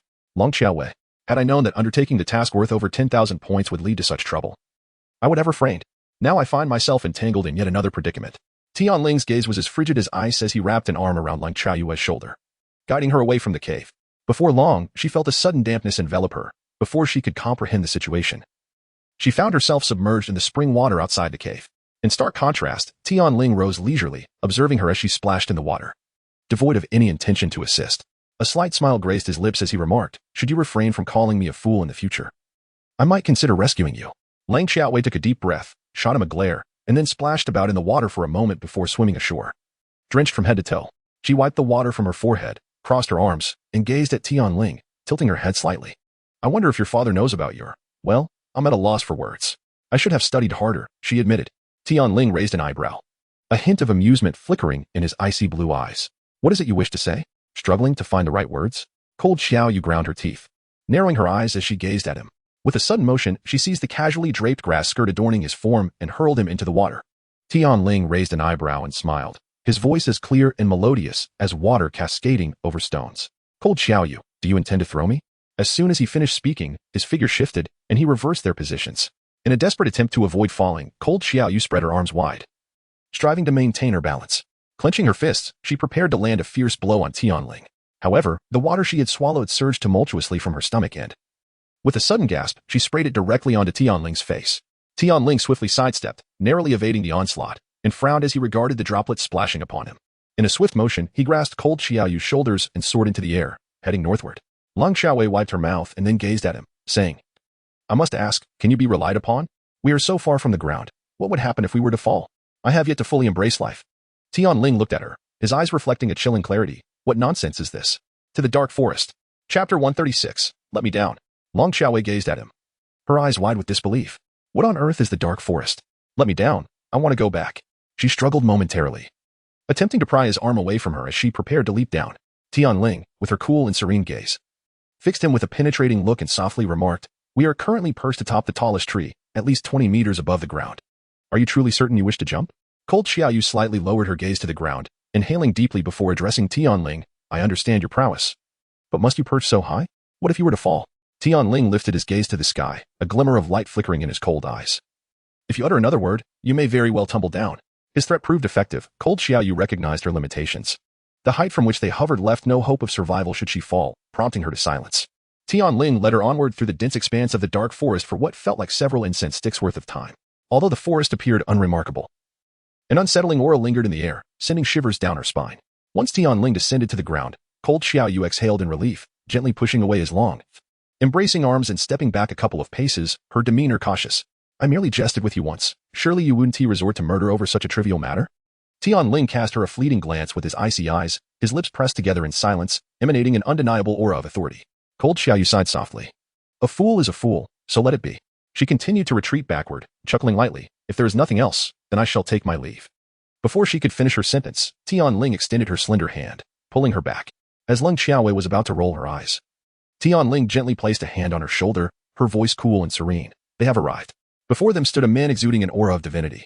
A subtle smile gracing his lips, his features exceptionally handsome, rivaling even Tion Lan's beauty. With his long, flowing black hair cascading over his shoulders, he approached them with measured steps, his sacred presence evoking a sense of reverence in those who beheld him. Upon reaching a short distance from Tion Lan, he smiled softly, a sight that was exceedingly pleasant. Who have you brought this time? Tion Lan raised her elegant brows and lowered her gaze slightly towards Lang Xiaowei. Mian gasped softly, seemingly surprised, yet her tone remained gentle. You've brought a little one? Very well, let us commence. Long Xiaowei pursed her lips and cast a glance at Mu Yun, crossing her arms over her chest. What is the beginning of this? Senior, what riddle are you two engaged in? I am not well read, so please do not frighten me. Before she could finish her words, Tion Lan soared into the air, instantly retreating with Mu Yun to a distance of 800 miles, gazing back towards Lang Xiaowei. A sudden chill coursed through Long Xiaoyu's heart, as an ominous premonition took root within her. Just as this foreboding feeling had not yet intensified, a dozen or so vine-like tendrils surged forth from an unknown source, hurtling towards her with alarming speed. These tendrils were adorned with sharp thorns, dark as the abyss, exuding an air of toxicity. Lang Xiaoyu's gaze turned icy as she directed her attention toward Tion Lan. How dare you conspire against me? Mu Yun, with a subtle smile gracing her lips, gently shook her head at Lang Xiaoyu. Dear young lady, everything here is but an illusion. Such is the peculiar nature of the shadowy forest. All that you perceive is a mere fade. Simply adapt to it, and there is no need to fear harm. Chapter 137. The unexpected emergence of extraordinary abilities. Upon hearing his words, Lang Xiaowei let out a sigh of relief, intending to plop down and do nothing. However, Mian gently shook his head, the smile at the corners of his lips growing ever more tender. That simply won't do. I am the guardian of the shadowy black forest. If you choose to lounge idly instead of attending to your duties, I may have to impose a punishment upon you. Cold Xiaoyu silently cursed under her breath, then stood up and began to wrestle with the entwining vines. Tion Lan, you scoundrel, is this your form of revenge? You intend to exhaust me in an endless struggle with these vines? In the shadowy forest, the overseer. She never anticipated that this world would harbor such fantastical elements capable of conjuring illusions. This was indeed an eye-opening experience for her. It seemed that Tion Lan had guessed Xiaoyu's contempt. His lips, which had never graced a smile, suddenly curved into a faint smirk. His icy gaze fixated on her face as he softly inquired, Are you enjoying your tirade? Long Xiaowei nodded, effortlessly swatting away a tendril, exclaiming with rare delight. I am so happy. Overwhelmingly happy. Tion Lan remained silent, the smile on his lips gradually fading into nothingness. Mian gently patted his hand, his smile warm and soothing, instilling comfort in those around him. While it is rather unkind to toy with a young girl in such a manner, I shall extend a favor to you. In light of the debt I owe. Upon uttering these words, he let out a soft sigh, and with a subtle movement of his elegant, jade-like left hand, a multitude of tigers surged forth from all directions, closing in on Long Xiaowei. Long Xiaowei took a deep breath, turning her head to glare at Mu Yun. Mu Yun, with an indifferent smile, casually rubbed her nose, the divine radiance emanating from her only intensified, creating an exceedingly pleasant ambience. Long Xiaowei gazed at his appearance, and suddenly found herself devoid of anger. It seemed as though he possessed an innate ability to instill a sense of calm in others. At that moment, the tigers had encircled Long Xiaowei, poised with their front paws forward, evidently preparing to charge towards her. Cold Xiaoyu pursed her lips, and a mischievous thought arose within her as she cast a glance towards Mu Yun. An ominous premonition suddenly stirred in Mu Yun's heart, even as a gentle smile lingered at the corners of his lips. He had yet to react when Cold Xiaoyu lightly pressed her toes to the ground and sprang onto the tree, using the force to arrive at his side. She abruptly grasped his left hand, causing the vines and the tiger to vanish completely. Mu Yun paused momentarily, gazing at the small hand that Cold Xiaoyu held. A soft smile then graced his lips, radiating a divine glow that was profoundly comforting. How did you know that by holding my left hand, the illusion would dissipate? Long Xiaowei lightly pursed her lips and remarked, you must be the legendary aberrant ability user, a truly exceptional presence in this world. Such abilities are akin to the superhuman powers of modernity, with individuals possessing them being exceedingly rare. This world is not a fantastical realm. It merely harbors a few extraordinary beings. Take Nanli, for instance, or perhaps myself. With such extraordinary bracelets in our possession, I imagine few would believe it without witnessing it firsthand. Mu Yun, upon hearing Long Xiaoyu's words, curved his lips into a faint smile and replied, aberrant ability user? That title is rather fitting. You must be quite the observant young lady, for only someone astute would discern that those illusions are manipulated by my left hand. As he spoke, his gaze flickered with intrigue. Chapter 138. Go catch fish for me to eat at that moment. Lang Xiaoyu narrowed her eyes slightly and glanced at Tion Lan, saying, I must say, you are rather ruthless, aren't you? Wasn't it just that I mistook you for a woman? She had barely completed her sentence when Tion Lan's frosty demeanor descended upon her, as if to imply that should she dare to mention that embarrassing incident again, he would bind her in ropes without hesitation. Lang Xiaoyu thought to herself, oh, those who recognize the times are true heroes. If silence is required, then silence it shall be. One day, I shall proclaim it so that the entire continent is aware. How astute is Mu Yun?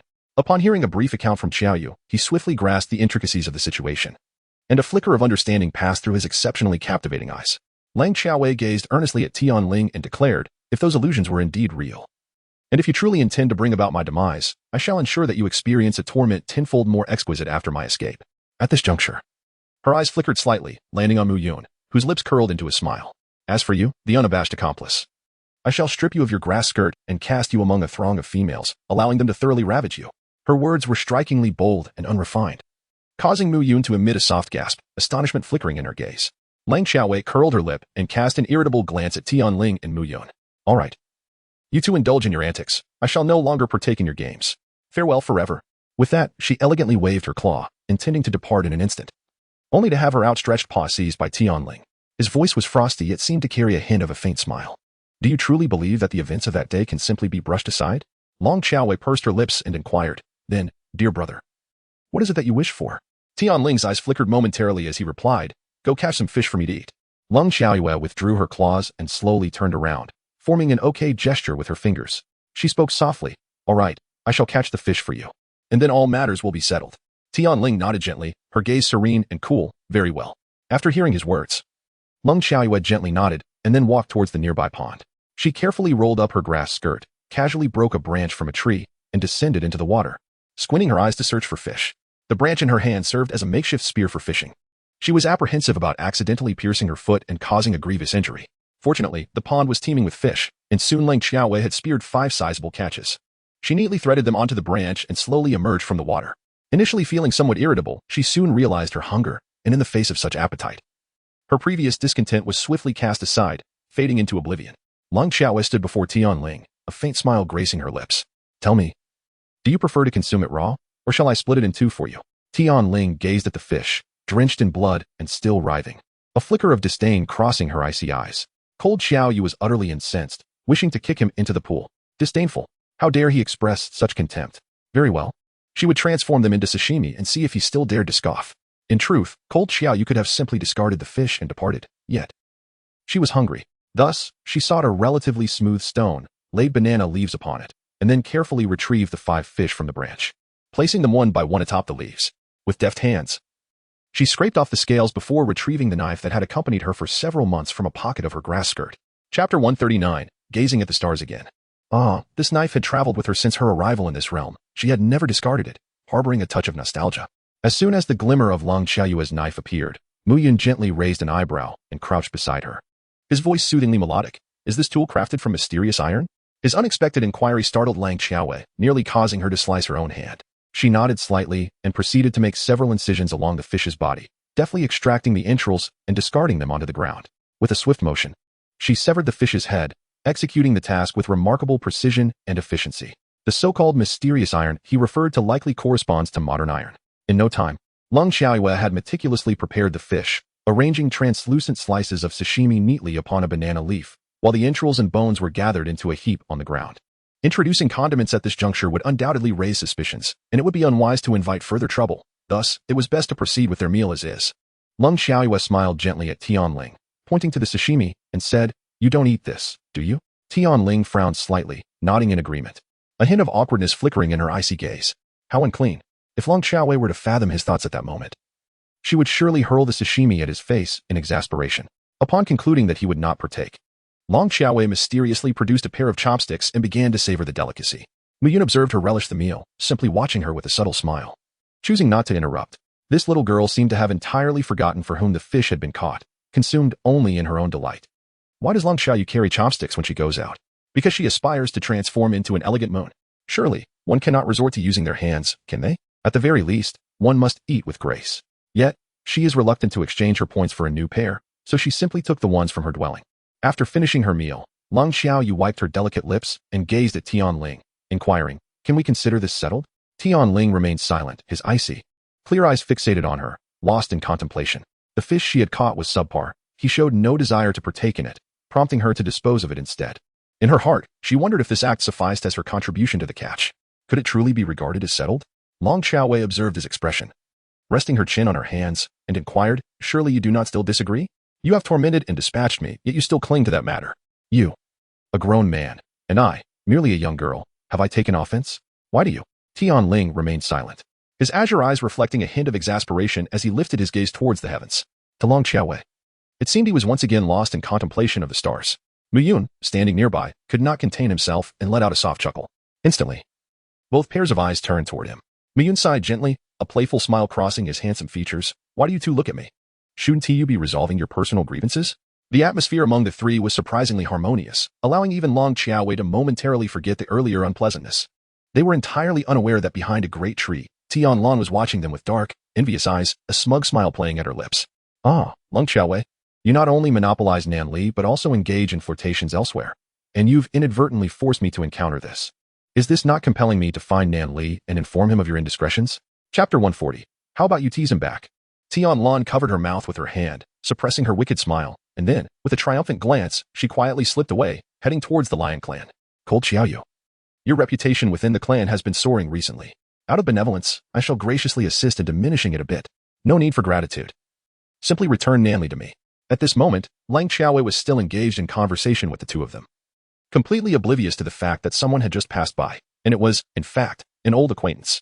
At this moment, Lang Xiaowei lightly touched the ground with her toes, using the momentum to leap onto a tree branch, where she settled comfortably. Embracing the trunk with one arm, she gently rubbed against it and said, "Tion Lan, I find myself yearning for Nan Li. Please take me back." Tion Lan gazed at her with a frosty expression and replied, "Returning is possible, but only on the condition that you earn my forgiveness." Lang Xiaowei, elder brother, despite my current state, have you still not forgiven me? Perhaps you could tease me back? Feel free to jest as you wish. I assure you, I shall remain still. As Lang Xiaowei contemplated how to persuade this icy figure to escort her away before nightfall, she turned to Mu Yun and said, "Elder brother Mu Yun, are you not capable of casting illusions within this forest? Could you conjure a few thousand points to brighten my spirits?" Having heard Tion Lan address him as Mu Yun previously, she adopted the same form of address. Mu Yun sighed, exuding an aura of sanctity. A faint smile graced his lips as he gently replied, "Very well. Moreover, when time permits, I shall visit your tribe so we may enjoy each other's company." Upon his words, Lang Xiaowei witnessed a flash from his bracelet, which instantly augmented her points by 10 million. She was nearly startled enough to tumble from the tree. It had merely been a casual remark. She had not anticipated that he could manifest such illusions. Astonishment washed over her. Did he know the secret of the bracelet? Abilities like his were truly remarkable. Yet, no matter how abundant the points appeared, they were but a fleeting illusion, soon dissipating. As Lang Xiaowei prepared to leap down from the tree to engage in a profound discussion about the meaning of life with Tion Lan, she suddenly heard distant footsteps approaching. She raised an eyebrow. A flicker of surprise crossing her gaze. Could there truly be others brave enough to venture into this foreboding forest aside from herself and the two of them? Nongli. There just ahead. It is there that I witnessed Lang Xiaowei consorting with someone. Not just one, but two. Nongli, say something. Why do you ignore me? Have you forgotten the beauty of our past? Nongli.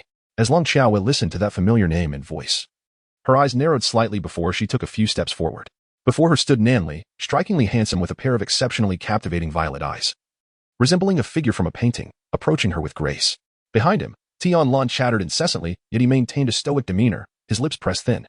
The indifference in his eyes keeping a distance of 10 meters from Tion Lan. Despite his elegance, he uttered not a single word. Soon, Nanli arrived before Lang Xiaowei. Gazing at her, the cold detachment in his violet eyes gradually transformed into an almost maniacal tenderness, dissipating the frosty aura that surrounded him, leaving only warmth and a gentle smile. Upon catching sight of his figure, Lang Xiaowei hurriedly rushed over to embrace him, inhaling the faint scent of herbs emanating from his being, and sighed in relief. At last, you have arrived. Let me tell you, there exists a cold-hearted fool here, who is perpetually gazing up at the starry sky, and has brought me to this place without any intention of letting me go.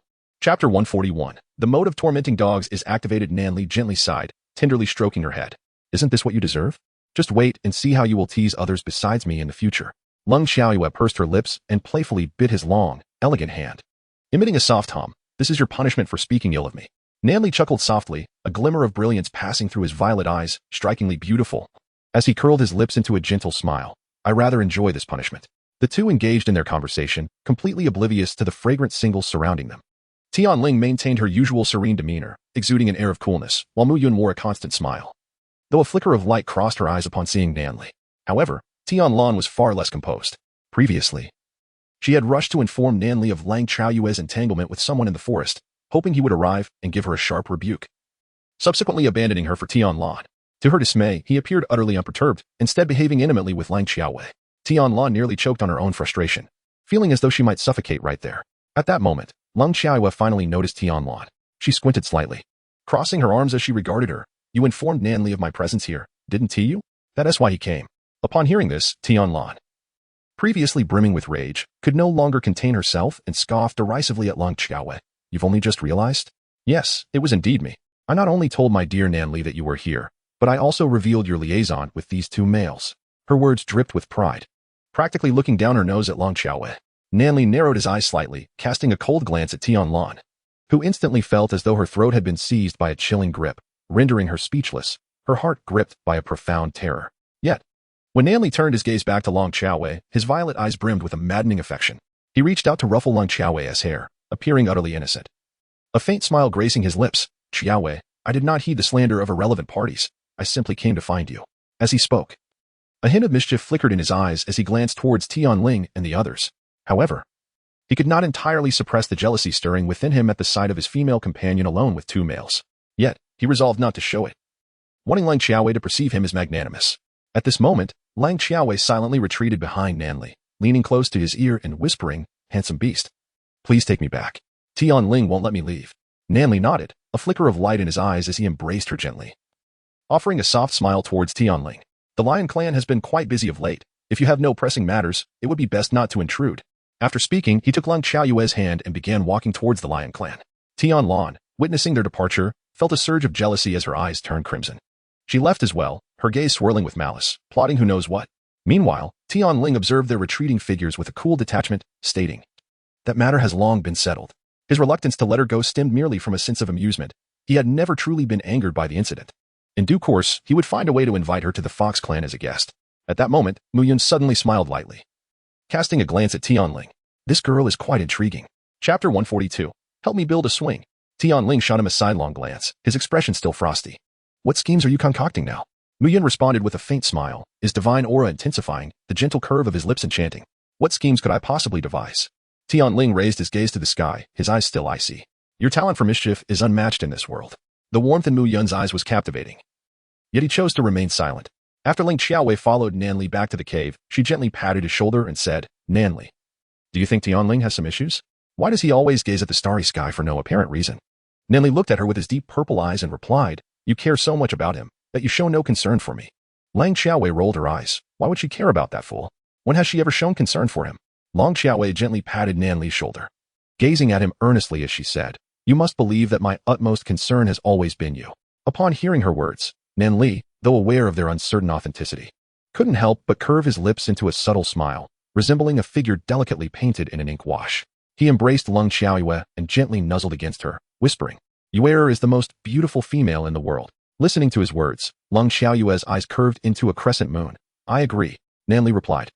Well, she is right about everything. At that moment, Ling Xiaowei suddenly cast her gaze down at the bracelet. Her brow slightly furrowing as she pressed her small lips together and softly said, Nanli, it states here that I must make a trip to the Fox clan to capture the 7-star fish, otherwise, the bracelet, which has painstakingly reached level 5, will regress to level 4. This ascension to level 5 was not achieved through points, so the bracelet could unrelentingly downgrade itself. Nanli raised an elegant eyebrow, a hint of concern flickering in her violet eyes. The 7-star fish of the Fox clan? You intend to capture that? It won't be an easy task. Ling Xiaoyu pursed her lips, resting her hands gently on Nanli's shoulders as she gave him a slight shake. That is why I want you to accompany me, she explained. However, the bracelet insists that only I can go. Otherwise, it will be ineffective. Nanli's expression darkened slightly. Did that imply that as little you would be alone with that fellow Tion Lan? The cold and aloof Xiaoyu seemed to sense his underlying worries. And so she gradually enveloped him in her embrace. Gently nuzzling against him, she whispered, Nanli, you must trust me. I will keep my distance from that fool. So there is no need for you to fret. Focus on managing the affairs of our clan and ensure the prosperity of the lion tribe. In no more than 10 days, I shall return. In Nanli's exquisitely beautiful violet eyes, concern was etched profoundly. His greatest fear did not stem from her closeness to Tion Lan, but rather from the perilous endeavor of capturing the 7-star fish. He was deeply anxious for her safety. Ling Xiaoyu grasped his slender hand, pulling him outside the cave. With a playful glint in her eyes, she said, Before I set off, could you help me build a swing? Such an object still exists in this world. Upon hearing her request, Nanli's expression softened gradually. A gentle smile graced his lips as he nodded lightly. All right, wait for me there, and I shall construct it for you. After finishing his words, he ventured into the forest to gather firewood. Ling Xiaoyu gazed at his retreating figure, a fleeting hint of melancholy crossing her eyes. Gradually, she rose to her feet and sprinted towards the outskirts of the clan. Nanli, I believe that departing quietly will cause you less harm. At that moment, Tion Lan had just parted ways with Mu Yun and was intending to seek out Ling Xiaoyu, hoping to persuade her to spend some time with the Fox clan. Chapter 143, Why do we admire the starry sky? Little did he know, before he could reach the Lion clan, he spotted Ling Xiaoyu approaching him step by step. Tion Lan raised an eyebrow slightly, a trace of confusion evident in his azure eyes. Had she not returned with Nanli? How could she possibly be here? Ling Xiaoyu swiftly stood beside him, gazing into his pair of icy clear eyes, and softly said, Tion Lan, please take me to the Fox clan. I wish to stay there for a while to attend to certain matters. Upon hearing her words, Tion Lan slightly lifted his azure, serene gaze towards the sky and gently nodded. Very well. After all, he had already intended to take her to the Fox clan. Ling Xiaowei gazed at him, gently touching her nose. Tion Lan, may I pose a question to you? Tion Lan raised an eyebrow slightly, lowering his gaze to look at her. Ling Xiaowei pursed her lips and pointed to the sky. Why do you enjoy gazing at the stars so much? Tion Lan was momentarily taken aback, then looked up at the heavens once more, her voice still imbued with an icy chill. There are things I cherish up there. Ling Xiaowei gently raised an eyebrow and inquired, Is there more? Tion Lan gazed into her eyes and softly replied, 6 months ago, I witnessed a person descending from the heavens. Ling Xiaowei extended her hand to caress her chin and gently inquired, Who? What person? Tion Lan shook her head, a hint of perplexity shimmering in her icy gaze. I am uncertain as well. That individual seemed to have fallen into a pack of leopards. When I went to search for her, she had already vanished. Upon hearing his words, Ling Xiaowei suddenly felt a flush of embarrassment. 6 months prior, having descended into the midst of the leopard pack, was that not a reflection of herself? The reason he could not find her was that, at that time, she had already been rescued by Nanli. Ling Xiaowei pressed her lips together, lifted her gaze to meet his, and inquired, Is it that you constantly gaze at the heavens, hoping that he might reappear? Tion Lan paused momentarily, then gently nodded. He then reached out, grasping Ling Xiaoyu's hand, and began to walk towards the direction of the Fox clan. His hand was icy, much like his entire being, sending a shiver through Ling Xiaowei as he held her. Suddenly, she recalled her promise to Nanli to keep a distance from this fool, and thus withdrew her hand from his slender grasp, offering a gentle smile. I can walk on my own. Tion Lan cast a cold glance in her direction before shaking his head. You may end up lost. Ling Xiaoyu felt a sense of embarrassment. She was hardly a child of 3 to misplace something.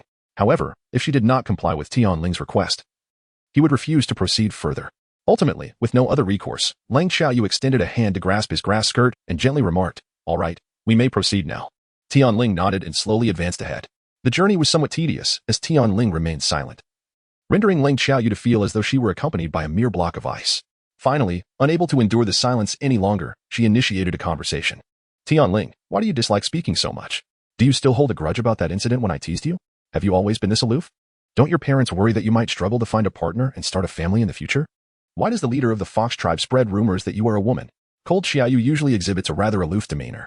Yet this is primarily in the presence of strangers and adversaries. In her everyday interactions, she is quite loquacious. However, regardless of what Cold Xiaoyu articulates, Tion Ling remains utterly silent, leading Cold Xiaoyu to engage in a monologue with him for nearly an hour. Chapter 144, You are not particularly beautiful, are you? At that moment, Tion Ling pressed his lips together, his voice frigid and devoid of emotion as he gazed at her, remarking, "Why are there so many questions?" Lang Xiaoyu smiled gently and approached him, her eyes sparkling with amusement. "You foolish one, you finally deigned to speak." Tion Ling remained silent, his gaze on Lang Xiaoyu gradually turning icy. "I have a name," he replied. Lang Xiaoyu shrugged. "Nevertheless, I still believe that an ice lump suits you far better." Lang Zi remained silent, resolutely ignoring whatever Lang Xiaoyu had to say. After wandering for another hour or two, they finally arrived at the entrance of the Fox clan. Tion Ling reached out, grasping Lang Xiaoyu's hand, and they began to stroll slowly into the heart of the clan. Cold Xiaoyu gazed at his retreating figure, absent-mindedly touching her nose. In truth, she yearned to reveal to him that he had seen her that day. However, doing so would likely diminish his celestial aspirations, rendering it rather futile. The last time Cold Xiaoyu visited the Fox clan, it was nearly evening, and the darkness obscured the beauty of the surroundings. Today, at last, she could thoroughly admire the Fox clan, and a sense of delight filled her heart.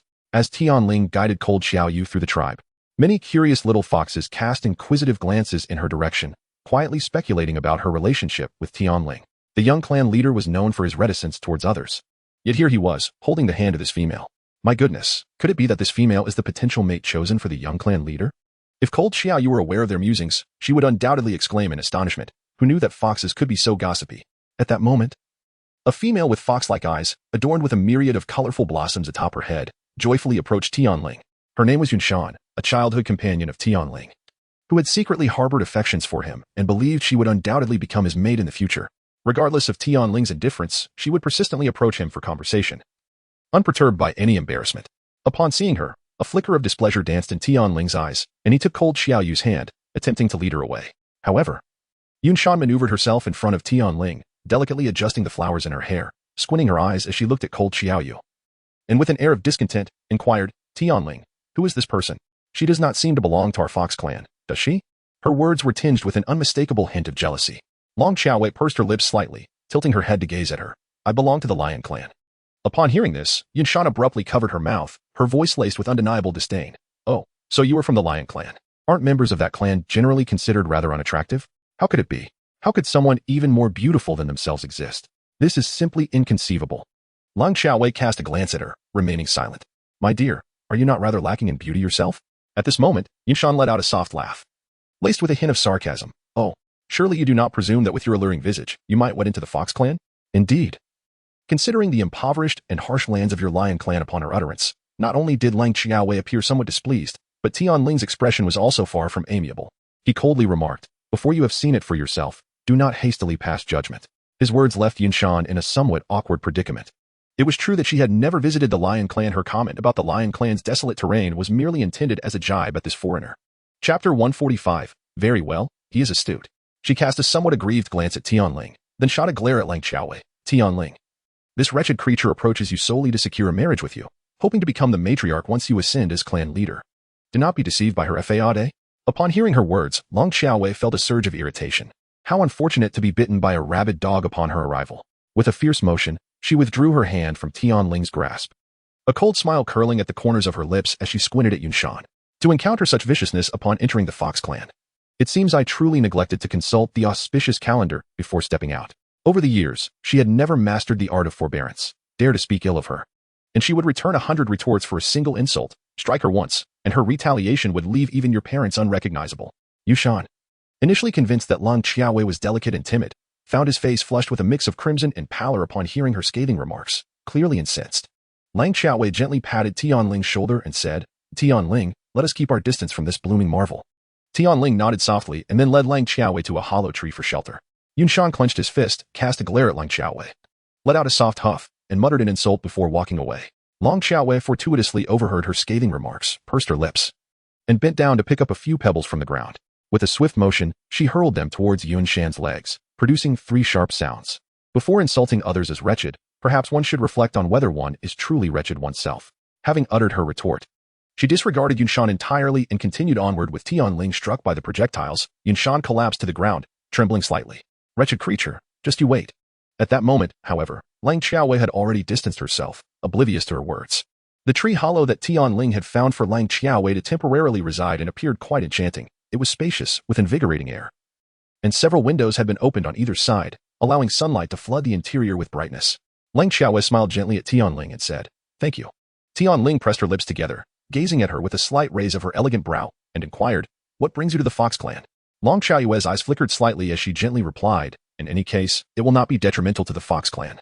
Tion Lan cast a cool glance at her and softly stated, "I understand. You have come to capture the 7-star fish, have you not?" Lang Xiaowei pressed her lips together and gave a slight nod. "Very well, he is astute. He has deduced it." Tion Lan gradually approached her, a rare smile gracing his lips, rendering his entire demeanor somewhat ethereal. "It seems you will have to linger among the Fox tribe for quite some time, as catching the 7-star fish is quite a challenge." Lang Xiaowei lowered her gaze slightly and nodded gently, "I understand." At this moment, Nanli must have already returned with the wooden materials for the swing, right? Seeing that she was not around, she wondered if he would feel sorrow. She needed to catch the 7-star fish quickly and return home soon to make amends to this magnificent beast. Lang Xiaowei lifted her gaze to Tion Lan and inquired, "By the way, Tion Lan, do you know where the 7-star fish grows?" Tion Lan gently nodded, his azure eyes lowered as he replied, "In the sea at the far eastern edge of the Fox clan." He was of the taciturn sort. Lang Xiaowei knew that he would not speak unless prompted. Cold Xiao Yu listened to his words, gently nodded her head, and then propped her chin on one hand, slightly narrowing her eyes. She must capture. Soon. Night fell. Chapter 146. Is Mangosteen precious? After bidding farewell to Tion Lan, Lang Xiao Yu made her way alone towards the eastern region of the Fox tribe, where she crouched by the sea, intently awaiting the emergence of the 7-star fish. The primary challenge in capturing the 7-star fish lay not in its ferocity, but rather in its elusive nature, making it exceedingly difficult to surface. Lang Xiao Yu sat there waiting throughout the night, not encountering a single ripple on the water's surface. As dawn began to break, she let out a sigh and prepared to leave the sea, intending to return to her hollow for some much-needed rest. Alas, she had foreseen that this night would yield no rewards. Upon entering the cave, she was greeted by the sight of Yunshan, who held a basket brimming with mountain bamboo, flanked by nearly 10 female members of the Fox clan, their gazes cold and laced with disdain and contempt. Cold Xiao Yu raised an eyebrow slightly, inquiring, "Who are you?" Yunshan let out a cold laugh, laced with sarcasm. "You wouldn't possibly fail to recognize me, would you, you thief of the Lion clan? If I had not fortuitously passed by and seen that you had my mangosteen in your dwelling, I would remain oblivious to the fact that it was you who pilfered my fruit." The females behind her, upon hearing this, exchanged glances of disdain. How could someone so seemingly attractive resort to thievery? She arrived in our tribe just yesterday, and indeed, she must be up to no good. It is rumored that she has been enticing our young clan leader. Fortunately, her theft was uncovered by Yunshan. Otherwise, who knows what else might have vanished from our tribe. Lang Xiaowei listened to their words, her eyes narrowing slightly, a glimmer of cold light flashing within. "Get lost." Yunshan chuckled softly. "Oh, you want us to leave? How amusing that a thief like you would dare to utter such a command. I believe it is you who should be the one to depart." The chill in Lang Xiaowei's gaze intensified. With a swift motion of her left hand, a sharp knife materialized within her grasp. "Whoever does not leave, I shall end them," she declared. In the past, her acts of thievery were driven by the necessity to survive, targeting only the unprincipled wealthy, often gifting the stolen goods to those in dire need, enabling their continued existence. However, she had long since abandoned such habits, detesting the label of thief imposed upon her. Yunshan and her companions were visibly intimidated by the frostiness emanating from Lang Xiaoyu's eyes. The females behind Yunshan quietly retreated towards the cave's entrance, seemingly unwilling to linger any longer. Yunshan smirked icily, casting a glance at those females.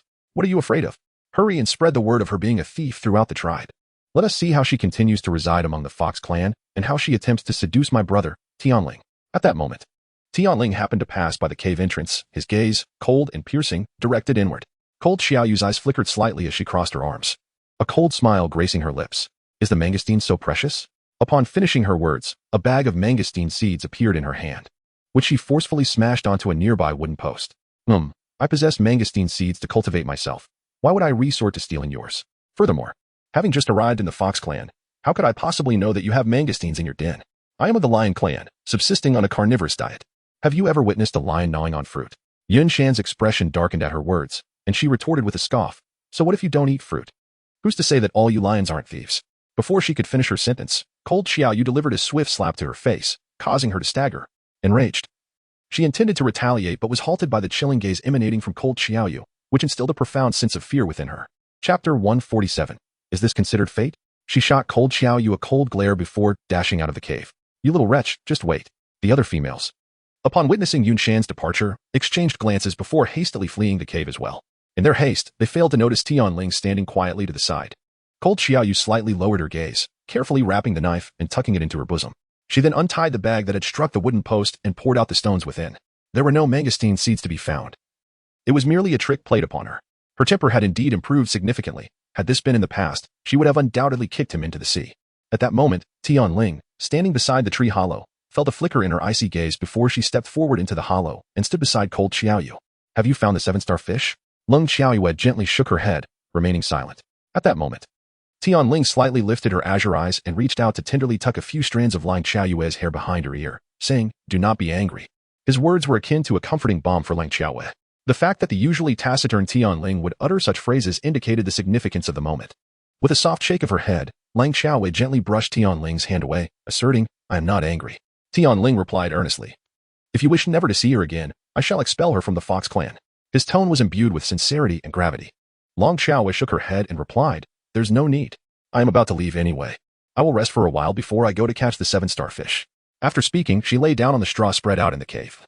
Slowly closing her eyes, turning her back to Tion Lan approached her gradually, then crouched down beside her, his voice as cold as ever. If you are unhappy, I will drive her away. He repeatedly uttered this phrase, yet Lang Xiaoyue, having waited by the sea for the seven-star fish all night, was now exceedingly weary and had long since fallen into slumber, oblivious to his words. Tion Lan's gaze lowered slightly. You were quite talkative on the way. However, the only response he received was the soft rhythm of her breathing. He gently extended his long hand and rested it on Lang Xiaoyue's head, a vague, unnameable emotion flickering in his icy eyes. He lingered for a moment before slowly rising to his feet and departing from the scene. After resting for several hours, Lang Xiaoyu gradually opened her eyes, took a deep breath, and sprinted towards the east, settling down to wait for the seven-star fish to appear. Seven-star fish. Dude emerged swiftly. If you tarry any longer, Nanli may well lose his sanity. He is undoubtedly waiting for me inside the cave, and perhaps even has the swing set up by now. Lang Xiaoyu let out a sigh, her gaze fixed unwaveringly upon the vast expanse of the sea, yearning for the early emergence of the seven-star fish. Not far away, Tion Lan observed her silhouette with a gaze as cold as the heavens. Standing in contemplation for an extended period, he had always found this figure to be familiar, and after much reflection, he finally realized the truth. The person who had fallen from the sky into the midst of the leopard pack must have been her. The reason he arrived only to find her gone, leaving behind only the lifeless bodies of leopards, was because she had been rescued by Nanli. He pondered whether, had he arrived a moment sooner, it could have been he who saved her. Although I arrived a little late, I unexpectedly came to know you, even though the manner of our acquaintance was somewhat inappropriate. My mother often speaks of fate. Could this be considered a form of destiny? Tion Lan slightly furrowed his elegant brows, a trace of coolness passing through his azure eyes, subtly accompanied by a faint smile. Chapter 148. Mission accomplished. Lang Xiaoyue had spent countless nights in vigil, gazing up at the celestial stars and the moon, her boredom reaching an unbearable peak. Meanwhile, Tion Lan stood a short distance away, her cold gaze fixed upon her, a faint smile gracing her lips. The lion tribe's Nan Li, with one hand propped against his chin, squatted at the mouth of the cave, his violet eyes shimmering slightly as they fell upon the swing that had been constructed. He gently closed his eyes for a moment before rising and stepping slowly into the cave. Beside the swing lay several freshly picked gesang flowers, exuding a delicate fragrance. Each day they would wilt, prompting Nan Li to replace the old ones with new blooms, which he would then admire for the entire day. Xiaowei, if you do not return soon, I shall deplete all the gesang flowers by the roadside. He was unsure why, after only half a year of acquaintance, she had etched herself so deeply into his heart, becoming more important than himself. Perhaps, from this moment onward, he had truly fallen in love with her. He knew he could not seek her out, for doing so would render his mission futile. 2 more days passed, and as Lang Xiaoyue drooped her head in utter listlessness, the sea suddenly erupted with a tremendous bang, sending towering waves crashing forth. The water drenched her completely. Wiping the seawater from her face, she squinted her eyes, a cold smile flickering across her features. At last, it has arrived. Emerging from the ocean's depths was a magnificent fish. adorned with iridescent scales and possessing a pair of azure blue eyes, measuring approximately 7 meters in length, undoubtedly a 7-star fish. Cold Xiaoyu discarded the leaves wrapped around her knife, firmly grasped it in her hand, and raised her gaze slightly before soaring into the air. Heading straight for the 7-star fish. I had nearly reached my limit waiting for your emergence. I shall capture you even if it costs me my life. The turbulent sea swiftly engulfed Cold Xiaoyu's remarkably resilient figure as she walked upon the water, and all that could be seen was the 7-star fish struggling incessantly. With blood gradually surfacing on the sea, its metallic scent thick and overwhelming, the source unknown. After the passage of approximately a stick of incense, the tumultuous waves began to calm, and Cold Xiaoyu had successfully subdued the 7-star fish. She pressed her injured arm against it, standing on its back as it bore her towards the shore, despite its attempts to resist. Yet, before it could muster another struggle, Cold Xiaoyu plunged her bloody dagger into its flesh, splattering blood across her face. She wiped it away, her eyes glinting with a chilling resolve. You have 10 seconds to reach the shore. Dare to resist again, and I shall end you. The 7-star fish, now subdued, moved forward without further defiance. At that moment, Cold Xiaoyu's bracelet emitted a faint glow, signaling that she had completed her task. A faint smile graced the corners of Lang Xiaoyu's lips as she gazed at the nearby shore.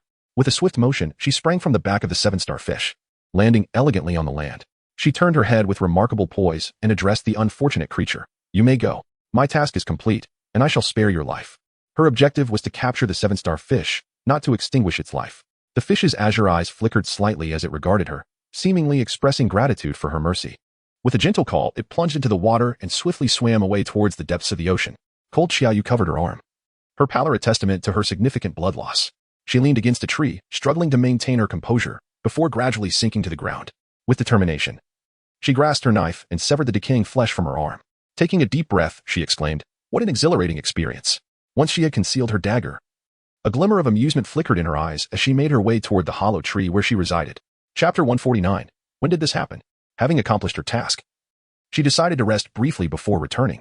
Tion Lan stood behind the tree, observing her silhouette, his azure eyes reflecting a hint of emotion beyond mere coldness. He pressed his lips together and gently lifted his foot, heading towards the Fox clan. Long Xiaowei returned to the hollow of the tree and lay down on the straw, closing her eyes to rest. The wound, which had been tainted by the rotting seawater, had already been excised. After a night's slumber, it would surely begin to heal.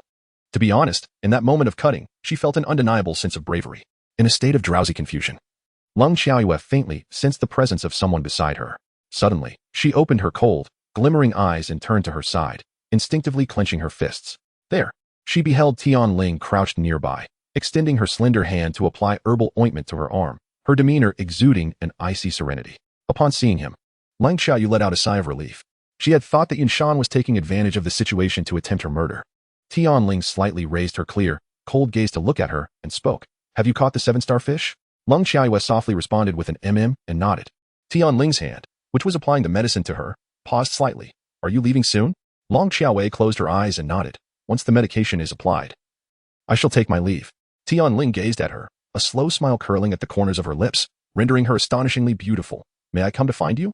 Lang Xiaoyu nodded slightly. All right. As long as you have the time, I fear I will not have the leisure to accompany you. Tion Lan remained silent, tending to her wounds with herbal remedies before wrapping her hand in a longer leaf. Be cautious on your way back, he advised. After uttering these words, he gently rose to his feet and walked towards the cave's entrance, his silhouette appearing somewhat rigid and forlorn. Lang Xiaoyu swiftly rose to her feet and began to stride away from the Fox clan. After taking a few steps forward, she suddenly turned back and clasped her hands in gratitude towards them. Tion Lan, thank you, she exclaimed, her gaze drifting to the starry sky. In an instant, she ascended from the ground, leaping into the trees, and soon vanished from sight. Tion Lan stood a short distance away, his gaze gently lowered as he observed his slender hands, now stained with herbs. A faint smile curled at the corners of his lips. It's nothing. No need for thanks. We are friends, he replied, his words somewhat awkward, perhaps due to his infrequent conversations. The smile that graced his lips seemed unnatural, likely a reflection of his character, for he seldom smiled in his daily life. As Lang Xiaowei stepped out of the Fox clan, she soon beheld Nanli standing there, gazing at her with a gentle smile in his violet eyes, resplendent and unparalleled. The sunlight cascaded upon him, enveloping him in a golden glow. He raised an eyebrow slightly and opened his arms towards Lang Xiaowei, exclaiming, At last, you have returned. Lang Xiaowei rubbed her eyes and parted her lips in disbelief. Was it truly, or merely an illusion? Just as she lingered in uncertainty, Nanli suddenly appeared before her, enveloping her in his embrace. He closed his eyes, his long, brush-like eyelashes casting a shadow upon his face. You departed without a word, leaving me to wait for you outside the cave for 7 days. And now here for another 2. How shall we account for this? His voice resonated with a magnetic charm, laced with a hint of languor and an ethereal undertone. Long Xiaoyu's body stiffened momentarily, and only then did she confirm that he was not an illusion. She scratched her head and offered a faint smile, saying, "Well, wasn't it to spare you discomfort that I left early?" Nanli gradually released her, a hint of enchanting allure flickering in his violet eyes. He slowly placed his hand over her bandaged arm, his voice low and husky. "When did this happen?" Chapter 150. What are you sleeping for in broad daylight? Lang Xiaoyu withdrew her hand and cleared her throat, saying, "It has been several days. I am nearly recovered. It doesn't hurt at all. Come. Let us return to the tribe." Nanli gazed at her with his violet eyes, a hint of skepticism flickering within them. Nonetheless, he swiftly transformed into a robust lion, carrying Lang Xiaoyu as they made their way toward the lion clan. Lions are notoriously proud creatures, choosing only to bear their females. Once they returned to the tribe, Nanli reverted to his human form, a subtle smile gracing his face as he looked at the swing that had been prepared. "Xiaoyu," he said, "you have not tried it despite its completion. Come here, and I shall give you a push." Cold Xiaoyu's eyes glimmered as she gazed at the swing tethered between two trees, bound by thornless vines, with a sturdy wooden plank secured in the center.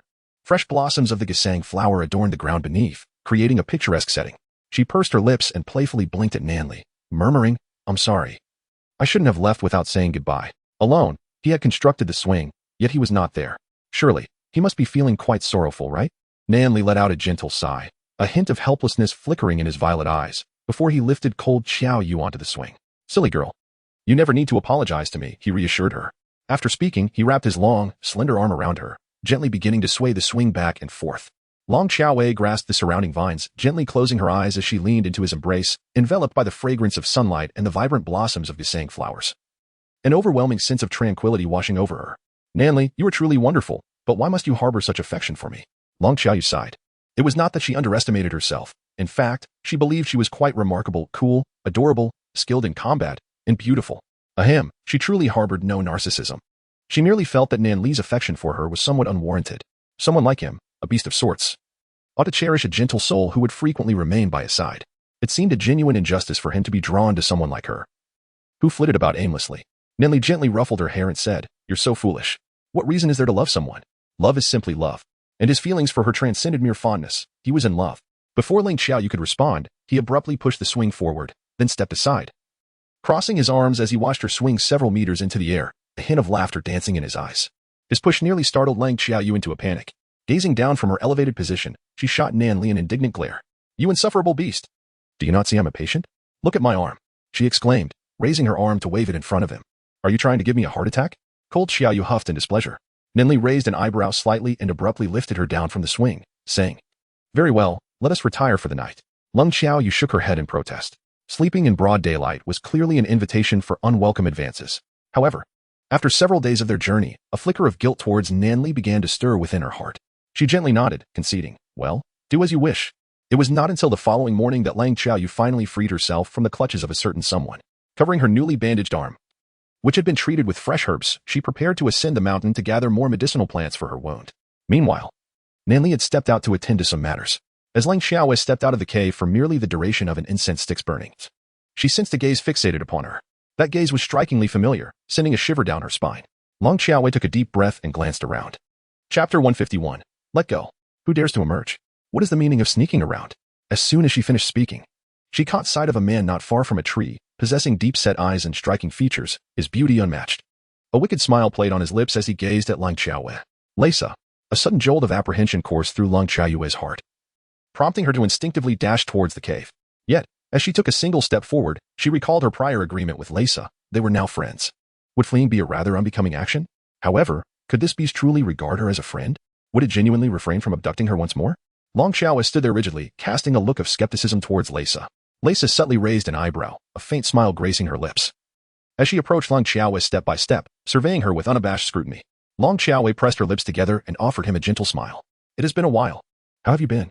Leisa returned her smile, his handsome features captivating. He then wrapped his arms around Lang Xiaowei, saying, "Xiaowei, I have missed you somewhat. So I came to the lion tribe to see you."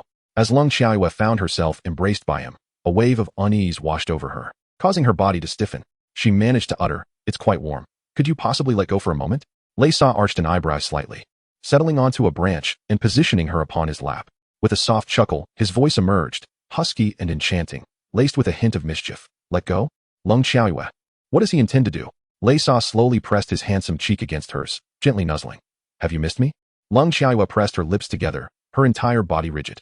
Noticing her silence, a faint smile crossed his features. If you remain silent any longer, I shall take you to the Tiger Clan. Lung Xiaoyue gently closed her eyes, reflecting that it would be best not to direct her anger towards him. Was this what it meant to speak nonsense with one's eyes wide open? Initially, they had agreed to be friends, but did this resemble anything akin to friendship? Was he truly so desperate? Did he merely wish to embrace her upon seeing her? Yet, she found herself unable to resist. Any struggle on her part might provoke the wrath of this twisted lion. Upon hearing her words, Leisa's deep-set gaze suddenly flickered with a beguiling shade of purple. A faint smile graced his lips as he held her even tighter, producing from seemingly nowhere a sprig of deep violet herb. He then seized Lung Xiaoyue's arm and with a swift motion, tore away the leaves that had been wrapped around it. With a flick of his hand, the herb she had been holding fell to the ground, revealing a gruesome, bloodied wound beneath. Lung Xiaoyue shot him a glance, inquiring, "What are you doing?" Leisa extended his hand to his lips, softly shushing her, a faint smile gracing his lips. He then crushed the purple herb in his hand and applied it to Lung Xiaoyue's palm. The coolness enveloping Xiaoyu's hand gradually eased the pain, and the wound began to heal at a visibly remarkable pace. Ultimately, only a tiny crimson puncture remained. She pressed her lips together, feeling an indescribable sensation as she found herself ensnared in Leisa's embrace. Was he assisting her? Leisa slowly extended his hand, gently caressing her injury, a hint of tenderness emerging in his gaze. Without this gruesome wound, you indeed look much more enchanting. Xiaoyu, there's something on your face. He raised an eyebrow slightly, a mischievous glint flickering in his eyes as he leaned closer, his gaze deep and profound. Cold Xiaoyu furrowed her brows, and before she could utter a word, he had already pressed a kiss upon her cheek, a satisfied smile flickering in his eyes.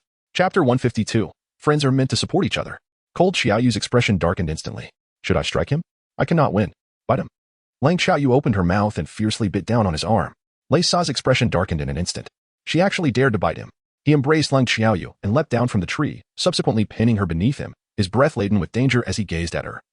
A seductive glimmer flickering in his eyes. Xiaoyu, do you believe that I could? Before he could finish his sentence, Lung Xiaoyu abruptly extended her leg, crashing into him. Leisa narrowed his wicked eyes and then transformed into a lion, pressing Lung Xiaoyu down beneath him. A playful smile gracing his lips as he remarked, Xiaoyu, do you think it is good for me to treat you this way?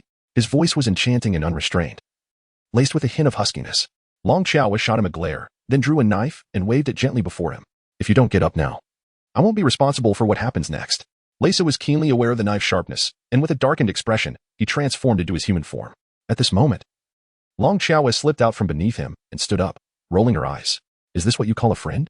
Leisa propped his chin on one hand, a hint of wicked charm flickering in his gaze. What else could it be? Lung Xiaoyu suddenly felt an overwhelming sense of helplessness. Resolutely, she perched herself beside him and shot him a glare. Friends ought to assist one another. Leisa nodded gently in acknowledgement. Indeed, he had just aided her in her healing. Friends must not impose upon one another. Respect is essential. She continued, one cannot simply abduct at will. He had, to his credit, adhered to this principle. He harbored no intention of seizing her, merely desiring her company. Lung Xiaoyue pressed her lips together, then looked at him warily and said, I am about to leave. You must not follow me. When friends bid farewell, one should not be compelled. Leisa then rested his chin on his hands, raising an eyebrow as he gazed at her, a hint of mischief glimmering in his eyes. Are you truly saying farewell to me? Cold Xiaoyu, with a slight frown, gently nodded her head and said, this way, when we meet next time, I shall not fear you. Leisa smiled and nodded in agreement, extending a long finger towards the sky. Very well, I vow to take your advice into consideration. But when we meet next time, you must not hide. Lung Xiaoyu nodded slightly, pursed her petite lips, and then dashed toward the cave with fervor. Leisa slowly rose to his feet, leaning against a tree, a subtle smile flickering in his deep-set eyes, his lips curving into a hint of mischief. Xiaoyu, there will come a day when you willingly embrace your role as my mate. Ah, that day will surely arrive. After speaking, he watched her return to the cave, his silhouette gradually fading into the shadows, his lips pressed tightly together in silence. Upon returning to the cave, Lung Xiaoyu exhaled in relief as she settled onto her bedding, casting her gaze toward her wound. As she glanced down, her mouth fell slightly agape in astonishment. The small gash that had once marred her arm had miraculously healed completely. The herb was of a striking violet hue. Could it be the legendary Southern Emperor grass? The kind renowned for its extraordinary healing properties? She had first heard of this from Wu La, who spoke of it as a rare treasure found beneath the waters, fiercely guarded by ferocious fish, making it exceedingly difficult to harvest. Could it be that Leisa, in the form of a lion, had ventured into the depths to seek out the Southern Emperor grass? Lung Xiaoyu was taken aback and fell silent. Goodness, that lion seems to be exceptionally kind to her, doesn't it? How long have they even known each other? Chapter 153. Is there truly a city in this world? Lung Xiaoyu shook her head, unwilling to dwell any longer on her thoughts. At that moment, Nan Li had completed her tasks and was approaching the cave. Cold Xiao Yu gazed at Nan Li as he approached, hastily searching for a long leaf within the cave, pursing her lips as she wrapped her arm. The inexplicable healing of her own wound must have left him bewildered. Yet, she was at a loss for how to explain it to him. Perhaps it would be wiser to feign injury for the time being. As Nan Li entered the cave, Cold Xiao Yu had just finished binding her wound. Long Xiaowei slightly pursed her lips, then lifted her gaze to look at Nan Li and asked, "Nan Li, has your bracelet been upgraded recently?" Nan Li, sitting beside her, curved his lips into a gentle smile and affectionately ruffled her hair, inquiring, "What prompts this sudden question?" Cold Xiao Yu gradually embraced him and gently remarked, "My bracelet has already reached level 5, while yours remains at level 2. This disparity is quite unbalanced. Moreover, since you possess mental energy within you, it would indeed be a pity not to utilize the bracelet for its enhancement." Nan Li slightly raised an eyebrow, a subtle smile flickering in his violet eyes. "You are correct. Let me check what tasks are available and see which ones I can currently undertake." Subsequently, Nan Li lowered his gaze and infused his thoughts into the bracelet. After a few moments, he slowly opened his eyes, and a glimmer of brilliance danced in his violet irises. "There is indeed a task. Upon its completion, the bracelet will ascend to level 3. And your mental energy will also reach level 3. Long Xiaowei straightened her posture, pressed her lips together, and blinked her large eyes. "What task?" Nan Li replied with a gentle smile, "To gather the Shieling flowers within Shieling City." Long Xiaowei blinked lightly and gently inquired, "What is Shieling City?" Nan Li sighed softly, ruffling her little head, a faint smile dancing in his violet eyes. Shieling City is a settlement comprising numerous small tribes, all under the jurisdiction of the city's lord. It can be described as an alliance formed by countless minor tribes, with the lord of Shieling City serving as the leader of this coalition. Upon hearing his words, Long Xiaoyue's eyes flickered with curiosity. Could it be that this world still held cities? Yet, the so-called city would undoubtedly differ from the modern concept, likely resembling a collection of cave dwellings. Taking a deep breath, she gently placed her hand on Nan Li's shoulder and suggested, "Since we have nothing pressing to attend to, let us venture to Shieling City to gather Shieling flowers and experience this so-called city for ourselves." A subtle smile graced Nan Li's face as he replied, "As you wish." In truth, while they had agreed to embark on a task together, it was Nan Li who accompanied her outdoors to ease her mind. Nan Li devoted an entire day to resolving a month's worth of clan affairs and, after a brief exchange with his kin, took Lang Xiaoyue's small hand, guiding her step by step towards Shieling City. Located at a considerable distance from the Lion clan, their journey was leisurely, punctuated by moments of roasting meat and hunting. Taking a full 10 days to reach the gates of Shieling City. As she had surmised, the city was indeed comprised of interconnected caves. With the tallest cave standing nearly 100 meters in the central direction, its surface riddled with numerous small openings, presumably for habitation. The area was expansive, bustling with individuals from various tribes, and a number of beastmen were busy peddling their wares. Cold Xiaowei felt an overwhelming sense of novelty. She had presumed this world consisted solely of scattered little tribes, never anticipating such a vibrant place existed. Chapter 154, Must You Smile So Tauntingly? Nan Li gazed at her with a gentle smile, his voice melodious. "If Ye enjoys it, I shall bring you here often in the future." As he spoke, he cradled Cold Xiaowei in his arms, gracefully striding forward, his movements elegant and captivating. Long Xiaowei was rendered speechless. Had he truly regarded himself as a mere 3-year-old? Both individuals possessed strikingly handsome features, particularly Nan Li, whose beauty resembled that of an ethereal being, instantly captivating the attention of numerous beastmen. They turned their gazes toward them, and upon catching sight of Nan Li, their eyes sparkled with astonishment, with some beastmen even rubbing their eyes to ascertain whether they were under an illusion. Seeing so many young ladies peering curiously at Nan Li, Lang Xiaoyu felt a surge of displeasure. She reached out her hand to cover his entire cheek. Yet his tall and elegant figure, coupled with his unmatched grace and charisma, continued to captivate a throng of young women who gazed at him in fascination. Long Xiaowei scratched his head, wearing a look of deep discontent. Why must someone so handsome exist? Perhaps I should just cover him with a sack? Nan Li's lips curled into a gentle smile, instantly eclipsing the brilliance of both the sun and moon, as he softly remarked, "What's wrong? Are you feeling jealous? If you give me a kiss, we shall immediately seek out Xilingwa and depart from this place." His silence was preferable, for once he spoke. The young ladies surrounding them all gasped, clasping their hands against their cheeks in admiration. His voice was melodious. How cool. He treats his female companions so well. What to do? My heart is enchanted. Long Xiaoyu rolled her eyes, gazing at the opportunist who took advantage of the situation, and bestowed a gentle kiss upon his cheek. "This is the last time," she declared resolutely, vowing that no matter how he threatened her in the future, she would never initiate another kiss. Nan Li, taken aback by her gesture, instantly narrowed his violet eyes, a ripple of exquisite elegance dancing in his gaze as a faint smile graced his lips. Lang Xiaoyu gazed at his demeanor and was suddenly overwhelmed by an impulse to strike him. Must Emma really appear so infuriatingly amused? Long Xiaowei tugged at the remarkably long and elegant hands that embraced her, and then suddenly leaped from his arms, patting his shoulder before striding towards a more secluded area. "Handsome beast, let us go." Nan Li gazed at the emptiness of his embrace, letting out a gentle sigh. a helpless smile gracing his lips as he followed in her wake. He had thought he might hold her a little longer. His departing figure exuded a chill, evoking an aura of do not approach, causing the young girls who attempted to follow him to shiver and halt in their tracks. How could someone so tender just moments ago transform into such an icy demeanor? They were unaware that Nan Li only displayed gentleness and a smile in the presence of Lang Xiaowei. Before others, his expression remained inscrutable and devoid of emotion. Before embarking on their journey, Lang Xiaowei and Nan Li had already familiarized themselves with the location of the West Ridge flower. This exquisite blossom thrives in the secluded, shaded corners of Shilling City, where it is exceedingly rare and immensely valuable. Indeed, one could assert that there are scarcely a handful of these flowers within the entirety of Shilling City. Long Xiaoyu and Nan Li came over merely to test their luck. Finding something would be a fortunate occurrence. If Nan Li's telekinesis could ascend to the 3rd level, it would be splendid. However, if they failed to discover anything, they would not languish here for eternity and would simply regard it as a chance to relieve their stress. Lang Xiaowei had been making her way towards the most remote part of Shilling City, while Nan Li followed closely behind her. Every so often, he would mischievously tease her, leaving Lang Xiaowei utterly speechless. Could this creature not remain quiet for a moment? Did he not realize that searching for the Shilling flower was for his own benefit? Chapter 155. I would prefer if you took a break, however. Upon catching a glimpse of her glare, he pouted slightly. His captivating purple eyes filled with an air of grievance. Lang Xiaowei took a deep breath and resolutely chose to disregard everything around her. Subsequently, she ventured into this remote location, seeking the shade devoid of sunlight, as she searched for the Shilling flower. The Shilling flower, akin to a lotus yet enveloped in a deep purple hue, emits a soft, pale lavender glow during the night, captivatingly beautiful. After wandering about for approximately an hour, Long Xiaoyu, feeling somewhat fatigued, let out a sigh, plucked a leaf, placed it on the ground, and sat down upon it. Goodness, after searching for so long, how is it that not a single trace can be found? Lang Xiaoyu rolled her eyes, striking her arms and legs, feeling an overwhelming sense of helplessness. Nan Li also found a leaf to sit beside her, extending his slender hand to gently massage her little head, a captivating smile gracing his lips as he softly said, "It's perfectly fine if we can't find it, so don't fret." Long Xiaoyu shot him a glare filled with irritation. "Do you not desire to elevate your psychic ability to level 3? Nan Li's lips curled into a faint smile. "However, I would much prefer that you take a rest." Upon hearing his words, Long Xiaoyu let out a soft sigh, nestling into his embrace and gently rubbing against him. "Yet, I wish for your well-being even more." At that moment, dark clouds suddenly enveloped the once azure sky, transforming the bright day into a shadowy gloom. Thunder rumbled ominously above, heralding the impending rain. The orcs meandering through Shilling City hastily gathered their belongings and retreated to their caves for shelter.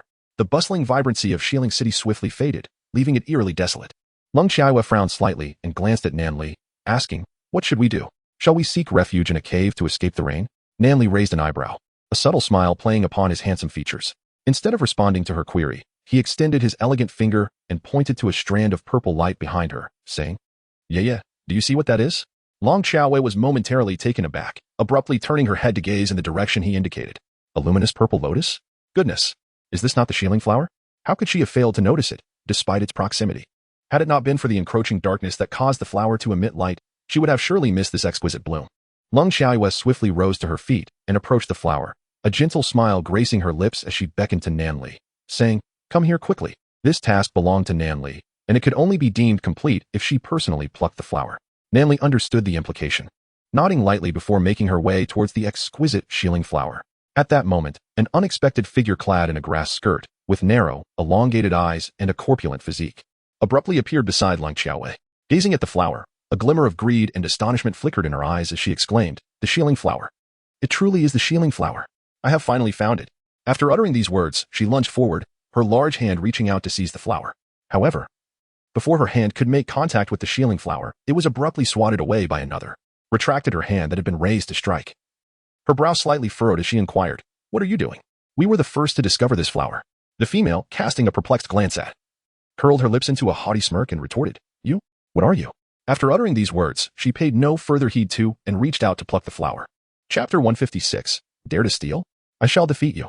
A trace of coldness flickered in Long Xiaoyu's eyes as she swiftly struck a pressure point, rendering her adversary nearly powerless, on the verge of collapsing to the ground. With a sarcastic glance at Lang Xiaowei, she scoffed softly, "You audacious wretch." Casting a triumphant gaze around her, she declared, "Someone has come to seek trouble. Why aren't you showing yourselves?" No sooner had her words fallen than dozens of formidable beastmen emerged from the surrounding woods, each one robust and exuding an air of menace, tightly encircling Lang Xiaowei and Nan Li. The female glanced at Lang Xiaowei with a sneer, her pride palpable as she boasted, "I'm the daughter of the Lord of Shilling City. What are you to dare provoke me?" After delivering her haughty statement, She nonchalantly turned her attention to Nanli. The moment her gaze fell upon the indifferent Nanli, a spark ignited in her eyes, and she exclaimed, "Someone, capture this handsome beastman for me. I want him to be my mate." Her excitement surged as she relished the thought, marveling at the extraordinary beauty of Nanli. In comparison, the male beastman in her own den seemed utterly worthless. A cold glint flickered in Lung Xiaoyue's eyes, and she subsequently gestured subtly to Nanli. Understanding her intent, Nanli did not hesitate. Like a sword, he swiftly darted before the shieling flower. With a mere motion, he plucked it into his grasp. Instantly, the points within his bracelet surged by tens of thousands. With a thought, the bracelet shimmered slightly, ascending to level 3, while the mental energy within him surged tremendously, breaking through the barriers to reach level 3 effortlessly. His previously formidable power, capable of annihilating an entire tribe with a mere wave of his hand, had ascended to incomprehensible heights. Moreover, his already strikingly handsome visage became even more alluring with the amplification of his mental prowess, rendering him a captivating sight that was simply irresistible to behold. Cold Xiaoyu stood beside him, surveying the throng of onlookers, a cold smirk flickering across her eyes. "Dare to snatch? I'll make you pay dearly. Attempt to pry into my handsome beast's affairs, and I shall leave you unrecognizable." Nanli extended his long arm, drawing Cold Xiaoyu into his embrace, channeling the overwhelming force of his inner power, his expression devoid of emotion. "Those who dare to insult his must be prepared to face death." Li Qing glared at the shieling flower in Nanli's grasp, gritting her teeth and stamping her foot. Very well, very well. In light of your impending status as my male, I, the exquisite Li Qing, shall temporarily overlook this. However, the female by your side must apologize to me, scar her own face, and serve as my slave for 3 years, and then I shall spare you." Before she could finish her words, Cold Xiaoyu swiftly moved to her side and kicked her across to the cave on the opposite side. In an instant, Li Qing felt a searing pain as if her body were being torn apart. She shot a cold glare at Cold Xiaoyu, reaching behind her only to discover a large patch of blood. With a piercing scream, she seethed, "Go call my father. Call my father. I want them all dead. All of them dead." The beastmen surrounding Cold Xiaoyu nodded in agreement before hastily retreating. Lung Xiaoyu let out a soft snort, saying, "Is it so easy to berate someone and flaunt your power, only to escape unscathed?" In a fleeting moment, she appeared before an orc and delivered a swift kick, sending him sprawling to the opposite side. In recent days, Lung Xiaoyue has not relaxed her cultivation of internal strength, and her inner power has grown formidable. Upon witnessing her decisive action, Nanli ceased to linger. Channeling her mental energy, she swiftly felled 5 or 6 orcs, rendering them incapable of rising again. Chapter 157. I will protect you. Li Qing observed the two of them and suddenly became flustered, taking several hurried steps to the side. You audaciously dare to harm the guards of Shieling City. I must inform you that our orc population in Shieling City numbers in the hundreds of thousands. Should you injure us, we shall undoubtedly trample your entire tribe to the ground." Lung Xiaoyue furrowed her brow slightly and cast a glance at Nanli, inquiring, "Are there truly hundreds of thousands of battle-ready orcs in Shieling City?" After a moment's contemplation, Nanli gently nodded in affirmation. "Indeed." Lung Xiaoyue pressed her lips together and offered a faint smile to Li Qing. "Are you truly intent on annihilating our tribe over such trivial matters?" Li Qing responded with a cold laugh, unaware of the folly that lay ahead. "Huh. In all my years, no one has dared to provoke me. Not only will I raise your tribe to the ground, but I shall also reduce all your orcs to mere slaves in Shieling City.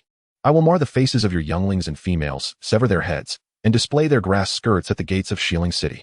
Having uttered these words, she struggled to rise, casting a venomous glare at Lung Xiaoyue. "You wretched creature, daring to covet what is mine, you shall pay dearly." With that, she began to dash towards the cave where the Lord of Shieling City resided. Lung Xiaoyu and Nanli exchanged a glance, each perceiving the chill in the other's eyes. Kill. Only a fool would allow her to present herself before her father, the city lord, enabling him to obliterate her own tribe. Cold Xiaoyu and Nanli swiftly maneuvered, encircling her from both sides. Li Qing glared at Cold Xiaoyu and demanded, "What are you doing?" Before she could finish her sentence, a blade slashed across her throat, causing a fountain of crimson blood to erupt. Her eyes widened in shock as she collapsed to the ground, her body convulsing a few times before falling still. The remaining 2 orcs, witnessing the dire situation, stood not far from Cold Xiaoyu and hastily attempted to flee. Lung Xiaoyue and Nanli exchanged a glance, and in an instant, each dashed off in a different direction. With a swift grace, Lung Xiaoyue stood before the man, arms crossed, her eyes narrowing slightly. "How do you wish to meet your demise?" The orc's visage paled instantly, and with a thud, he fell to his knees, his voice quivering with fear, tinged with sobs. "Spare me. I want to speak. I want to reveal that it was you who harmed the young mistress of the city. I want to say a word." Lung Xiaoyue shook her head and declared, "No, you must perish." Lung Xiaoyue pressed her lips together, and with a swift motion, the dagger in her hand slashed towards his neck. At that moment, the orc clenched his teeth, casting a mocking glance at Lung Xiaoyue. and suddenly produced a bone whistle from his bosom, blowing into it with fervor. The sound was piercing. The whistle, carved from the bone of an unknown beast, resonated loudly enough to be heard within 100 miles. Cold Xiaoyu furrowed her brows slightly, sensing the gravity of the situation. The bone whistle was likely a signal of danger for the guards of Shilling City. In haste, she drew her dagger across his throat and made her way towards Nanli, letting out a soft sigh. Things had escalated. No sooner had she spoken than a relentless tide of beastmen surged towards them from all directions, their footfalls drowning out the thunderous roar of the heavens. At that moment, the sky unleashed a torrential downpour, mingling with the blood on the ground, rendering it an even deeper crimson. Nanli clasped Cold Xiaoyu's hand tightly, enveloping her in his embrace, his voice imbued with a gentleness that was enough to soothe. Xiaoyu, do not be afraid. I shall protect you. Chapter 158. What will the future hold? He sheltered Cold Xiaoyu's petite form within his arms, shielding her from the rain to prevent her from falling ill. His violet eyes narrowed slightly, a chill passing through him as he regarded the beastmen encroaching upon them, his mental energy subtly gathering in anticipation. At that moment, the beastman whom Cold Xiaoyu had kicked to the ground struggled to rise, pointing vehemently at her and shouting to his comrades. It is her. She has slain our young lady. Inform the city lord, and we shall annihilate all those in her tribe. As his words fell, the beastmen cast a furious glance at the lifeless asphalt and, in a surge of rage, transformed into their beastly forms, lunging towards Cold Xiaoyu. This world was not solely inhabited by tribes. It was a tangled web of various factions, and to provoke one could mean enmity with many. Cold Xiaoyu gazed at the oncoming horde of orcs from various races, her eyes narrowing slightly as she tightly grasped Nanli's hand. Strength was imperative. Remaining within the confines of the tribe was utterly futile. This world is vast and chaotic, just as Leisa had articulated. One could never tell when they might provoke the ire of another, leading to the annihilation of the entire tribe. Do not engage them. I cannot bear to see you harmed, Nanli. Let us flee. Nanli's icy violet eyes narrowed, and with a surge of psychic energy, she swung her hand with force. Instantly, hundreds of orcs collapsed to the ground, convulsing and unable to rise again. Nanli lowered her gaze, her long eyelashes quivering slightly. Her lips pressed into a thin line, her features resolute. She embraced Cold Xiaoyu, transforming into a remarkably fierce lion, charging forward with the grace of a blade. Once she morphed into her beast form, Cold Xiaoyu, who had been cradled in her arms, now nestled on her back. The rain poured heavily, and the sound of footsteps behind them resembled a stampede, even drowning out the thunder above. Lung Xiaoyu tightly embraced Nanli, pressing her lips together as she turned to glance back, a hint of chill flickering in her eyes. Wu La had once enlightened her about this world, explaining that the orcs were categorized into various ranks: first tier, second tier, third tier, and special tier beasts. The rank of a beast is predetermined at birth, with exceptional beings like Nanli being exceedingly rare. Furthermore, orcs could advance their ranks through external influences, though such concepts were rather profound. The higher the rank of a beast, the more formidable its abilities became. This Orcish realm was vast, exceeding the bounds of human imagination. It was undoubtedly more complex than merely existing within tribes, as exemplified by the town that had suddenly emerged. Goodness, what kind of world had she stumbled into? It was certainly not as straightforward as a mere beastly realm. What encounters awaited her in the future? What events would transpire? These questions remained unanswered. Yet one thing she was certain of was that Nanli would always be by her side, safeguarding her. Long Xiaowei gradually closed her eyes, tightly pursing her lips as she extended her hand to shield her head from the rain. The frailty of human immunity rendered one susceptible to illness. A fever was to be avoided at all costs, for it would spell disaster. She was unaware of how long Nanli had been leading her through the downpour, nor how long the rain had persisted. Gradually, the dark clouds above began to disperse, allowing the earth to bask once more in the embrace of sunlight. Nanli had successfully shaken off the pursuing beastmen, yet the uncertainty of their return lingered in the air. In that moment, Nanli suddenly transformed into human form. His body drenched in rainwater, his thin lips pressed tightly together, and his exquisitely handsome face tinged with pallor. Chapter 159. It was already too late to care for her and dote on her. Long Xiaowei pressed her lips together lightly, then gently cradled him in her arms. Raising her head, she spotted a cave nearby and with great effort, hoisted him onto her back, taking deliberate steps towards the sanctuary of the cave. Nanli had been running in the rain for such a long time, he must surely be unwell. Long Xiaowei unhesitatingly exchanged 1,000 points for several blankets, along with a light blue robe. She stripped Nanli of his clothing and dressed him in the new garments. After laying the blankets flat, she placed him upon them and covered him with another blanket. As she gazed upon his pallid, handsome face, a wave of heartache surged within her. Had she known, she would not have sought after the elusive shieling flower. Lung Xiaoyu had no medicine, nothing at all, and could only sit there watching him, hoping for his recovery. She had initially believed that he occupied merely a place of friendship in her heart, yet when he faced adversity, she found herself engulfed in anxiety and sorrow. It felt as though she had lost something precious, leaving an emptiness within her. Could it be that she had developed feelings for this handsome beast? Long Xiaoyu pursed her lips, gazing with a touch of melancholy at his handsome face. Am I destined to be entangled with you for the rest of my life? At that moment, Nan Li's consciousness was somewhat hazy, and he could not discern what Long Xiaoyu was saying. Long Xiaowei pressed her lips together and ventured outside to gather some firewood that had yet to be dampened by the rain. She kindled a fire beside Nan Li and cradled him in her arms to provide warmth. Time elapsed, though its measure was lost on her, until finally. Nan Li slowly opened his enchanting violet eyes. Within those depths, ripples stirred, and glimmers danced, a captivating blend of celestial fury and human lament. He turned his gaze to the slumbering figure of Lang Xiaowei, who had fallen asleep while holding him. His expression softened gradually, and with utmost care. He embraced her in return, his movements infused with tenderness. Little Xiangwei, cold Xiaoyu heard his voice and let out a soft sound, stretching out a small paw to rub her little face before slowly opening her eyes. Upon seeing Nan Li's violet gaze, a gentle smile graced her lips. You're awake? How wonderful. It seems you were merely exhausted, and thankfully not ill. Otherwise, I would have truly been at a loss for what to do. She gradually rose to her feet, resting her hands on Nan Li's shoulders as she softly remarked, Nan Li, those beastmen are certainly pursuing us. We cannot return to the tribe for the time being. Nan Li nodded gently, enveloping her in his embrace. A chill flickered in his violet eyes as he continued. The Lord of Shilling City has likely already learned of his daughter's demise and will undoubtedly have dispatched numerous beastmen. If we attempt to return to the tribe, we would have to traverse through Shilling City, which is simply not an option. He paused for a moment, tenderly caressing cold Xiaoyu's little head. Otherwise, the tribe may face dire consequences. Xiaoyu, we must first find a place to settle, and then I will gradually complete the tasks needed to upgrade the bracelet. Once it reaches level 5, I will be able to infiltrate the Lord's cave and eliminate him. This way, Shilling City will be dismantled, and we shall be able to return to the tribe. Ling Xiaoyu gently nodded, murmuring an agreement, and lightly nuzzled against him. I should not have slain that female. Had I presented the flower to her sooner, it would not have brought you such misfortune. Although Long Xiaoyu expressed such sentiments, if given the chance to start anew, would she allow that female to bully her and seize her belongings? Or would she swiftly deliver a resounding slap? Nan Li sighed, gently ruffling her hair. Silly girl. How could he possibly blame her for the troubles? He only cherishes and dotes on her, lamenting instead his own lack of strength. Chapter 160. Arrival at the Rabbit Clan. Long Xiaoyu pressed her lips together delicately, gently closing her eyes as she embraced him tightly. Nan Li, do you feel any better? She asked softly. Nan Li nodded gently, ruffling her little head, a tender smile gracing his lips. Much better. Are you tired, Yu? If you are, you should rest for a while. Long Xiaoyu opened her eyes, gently shook her head, and rose to her feet, taking his hand. No, we must swiftly find a tribe to settle in. Remaining here makes us vulnerable to discovery. Nan Li stood up, softly ruffled her hair, and embraced her tenderly, saying, I shall carry you. You rest for a while. Long Xiaoyu gently nodded. Due to prolonged fatigue, her complexion appeared somewhat pale, and she nestled her little head into his embrace, succumbing to slumber. Nan Li lowered his gaze slightly, observing her with a tenderness that was incomprehensible to others. He gently wiped the raindrops from her face before continuing onward. Despite still being unwell in his own pallor, he concealed his condition in her presence. As soon as she fell asleep, he discreetly covered his lips with his sleeve and coughed softly. The two gradually moved farther away, unknowingly distancing themselves from the cave. A few hours later, over 1,000 beastmen arrived at the cave, searching through its depths. A towering beastman of the elephant tribe abruptly flung aside the bedding and glanced around, frowning slightly. Where could they have gone?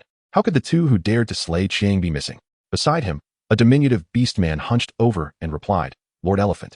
They must have left quite some time ago. Lord Elephant snorted softly and slapped the cave wall, his eyes a blood-red hue. Those who dare harm my cousin shall pay the price. Forward. We must eliminate them. Yes, my lord. Why do you linger? The Lord has commanded us to move. So hurry along. Instantly, over 1,000 beastmen marched resolutely toward the direction of Lang Xiaoyu and her companion. This contingent of beastmen was merely a small squad dispatched by the Lord of Shilling City. His precious daughter had been murdered, prompting the mobilization of a third of the city's forces to hunt down the culprit, ensuring that Shilling's presence was felt everywhere. The beastmen who had survived under Lang Xiaoyu's hand had etched her likeness onto animal skin using sharp stones, displaying it for all to see. Thus, if these beastmen were to encounter Lang Xiaoyu, they would undoubtedly recognize her. After carrying Lang Xiaoyu for what felt like a considerable time, she gradually opened her eyes, glancing around before pointing ahead with a faint smile gracing her lips. Look, there's a small tribe ahead. Why don't we take refuge there for now? Nan Li nodded gently, then set her down, taking her small hand in his as they walked step by step toward the tribe. This tribe was quite diminutive, merely a fraction of the size of the lion tribe, with glimpses of numerous rabbits hopping about within. Lang Xiaoyu surmised that this must belong to the rabbit tribe. How adorably charming those little rabbits are. I wish to take one home. The rabbit folk did not reside in caves, but had dug numerous burrows beside the grasslands. Each burrow had 3 entrances and boasted spacious interiors of over 100 square meters, filled with fresh carrots and carrot chips. Chapter 161, Outsiders. As Lang Chaowei and Nanli stepped into the realm of the rabbit clan, they were met with the curious gazes of numerous rabbits that had transformed into human forms. At that moment, a little rabbit that had yet to reach the age of transformation suddenly bounded to Lang Chaowei's feet, gently nuzzling against her, its two bright red eyes brimming with curiosity. Soon after, a number of palm-sized little rabbits gathered around, seeking embraces and affection from Lang Chaowei. Lang Chaowei did not anticipate the exuberance of the rabbit clan. She scratched her head and gently cradled a small rabbit in her arms, bestowing a tender kiss upon one of its long, floppy ears. The little rabbit, seemingly bashful, covered its head, overwhelmed with excitement. The big sister is so beautiful. She actually kissed me, it thought, feeling a delightful daze. The commotion they created inevitably attracted the attention of the clan leader. He was a robust man, approximately 30 years of age, who approached Lang Chaowei with an energetic stride, accompanied by a notably delicate young girl. The rabbit clan leader, Feng Han, gazed intently at Lang Chaowei and Nanli, rubbing his hands together in curiosity. "Foreigners?" he inquired. Lang Chaowei gently nodded and, with a soft smile, said, "We are venturing out and, on our way, we passed by your tribe.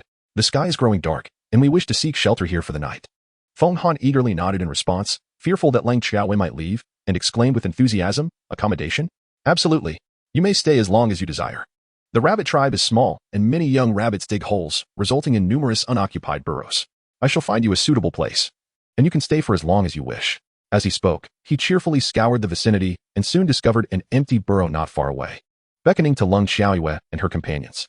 My goodness, after all these years, finally, outsiders have come to visit. He had grown weary of watching the rabbits scamper about daily and was elated to encounter members of another race at last.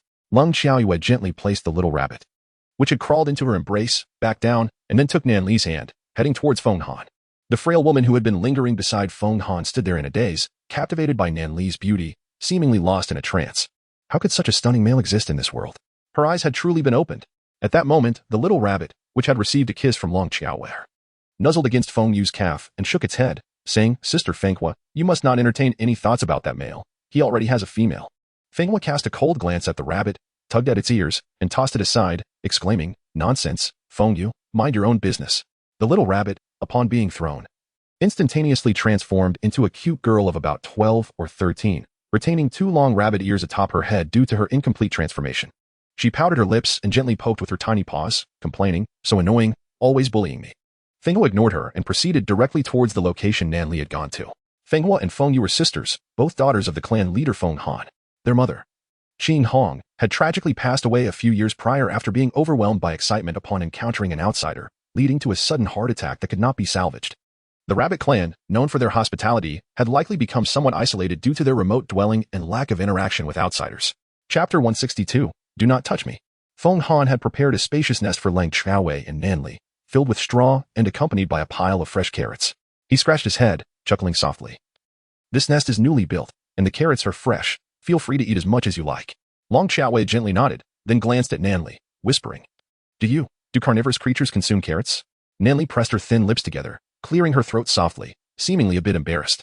"Thus, we must endeavor to capture more prey in the coming days. Otherwise, I fear." Lang Chaowei understood what he was about to say. This handsome beast feared that he would be deprived of meat and resort to consuming rabbits instead. That would be quite disrespectful to the clan leader. Lang Chaowei cast a sympathetic glance at Feng Han. "Do you realize, esteemed elder, that you have welcomed a great lion into your midst?" At that moment, Feng Han suddenly erupted into laughter, patting Nanli on the shoulder. "Is it that you do not care for carrots? I happen to have some fresh grass here." Nanli responded with a gentle smile, his features as striking as a painting. "Thank you, but it is unnecessary." Feng Han nodded lightly, stroking his nose with a soft smile. "Then I shall attend to my matters first. Please, rest for a while." With that, he transformed into a white rabbit, his ears curving gracefully, and swiftly darted out of the burrow. Lang Chaowei let out a soft sigh, gazing at Nanli. "If I were a member of the rabbit tribe, you wouldn't succumb to your primal instincts and devour me, would you?" Nanli embraced her, a captivating glimmer dancing in his violet eyes.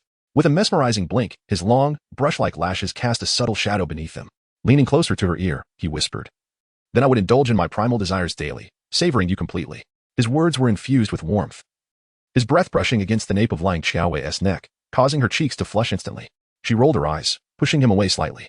"The year-long period hasn't elapsed yet. You are not permitted to touch me."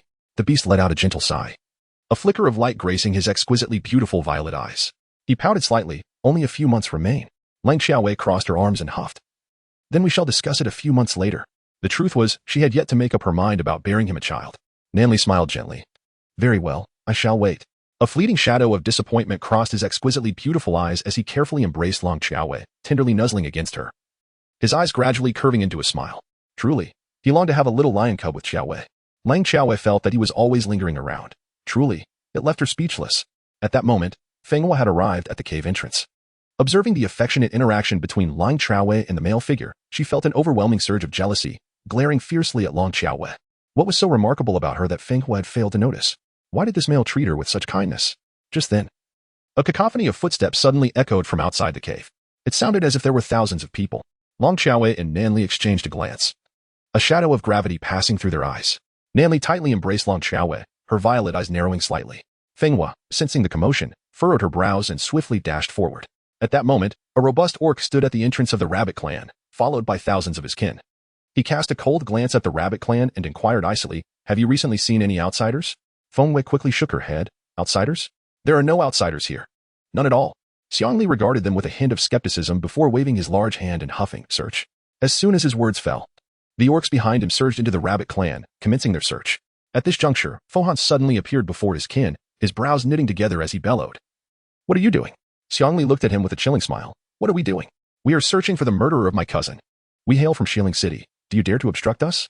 Upon hearing the name Shieling City, the members of the rabbit clan fell silent, their voices stifled by fear. Shieling City. This was not a minor tribe they could hope to oppose.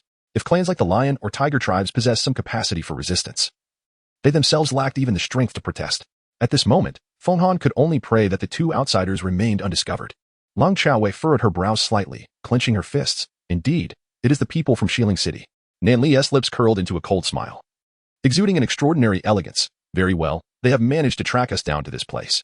Slowly, Nanli embraced Lang Xiaowei, gently laying her down on the straw, and with a lowered gaze, she looked into Lang Xiaoyue's eyes and said, "Xiaoyue, to prevent them from discovering your whereabouts, I must venture out and eliminate them all. Otherwise, it is only a matter of time before they find us here." Lang Xiaowei pressed her lips together and said, "Then I shall accompany you. You have yet to recover. I fear you may not be their match." Nanli gently stroked her head, reassuringly responding, "I possess the power of thought. Do not worry." Cold Xiaoyu shook her head firmly, declaring, "No, I shall accompany you. There is no room for negotiation." At that moment, a series of footsteps suddenly echoed from outside the cave. Cold Xiaoyu's pupils constricted as she tightened her grip on Nanli's hand, holding her breath. At that moment, she suddenly overheard a conversation outside the cave that left her utterly speechless. "After searching so many caves, do we really need to check this one? The Lord Elephant is not here. We can afford to be lazy. Besides, there surely isn't anyone in this cave. I believe not only is there no one in this cave, but those two individuals are definitely not among the rabbit clan. Are they foolish enough to stay here and fall into a trap instead of fleeing further? Indeed." And then, those two imbeciles swaggered away, laughing heartily. Lang Xiaowei was utterly speechless. Could this truly be the legendary teammates akin to swine? However, a sense of relief washed over her with this. The rabbit clan was no longer in peril. The elephant clan members searched for an entire hour among the rabbit clan. Yet they could not find any trace of Lang Xiaowei and her companions.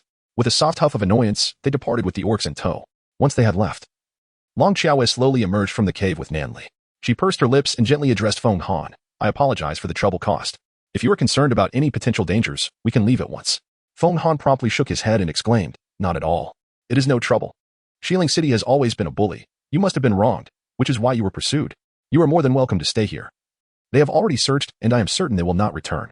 As he spoke, he cheerfully patted his chest. Alas, a rare outsider had come, and he had yet to feast his eyes upon them. How could he possibly let them depart? Lang Xiaowei pursed her lips and gently nodded. Indeed, this was the safest place at present. Feng Hua stood there, gazing at Nanli with a hint of infatuation, her cheeks slightly flushed. If only he could be her true male counterpart. Chapter 164. Are you going to undress too? Feng Wei bit her lip and glanced at Feng Hua, her brows slightly furrowed. "Sister, someone already has a female. Why are you staring at them?" Upon hearing Feng Yue's words, Feng Hua shot her a fierce glare and seized her two rabbit ears, giving them a vigorous shake. Feng Wei covered her reddened ears and suddenly burst into tears, eventually transforming into a small rabbit and scampering away. Feng Han scratched his head, offering an awkward smile towards Lang Xiaowei and the others. Family matters, family matters. Lang Xiaoyu gently blinked, casting a glance towards Nanli. "Handsome beast. It seems someone has taken a liking to you." Nanli pressed her thin lips together, her gaze icy. "I only permit you to admire me." Cold Xiaoyu, after hearing his words, touched her nose and grasped his hand, leading him towards their abode. How embarrassing. Once they departed, Feng Hua's cheeks flushed crimson, and she stomped her foot in frustration. Feng Han cast her a cold glance, admonishing, Our rabbit clan hasn't entertained outsiders in nearly a decade. We must ensure they are well fed and rested, so they may return in the future. You must not entertain any notions regarding the male. With that, he took Feng Yu's hand and walked away. Feng Hua stood there, glaring fiercely at Feng Han, muttering, "What a stubborn old fool. Why meddle in others' affairs? What if he takes a liking to me?" In her exasperation, she kicked a small rabbit aside and haughtily departed. The little rabbit, clutching its short tail, tumbled on the ground a few times before regaining its balance, crying out, "Bad person, bad person." Soon after, its mother arrived, scooping it into her embrace and softly huffing at Feng Hua. What nonsense. Thus, it is evident that Feng Hua is rather unpopular within the rabbit clan. After returning to their lair, Long Xiaoyu nestled in Nan Li's embrace and softly said, "Great Beastmaster, do take a look at the tasks within your bracelet. Let us embark on those we can undertake as soon as possible, for it would be ideal to elevate the bracelet to level 5. We can then storm the Lord's mansion and vanquish the Lord of Shilling City." Nan Li gently nodded, a fleeting glimmer crossing his violet eyes as he lowered his gaze to examine the tasks within the bracelet. After a moment of contemplation, he opened his eyes and said softly, "Ahem, the first task might be somewhat beyond your acceptance." Colt Xiaoyu raised an eyebrow and said nonchalantly, "It's nothing. I can endure anything to enter Shilling City." Nan Li's lips curled into a faint smile, exuding an irresistible charm, his beauty reaching its zenith. "Where? You need to shed your garments and join me for a slumber." Upon hearing his words, Lang Xiaowei felt 3 dark lines appear on her forehead. Are you also going to undress?" Nan Li regarded her with an air of nonchalance, his smile deepening. "That is only natural." Cold Xiaoyu. Why is Nan Li's bracelet so garish? Even when I usually sleep beside him, I wear a grass skirt. Moreover, to avoid his sudden primal urges at night, I always sleep at a considerable distance from him. This time, the task is to keep him company. Sleeping for a while, I will surely end up in his embrace. Oh heavens, oh earth, my chastity. With a darkened expression, she glared at the handsome beast. What are the other tasks? Nan Li's thin lips curled into an extraordinarily gentle smile as he gently ruffled Cold Xiaoyu's hair. You, prepare a plate of fried rice for me. But what is fried rice? Chapter 165, Bouncing Xiaoyu. Cold Xiaoyu listened to his words, her eyes curving slightly. Leave this to me. No problem.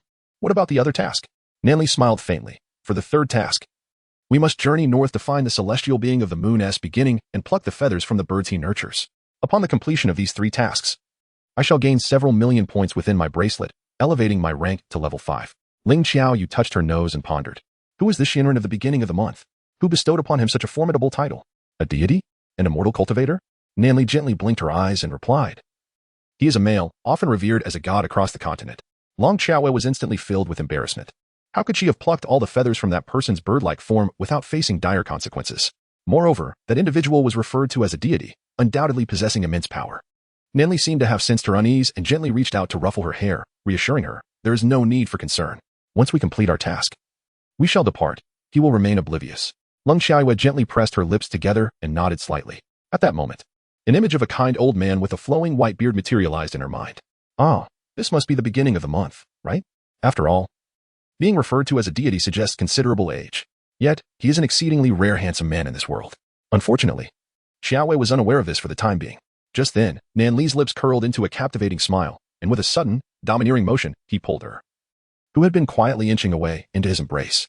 With a graceful movement of his left hand, he effortlessly removed the grass skirt from her body, his mesmerizing, shimmering gaze fixed upon her as he spoke.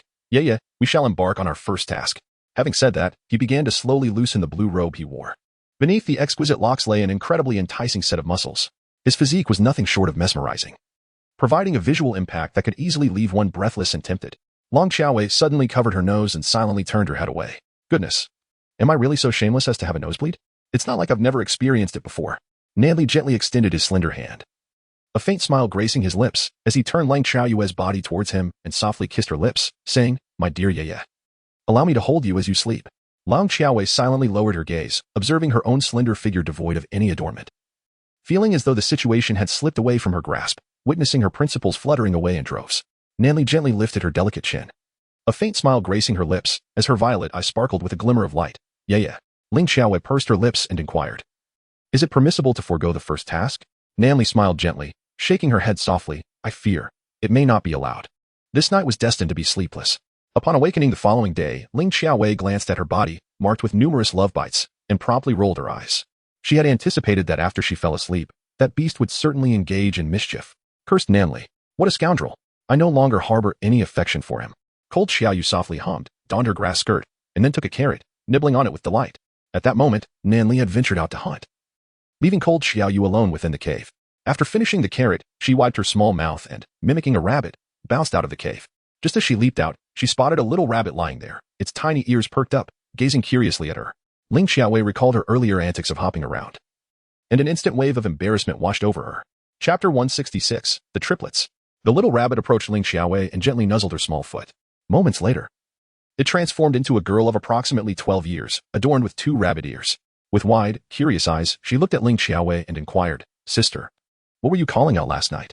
This little rabbit was none other than Feng Wei, who had not fully completed her transformation, retaining 2 extra ears. Long Xiaowei felt a wave of unease wash over her. "What have I just said?" Feng Yu smiled, revealing 2 adorable little fangs. "Take it easy. Take it easy." Cold Xiaoyu had 3 black lines on the back of her head. "Do not tell me you heard everything?" Feng Yu nodded earnestly. "I heard it all. My sister was extremely angry because of this." Lang Xiaowei suddenly covered her face with both hands, exclaiming, "I've embarrassed myself to the Pacific Ocean." Taking a deep breath, she gently reached out and embraced Feng Yue's back, reassuringly stating, "It's all right. My inner strength is formidable. Come on, accompany me in search of some chickens." Feng Wei nodded lightly, her excitement evident as her rabbit ears perked up. "Sister, what do we need to find chickens for?" With a flick of her delicate paw, Lung Xiaoyu exclaimed, "Let us steal its egg." Feng Yu nodded eagerly, her expression brimming with anticipation. She simply adored playing with gentle and beautiful young ladies. A certain girl blushed, tugging at her own ears, and soon transformed into a little rabbit, leading the way ahead of Lang Xiaowei. As they journeyed, numerous little rabbits furtively glanced at Lang Xiaowei, their large, rosy eyes shimmering with warmth. Whimper, whimper, it was she who, just yesterday, had captured the attention of all the beastmen present. Her male companion was truly formidable. Cold Xiaoyu decisively turned a blind eye, ignoring. Soon, Xiao Fengyu led Cold Xiaoyu to a flock of chickens, and then transformed into human form, pouting and saying, "Sister, why do you want to steal their eggs? These chickens are raised by wild foxes. You must hurry and collect the eggs, or else the foxes will come. They are very fierce indeed. In this world, besides the fox clan, there are also some wild foxes that wander aimlessly, not belonging to the fox tribe." Long Xiaowei nodded gently, then cautiously approached the chickens. In this world, chickens could not transform into beastmen, they were merely sustenance for the beastmen. Upon seeing Lang Xiaowei, the chickens immediately scattered in all directions. They were rather clever, remembering to clutch their eggs as they fled. Soon, they vanished from sight. Long Xiaowei, how infuriating. At that moment, she suddenly spotted in a corner an old hen clucking incessantly, its face flushed with indignation. Cold Xiaoyu stealthily approached it, then suddenly pounced, forcefully pinning it to the ground, and with fierce intensity declared, "I am of the Fox clan. Hand over your eggs at once, or face dire consequences." The chicken shuddered violently, before awkwardly settling its corpulent form onto Cold Xiaoyu's hand, relinquishing 3 eggs. With a frantic flapping of its wings, it squawked in terror and hastily took flight. Cold Xiaoyu gazed at the 3 eggs in her hand, deeply impressed by the prowess of this hen. Triplets. With the task accomplished, she felt no need to linger any longer and grasped Feng Yu's hand, departing from the scene. Soon, those wild foxes would arrive, and she had no desire to engage them in conflict. Chapter 167. It is time to depart a hymn. It seemed that the hen had struggled with labor. But upon her fright, the eggs were laid, and thus the difficulty was alleviated. Feng Yu playfully scratched her 2 rabbit ears, grinning as she revealed her little fangs. "Sister, do you require anything else? I shall fetch it for you." Lung Xiaowei gently nodded, affectionately ruffling her little head, and said, "Will you gather some firewood for your sister later?" Feng Wei nodded, revealing her 2 tiny front teeth, and replied, "Of course."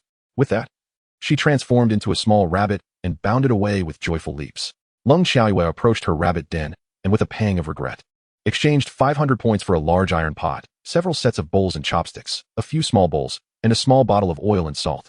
Now, only 6,500 points remained in her bracelet, causing her a slight twinge of sorrow. Soon, Feng Yue arrived, cradling a bundle of firewood in her arms. Curiously twitching her ears, she observed the pots and bowls around Lung Xiaoyue, before transforming into a small rabbit and settling beside her. Cold Xiaoyue took out 2 pieces of wood and, employing her own method, began to rub them together to generate heat. Soon, a few sparks ignited between them.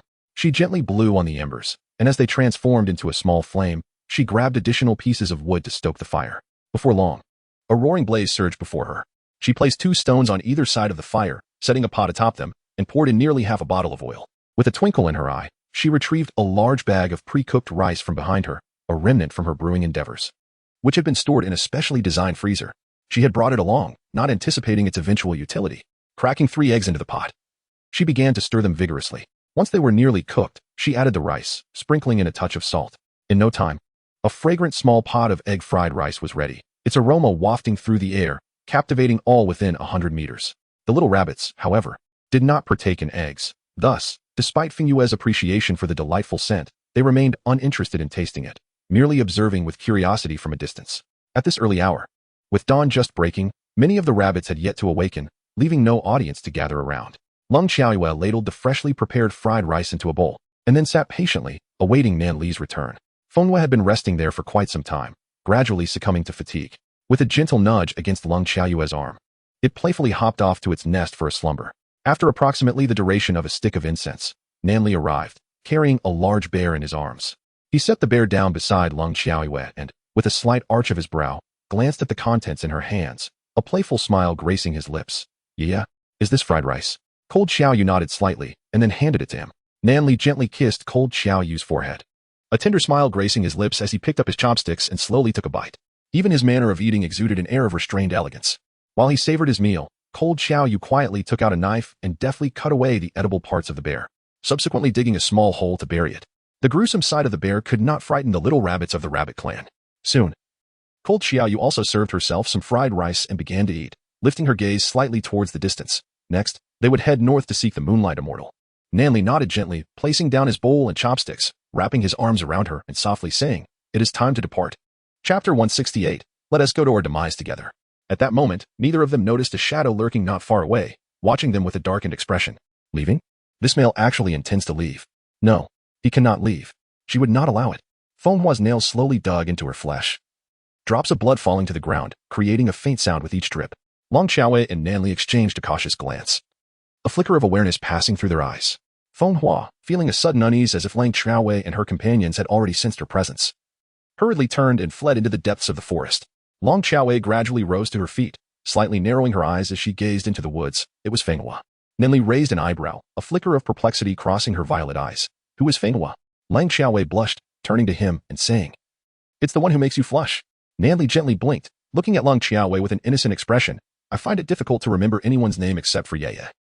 Cold Xiaoyu scratched her head and cast a fleeting glance at him. "Great beast, instead of trying to placate me, perhaps you should contemplate a strategy." I can't shake the feeling that Feng Hua left with a rather sullen expression. Surely, she wouldn't resort to any nefarious deeds to prevent your departure? Nan Li, upon hearing her words, slowly caressed his slender lips with his long fingers, narrowing his exquisitely beautiful purple eyes. At that moment, Feng Hua entered her cave, her face a mask of indignation. She rummaged through the straw in her nest, her gaze growing increasingly frosty. "Nan Li, if you are unwilling to stay, then perish here." For the most cherished of treasures, she would shatter everything rather than allow him to leave her sight. After an extensive search, Feng Hua finally unearthed a few violet pellets encased in leaves, gripping the objects tightly in her hand. She wore a chilling smirk as she made her way towards Cold Xiaoyu's cave. These were the seeds of the blood flower, highly toxic, a gift from a male during a banquet. Upon reaching the entrance of Cold Xiaoyu and Nan Li's cave, she narrowed her eyes and peered inside. There lay Cold Xiaoyu and Nan Li, entwined in slumber, a faint smile gracing Cold Xiaoyu's lips, indicating that they were in a deep sleep. A flicker of jealousy surged within Feng Hua, and she scoffed. Why not die together? With that, she gently crushed the bloodflower seeds against a stone, placing the remnants on a leaf before blowing them into the cave. At that moment, Long Xiaoyu abruptly opened her eyes, covering the noses of both herself and Nan Li. Nan Li, too, unveiled her exceptionally beautiful eyes. With a swift motion, Lang Xiaoyu's toes touched the ground, propelling them both out of the cave in an instant. Feng Hua's hands trembled as she gazed at the two before her, suddenly feeling a wave of panic. "You, what are you two doing out here? I merely passed by the cave entrance. Why are you looking at me like that?" Cold Xiaoyu crossed her arms, her icy gaze fixed upon her, a faint smile playing on her lips. "I have long suspected your nefarious intentions. I anticipated your misdeeds this evening. What did you blow into the cave? Was it the venomous seeds of bloodflowers?" Upon hearing these words, Feng Hua sprang to her feet, panic flickering in her eyes. "On what grounds do you accuse me? Just because you are an esteemed outsider in my father's eyes?" At that moment, a solemn-looking man, appearing to be in his 30s, gradually emerged behind Feng Hua, accompanied by a small rabbit. The rabbit twitched its ears and instantly transformed into a girl of around 12 or 13 years. Chapter 169, The entire clan will be ruined by her. She stood behind Feng Han, her face etched with sorrow. "Sister, how could you do this? If it weren't for Sister Qiaoyu calling us here, we would still be unaware." Before she could finish, Feng Hua shot her a fierce glare. "You treacherous little thing." Feng Yu, startled by the outburst, immediately reverted to her rabbit form, her eyes glistening with tears as she hid behind Feng Han. Feng Han regarded Feng Hua coldly, his eyes tinged with a hint of crimson. "How have you fallen to such depths? It seems there is no need for the clan's rules to deal with you. You remain oblivious to your wrongdoings." Feng Hua's eyes blazed red as she turned to cold Xiaoyu, her expression stormy. It is all your fault, you wretched woman. Cold Xiaoyu surveyed the chaotic scene, her eyes betraying no emotion. She approached Feng Han and gently clasped her fists, saying, We shall not meddle in the clan leader's private affairs. We have matters to attend to, so we shall take our leave. Remaining here? Preposterous. Had it not been for her vigilance, she might have fallen into Feng Hua's trap, becoming a lifeless figure, mottled with purple. Staying any longer could lead to unforeseen dangers. For the sake of her own life, it was prudent to depart swiftly. Nanli, with a slight pressing of his lips, embraced cold Xiaoyu, a faint smile gracing his features. Then we shall not impose further. We bid you farewell. Upon concluding his words, he employed his mental prowess, effortlessly carrying cold Xiaoyu away. Moments later, cold Xiaoyu's voice resonated in their minds. The male beside me is Nanli, the leader of the Lion Clan. Should you require assistance in the future, feel free to seek us out. She had two intentions in conveying this message. Firstly, to acknowledge the debt the Rabbit Clan owed to the Lion Clan due to Feng Hua's poisoning. Secondly, to ensure that those who had poisoned Nanli faced even greater consequences. She was unapologetic. She was no benevolent figure. Those who dared to poison Nanli must brace themselves for the world's scrutiny. Indeed, as cold Xiaoyu's words echoed, Feng Han's expression darkened further. With palpable anguish, he gazed upon Feng Hua, declaring, I shall inform the entire clan of your malevolence today. After receiving 100 lashes, you shall leave the Rabbit Clan to fend for yourself. I, Feng Han, refuse to acknowledge a daughter with such a wicked heart. With that, he lifted the little rabbit behind him and walked away. Feng Hua's gaze grew increasingly tempestuous, the fire in her eyes intensifying. She muttered, Why? Why? This is not my fault. I merely wish for that male to remain forever. This cannot be blamed on me. It cannot be my fault. Her frantic cries reverberated throughout the Rabbit Clan, resonating with nearly every ear. Yet, her pleas bore no fruit. She was swiftly met with 100 lashes and cast out from the Rabbit Clan. In truth, Feng Han felt a pang of reluctance towards his daughter. But he knew that failing to punish her would endanger the entire clan. After Ling Qiaowei and Nanli departed from this place, they resolutely set forth towards the north. The northern region was considerably colder, with the sun rarely gracing the sky, and along the way, they were almost constantly accompanied by the vast expanse of the sea. Before, Ling Qiaowei was always clad in a t-shirt and jeans, yet after just a few days, she discarded them. They became soiled far too quickly. She might as well wear a grass skirt and weave a new one when it gets dirty. The scent of the sea was faintly briny, and Ling Qiaowei slightly narrowed her eyes, gently linking her arm with Nan Li's as she inquired, Nan Li, at this pace, how much longer until we reach the abode of the Moonlight Immortal? Chapter 170. The persistent souls. Nan Li tenderly ruffled her hair and replied, 3 days should suffice. Ling Qiaowei let out a soft sigh as she grasped his hand, expressing her uncertainty about the journey northward and whether they would encounter the city of Shieling. As she spoke, the corners of her lips twitched slightly, seemingly lamenting her own ill-fated words. Suddenly, a procession of at least 1,000 individuals emerged from the west, led by none other than the imposing figure of Lord Xiang. It appeared they had already discerned Ling Qiaoyu's group and were approaching with a chilling demeanor. Nanli sighed softly, a hint of resigned amusement flickering in his violet eyes, as he gently pressed a kiss upon Ling Qiaoyu's lips. Yeah. It seems we cannot journey together to the Moonlight Immortal. You must continue northward to seek that person on your own, while I will distract the people of Shieling. Ling Qiaoyu gently bit her lip and said, May I undertake your task? Nanli nodded softly and replied, Yes.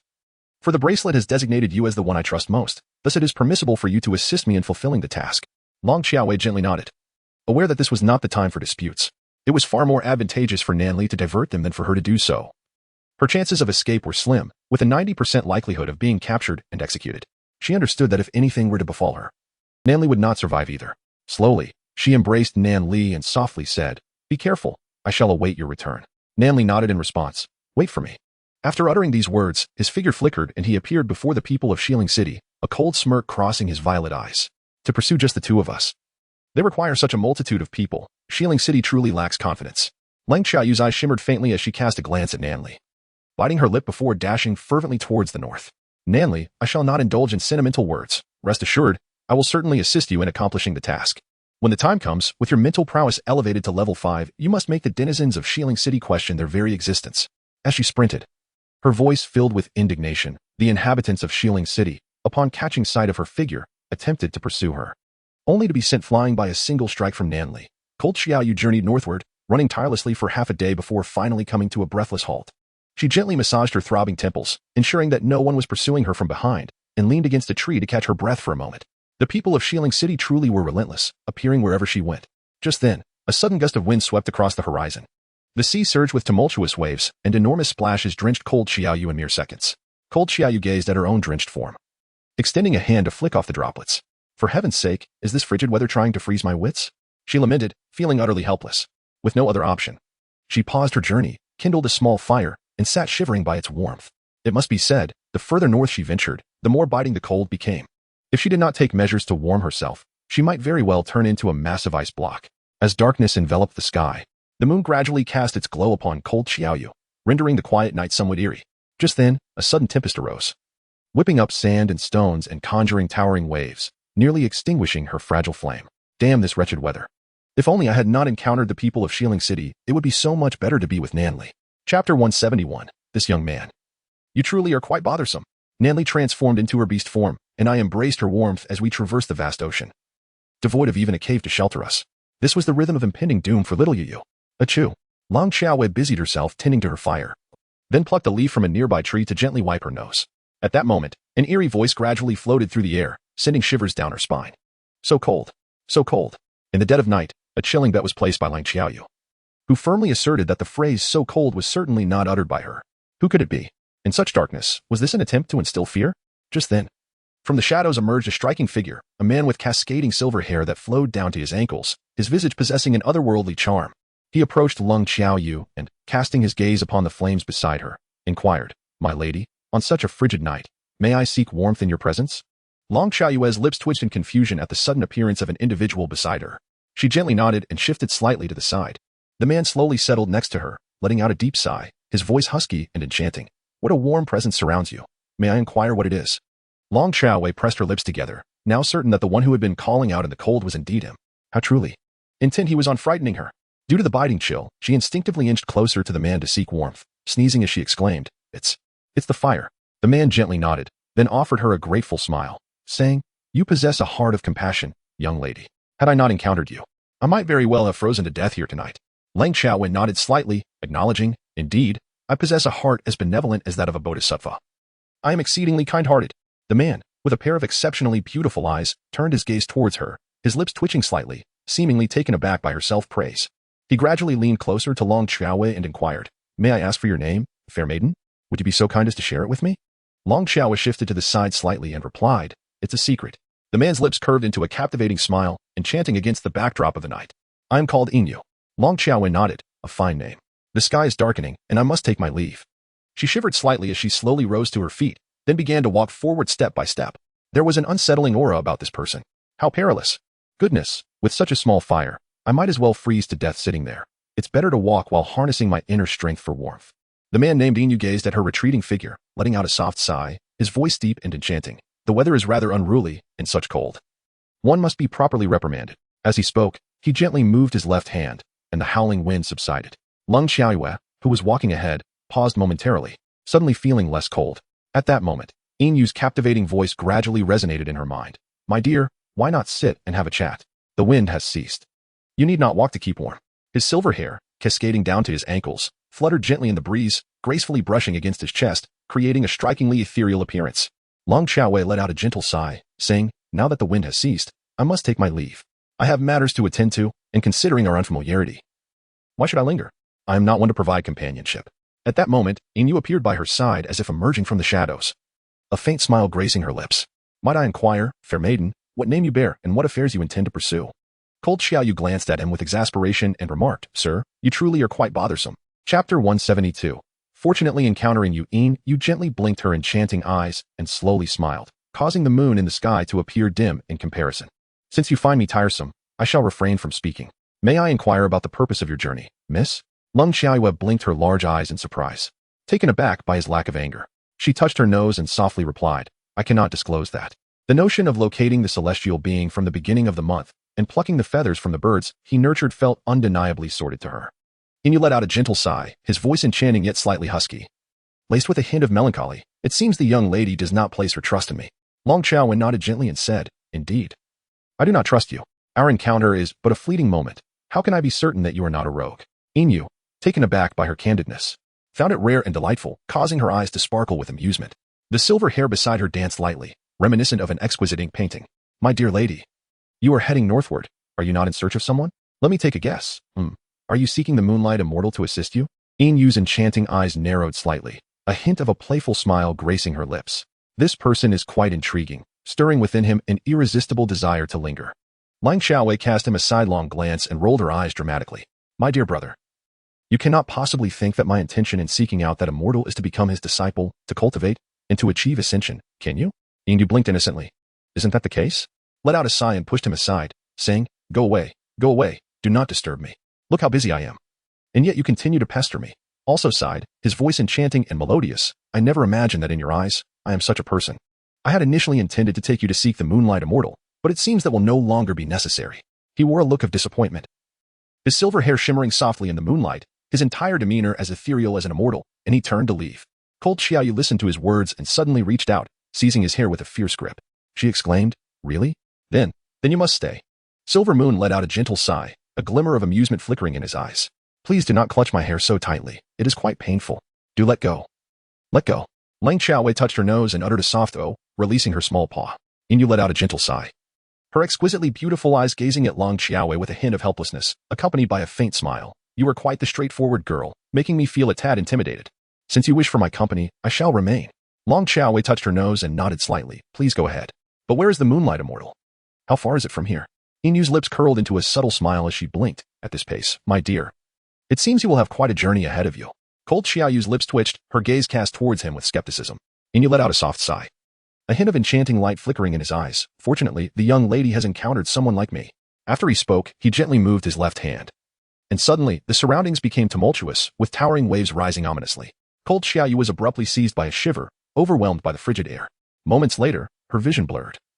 And she succumbed to oblivion. When she awoke again, it was to the tantalizing aroma of roasted meat wafting around her. Struggling slightly, she finally regained consciousness. The once frigid atmosphere had transformed into an alarming warmth.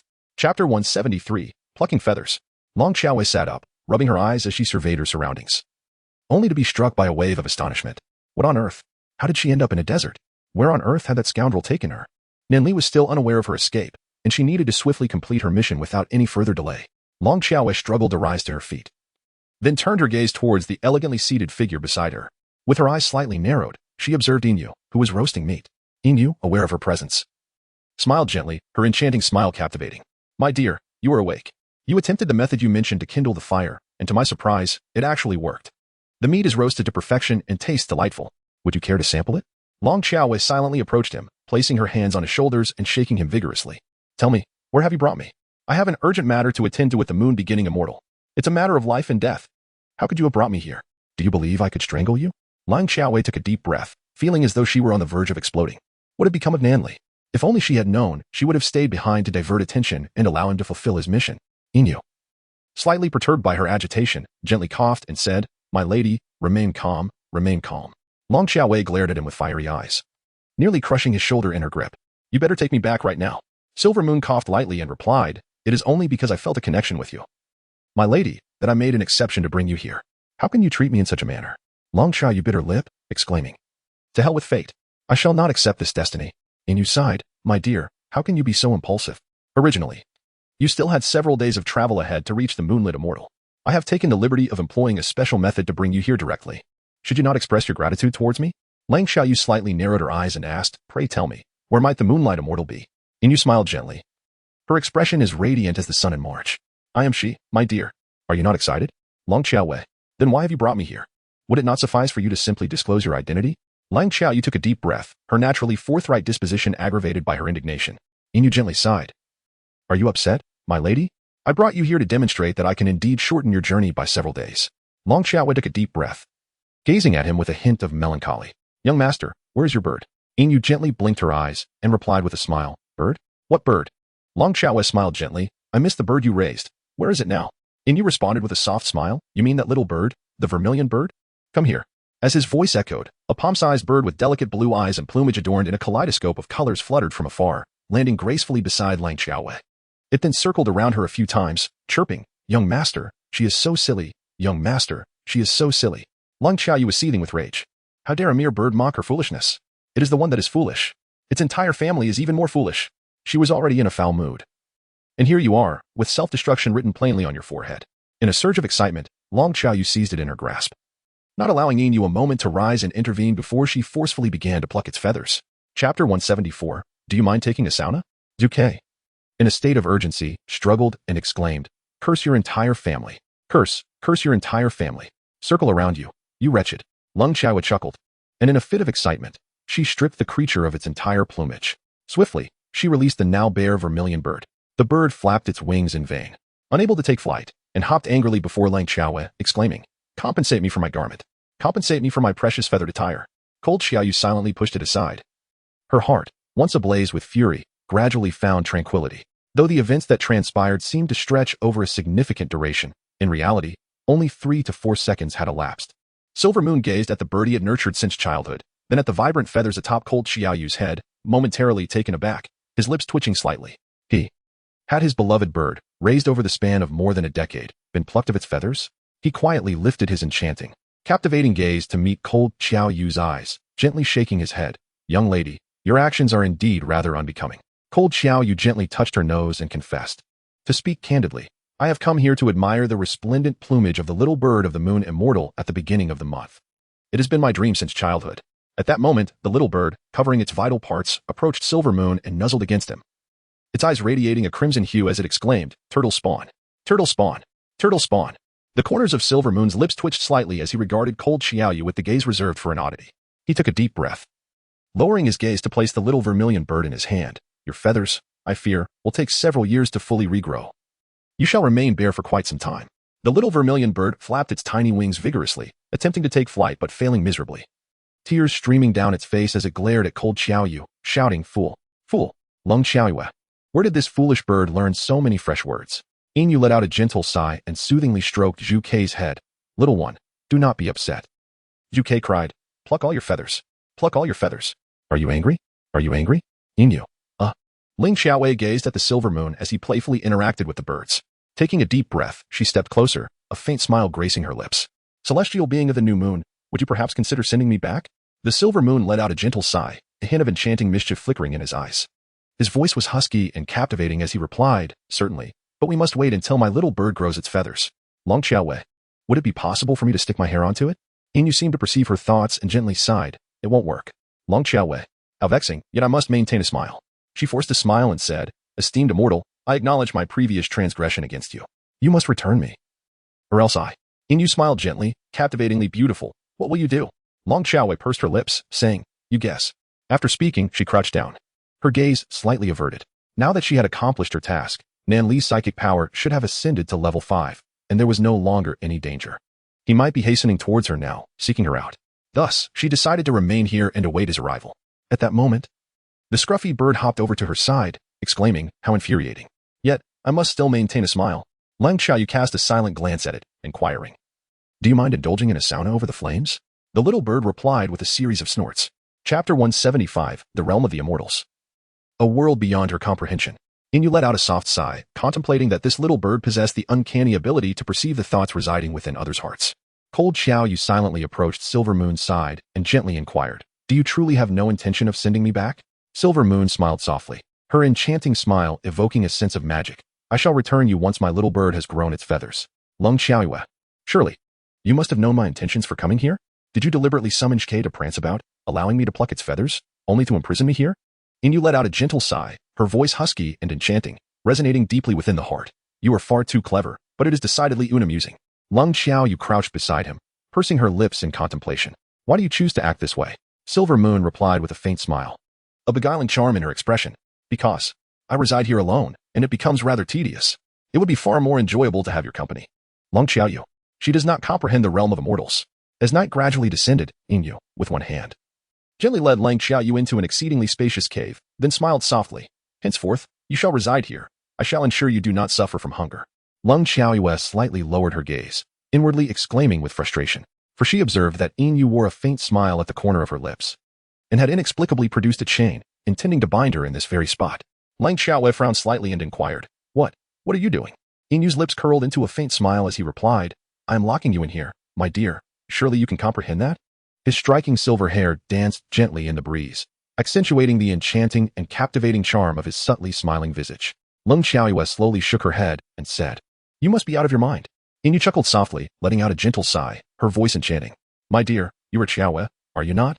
You are far too impulsive. Such behavior is unwise." Lung Xiaoyu slightly narrowed her eyes, pondering whether to exchange her remaining 6,000 points for a handgun. How could the inhabitants of this world be so twisted?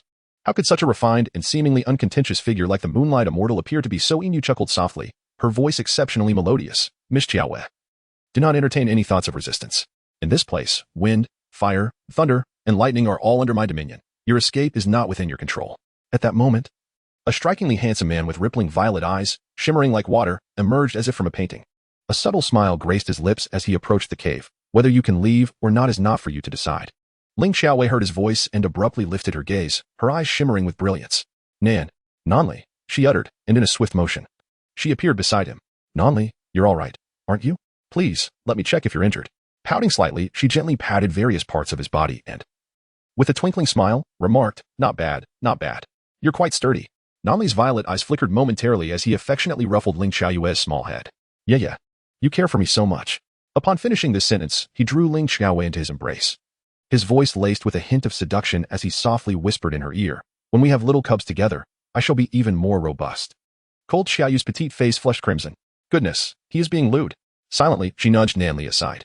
While the two over here were joyfully displaying their affection, Silver Moon's expression had long turned dark. A faint smile curled upon his lips as he gazed at Cold Xiaoyu and remarked, My lady, are you intending to take your leave? Long Xiaowei pressed her lips together and said, I still have a home to return to. You wouldn't truly prevent me from leaving, would you? Chapter 176, Yaya cares so much for him. At that moment, the plucked feather vermilion bird resting in Silver Moon's palm suddenly flapped its bare wings and hopped about, exclaiming, You cannot leave. You cannot leave. Silver Moon lowered his gaze slightly, a gentle smile gracing his lips as he tenderly stroked the bird's body. But what shall I do when I find myself so terribly bored here? Just then, a gentle breeze swept in, lightly tousling his silvery hair, which shone with unparalleled beauty. Long Xiaoyu gently touched her nose and remarked, You could marry a female and have a child. Wouldn't that alleviate your boredom? And you let out a soft sigh, his voice enchanting, but all I desire is to be with you. His words were profoundly alluring, possessing an almost magical quality that resonated deeply within the heart, effortlessly penetrating the barriers of the soul. Nanli slightly narrowed her violet eyes, the corners of her lips slowly curling into a subtle smile, a smile that radiated a sense of danger.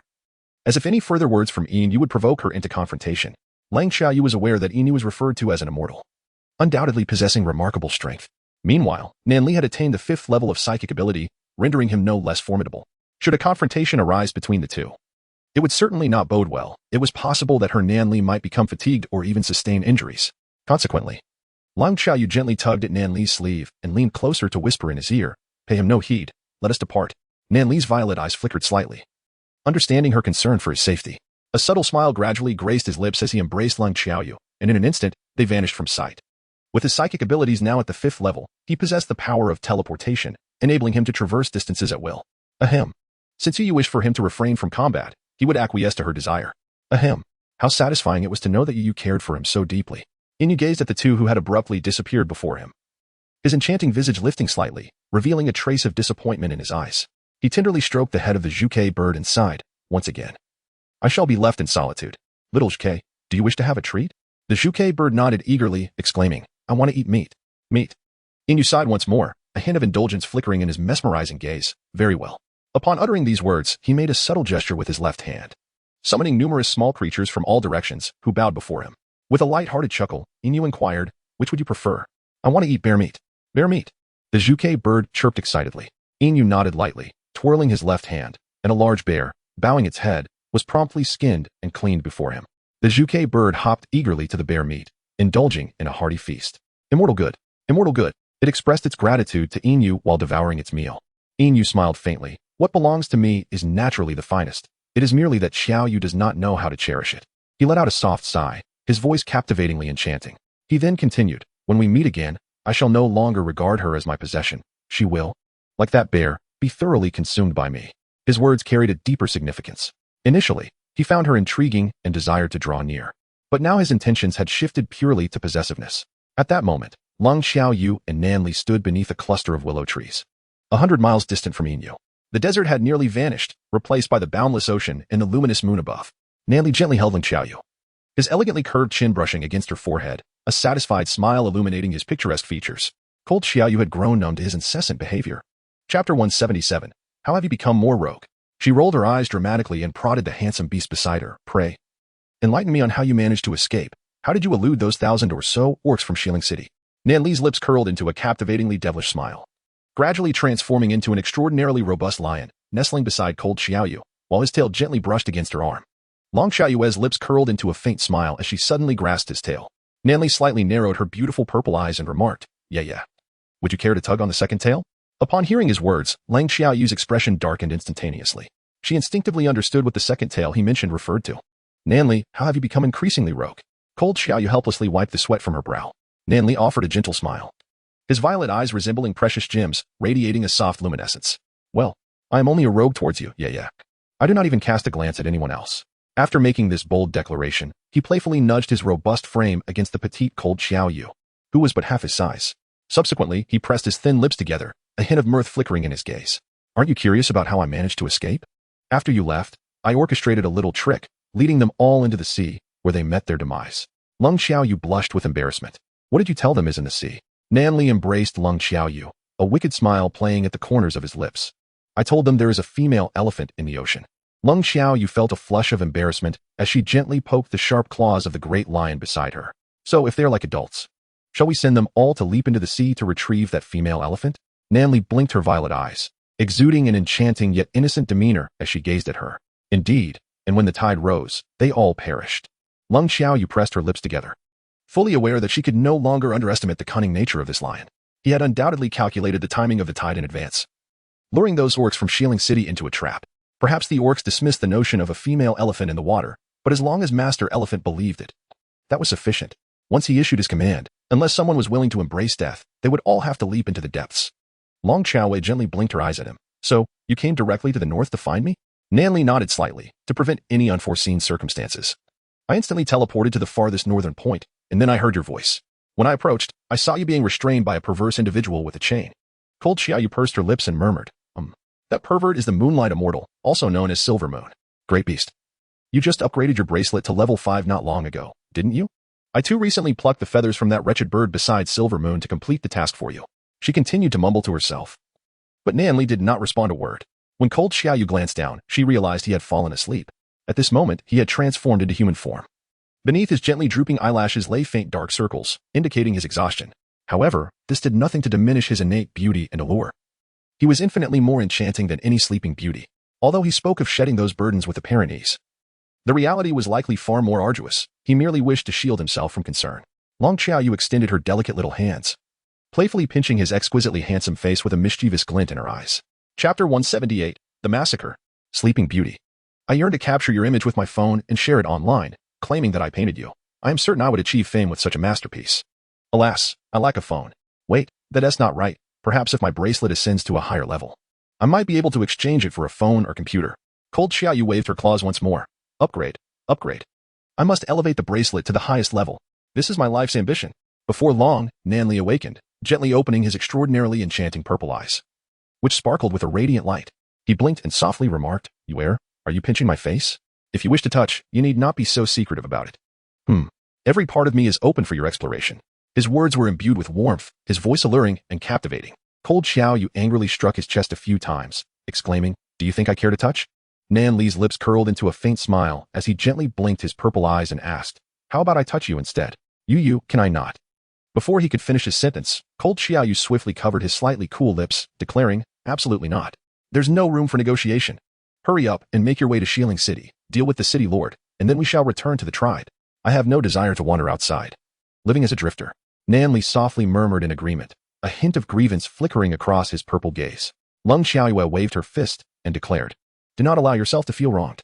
Nanli nodded in agreement, then gently embraced Long Xiaoyu, nuzzling her cheek and inquiring softly, did your hand hurt just now? Yeah?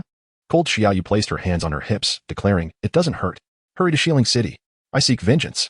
A fleeting glimmer of coldness flickered in Nanli's eyes as he narrowed his violet gaze toward the horizon, murmuring, it is time to depart.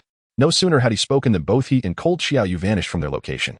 Moments later, they found themselves outside the walls of Shieling City. At that moment, Shieling City lay enveloped in the depths of night. The sky had turned pitch black, and all the stalls and pedestrians had retreated to their abodes, leaving an eerie silence in their wake. Moreover, due to the recent demise of a lady from Shieling City, all laughter and conversation were strictly forbidden, with the penalty of execution for those who dared to defy this decree. Near the Lord's mansion, no fewer than 10,000 beasts patrolled, their footsteps echoing ominously in the stillness of the night. Song Xiaoyu concealed herself behind the tree, a trace of a cold smile flickering in her narrowed eyes. The city lord has dispatched so many orc patrols, perhaps out of fear for his life. Fearful of our retribution.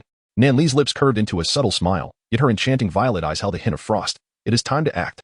Lung Xiaoyue gently nodded, a hint of bloodthirsty mirth flickering in her eyes. In a flash, she silently leapt over the patrolling orcs and arrived at the cave where the Lord of Shieling resided. His lair was guarded by no fewer than 100 third-tier beasts, among which was a special grade beast. Lang Xiaowei retrieved the long-unused five-clawed flying dart from her bosom, and in an instant, several lives were claimed. Like a specter, she wove through the crowd, and before long, half of the orcs lay dead, the stench of blood pervading the cave. With a flicker of thought, Nan Li eradicated the remaining orcs with precision. Just then, the special grade beast, in its final moments, let out a piercing blast on its bone whistle. A sound so loud it could be heard by all the orcs. Long Xiaowei furrowed her brow, sensing that something was amiss. Sure enough, mere seconds later, nearly all the patrolling orcs surged toward the cave. Cold Xiaoyu squinted her eyes as she gazed at Nan Li, uttering the words, "Massacre." The night was boundless. And within this single night, over 10,000 beastmen perished in the Lord's mansion, the ground soaked in blood, nearly submerged beneath a sea of corpses and debris. Chapter 179. Unable to hear. Unable to hear. The corpse of the Westling City Lord lay at the cave's entrance, his eyes wide open, bloodshot, filled with an expression of unresolved death. This incident was markedly different from the previous conflict between the Leopard and Lion clans, known to very few. Yet, it spread through the entire Beastman world with the speed of a tempest. Did you hear? The immensely powerful Westling City was slaughtered yesterday, and the Lord was killed. My goodness!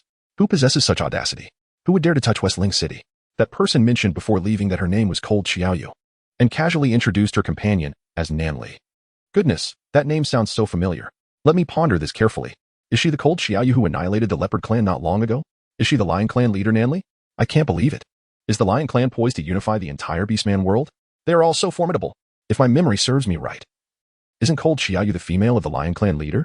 Abnormal. Two abnormals. Why did Lang Xiaowei mention her and Nan Li's names before departing?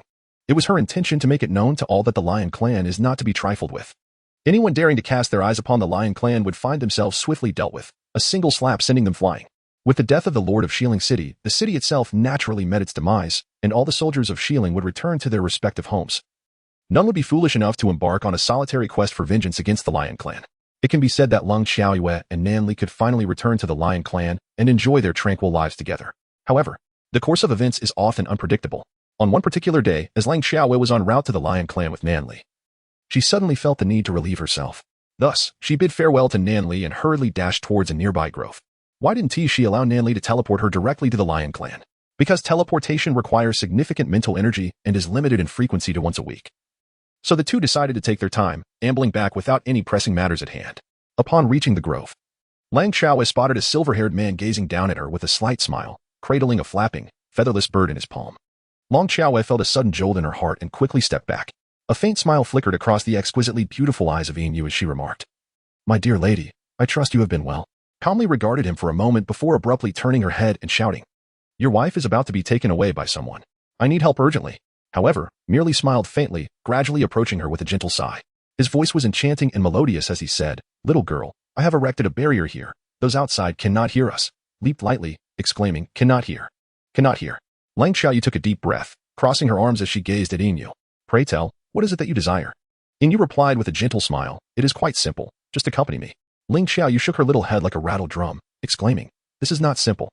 Yin Yu looked at her with a smile and said, "I offer you two choices. First, acknowledge me as your master, and I shall teach you some spells. Second, become my mate, and I shall consume you entirely.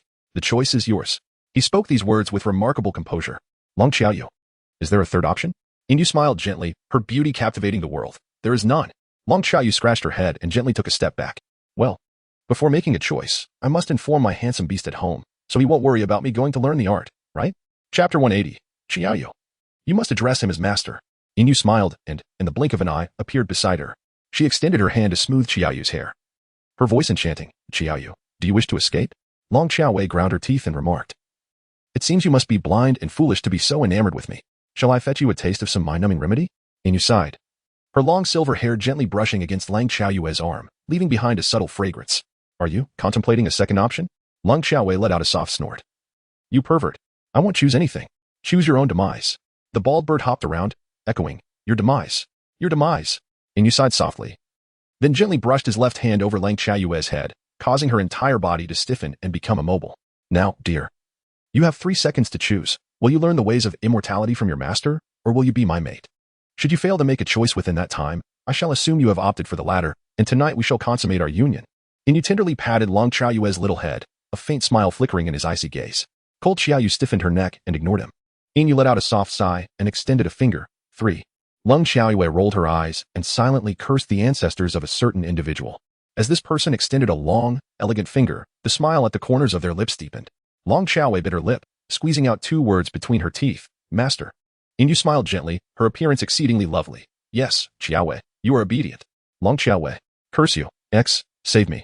Nanli. Very well. Let her be a disciple, shall we? I shall seize the opportunity to bring about his demise. Inyu seemed to perceive the thoughts swirling in Long Xiaoyue's mind. A glimmer of amusement flickering in his exquisitely shaped peach blossom eyes as he ruffled her hair and said, Fear not, you shall have no chance. After he spoke, with a mere flick of his left hand, both Long Xiaoyue and he vanished from the spot where Long Xiaoyue once lingered. A drawing depicted a small figure engaged in learning, beside which stood a cage, accompanied by the character for Moon. This was a representation crafted by Long Xiaoyue, who had left it in the form of stones beneath her feet. If Nanli were to arrive here, he would undoubtedly grasp its meaning, perhaps alleviating some of his worries. Shortly after Ling Xiaowei departed, Nanli finally arrived at the scene. He gazed at the drawing on the ground, his violet eyes narrowing slightly. It became clear to him. Xiaowei had been coerced into learning against her will. I yearn to offer you the finest of the world, to bring you joy and laughter, yet I can never seem to find you. I shall return to my clan to restore order among the lion tribe, preventing chaos from ensuing, and then, forsaking all else, I shall devote myself entirely to searching for you, even if it means searching for a lifetime. From that moment on, I shall keep you by my side at all times, yet perhaps I should grant you your freedom instead. At this moment, a certain majestic beast found himself engulfed in despondency, swiftly transforming into a lion as he made his way toward the tribe. His aura imbued with a profound sense of solitude. Lang Xiaoyu was led by Inyu into an exceedingly sweltering desert, a desolate expanse devoid of any vegetation. The sun blazed fiercely overhead, scorching the earth beneath. Standing there for merely a few seconds, one could almost feel the life being drained away from the body. Lang Xiaoyu stood there, glaring intensely at Inyu.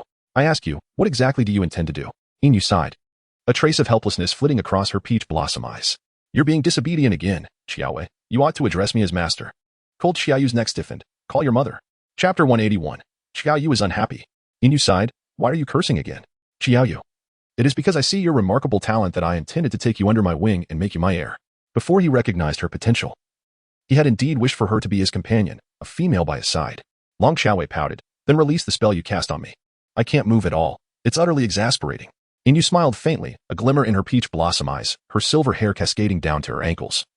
An enchanting beauty that could captivate a nation. Address me as master. Long Xiaoyu. Master. Master. Inyu let out a sigh, extending her long hand to gently stroke the top of her head, and at last, she was able to move. The first thing Long Xiaoyu could do was to throw a punch towards the handsome face of Inyu. Inyu sighed, extending his graceful hand to grasp hers, shaking his head gently. Why are you being so mischievous? If you continue like this, your master might just take you to the bridal chamber. As he spoke, a smile danced in his eyes, and Lang Xiaoyu had no doubt about the veracity of his words.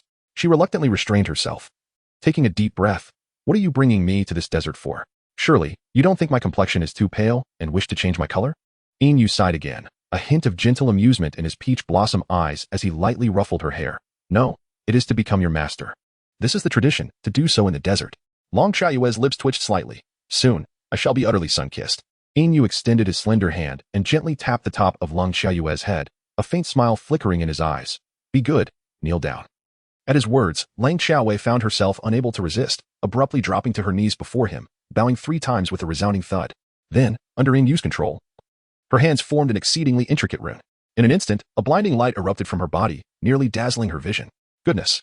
I feel an overwhelming urge to unleash my wrath. A glimmer of amusement danced in Inyu's charming eyes as his left hand moved, causing Lang Xiaowei to spring to her feet. He affectionately ruffled her hair and remarked with a smile, the master-apprentice ceremony is complete. From this day forth, you shall be my disciple. Disrespecting your teacher may lead to consequences. Long Xiaowei took a deep breath, stretched her limbs, and cast a tearful glance around her. All she desired was to live a peaceful life among the lion clan. Why must she be thrust into the realm of immortals? She longed to play with the little Yuan phone, tease the little Duoji, and chat idly with Wu La and Duo Yin, tending to her garden. She had no intention of becoming a disciple of any immortal. At that moment, the hairless bird hopped around a few more times. Xiaowei was not pleased. Xiaowei was not pleased. Cold Xiaoyu had grown weary of paying attention to the wretched bird, lamenting the cruel twist of fate. At that moment, Inyu offered a faint smile, a hint of ambiguity flickering in her peach blossom eyes. Really now, it's not as if I'm forbidding your return. Once you've acquired a modicum of skill, I shall personally escort you back. Cold Xiaoyu cast a glance at him, taking a deep breath. Master, there's no need for your esteemed self to trouble yourself. I shall return on my own accord when the time comes. Please refrain from idle chatter and proceed with the teachings.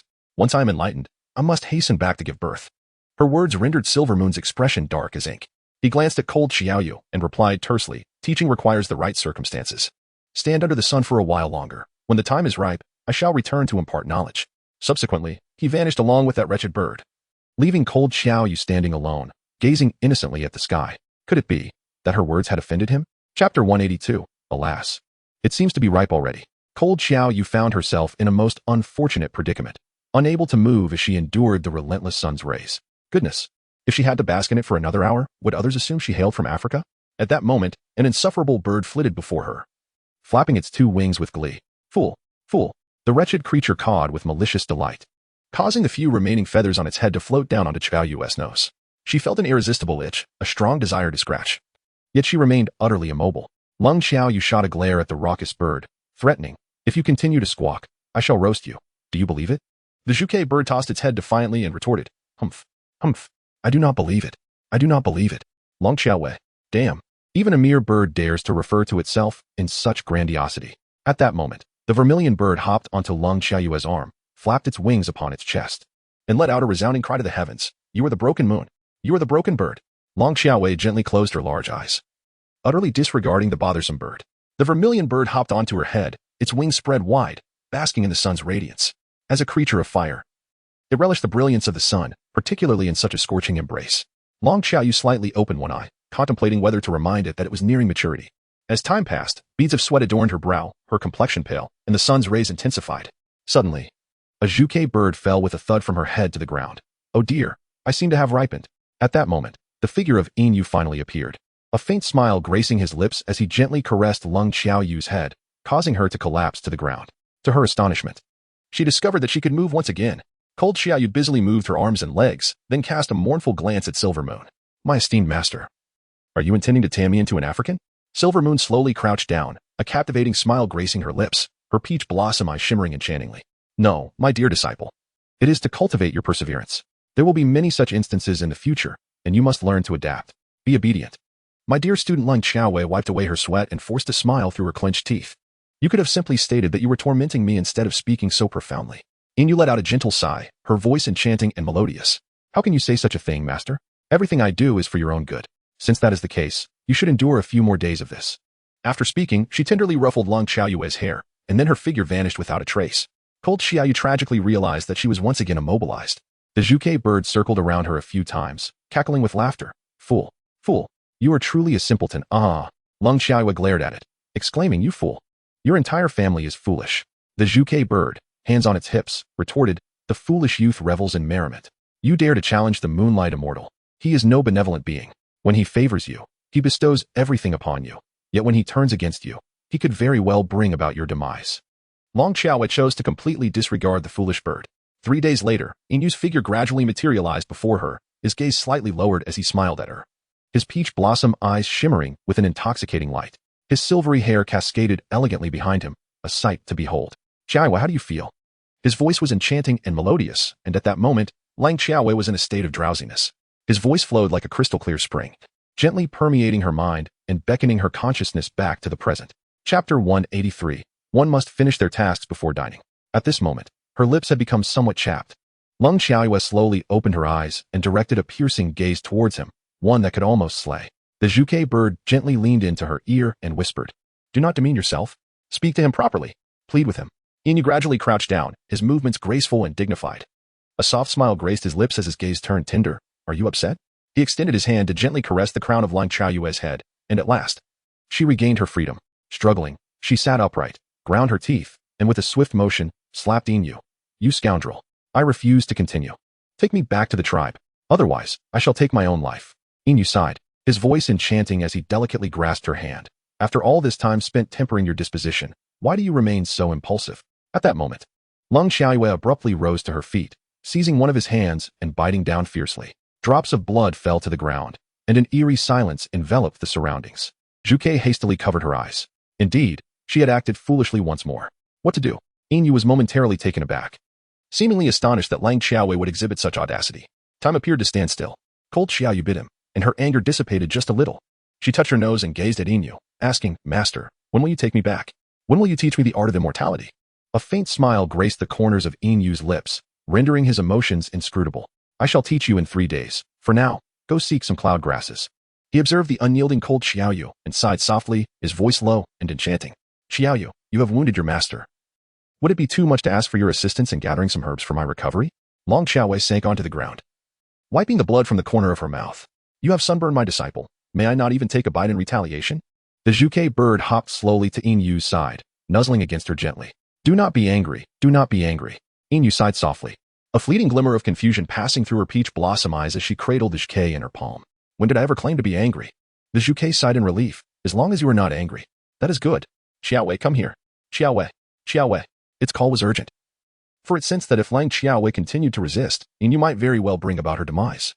Long Xiaowei silently pressed her lips together, rising to her feet and casting a fleeting glance at Inyu before trailing behind him, submitting. She had never understood the concept of submission. If that insufferable master dared to play tricks on her again, she would undoubtedly exchange all her points for a handgun and turn him into a sieve. Inyu extended his slender fingers, gently caressing the wound on his arm, and the injury swiftly healed, vanishing without a trace. He gradually reached out, wrapping his arm around Lang Xiaoyue's shoulders, his peach blossom eyes sparkling with an intoxicating smile. Having basked in the sun for a few days, are you feeling hungry? Little Xiaowei abruptly swatted away the hand he placed on her shoulder, unimpressed by his approach of mixing reprimand with flattery. Silver Moon sighed, his gaze lingering on her with a hint of melancholy. It seems you are still hungry. Go to the woods and collect all the acacia seeds I scattered just now. Then you may have your meal. After delivering this command, he gracefully strolled towards a nearby cave, his demeanor exuding elegance. He added with a final note. There are a total of 999 seeds. If you do not gather them all before nightfall, you shall never return. Chapter 184. Will you listen to your master in the future? The vermilion bird perched on Silver Moon's palm, shrugging helplessly. Oh, dear unfortunate child. The great vermilion bird has done all it can for you. Do take care of yourself. In the depths of Lang Xiaoyu's obsidian eyes, a tempestuous fury flickered as she picked up a stone from the ground and hurled it fiercely towards Inyu. Damn you, celestial being. You wretch. Inyu, with a graceful movement, effortlessly evaded the stone, his figure mesmerizingly enchanting. I seem to have miscounted. There are actually 2,000 seeds of love in the forest. After uttering these words, he produced 1,001 seeds of love from his hand and tossed them evenly into the woods. Long Xiaowei, she clenched her fists, producing a crackling sound, her pitch-black eyes glowering at Inyu as if she longed to bore several holes into him with her gaze. Yet, he continued to move with such lightness, such elegance, such nobility, as if he were an ethereal being.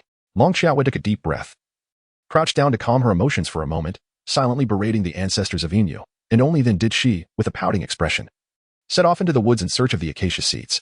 How infuriating. He bullies me, sob sob. In the woods, Lang Xiaowei walked step by step, collecting each seed of love she found and placing it into her small pouch, cursing Inyu with each utterance. Unbeknownst to her, not far away, Inyu lowered his gaze slightly, a gentle smile gracing his lips as he caressed the petite form of the vermilion bird. He softly inquired, why do you enjoy cursing so much? In silence, the vermilion bird thought to itself, because you deserve it. Inyu's dark eyes slowly focused on the vermilion bird, and a tender smile flickered in his peach blossom eyes as he remarked, do you say I deserve to be cursed? Would you like to accompany her in her gathering? The vermilion bird hurriedly shook its head, trembling as it clutched its small body. Inyu smiled gently, now that's wise. Otherwise, I might roast you later. After saying this, he squinted slightly and glanced in the direction of Lang Xiaoyue. At that moment, she had collected 100 seeds of love and, panting heavily, sat upon a stone, her heart brimming with frustration.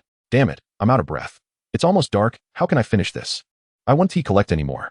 Lang Xiaoyue took a deep breath, resolutely scattering the 100 seeds of longing evenly across the ground. With a cold snort, she declared, to hell with the past. I shall return now. Lang Xiaowei suddenly sprang to her feet, casting a vigilant glance around her before pursing her lips and hastily dashing towards the direction of the lion clan. Just as she had taken a few steps, a sharp pain struck her head, and she found herself abruptly enveloped in someone's embrace. She lifted her gaze, only to meet the playful smile reflected in Inyu's peach blossom eyes, which were intently fixed upon her. Little Xiaowei, where do you think you are going? Long Xiaoyue's eyes flickered slightly. Look, the sky is nearly dark. I have only collected a little bit of Xiangxi fruit and was just about to seek out my master to offer my apologies. Inyu nodded, a smile dancing in her eyes. However, master is to the north. Why are you heading south? Could it be that you are a bit directionally challenged? Or perhaps you no longer wish to be my disciple and are contemplating a different path? Cold Xiaoyu's eyes flickered slightly, and unexpectedly, she grasped his hands tightly, her large eyes curving as she implored, Master, I am so tired. Please don't make me pick anything up again, all right? I promise I will obediently follow your words from now on. The insincerity of her words caused her teeth to ache. A faint smile crossed Inyu's eyes as he reached out to gently touzle her little head, asking, will you listen to your master from now on? Chapter 185, Master. You are so handsome. Lang Xiaowen nodded earnestly. Listen, Master, with your striking appearance, I naturally must comply. As these insincere words were repeated time and again, her heart ached uncontrollably. Inyu gently nodded, patting her shoulder, a subtle smile flickering in her peach blossom eyes. At last, you have learned to be wise. Cold Xiaoyu hurriedly nodded her head. It is indeed your guidance that has refined me. Who knew that her casual demeanor could be so refreshingly unique, so audaciously shameless? The Zhuke bird covered its eyes, unable to contain itself, exclaimed, who would have thought that Xiaoyu's casualness could be so refreshingly unique? Who would have thought? Cold Xiaoyu cast a disapproving glance at it, while it, with its two claws, gazed up at the starry sky. Silver Moon, with its enchanting peach blossom eyes, observed her as a streak of light flickered across its gaze. The atmosphere, at that moment, was nothing short of excruciatingly awkward. Silver Moon gently parted its lips, its voice a captivating melody. I will train you to be better.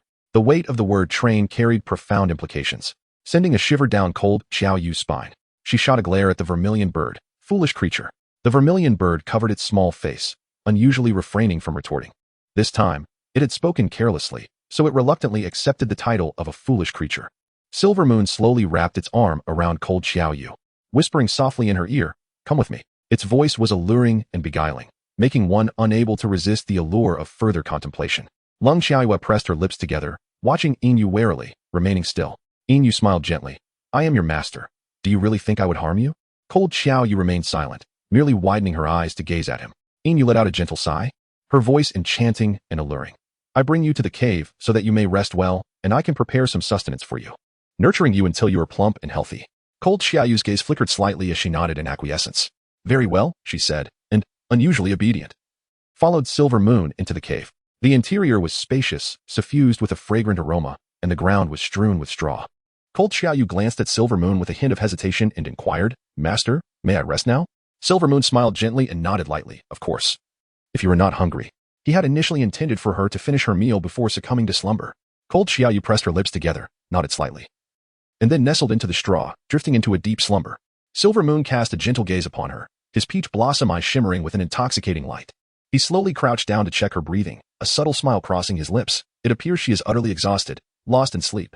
Zhuke nuzzled against Silver Moon's arm, her tone tinged with indignation. Why do you torment her?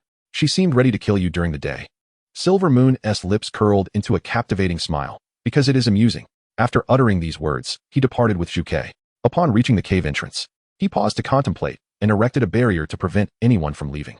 Subsequently, his figure gradually faded from view. Once he had left, Cold Xiaoyu's eyelashes fluttered, and she abruptly opened her eyes. Having learned the art of feigning sleep in modern times, she had indeed deceived him. With a swift motion, she balanced herself upright. Then, Cold Xiaoyu quickly darted to the cave entrance, picked up a stone, and tossed it upwards. The stone, upon reaching the cave's mouth, traced an arc before being forcefully rebounded. Chapter 186. Why must one flee? Lung Xiaoyu stroked her chin, rendered speechless. This fellow had indeed set up a barrier at the cave entrance. Did he not fear that the lack of air would suffocate her? Lung Xiaoyu scratched her little head, overcome with a wave of frustration. How on earth would her adorable little self manage to escape? After a moment's contemplation, she gradually retrieved a dagger from her pocket and crouched at the cave's entrance, beginning to dig. Excavating tunnels was her specialty. She was certain she could break free before dawn. What kind of useless master was this? Days had passed without any instruction, merely frightening her. Goodness, why was there so much dirt? Nanli, how I long for you. Even that wicked Leisa has crossed my mind, and I miss Shaduoji as well. So many days have passed. I wonder if he has reached his transformation phase. As she dug, her little face became dust-covered. After what felt like an eternity, she finally unearthed a hole wide enough to escape through. With considerable effort, she squeezed herself out, placed the dagger back in her pocket, wiped her face, and cautiously surveyed her surroundings. Without further hesitation, she sprinted forward. At that moment, not far away, Inyu, who was busy roasting meat over a fire, paused for an instant, narrowing her captivating peach blossom eyes. In the blink of an eye, her figure vanished from sight. Meanwhile, Lung Xiaoyu was swiftly traversing the night sky, occasionally using her toes to propel herself upwards, gracefully landing on branches before returning to the ground, striving to maximize her speed. Not far from her, Inyu floated effortlessly, her silver hair billowing as she soared through the air, her eyes slightly squinted, with a Zhuke perched in her palm. Suddenly, Lang Xiaowei felt her heart skip a beat as she noticed a colossal figure approaching her from a distance. She took a deep breath. A look of gravity crossing her features. What on earth was that? It was the size of a small mountain. Just then, the enormous figure lunged forward, revealing a body covered in white fur, sharp teeth glistening, drool trickling from its maw, and its eyes of fierce crimson.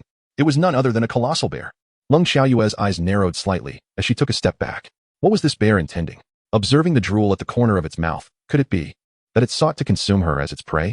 Before she could ponder further, the massive bear let out a ferocious roar, its teeth gleaming, and it lunged towards her with exhilarating fervor. Cold Xiaoyu was unexpectedly pinned down by it, trapping one of her ankles. It seemed she was in trouble. Cold Xiaoyu gazed at the monstrous maw before her, gritting her teeth as she brandished a dagger, intent on severing its foot. She could not afford to perish. Nanli was awaiting her. She had to survive, even if it meant crawling. She would strive to reach the Lion Clan. At that moment, a figure suddenly appeared beside Cold Xiaoyu, his peach blossom eyes narrowing slightly as he cast a glance her way, muttering, "Deserved." Then, with a flick of his left hand, several vines surged forth, ensnaring the great bear's limbs and pulling it away from Cold Xiaoyu. The bear, possessing immense strength, broke free from the vines in mere seconds and charged towards Inu with bloodshot eyes. Inu narrowed his gaze. A beautifully crafted silver whip adorned with intricate patterns materializing in his hand as he advanced towards the formidable bear. Leng Xiaoyue wiped the cold sweat from her forehead, her complexion still somewhat pallid. At that moment, the Zhuke bird, which had been placed beside her by Inu, gently nudged her. "Why do you flee? Why do you flee?" Chapter 187. Master, are you all right? Leng Xiaoyu gently closed her eyes, for she had been brought here against her will. She too had a home, friends, and someone she loved. The Zhuke bird flapped its wings and hopped over to her side, exclaiming, "The immortal was just preparing roasted meat for you to enjoy upon your awakening." A few days prior, Inu had engaged in a fierce battle using his celestial powers, leaving him battered and bruised. He was no match for that colossal bear towering several meters high. "Xiao, you must save him. Rescue that rascal." The Zhuke bird continued to frolic around Leng Xiaoyu. Leng Xiaoyue furrowed her brow slightly and lifted her gaze towards the silver moon. At that moment, although he appeared outwardly calm and composed, Leng Xiaoyue could discern a hint of pallor on his face. One of his arms was firmly grasped by the formidable bear. It was evident that a mere exertion of strength from the beast could render his arm useless. Leng Xiaoyu furrowed her brow slightly, pondering whether or not to offer assistance. If he were to perish, she would be able to escape. However, he had just confronted the bear, fully aware of his inability to defeat it, yet still chose to rescue her. Cold Xiaoyu shook her head, exclaiming, "What a calamity." No sooner had her words left her lips than she swiftly exchanged 5,000 points from her bracelet for a compact pistol, loading it with the complementary ammunition. She took aim and fired directly at the temple of the formidable bear. Xiaoyu was no marksman. Her fate now hung precariously in the balance, resting solely upon the whims of Silver Moon, that scoundrel. A resounding bang echoed through the air, followed by the sickening sound of flesh being punctured. As the metallic scent of blood permeated the forest, the colossal bear staggered, its temple struck by Xiaoyu's shot, rendering it momentarily dazed and on the verge of collapse. Seizing the opportunity, Silver Moon swiftly ascended above the beast, channeling his celestial energy before delivering a powerful blow. The subsequent sound of a heavy body thudding to the ground reverberated through the arid landscape, and the great bear sank swiftly, appearing lifeless. Silver Moon exhaled a sigh of relief, his complexion pale as he descended to the earth. Yet, this did not diminish his breathtaking beauty. His enchanting peach blossom eyes gazed deeply at Cold Xiaoyu, a hint of concern lacing his voice. "The northern territories are fraught with peril. I never anticipated you would be so audacious as to wander about recklessly." The gun wielded by Lang Xiaowei was but a single-use weapon, now reduced to a pool of molten iron. She sat upon the ground, pouting slightly as she gazed at Silver Moon. "My esteemed master, will you compensate me for the 5,000 points?" The scruffy bird perched beside her hopped excitedly, squawking, "Akakak. Compensation. Compensation. Master, pay up." Just as Silver Moon opened his lips to respond, a wave of darkness enveloped him, blood trickled from the corner of his mouth, and he collapsed to the ground. The Zhuke flitted about, exclaiming, "The immortal was injured days ago and cannot engage in combat. Otherwise, the injuries will worsen. He could die. Disciple, quickly save him. Save the bad guy. Save the bad guy." Despite its fear of the immortal, it remembered how he had rescued it when it was on the brink of freezing to death. Leng Xiaoyu gradually approached Inu, extending her hand to gently pat his handsome face. "Hey, master, are you all right?" Zhuke began to weep, exclaiming, "He is dead. He is dead." Long Xiaowei kicked it and exclaimed, "Cursed crow. Such a wicked person. Throughout history, the malevolent tend to have long lives. They shall not perish." She sighed and gently patted Silver Moon's face, calling out, "Moonlit immortal, awaken. Master, master." Alas, it seemed she had truly fainted. Cold Xiaoyu sighed, feeling unfortunate as she carried him on her back and began to retrace her steps. "I truly am unfortunate." Chapter 188. at the tender age of 20. The vermilion bird hopped along behind her, its wings fluttering gently. Xiaoyu, do not abandon him. Do not forsake. Cold Xiaoyu cast an exasperated glance at the wretched bird. If I intended to abandon you, would I still carry you? She remarked. I shall ensure your safe arrival at the cave. The Zhuke bird tilted its head to gaze at her, then suddenly leaped up with exuberance. Xiaoyu will cure me. La la la. Long Xiaowen nodded. Understood. Broken bird. The vermilion bird covered its eyes, as long as you save him. You can call me 2B bird as well. Cold Xiaoyu glanced at it speechlessly, then picked it up from the ground and placed it upon her shoulder. Taking a deep breath and gritting her teeth, she slowly made her way back to the cave where she had previously resided. This celestial being appeared quite frail. Why did it feel so heavy on her back? In reality, it was not heavy at all. It was merely that she was exceedingly slender. As she ventured further towards the cave, the temperature of the desert beneath her feet intensified, and with each step, she was drenched in sweat. Once she placed the silver moon upon the straw inside the cave, she was nearly out of breath. She cast a glance at the silver moon, who leaned against the cave wall with an ethereal beauty, and gently said, now that I have brought you here. As a celestial being, you should be able to heal automatically, right? I shall take my leave now. Just as her words fell, the silver moon extended a slender hand, gently grasping her arm, and with a voice tinged with weakness, pleaded, do not go. Lang Xiaowei was taken aback as she reached out her hand and waved it before him. Master, are you awake? Inyu slowly opened his exceptionally beautiful peach blossom eyes, pursed his thin lips, and quietly gazed at Lang Xiaowei, remaining silent. Ling Xiaowei felt an acute sense of embarrassment as he continued to gaze at her. She cleared her throat softly, striving to muster the most radiant smile she could. Esteemed master, seeing me in such a delightful state, might I kindly request that you release your charming hand, allowing me the opportunity to return to my clan for a brief visit? Lang Xiaowei pouted, resting her cheek on one hand, her eyes blinking at him. However, Inyu merely gazed at her with indifference, uttering not a single word. A dark cloud of irritation crossed over Lang Xiaoyu's mind. How could he remain unresponsive even after she had cast aside her dignity? Would it not be more gentle of him to utter a kind phrase such as, disciple, return swiftly? At that moment, Inyu seemed to have observed her long enough. He gently closed his enchanting peach blossom eyes, and his long eyelashes cast 2 shadows upon his ethereal visage. Master will need to heal shortly. Remain outside the cave to safeguard me, he instructed. Lang Xiaowei touched her nose, softly uttering a sound of acknowledgement. Her gaze flickered momentarily before she rose and made her way towards the entrance of the cave. Just as she took her first step forward, the enchanting voice of Inyu wafted through the air. The northern region is teeming with ferocious beasts, should you encounter them again. Your master will not have the leisure to come to your aid. Lang Xiaowei paused her steps, gently cradling the Zhuke bird in her embrace. Her lips pursed. You need not trouble yourself about me. Inyu's eyelashes fluttered slightly. A smile that could be described as enchanting gracing her lips. You refer to me as old? I am but 20 years of age. Lang Xiaoyu scratched her head and murmured, what does your age matter to me? After uttering these words, she exited the cave. Inyu then slightly lowered her exquisitely beautiful peach blossom eyes and began to tend to her wounds. Cold Xiaoyu squatted outside the cave, gazing listlessly at the starry sky, sighing softly. When will I ever return?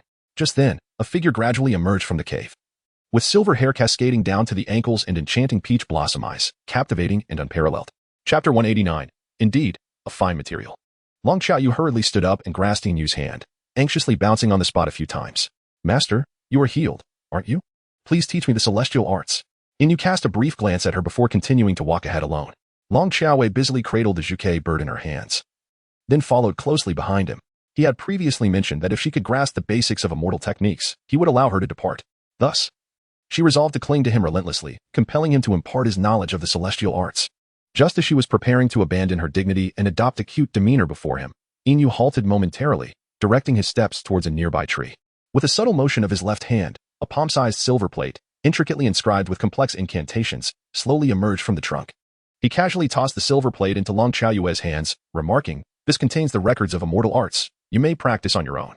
The other day, I had you basking in the sun for several days, and the sunlight was enchanted by me. The amount of sunlight you absorbed corresponds to the celestial energy you have gathered. He paused briefly, then gently continued. You have now essentially embarked on your journey. Practice alone in the cave. With that, he vanished in a flash, leaving no trace behind. Lang Xiaowei held the silver plate, momentarily taken aback. She had never realized that basking in the sun for such a duration could yield such an effect. Upon entering the cave, she began to examine the plate closely, flipping it over repeatedly, pondering its inscrutable inscriptions. Just then, the silver plate transformed into a translucent form, revealing a tiny figure that struck a pose every second, appearing exceedingly amusing. Cold Xiaoyu blinked gently and rose to her feet, imitating the little figure above. Strangely, she felt no weariness while learning. Instead, a growing sense of ease enveloped her. As the first rays of sunlight gradually streamed into the cave, Cold Xiaoyu sensed a tingling at her fingertips. Suddenly, A silvery beam of light burst forth from her fingertips, striking the tree outside the cave, which then collapsed with a thunderous crash. Long Xiaoyu slightly parted her lips, a flicker of surprise crossing her eyes. Is this the essence of celestial magic? How remarkable! Even if she had merely grasped the rudiments, it would still hold immense significance. She gradually tucked the silver plate into the pocket of her grass skirt and, taking a deep breath, made her way to the cave's entrance. At that moment, Inyu was standing outside, awaiting her arrival. Upon seeing her emerge, he handed her the roasted meat resting on a banana leaf, saying, "Let us dine." After speaking, he turned and departed. Cold Xiaoyu gazed at the fragrant, perfectly roasted meat that had been unceremoniously thrust into her hands, its enticing aroma making her stomach grumble. After a brief pause, she pressed her lips together and settled onto the ground to share the meal with the Zhuke bird. This meat. Could it be that he had prepared it himself? In the blink of an eye, 3 days quietly passed. In the span of 3 days, Lung Xiaoyu's mastery of celestial arts advanced another step. If, previously, the silvery light she emitted could instantaneously obliterate a tree, now it possessed the potency to shatter a massive boulder. On this day, she approached Inyu with her Zhuke bird, then suddenly grasped his slender hands and, with a playful blink, inquired, "Master, I have merely scratched the surface of the celestial arts. Might you escort me home?" Inyu's eyes glimmered as he assessed the celestial energy within her, a charming smile surfacing in his enchanting peach blossom eyes. "In just a few days, your celestial arts have reached the 2nd tier. Indeed, you are a promising talent." Chapter 190. Have you missed me? Lung Xiaoyu listened to his words and smiled gently. "Master, could you possibly?" Inyu's lips curled into a subtle smile, a glimmer flickering in her peach blossom eyes, her voice enchanting and melodious. "I cannot." Lung Xiaoyu managed to squeeze out a few words through her clenched teeth. "Master, did you not say before that once I have grasped even the slightest skill, I could return? Surely, you do not intend to confine me here for a lifetime?" Although her demeanor towards Inyu had softened considerably over the past few days, the mere thought of being unable to return home was utterly intolerable to her. At that moment, Inyu let out a gentle sigh and ruffled her little head, saying, "Because someone has come to fetch you. I need not escort you back." Cold Xiaoyu listened to his words and slowly turned her head to look behind her. The violet eyes and dark hair, it was Nanli. She paused for a moment, rubbing her eyes vigorously, and murmured in astonishment, "Is this an illusion?" After pinching her own arm to confirm the reality, she suddenly lunged toward him. At that moment, the sunlight gently poured onto the ground, casting a golden hue over the earth. In the heart of the desert, the two embraced slowly, as if time had come to a standstill. The silver moon's peach blossom eyes flickered slightly, and with a soft sigh, his voice low and enchanting, he carefully cradled a phoenix with emerging feathers in his hands and shook his head, saying, "In the end, it seems I am left all alone." A trace of helplessness crossed his gaze before he turned and walked away. At that moment, Cold Xiaoyu gently released Nanli, took a step forward, and looked at the silver moon, saying, "Master, I will come to see you often." The silver moon paused, a faint smile gracing his lips. "Very well. Master will await your visits." After uttering these words, his figure flickered and he vanished from sight. In the distance, the call of the phoenix echoed, "Fool! Fool! Do not leave! Do not leave!" Lung Xiaoyu placed her hands on her hips and let out a huff. What a troublesome bird. Nanli stood behind her, observing her demeanor, a faint smile gracing his lips. It seemed she had not endured much hardship during her days here. After attending to matters in his clan, he had searched for her far and wide. By chance, he encountered Inyu, who revealed that he was the one who had taken Xiaoyu away. This prompted him to confront Inyu, but upon learning that Xiaoyu was faring well, he relented and followed him here to ascertain the truth. After confirming her well-being, he found himself displeased by the revelation that Xiaoyu referred to that fellow as her master. At that moment, Lung Xiaoyu turned around and leaned slowly into his embrace, narrowing her eyes with a smile. "Did you miss me?" Before her words had fully escaped her lips, Nanli gently lifted her chin with one hand, pressing his cool lips against hers. A fleeting glimmer danced in his violet eyes, imbued with a hint of languor. Cold Xiaoyu gazed at his handsome face, which was mere inches away from hers, and her cheeks flushed a deep crimson. She attempted to push him aside, but her strength was insufficient, prompting her to nudge him instead, which only encouraged him to lean in closer. After a full 10 minutes, he finally released Cold Xiaoyu, a satisfied smile gracing his lips. Lung Xiaoyu felt that her lips were swollen, and even her tongue had gone numb from his sucking. She let out a hiss and glared at him, saying, "That hurts." Nanli's lips gradually curled into a smile, his eyes filled with languorous affection and a hint of tenderness. He slowly raised his hands and said, "Well then, yeah, come and hit me." Chapter 191. Return to the Lion Clan. Ling Xiaoyu stood with her hands on her hips, gazing at him sternly. "From now on, you are forbidden to kiss me. Otherwise, I shall ignore you henceforth." Nanli. He pouted slightly, adopting a pitiful expression, and a glimmer flickered in his violet eyes, exceedingly alluring. Henceforth, he would be more gentle with his kisses. Lung Xiaoyu gazed helplessly at him, feigning grievance once more, her heart even more exasperated than his. You maintain such an aloof demeanor before others, your handsome face practically screaming keep away, yet in front of me. How can you be so shameless? I might just impulsively toss you aside, believe it or not. At this moment, Nanli slowly drew her into his embrace once more. Leaning close to whisper a single featherlight sentence by her ear. The year is nearly up. Has little Xiaoyue's estrus cycle arrived? Cold Xiaoyu was genuinely flushed all over, her complexion resembling that of a shrimp, with blood rushing out from her heart. She solemnly shook her head, declaring, I did not come. Nanli's violet eyes brimmed with skepticism as he gently parted his lips, a subtle smile curving at the corners, exuding a charming allure. In truth, Xiaoyu can still bear offspring even without being in heat, can't she? Long Xiaowei. That is not correct.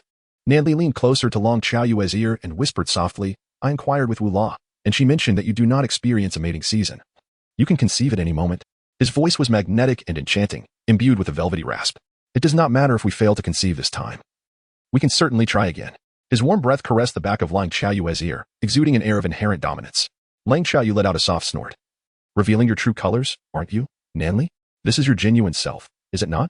You, a wolf in sheep's clothing, constantly feigning innocence and victimhood before me, are, in truth, nothing more than a domineering beast. Cold Xiaoyu, in annoyance, stepped on his foot and huffed. Stay away from me. I don't like you. Nanli gradually lifted her into his arms in a princess carry, a gentle smile gracing his lips, captivating and enchanting. But I like you, you. As he spoke, he lowered his gaze slightly and placed a tender kiss on Xiaoyu's cheek, looking at her with earnestness. Little Xiaoyu. As long as you need it, whatever I possess, I shall retrieve it for you. Long Xiaowei closed her eyes, burying her head in his embrace and nuzzling against him, feeling an inexplicable joy. However, Nanli paused for a moment, gently shaking her petite frame, regardless of whether it was a result of mischief or your own antics. If I cannot find you again, I shall surely devour you. The last three words were spoken with great emphasis, imbued with a touch of warmth. Lang Xiaoyu suddenly extended a claw and waved it before him, declaring, I shall not change my name nor alter my surname. I am Xiaoyu. I hereby make a solemn vow that if I were to vanish inexplicably again. Nanli raised an eyebrow slightly, a flicker of curiosity passing through her resplendent purple eyes. I shall lose over 20 pounds. Cold Xiaowei spoke with utmost sincerity. Nanli. He already knows. The sunlight gradually cascaded upon the two, enveloping them in a golden glow, as if time itself had come to a standstill within this picturesque moment. As Nanli accompanied Cold Xiaowei along the path, he occasionally plucked fresh flowers to weave into a garland for her, stole a fragrant kiss now and then, and at times would teleport with a flicker. By nightfall, he transformed into a majestic lion, snuggling beside her as they drifted into slumber. Time ebbed and flowed, and it was not until 8 days later that they finally arrived at the tribe. The arrival of Lang Xiaowei has filled the lion clan with excitement for several days. Chapter 192, almost unrecognizable. In the hearts of the clan members, the one who destroyed Xiling City and vanquished the leopard clan, Lang Xiaowei, has undoubtedly become a goddess. Anyone who incites her displeasure would be at odds with the entire clan. Lang Xiaowei felt a mixture of bitterness and gratitude regarding her image in the hearts of the lion clan. Had she not also regarded this place as her home? When she first arrived in this world, she was utterly alone, filled with trepidation each night that Nanli, who slept beside her, might succumb to hunger and view her as a meal. Fortunately, she has now adapted and made numerous friends. Upon her arrival at the clan, Lang Xiaoyue's first action was to sprint at full speed towards Duolian. A certain beast, standing behind her, observed with a mixture of excitement and dismay as she sought out others, leaving him to languish in solitude, a solitary handsome creature caught in the chaotic winds. As Lang Xiaowei had yet to reach the entrance of Duolian's abode, she caught sight of Duolian waving at her, cradling a small lion in her arms. Lang Xiaowei hurried over, panting as she gazed at the little lion nestled in Duolian's arms. Duoji, it has been over a month since we last met. How have you grown so much? I can hardly recognize you. The once palm-sized cub had now grown too large to be cradled in 2 hands. Duolian scratched his head and replied, in beast form, a lion's growth is typically rapid. Once it transforms, the pace slows down. Xiaoyue, upon hearing news of your return, I had intended to seek you out, yet unexpectedly, you arrived here first. Lang Xiaoyue winked at her. How have you been this past month? Has anything happened within the clan? Has Tion Lan bullied you again? Duo Lian shook her head, grasped Lang Xiaoyue's hand, and sat down beside her. Then, she hurriedly said, Xiaowei, how could you venture into Xiling City? It's so perilous. Lang Xiaowei sighed. Have I not returned safely? I shall no longer wander recklessly. After she spoke, she gradually bent down and gazed at Duoji, asking, do you still remember who I am? Duoji's beautiful, large eyes fixated on Lang Xiaowei without blinking, before suddenly leaping into her embrace. Lang Xiaowei was momentarily taken aback, her expression one of bewilderment. It is often said that children possess a poor memory. Could it truly be that he has forgotten who he is? Yet, in the next instant, Lang Xiaoyue's face darkened with indignation. The little creature unexpectedly bit her fiercely. Then, he lifted his gaze slightly, his strikingly beautiful eyes glinting with a provocative challenge. Duolian felt a rush of embarrassment, as she abruptly pulled him into her embrace. Her face flushing crimson. Xiaowei, I am so sorry. Long Xiaowei made a concerted effort to maintain her composure. And then she gazed at Duoji with a look of utter exasperation. Do you have any idea what you just did? Duoji tilted his small head slightly, a mischievous grin flickering across his beautiful eyes. Of course I do. I'm biting you. Long Xiaowei cast a silent glance at Duo Lian and gently inquired, after the transformation, will the little lion appear as a 5 or 6-year-old child or as an adult? Duo Lian cleared her throat, seemingly a tad embarrassed. Upon transformation, they will directly take on the appearance of a person in their 20s, and their intellect will also mature. Rest assured, Xiaowei. I will ensure that Duoji remains far from you. Cold Xiao Yu cast a suspicious glance at the goods that provocatively gazed at her with a pair of exquisite, large eyes. Is it truly possible? Chapter 193, Early Adaptation. Duo Lian quickly nodded. Indeed. At that moment, Duoji charged towards Cold Xiao Yu once more, seizing one of her arms and biting down. Long Xiao Yu. Duolian, could you possibly return him? Stuff him back into your belly. Duolian, on the verge of tears, pulled Duoji into her embrace. Little rascal. Quickly apologize to your sister Xiao Yu. Xiao Yu, he even bites me. Long Xiao Yu took a deep breath, observing the increasingly perilous situation. While the pair of eyes squinting at her, belonging to Duoji, swiftly retreated. Duolian let out a sigh. Playfully flicking Duoji's small head. You frightened your sister Xiao Yu away again. Sometimes I truly wish to be rid of you. Duoji slightly closed his eyes and scratched the ground with his tiny paws. His transformation period was approaching, and his intellect had nearly matured to that of an adult. Yet he could not fathom why he always found himself at odds with that female. Perhaps it was simply an innate aversion. In the Lion clan, when beasts reached their transformation phase, both their appearance and intellect mirrored that of adults, yet their ages remained unchanged. For instance, a beast that was merely 1-year-old prior to transformation, though appearing mature post-transformation, still retained the essence of a 1-year-old. Furthermore, beasts did not begin to age until they reached their 40s, and the process of aging was exceedingly gradual. By the time they reached their 60s, they would still possess the visage of a mere 28 or 29. Thus, it is evident that the world of beastmen is markedly distinct from human society. Upon arriving at the entrance of her dwelling, Lang Xiaowei completely disregarded the forlorn gaze of a certain beast stationed at the cave's threshold. She proceeded to retrieve a fork from within the cave and began to till the neglected patches of land at the entrance. These plots had long been left uncultivated. If not sown soon, they would be rendered barren, and the vegetables frozen in the refrigerator would become inedible. It was imperative to plant some crops anew. Consequently, little Xiaowei once again overlooked the creature as she scurried off to Wulong in search of seeds. When she returned, bustling with determination, ready to sow cabbages across all 6 plots and prepare to water them, the creature abruptly enveloped her in its embrace, its expression darkening as it steered her back into the cave. Long Xiaowei. I have a foreboding sense of dread. The following morning, Xiaowei attempted to crawl away from the imposing beast beside her. However, after only a brief struggle, she was yanked back into his relentless embrace. Although nothing truly indescribable transpired between them, her body was thoroughly besieged by countless kisses, leaving no inch unscathed. She was filled with resentment. She still had her cabbages to water, and now she could scarcely stand. A few nights later, the unfortunate Xiaowei, unable to move a single finger, was wrapped in a blanket by the beast, who cradled her in his arms as he carried her toward a nearby cave. Inside that cave resided a newly arrived couple, and even from a distance, Lang Xiaowei could hear the exhilarating sounds of their moans. Lang Xiaowei, what does this domineering beast intend to do? Soon, Nanli led Lang Xiaowei to the entrance of the cave, where the faint light of the moon illuminated the scene within. 2 individuals, engaged in some indescribable activities. Cold Xiao Yu felt a sudden rush of blood from her nose. She swiftly covered her nose and shot a fierce glare at Nanli. What do you intend to do? A fleeting shimmer passed through Nan Li's violet eyes, strikingly beautiful, and his movements exuded an exquisite elegance. However, the words that escaped his slightly curled lips provoked a desire in Cold Xiao Yu to strangle him. To help Xiao Yu acclimate. To allow her to acclimate in advance. Chapter 194. I shall devour you. Dreaded Nanli. Lang Xiaowei abruptly emerged from the cocoon of her blankets, playfully biting into his handsome face with a fierce owl. Damn it, Nanli. You foul Nanli. I'll gnaw you to bits. Nanli let out a soft hiss, his exquisitely handsome cheek now adorned with a row of small bite marks left by Xiaowei.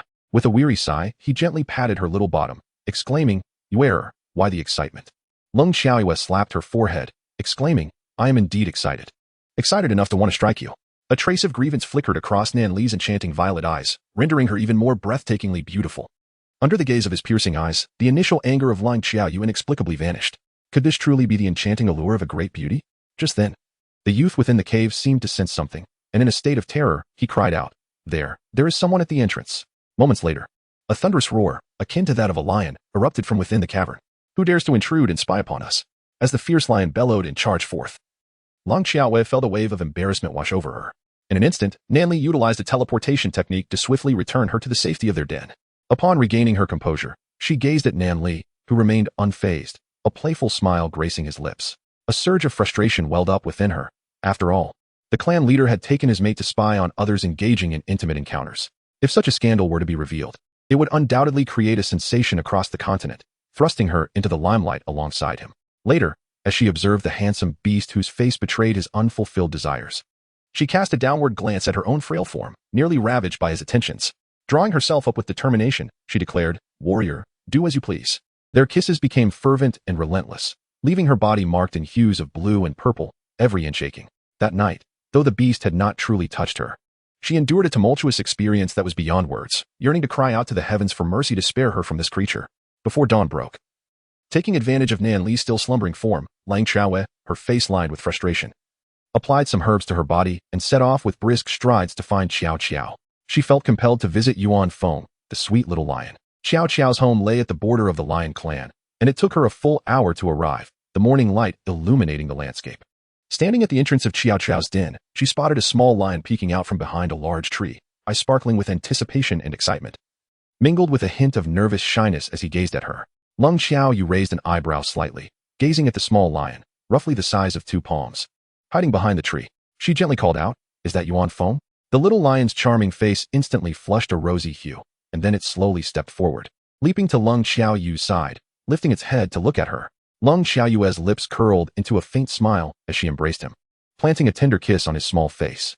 "Just a few months, and you've grown so much? Your sister can hardly lift you anymore." Yuan Feng's cheeks flushed once more, and he affectionately nuzzled against Lung Xiaoyu's delicate hand, letting out a couple of playful calls. "Sister, Yuan Feng will soon transform, and then we can play together." Sung Xiaoyue craned her neck, glancing around cautiously, and softly remarked, "Where has Xiao Xiao gone?" Just at that moment, Xiao Xiao emerged from the shadows, holding a wooden fork. Her eyes flickered slightly as she hurried towards Tseng Xiaowei, placing the fork beside a tree before gently lifting her into an embrace. "Xiaoyu, you've returned. How wonderful." Chapter 195, A Plea for Embrace, Touch, and Affection. Lung Xiaoyue gently scratched her head, a hint of embarrassment gracing her smile. "I won't wander off recklessly anymore. I shall remain with the Lion Clan for a while, and then embark on my adventures anew." Xiao Xiao sighed softly, placing her hands on her shoulders, her gaze shimmering slightly. "Please, do not stray again. It is truly perilous." Lung Xiaoyu pursed her lips and nodded gently. She then gazed at Xiao Xiao, who held a fork in her hand, and inquired, "What purpose do you intend to serve with that fork? Could it be that the herbs have ripened?" Xiao Xiao playfully stuck out her tongue and leaned closer to whisper in her ear, "Not long after you and the clan leader departed for Shilling City, we stumbled upon some wild wheat seeds scattered on a vast expanse of land within our clan. We planted them all, and now, as the wheat reaches maturity, nearly the entire clan has mobilized." At this point, she lightly scratched her head and added, "I also plan to bring Yuan Feng along. I have another fork in my cave. Would you like to join me, Xiaoyu?" "I shall fetch the fork." Lung Xiaoyu slightly opened her mouth, seemingly astonished. "Wow, wheat. I can't believe there is wheat in this world." She quickly nodded, her lips curling into a smile. "All right." Xiao Xiao's eyes sparkled with joy as she hurried into the cave, retrieving another fork and handing it to Long Xiaowei. Then, with a hint of exasperation, she glanced at Yuan Feng, who had been nestled comfortably in Lung Xiaoyu's embrace, and poked his little head. "You're on the verge of transformation, yet you still cling to Sister Xiaowei. Isn't that a bit embarrassing?" Yuan Feng merely squinted his eyes, blissfully nuzzling against Lang Xiaowei, offering no response. Xiao Xiao sighed, deciding to let it go, and gently grasped Long Xiaoyu's hand. "Xiaowei, let us be on our way." Long Xiaowei gently patted Yuan Feng's little head, squinting her eyes with a smile, before following Xiao Xiao towards the center of the tribe. The expansive 3 acres were adorned with fields of golden wheat, each grain plump and full, as sunlight softly bathed the wheat, gradually filling Lang Xiaoyu's senses with the fragrance of harvest. She observed the tribe members, joyfully frolicking and laughing as they darted about with forks in hand, and an unexpected wave of nostalgia for the modern world washed over her. Everything here bore an uncanny resemblance to her hometown. Xiao Xiao's lips curved into a faint smile as she playfully blinked at Lung Xiaowei. "Xiaowei, don't you think the wheat is beautiful? I'll be quiet now and go pull some wheat." With that, she dashed eagerly towards the wheat-laden fields. Many tribe members caught sight of Lang Xiaowei, squinting their eyes to greet her, and some were so excited they nearly stumbled. Several newly born lion cubs approached her, nuzzling against her gently and letting out soft roars. "So this is Xiaowei's sister, how lovely." They pleaded for hugs, for pets, for kisses. In the end, Lang Xiaowei indeed lifted each of them into her arms, gathering the wheat they had pulled together with her fork. The sun shone warmly upon her, causing her to slightly squint her eyes. At that moment, a girl who appeared to be around 10 years old approached Lung Xiaowei and softly inquired, "Sister Xiaowei, Why do you have so many red marks on your neck? In the lion tribe, male cubs mature into adulthood, while females only transform around the age of 12 or 13. Chapter 196, A Puzzling Melancholy. A look of utter bewilderment crossed the delicate features of Qiaoyu. Well, the little girl covered her mouth and giggled, her expression adorably innocent. Sister Qiaoyu, I know what this is. This is the grass planted by Lord Nan Lianyu, isn't it? My mother has it all over her too. Long Qiaoyu silently bowed her head, using a fork to gather the scattered grains of wheat, her silence betraying the turmoil within her. Why must a mere child comprehend so much? Sister Qiaoyu, my name is Yinner. May I come to play with you often in the future? The little girl bounced around in front of Long Qiaoyu, her demeanor adorably innocent. Long Qiaoyu nodded, saying, certainly, I adore braiding little girls' hair. Following this, Yinner beamed with joy, suddenly embracing Long Qiaoyu and playfully nuzzling against her, exclaiming, Yinner loves her sister the most. Sister is so amazing. Meanwhile, the little lions nestled in Long Qiaoyu's arms also began to nuzzle her affectionately. Not far away, a dozen or so little lions rushed over, rolling about and vying for attention beside Long Qiaoyu, eager to show their playful charm. Long Qiaoyu, mother, why does she have such a way with children? I'm so afraid I might accidentally step on one QQ. At that moment, Duolian let out a startled cry, abruptly dropping her fork onto the ground and rushing towards Long Qiaoyu, her eyes brimming with excitement. Qiaoyu, I never expected to see you here. Did you manage to escape from under the chieftain? Long Qiaoyu gazed at her clansmen, all of whom had turned to look at her after listening to Duolian's words, and let out a long howl towards the heavens. Oh heavens, how embarrassing. The moon is doomed. Duolian's face flushed crimson as she suddenly comprehended the implications of her earlier exclamation, leaving her in a state of awkwardness. She whimpered softly, not intending any offense, but merely reacting to Qiaoyu's sudden surge of emotion. At that moment, Yenner scratched her head and slowly embraced the taller Lang Qiaoyu, nuzzling against her. Sister Qiaoyu, you needn't feel embarrassed. Let me share a secret with you. Last night, I caught my father planting strawberries on my mother. And then he noticed someone peeking outside. Please, you mustn't tell anyone. Long Qiaoyu, my dear, is the hole in your house over there? She extended her hand, indicating the spot where she and Nan Li had spied the previous night. Yenner squinted her eyes and nodded vigorously. I never expected Sister Qiaoyu to know where I live. We just moved here, and the purpose was to be closer to you. Hee. Long Qiaoyu silently offered an apology in her heart to her parents. She gradually crouched down, gently placing a handful of small lions onto the ground. Then affectionately patted Yuanfin's little head. With a playful blink of her large eyes at Duolian, she inquired, Where is your little one? Duolian cleared her throat softly and pointed towards the east, saying, Over there, basking in the sun. Qiaoyu, you mustn't let him see you. That little rascal tried to crawl over to your place while I was asleep yesterday, but I managed to bring him back in the end. Long Qiaoyu. Duolian frowned slightly, squatting beside Lang Qiaoyu. Qiaoyu, once he transforms, I can no longer keep him in check. Long Qiaoyu felt an inexplicable sadness wash over her. At that moment, Qiao approached her and Duolian, wiping the sweat from her forehead. With a bashful smile, she scratched her head and sat down in front of them. There is so much wheat. We've been harvesting for an hour and still haven't finished, she remarked. Duolian scratched her head in response, expressing hope that they could complete the task before sunset, as the grains that fell during the threshing were truly delightful to eat. Chapter 197. As long as the young lady is happy just then, a strikingly handsome man, with piercing azure eyes and an aura of coolness, appeared before Long Qiaoyu. He gracefully placed a slender hand on her shoulder, his voice icy yet gentle. Qiaoyu, Muyun wishes to see you. Cold Qiaoyu's lips twitched slightly as she gazed at the suddenly appearing Tion Lan before her. After a moment of adjustment, she took a deep breath and inquired, Why haven't you left yet?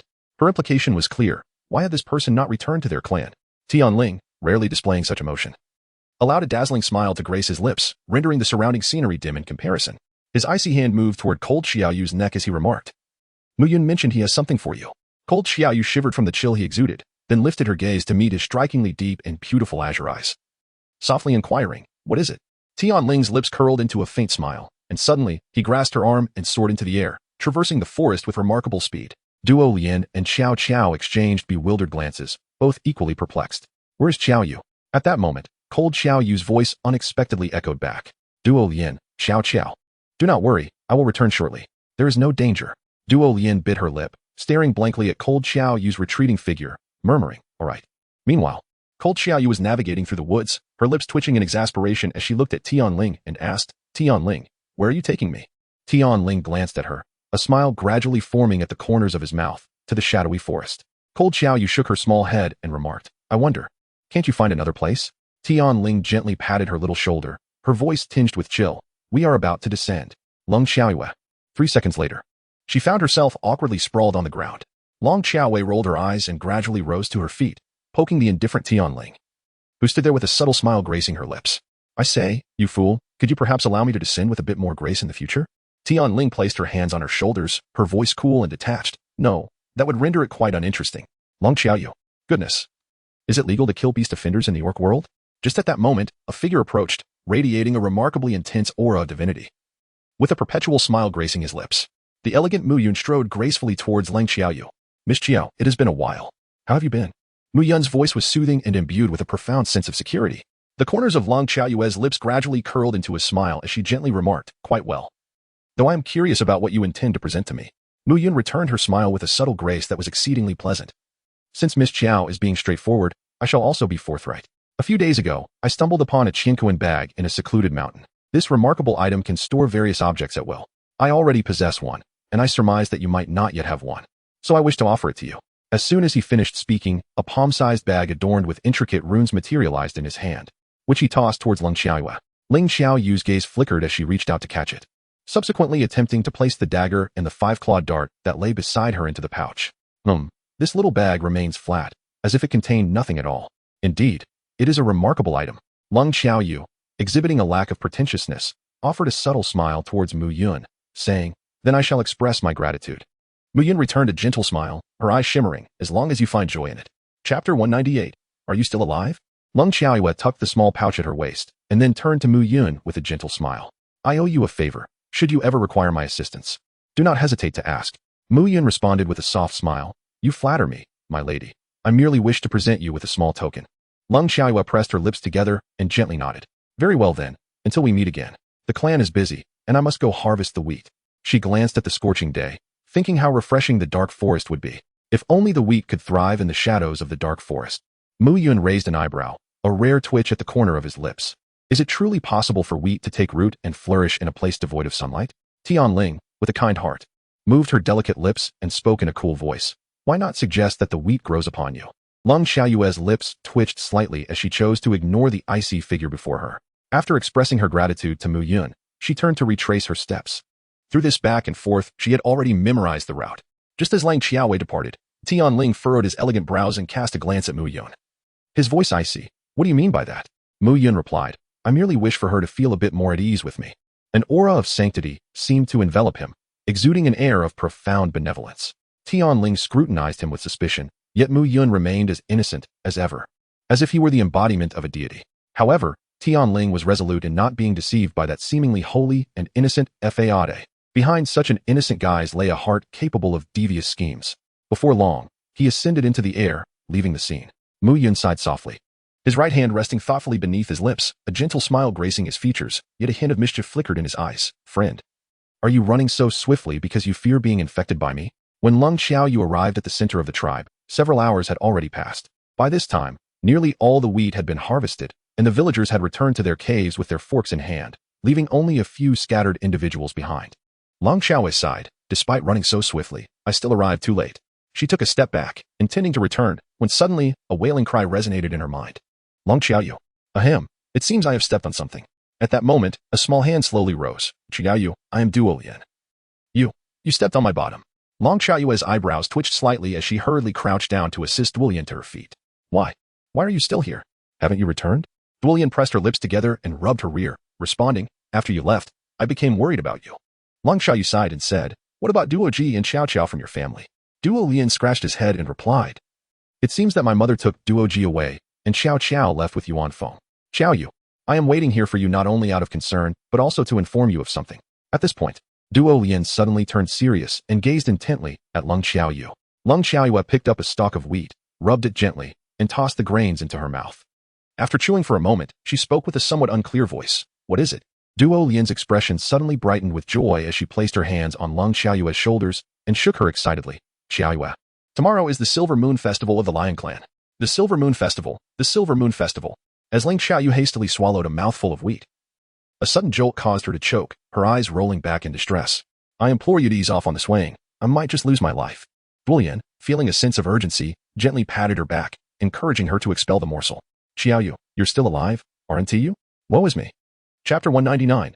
Why are you home so late? Lang Xiaoyu nodded. What is the Silver Moon Festival? Duo Lian embraced Lang Xiaoyu, squinting her eyes and swaying back and forth.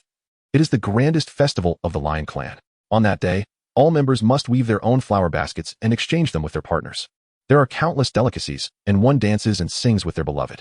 It is a truly lively and joyous occasion. Lung Xiaoyue's gaze flickered as she gently patted Duilian's shoulder. Duilian smiled faintly at Lang Xiaoyue, her eyes sparkling with a glimmer of light.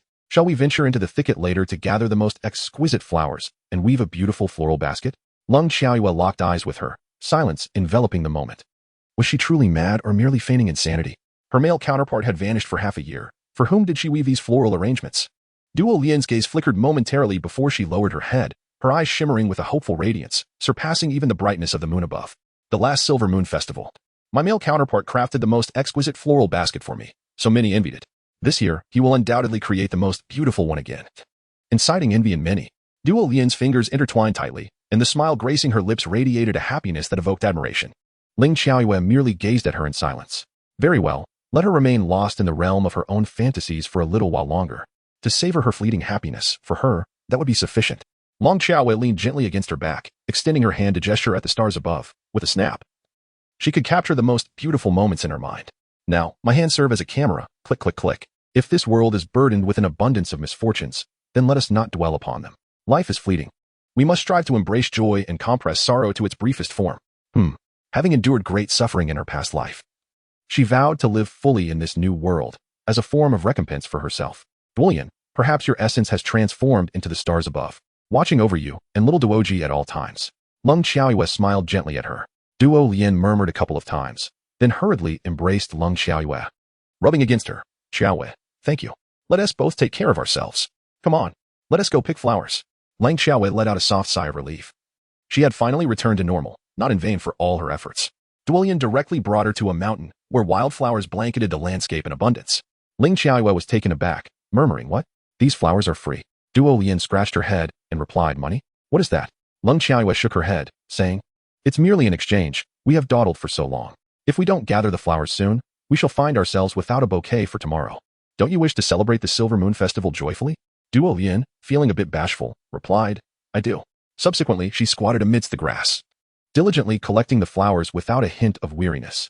It was only by evening, when the sky had fully darkened, that the two of them remembered to return. Cold Xiaoyu, with a meticulously crafted flower basket in hand, assessed the time and swiftly delivered Duolian to her cave entrance. Then, like a cannonball, she rushed back to her own dwelling, filled with trepidation. She lamented the lateness of her return, fearing the wrath of a certain beast. Upon her arrival at the cave entrance, she was greeted by the imposing figure leaning against the doorway, resembling an inkwash painting, with shimmering purple eyes. He waved a paw and said, hello, it's been a day, how have you been? Nan Li, with a stern expression, abruptly pulled her into his embrace and demanded, now, tell me, where have you been causing mischief today? Why are you home so late? Chapter 200, shall I blow on it for you? Cold Xiaowei touched her nose and offered him a faint smile. First, let us accompany Xiao Qiao to harvest the wheat, and then we shall follow Duolian to gather flowers. Cough, to weave flower baskets in preparation for tomorrow's Silver Moon Festival. Nanli lowered his gaze slightly, observing the flower basket concealed behind her. A subtle smile gracing his lips. Was this prepared for herself? Initially feeling a bit displeased after being neglected by his mate for an entire day, the beast's spirits lifted at the sight of the flower basket. Since Yeye had prepared something for him, how could he not have prepared something for her in return? A hint of gentle mirth flickered in Nanli's eyes as he gently grasped one of Cold Xiaoyue's small paws and softly said, it's getting late. Time to sleep. Cold Xiaoyu opened her eyes, gazing at him with a profound sense of grievance, and murmured, do not torment me. Nanli gently tousled her small head and replied, very well.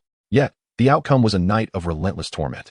As dawn broke, long before the sun had risen, the entire tribe was abuzz with activity. Countless tribespeople had congregated at the heart of the settlement, where partners began to exchange floral baskets. Cold Xiaoyu, having endured yet another night of tribulation, struggled to extricate herself from her warm cocoon. With a fierce glare directed at a certain someone, she made her way to the center of the tribe. Nan Li, with a hint of resigned amusement flickering in his violet eyes, gathered Cold Xiaoyu into his embrace and accompanied her towards the bustling center. Moon, do you feel a bit sore? Shall I blow on it for you? Nan Li's voice was elegantly enchanting, laced with a subtle mischief. At that moment, the two arrived at the most vibrant part of the gatherings, where partners exchanged floral baskets with one another. Cold Xiaoyu felt a surge of dread as 3 black lines appeared on the back of her head. Lung Xiaoyue magically placed her floral bouquet into Nan Li's hands, then narrowed her eyes slightly with a smile. Isn't it lovely? I included a dozen cloud silkworm flowers in the center. Their colors are beautiful, and they emit a delightful fragrance. Surrounding them are tiny purple flowers the size of fingernails. What do you think? Nan brought the bouquet close to her nose, inhaling deeply as her eyes narrowed in pleasure. It smells wonderful. Everything you give me. Yeah, is exquisite. I will cherish it dearly, even when it withers. At that moment, a captivating smile graced his lips as he produced a bouquet from his side, one that far surpassed Lang Xiaoyue's in beauty, and placed it in her palm. Do you like it? I prepared this a month in advance. These flowers are not prone to wilting. You can keep them for a long time. Lang Xiaoyue nodded lightly, cradling the basket in her arms and inhaling its fragrance, her eyes narrowing slightly in delight. How delightful. The females standing nearby gazed at the beautiful flower basket in her hands, their eyes gleaming with admiration. This basket is exquisite. Could it truly be a gift from the chieftain to his mate? As envy flickered across their faces, their partners enveloped them in affectionate embraces, their tenderness marking the commencement of the festivities. Duo Lian, however, stood alone behind a large tree, clutching her own flower basket tightly. Gazing up at the stars that had yet to fade from the sky, she gently patted Duo Ji's small head, a soft smile gracing her lips. Look, your father is watching over us from above. Rarely restless, Duo Ji nuzzled against her hand, seeking to comfort her. Not far away, beneath another tree, Xiao held a flower basket in her hands while cradling Yuan Feng, hiding in the shadows, her eyes sparkling as she observed the couples around her. Chapter 201. Foolish girl, come here. Her gaze was filled with deep yearning and envy. If only he were still here, how wonderful it would be. After exchanging their flower baskets, the stars began to dwindle, and the sun gradually ascended from the east, illuminating half of the Lion clan. Joyful and ancient melodies filled the air, accompanied by simple and lively dances. Heaps of delectable bear and fish meat, along with wild grains and fruits, were arranged in circles, surrounding the singing and dancing members of the Lion clan. The sun grew increasingly fierce, intensifying the festive atmosphere. In the embrace of the youthful female Wu La, Lin Mei was playfully smacked on the head. How old are you now? Always nestled in my arms. Do you believe I would eat you if I were displeased? Little Lin Mei gazed at her quietly, gently licking his tiny paw and nuzzling against Wu La. Lang Xiaowei could not dance. She could only stand there in a daze, watching her kin joyfully twirl around her, utterly bewildered. Nanli gently tapped her small head, a subtle smile gracing his lips, as if the world and all its wonders existed merely to accentuate him. Silly girl, he beckoned, come here, and I shall teach you. Lung Xiaoyu puffed her cheeks and remarked, who are you calling foolish? Despite her words, she placed one of her delicate hands into his long, graceful one. Time passed swiftly. Gradually, the sun descended while the moon ascended into the heavens. Reluctant to part ways, groups of pairs lingered on the trees, counting the stars. The hauntingly beautiful melodies continued to resonate in the air. Cold Xiaoyu was compelled to dance all day by a certain entity, feeling as though she might fall apart. At this moment, Nanli held her close, a light smile playing upon his lips, rendering him akin to a celestial being inadvertently wandering into the mortal realm. What thoughts occupied his mind? Long Xiaowei rested her chin on her hand, slowly crouching down on the ground, gazing at the stars. I am pondering how beautiful the moon is. Nanli let out a sigh, a fleeting shimmer passing through her violet eyes. Her long eyelashes gently fluttered down as she tenderly ruffled Lang Xiaoyue's small head. Then in the future, Long Xiaowei abruptly lifted her head, her hands resting on her heart, gazing at him with a heart full of hope. Nanli, the enchanting figure, smiled, exuding an undeniable elegance and nobility in his demeanor. From now on, I shall take you to gaze at the moon every day. Cold Xiaoyu playfully scratched his chest with both hands, exclaiming, how can you speak such sweet words? I'll pound your chest. Little fists pounding your chest. When did her once indifferent nature gradually begin to warm under his influence? She found herself feeling childish. The festive atmosphere was thick in the air. Yet no one noticed. Just a short distance away, a man with similarly enchanting purple eyes quietly observed Cold Xiaoyu's silhouette, lost in thought for an unknown duration. Chapter 202. A familiar sensation of faint smile curled at the corners of his lips, tinged with a sense of melancholy and resignation. He slowly turned away, his purple gaze shifting back to a profound black, then oscillating between shades of violet, imbued with an unusual, seductive allure. Leisa was well aware of the customs surrounding the Lion clan's Silver Moon Festival, having meticulously woven a floral basket 2 months in advance. The flowers chosen for their resilience against wilting. He had specifically traveled to the Lion clan, eager to present it to Cold Xiaoyu in person. At that moment, the basket fell to the ground, the carefully selected blossoms scattered, many crushed beneath the impact. Gradually, the wind lifted the remnants, carrying them into a filthy ditch, mingling with the mud, never to resurface. At this moment, Lang Xiaoyu seemed to sense something, abruptly turning her head to gaze in the direction where Leisa had departed. However, he had already left, leaving nothing behind. Long Xiaowei pressed her lips together, a sense of familiarity washing over her. It felt as though someone were watching her. She shook her head, pondering that perhaps she was merely overthinking it. At that moment, her bracelet suddenly emitted a brilliant, blinding light, and a mission instantaneously appeared in her mind. Seek the playful fish in the sea, earn 50,000 points. Simultaneously, the image of the playful fish materialized in her thoughts, a palm-sized creature, adorned in 7 vibrant colors, with horns sprouting from its head. Cold Xiaoyu slightly narrowed her eyes, realizing that her bracelet now contained only 500 points. It seemed that acquiring seeds for planting would soon become a distant dream, as she might not even have enough points left for that endeavor. At this moment, she felt almost destitute. 50,000 points represented a lucrative opportunity. Perhaps her bracelet could ascend directly to level 6. The prospects of level 6 were indeed intriguing. She pursed her lips in anticipation, gazing eagerly at Nanli. With a resigned sigh, Nanli responded, no pouting allowed. Long Xiaowen nodded, and then her petite hands clasped one of his large hands. Would you accompany me to catch a fish in the sea? Nanli raised an eyebrow slightly, a glimmer passing through his violet eyes. As a smile tugged at the corners of his lips. What kind of fish? Lung Xiaoyue grasped his hand and headed towards the seaside beyond the clan. Ahem. As for what kind of fish it is, you will find out in due time. Nanli pressed her lips together, a hint of a smile flickering in her eyes, and chose not to speak further as she followed her onward. Long Xiaoyue turned her head to glance at him, gently touching her nose. This peculiar fish possesses a distinctive trait. Before being captured, it secretes a liquid due to its overwhelming panic, which then sprays onto anyone nearby. Once this liquid makes contact with a person, their body rapidly diminishes in size, and it takes at least a week to revert back to normal. To expedite the recovery, one must seek out the yunxia grass. She feared that she might inadvertently be splashed by this liquid, transforming into a miniature version of herself, rendering her unable to return to the tribe. If she were to shrink, could Nanli accompany her and carry her back to their kin? Alas, upon becoming diminutive, how could this magnificent beast continue to torment her? Would he truly stoop to the degradation of a child? The pair moved quickly, reaching the outskirts of the tribe and arriving by the sea in just a short hour. Lang Xiaowei gently poked Nanli's muscular yet aesthetically pleasing waist and softly said, "Turn around. I am going to the sea to catch fish." Nanli raised an eyebrow slightly, ruffled her hair, and let out a soft sigh. "If you are going to the sea to catch fish, why should I turn around?" Chapter 203. Uncertain of gender, Cold Xiaoyue gazed at him earnestly and said, "Because I want to dive into the sea wearing this grass skirt I just crafted. It cannot get wet." Nanli's violet eyes shimmered with a glint of light as he regarded Cold Xiaoyue with utmost seriousness, the corners of his lips curling into a subtle smile. "I have seen every inch of you."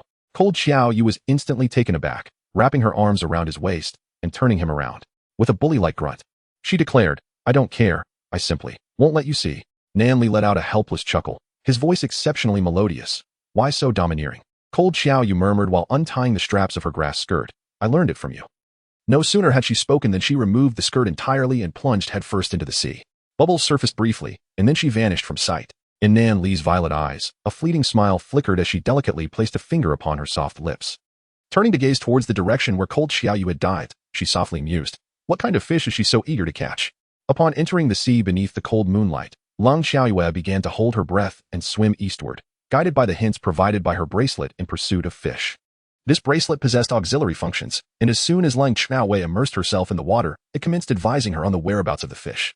After approximately a minute of swimming, she suddenly broke the surface, inhaling deeply before plunging back into the depths. At that moment, a vividly colored fish, about the size of a palm and adorned with small horns atop its head, circled curiously around Lang Xiaoyue, playfully blowing bubbles with its tiny mouth. This audacious little creature seemed unperturbed, glancing at Lang Xiaoyue's chest before brazenly colliding with her. Cold Xiaoyue's countenance was shrouded in darkness as her figure flickered, swiftly closing in on the little fish. This playful, colorful creature, its gender unknown, would not escape the grasp of her hand, regardless of whether it was male or female. Cold Xiaoyu dashed towards Dodo Fish, and with a fierce cry, bit down on its tail, grasping its gills with both hands. She embraced the writhing fish tightly and swiftly swam towards the shore with the speed of a blade. Nanli observed Cold Xiaoyu emerging from the water, a faint smile flickering in his violet eyes. He thoughtfully touched his prominent nose and wisely turned away. He would heed you use words.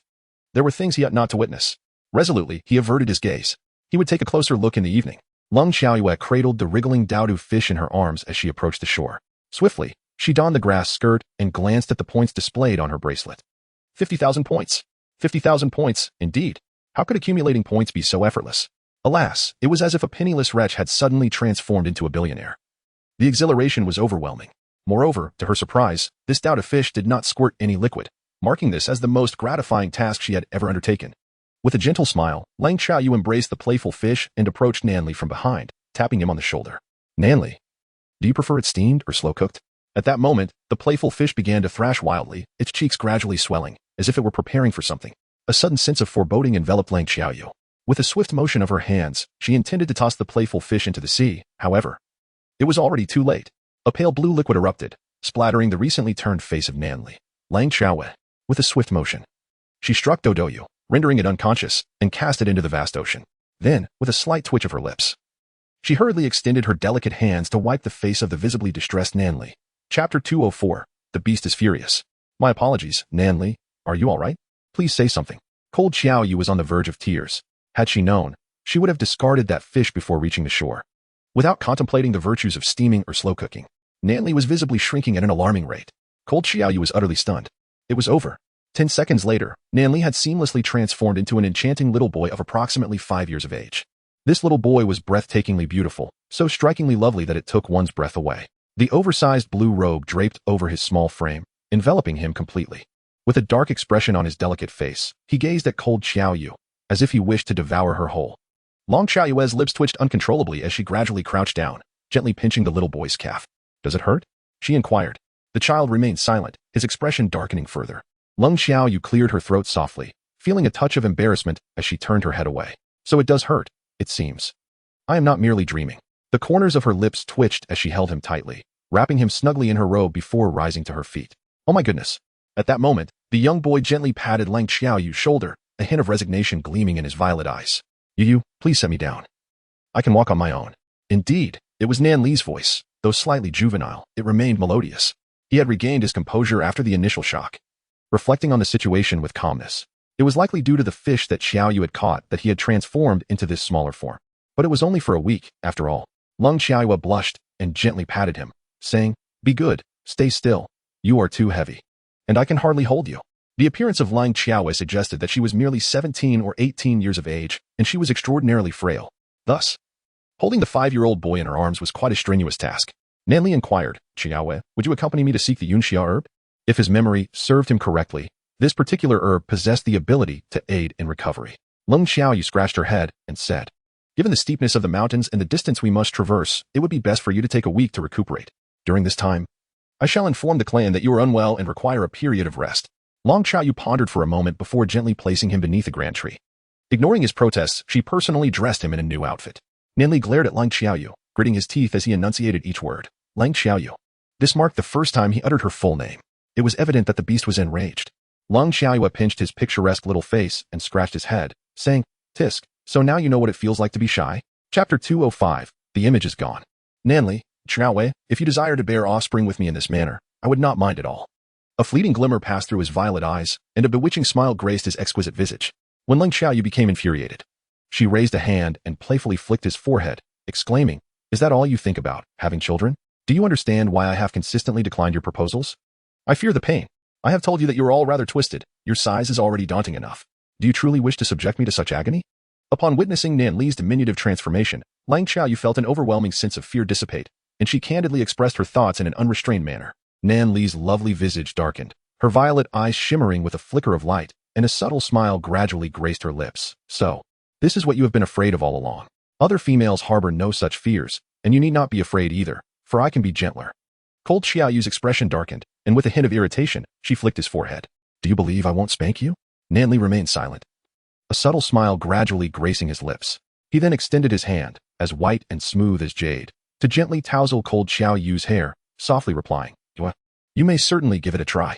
Long Xiaoyu flicked her bangs and, using 500 points, exchanged for a delicate, small light blue robe for Nanli. Swiftly, she draped it over him and placed him on her lap, then playfully delivered 2 slaps to his rear, a smirk dancing upon her lips. Aha. Do you see if I dare? She teased. Nanli, let me tell you, I have endured enough over the past few days. Let you gnaw at my chest. Go on, gnaw away, you wretched beast. Nanli's exquisite visage darkened once more, 3 black lines appearing on his forehead. Yeah, you could have kept that to yourself. Turned him around and gazed upon his exquisitely beautiful face, slightly narrowing her eyes. Are you dissatisfied? Are you very angry? The young boy huffed in response, his violet eyes glimmering with defiance as he pressed his thin lips together, remaining silent. When Lang Xiaoyu first encountered Nanli treating her in such a manner, she felt quite displeased. Swiftly, she poked him, exclaiming, How dare you treat me this way? Be careful, or I might just stop liking you. Nanli's violet eyes shimmered with a fleeting light as he let out a gentle sigh. Your words have wounded me. How could you say that I am a mere beast? Lang Xiaoyu could no longer contain her amusement and let out a soft laugh. All right. You're not a fool. You are a magnificent beast, a splendid creature, is that not so? I shall not tease you any further. This transformation you have undergone is my fault, and I promise to take good care of you in the coming days. Now, let us return home. Lang Xiaoyu gradually cradled him in her arms, then laboriously made her way towards their cave. Nan Li maintained a tense expression throughout the journey, his brows twitching, and he remained silent. He was actually carried the entire way by his female companion. Was his image in Yuer's eyes irrevocably shattered from this moment onward? Upon reaching the cave, Lang Xiaowei gently laid him down on the blanket and smiled softly. Nan Li, darling, stay here for a while. I will check on the bracelet. Nan Li, darling. He let out a soft sigh, his brows twitching once more. A hint of helplessness flickering across his exquisitely beautiful purple eyes as he wrapped himself entirely in the blanket. How utterly humiliating. His image in Yuer's heart was lost forever. Long Xiaowei cast a glance at him and couldn't help but chuckle softly. The little boy, wrapped in his blanket, darkened his expression once more. Long Xiaoyu pursed her lips, channeling her thoughts into the bracelet before slowly perusing its contents. Chapter 206, Shrunk Yet Still a Menace. Advancing to level 6 requires 40,000 points, with the following items available for exchange at this level. A computer for 5,000 points, a recorder for 2,000 points, a mobile phone for 3,000 points. Upon seeing these items, Lang Xiaoyu's mouth twitched uncontrollably. Goodness, these items truly exist. After expending 40,000 points for an upgrade, Long Xiaowei exchanged them for a diminutive smartphone, no larger than the palm of her hand. Gazing at it with stars in her eyes, filled with wonder, it had been quite some time since she had last held a phone, and she found herself somewhat out of practice. At that moment, a flash of light emanated from her bracelet, and a line of text manifested in her mind. This phone was unlike any modern device. Its functionalities were limited to playing music and viewing videos. The internal resources of the phone were entirely devoid of content. Downloading a song cost 100 points, while downloading a minute of video also required 100 points. A sudden frown crossed Lang Xiaoyu's brow as 3 dark lines appeared at the back of her head. So this was all the device could do. She had hoped it would allow her to make calls. Even downloading something required points. What a ripoff. Cold Xiaoyu held her phone in her left hand, advancing step by step towards the little boy wrapped snugly in his blanket, a wicked smile playing on her lips. Come here, little fellow. I have something amusing to show you.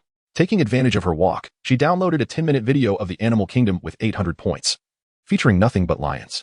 The little boy, 3 dark lines appearing on his forehead, gradually emerged from his cocoon. His violet eyes shimmered brilliantly, complementing his picturesque face, which left one somewhat dazed. He cleared his throat softly, pressed his thin lips together, and looked earnestly at Cold Xiaoyu, saying, Xiaoyu, are you truly unafraid of the repercussions once I regain my strength? Cold Xiaoyu observed the 3 dark lines at the back of his head, then gently patted his slender shoulder. Since we have already begun to bully, we might as well see it through to the end. Nan Li looked at her, his violet eyes shimmering with a glimmer of mischief. A sardonic smile slowly curved his thin lips as he spoke in a voice that was both melodious and enticing. Do not regret your choices when the time comes. Lang Xiaowei grasped his small hand and pulled him into her embrace, gently pinching his exquisitely beautiful face, which felt delightful to the touch. Don't worry, my handsome beast, I will take good care of you. The handsome beast's expression darkened once more, his adorable visage becoming even more clouded. Lang Xiaowei held his small hand, opened the lion video downloaded on her phone, and played it on his device, her lips curving into an ever-widening smile.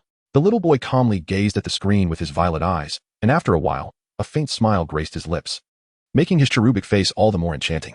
Long Xiaowei swallowed hard, suppressing the urge to kiss his thin lips, and then leaned closer to Nan Li, watching together.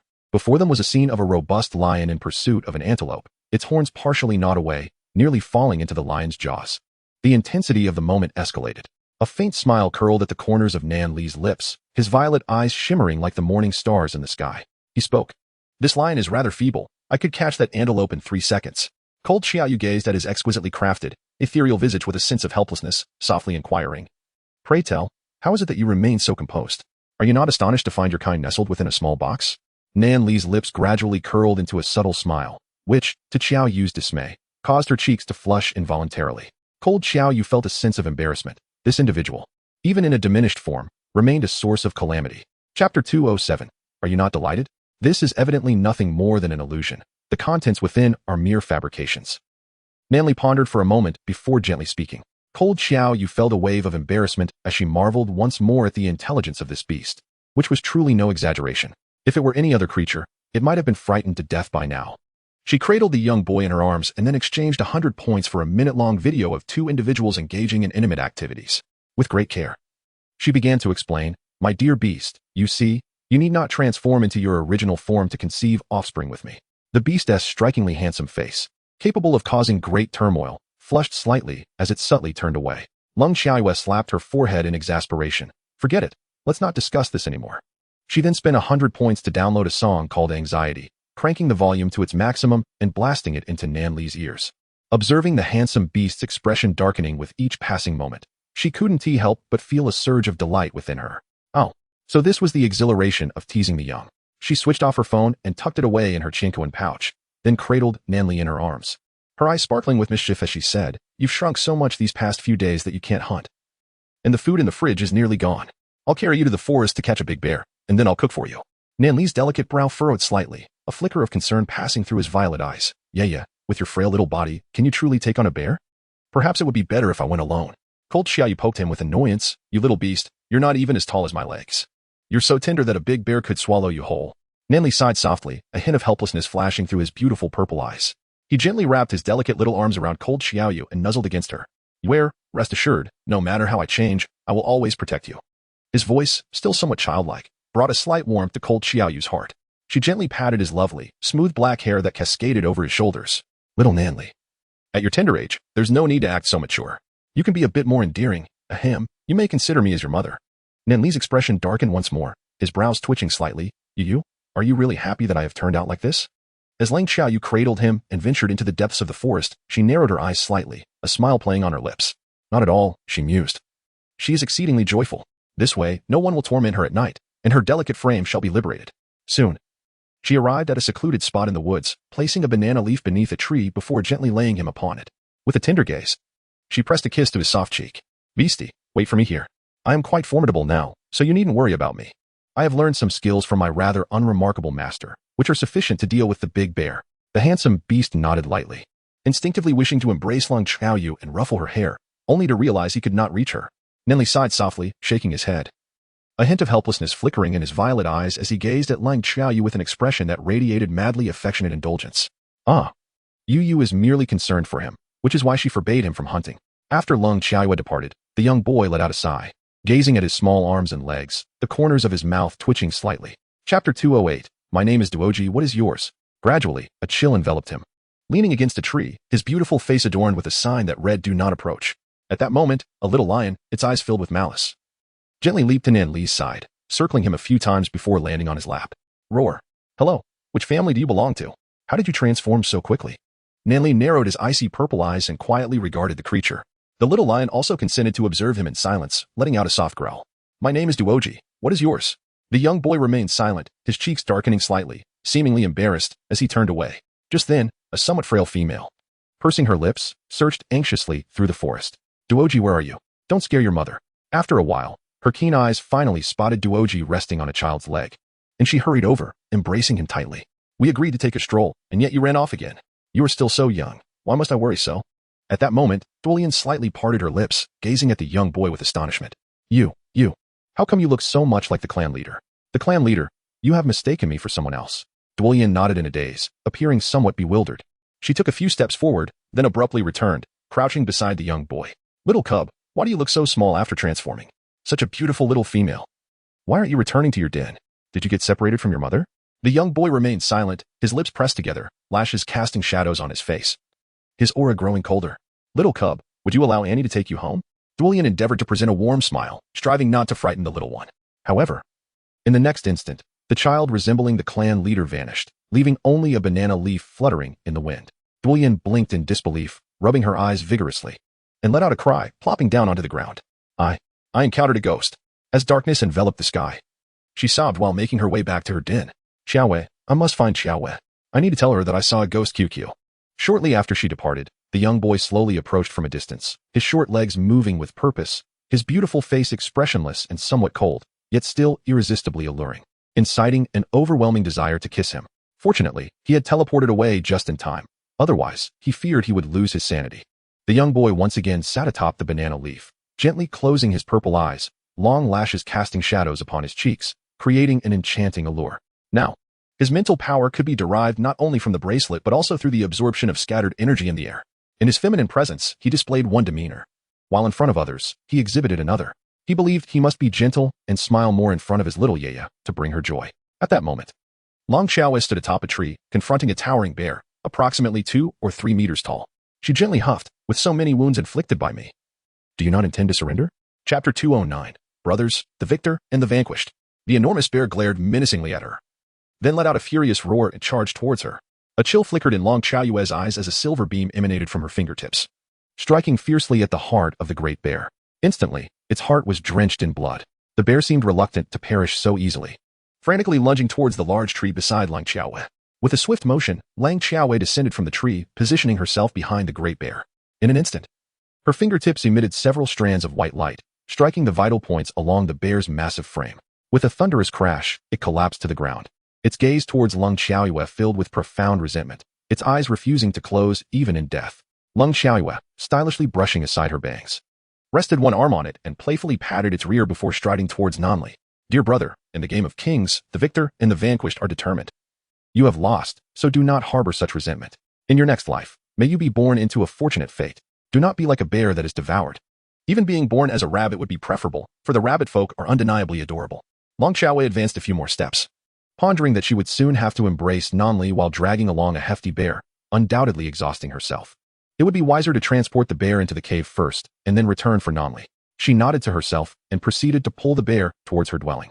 By the time she returned, dawn was gently breaking.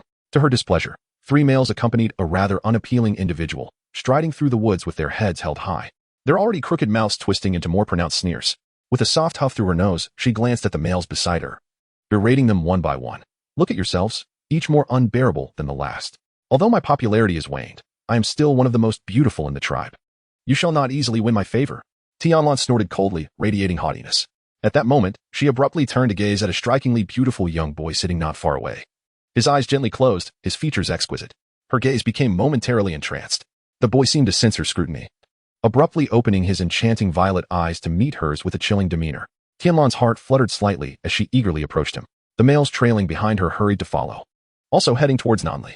As Nanli's icy demeanor intensified, he prepared to teleport away but suddenly noticed the kaolin grass hanging from Tion Lan's waist, his violet eyes narrowing. Moments later, he found himself enveloped in Tion Lan's joyful embrace as she led him towards her cave. The young boy's indifferent gaze narrowed slightly, a subtle smile curling at the corners of his lips.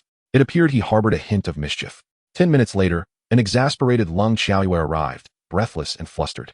She furrowed her brows, scratching her head as she circled around. Little Nanli? Nanli?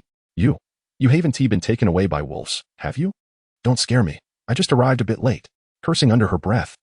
She lamented that the bear was no match for even a single strand of her beloved beast fur. Had she known, she would have discarded the bear and simply carried Nanli home. At that moment, a leaf drifted down from a tree. Lang Xiaoyue squinted and swiftly caught it, noticing 2 characters inscribed upon it. Tion Lan.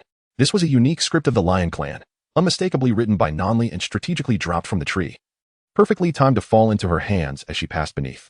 After marveling at the beast's intelligence once more, Lang Xiaoyue quickly propelled herself towards Tion Lan's cave. There was no doubt that Tion Lan lacked the capability to capture that handsome beast. He must have willingly approached her. After 10 minutes had elapsed since Lang Xiaoyue arrived at Tion Lan's cave, Nanli sat within, her gaze slightly lowered and her demeanor aloof. Beside her, Tion Lan incessantly attempted to forge a connection, questioning whether he was Nan Li's illegitimate son. Yet, no matter how she prattled on, the young boy remained indifferent, his expression unyielding. At that moment, Lang Xiaoyue's figure flickered, and he had already entered the cave, cradling Nanli in his arms, his eyes narrowing as he cast a glance at Tion Lan. The males surrounding Tion Lan, upon seeing Lang Xiaoyue, were momentarily taken aback, their eyes gleaming with a flash of astonishment. Tion Lan shot them a glare, then lifted her chin defiantly to address Lang Xiaoyue, saying, "You have intruded into my cave without reason. What do you intend to do? Lang Xiaoyue, do not think that your current notoriety instills fear in me." Lang Xiaoyue's lips curled into a faint smile as she coldly regarded her. "It's because you have taken this little one." She gently shook the tiny figure of the boy. "The boy? Ahem, little one." Tion Lan paused momentarily, glancing at Nanli. He can't possibly be your child." Before she could finish her sentence, a flash of jealousy crossed her eyes, and she swung her hand towards Lang Xiaoyue. Damn it. She had stolen her male and dared to bear a child with him. Moreover, he resembled Nanli so closely. In a swift motion, Lang Xiaoyue appeared behind her, delivering a kick that sent her staggering. A cold smile curled at the corners of her lips as she deftly pushed off the ground and departed from her cave. Tion Lan collided violently with the stone wall, a new wound appearing on her forehead. She gasped in shock, trembling as she glared at Lang Xiaoyue, exclaiming, "Wretched woman, why are you still alive? How can you still be here?" She then directed her furious gaze at the 3 males nearby, shouting, "What are you waiting for?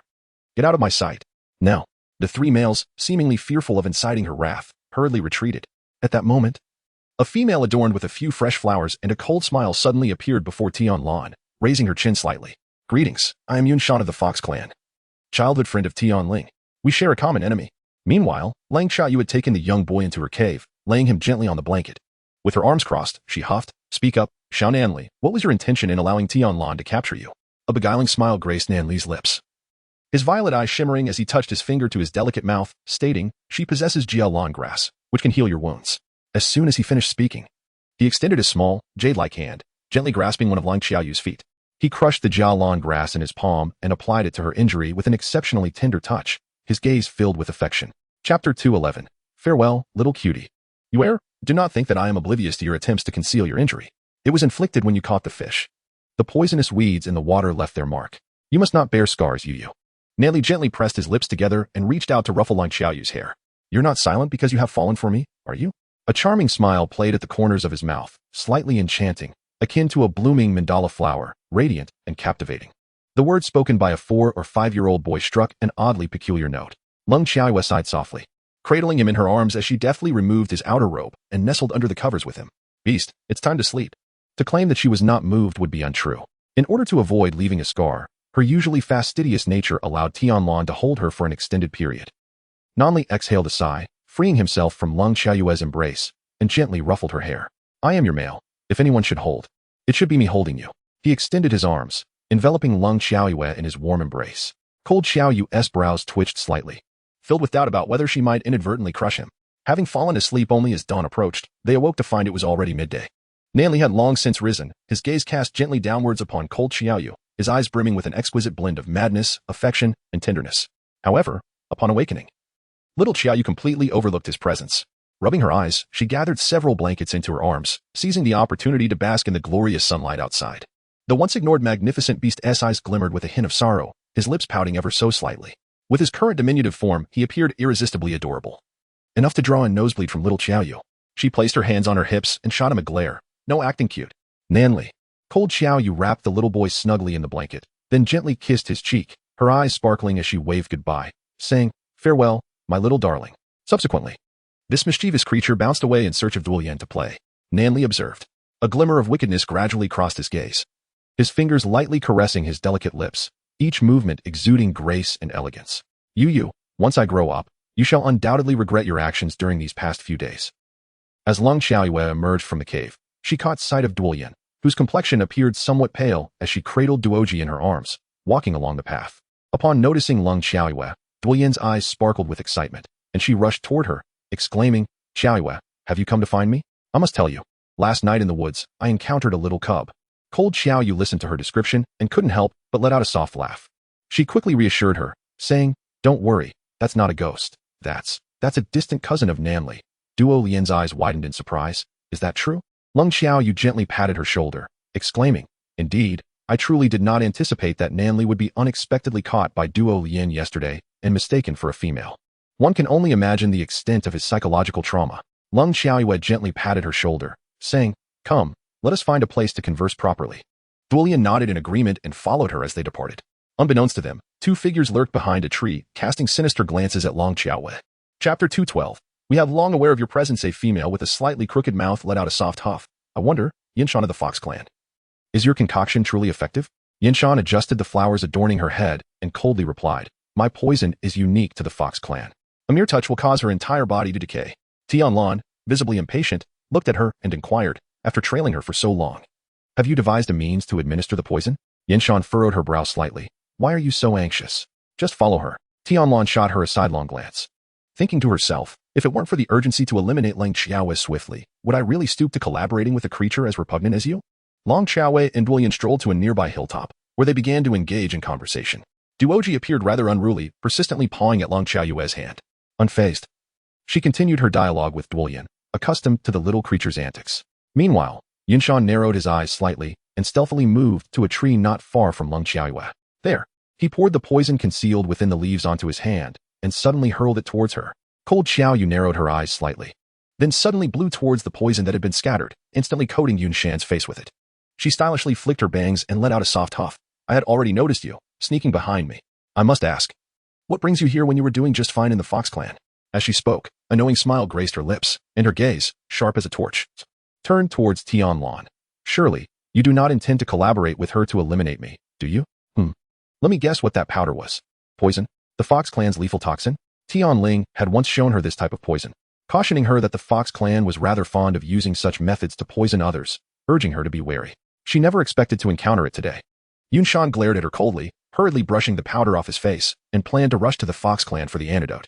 The antidote could only be found with the clan leader, and he had come in such haste that he had not brought any with him. Long Xiaowei abruptly seized her arm, a glimmer of chill flickering in her eyes. You think you can leave just like that? Do you truly believe I am an easy target to manipulate? Yunshan shot her a frosty glare. What more do you desire? Release me at once. My face will be ruined. I implore you. Cold Xiaoyu pursed her lips, disregarding her companion, and instead directed her gaze toward Duo Lian. Go seize Tion Lan, do not let her escape. Duo Lian nodded, narrowing her eyes as she focused on the malevolent culprit behind their predicament. She was well aware that, given Xiaoyu's keen sensitivity, she must have already sensed Tion Lan and her cohorts trailing behind them. The reason for her silence was undoubtedly to gather sufficient evidence against them before unleashing her retribution. With deliberate care, she placed the small duo G upon a stone and began to advance step by step toward Tion Lan, her expression as frigid as ice.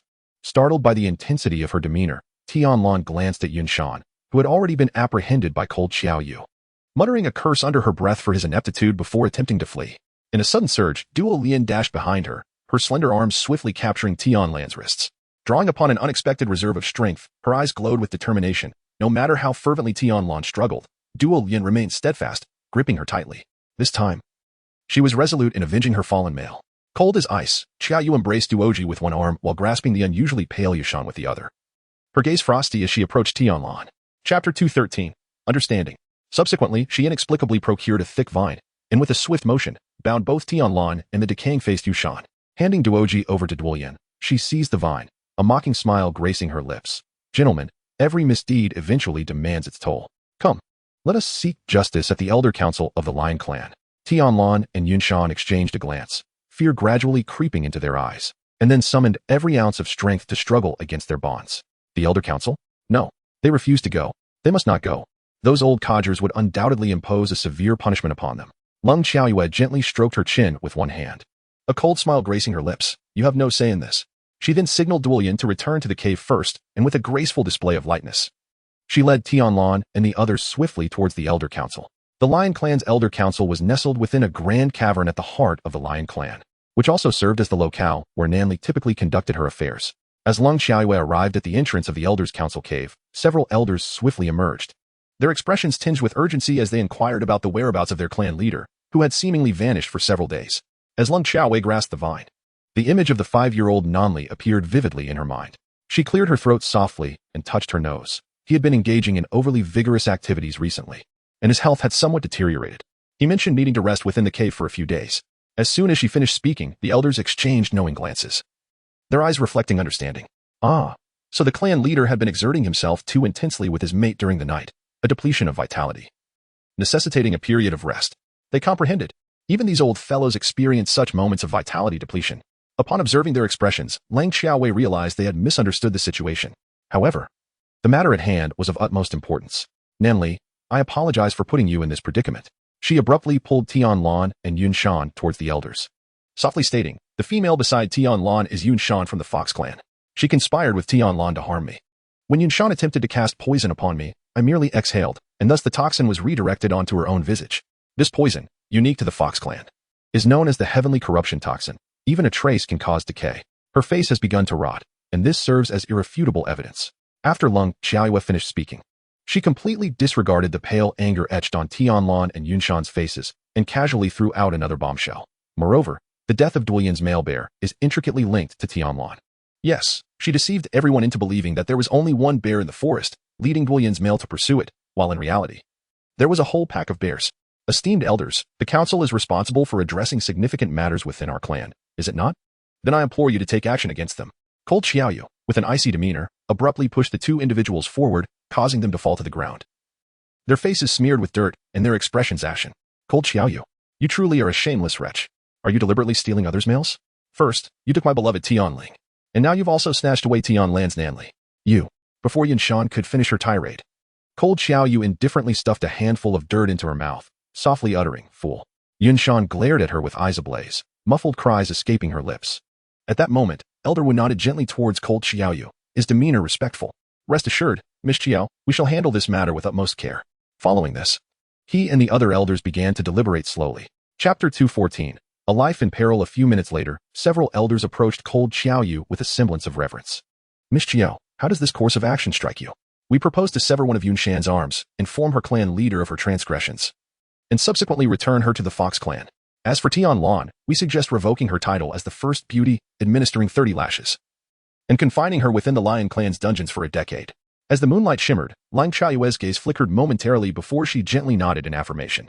Subsequently, she paid no heed to the murderous intent emanating from the two individuals and slowly turned to depart. With a commanding order from the fifth elder, around 100 Lion tribe soldiers emerged from a nearby location, subduing the two with unwavering force. They dealt the necessary blows and rendered them incapacitated, their howls and curses piercing the very heavens. Soon, the news of their punishment and the reasons behind it spread rapidly throughout the Lion tribe. Meanwhile, Duoyan held little Duoji close, weeping under the moonlight throughout the night, uncertain whether her tears were born of joy or sorrow. Cold Xiaoyu lowered her gaze slightly, observing her two hands with a deep, enigmatic expression in her eyes. She had long asserted that she was no benevolent soul. Those who dared to provoke her should be prepared to lament their very existence in this world. In a swift motion, she appeared at the entrance of her cave, then gradually stepped inside. At that moment, the young boy sat on the bed with his legs spread apart, arms crossed over his chest, gazing at cold Xiaoyu with his violet eyes. He spoke softly. Xiaoyu, take me to find the Yunxiao herb. I must recover swiftly.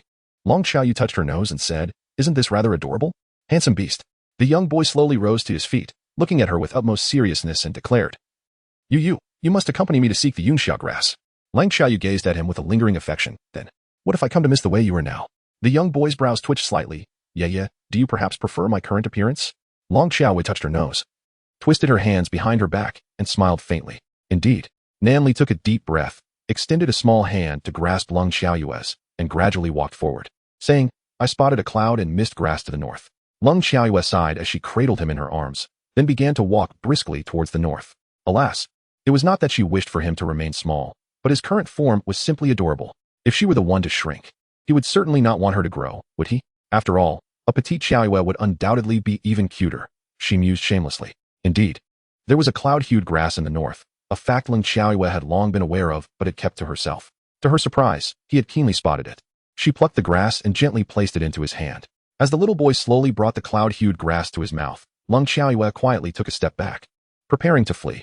She hadn't forgotten how she had treated him over the past few days. Once this beast returned to its original form, her life would be in peril. However, just as she took a step away, an exceptionally long pair of hands appeared behind her, embracing her tightly. Nan Li's violet eyes gradually revealed a charming smile, captivating and magnetic. His voice, rich and melodious, stirred her heart as he leaned closer to her ear and whispered, Little Xiaoyue, where do you think you're going? His warm breath brushed against Lang Xiaoyue's ear, causing her cheeks to flush a deep crimson. Nan Li, how did you recover so quickly? It seems this cloud-hued grass is quite effective. Chapter 215. I will definitely return within 3 days. Lang Xiaoyue smiled to the point of feeling a touch of embarrassment herself. A sliver of dangerous amusement flickered in Nan Li's elegant purple eyes as he gently nibbled on Lang Xiaoyue's ear, teasingly remarking that if the effects were unsatisfactory, it seemed that Ye might once again bully him. The phrase bully dripped with warmth from his lips. Before Lang Xiaoyue could fully comprehend his intentions, he swept her into a princess carry, his purple gaze softening with a hint of a smile as he tenderly kissed her earlobe. Lang Xiaoyue sensed something amiss and, scratching her head, remarked, It seems this is not quite the time for slumber. Nan Li responded with a faint smile, It matters not. Cold Xiaoyu quietly glanced at her petite frame, thinking to herself that trouble was once again imminent. 3 days later, she finally emerged dazed from the cave, gazing at the marks of affection adorning her skin, overwhelmed with a sense of despair. Oh dear, when will these marks fade away? At that moment, Nan Li, after having tenderly cherished her, had already departed towards the Elder Council to attend to his duties. Lang Xiaoyue gazed up at the sky, a sudden yearning to return to the modern world engulfing her, even if only for a day. Although she had no close relatives in that era, she had spent over a decade there, forming deep-seated emotions. She sighed softly, extending her hand to gently caress the bracelet, and was suddenly reminded of a phrase that had once echoed in her mind as the bracelet ascended to a certain level. It could exchange points for a passage back to the modern realm. Cold Xiaoyu's eyes flickered with a glimmer of hope. Is it true? Then what is there to hesitate about? Complete the task and upgrade the bracelet. Lang Xiaoyue gradually infused her intentions into the bracelet and then cast a cursory glance at the current tasks at hand. One task involved seeking out Tion Lan and persuading him to don women's attire to seduce Mu Yun, offering a reward of 10,000 points. Another entailed capturing 2 small birds and witnessing their intimate encounter, with a reward of 15,000 points.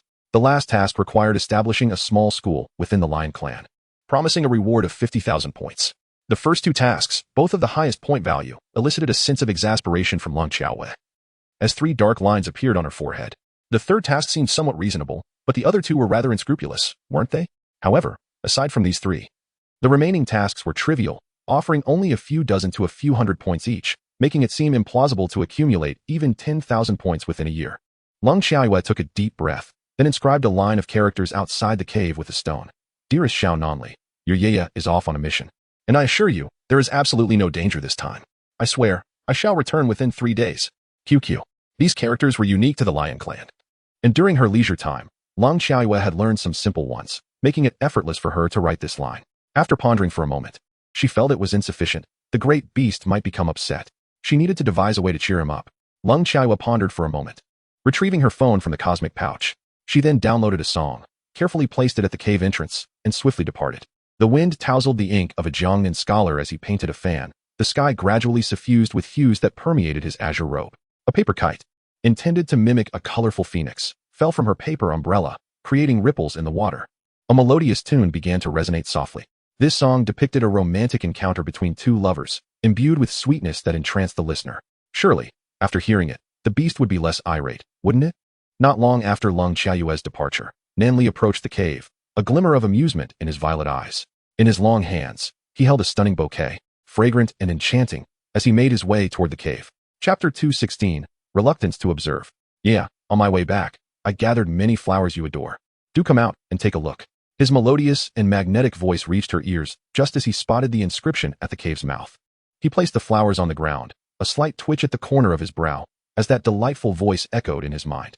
After listening for a while, a faint smile graced his lips, his arms crossed as he leaned against the cave, resembling a divine masterpiece. Yeah, are you trying to coax me? His voice carried a note of satisfaction and light laughter. Then, he narrowed his violet eyes slightly, a slender hand resting on his lips. The corners of his mouth curving into a captivating arc, nearly breathtaking in its beauty. At that moment, Lung Xiaowei was making her way toward the Fox clan to embark on her first peculiar task. Tion Lan had returned to the Fox clan a few days prior, and to see him, she had no choice but to seek him out, all the while ensuring her approach remained discreet. After all, with Yunshan's arm rendered useless and his face nearly destroyed, her family would undoubtedly seek vengeance. Though she felt no fear, it was wise to avoid unnecessary trouble. After cultivating her celestial arts, Lung Xiaoyue's speed had notably increased, allowing her to swiftly arrive at the Fox clan.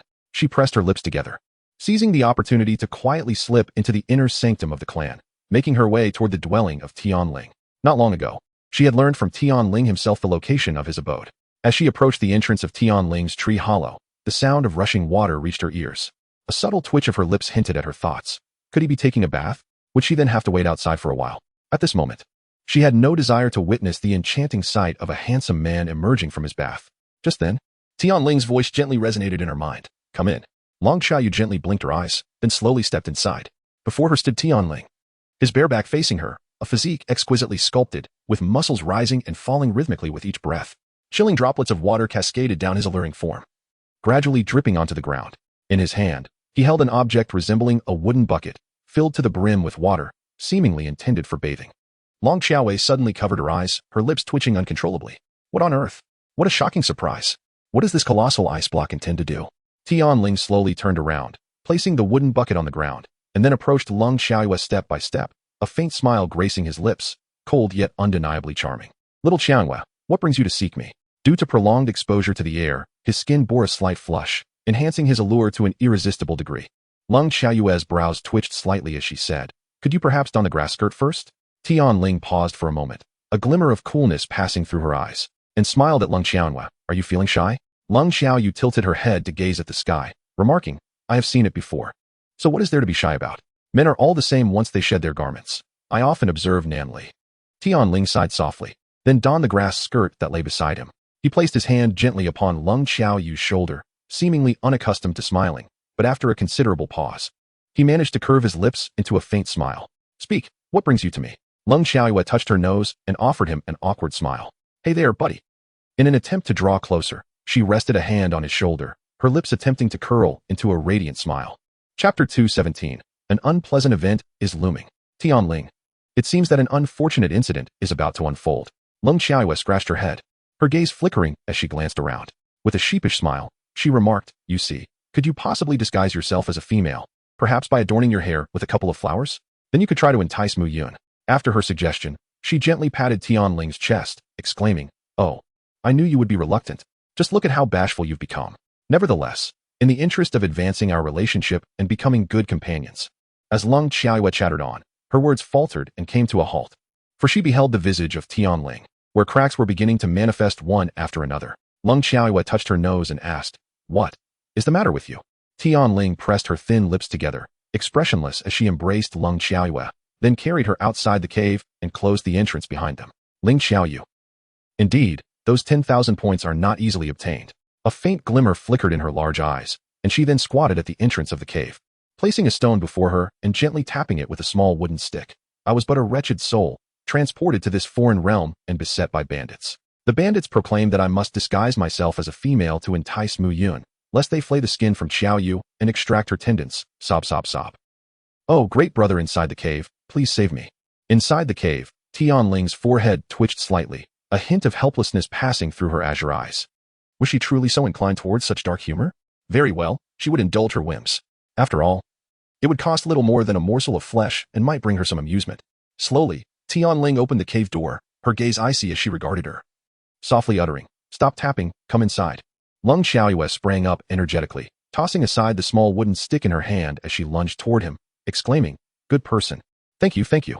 Tion Lan felt a vain throb on his forehead and managed a wry smile.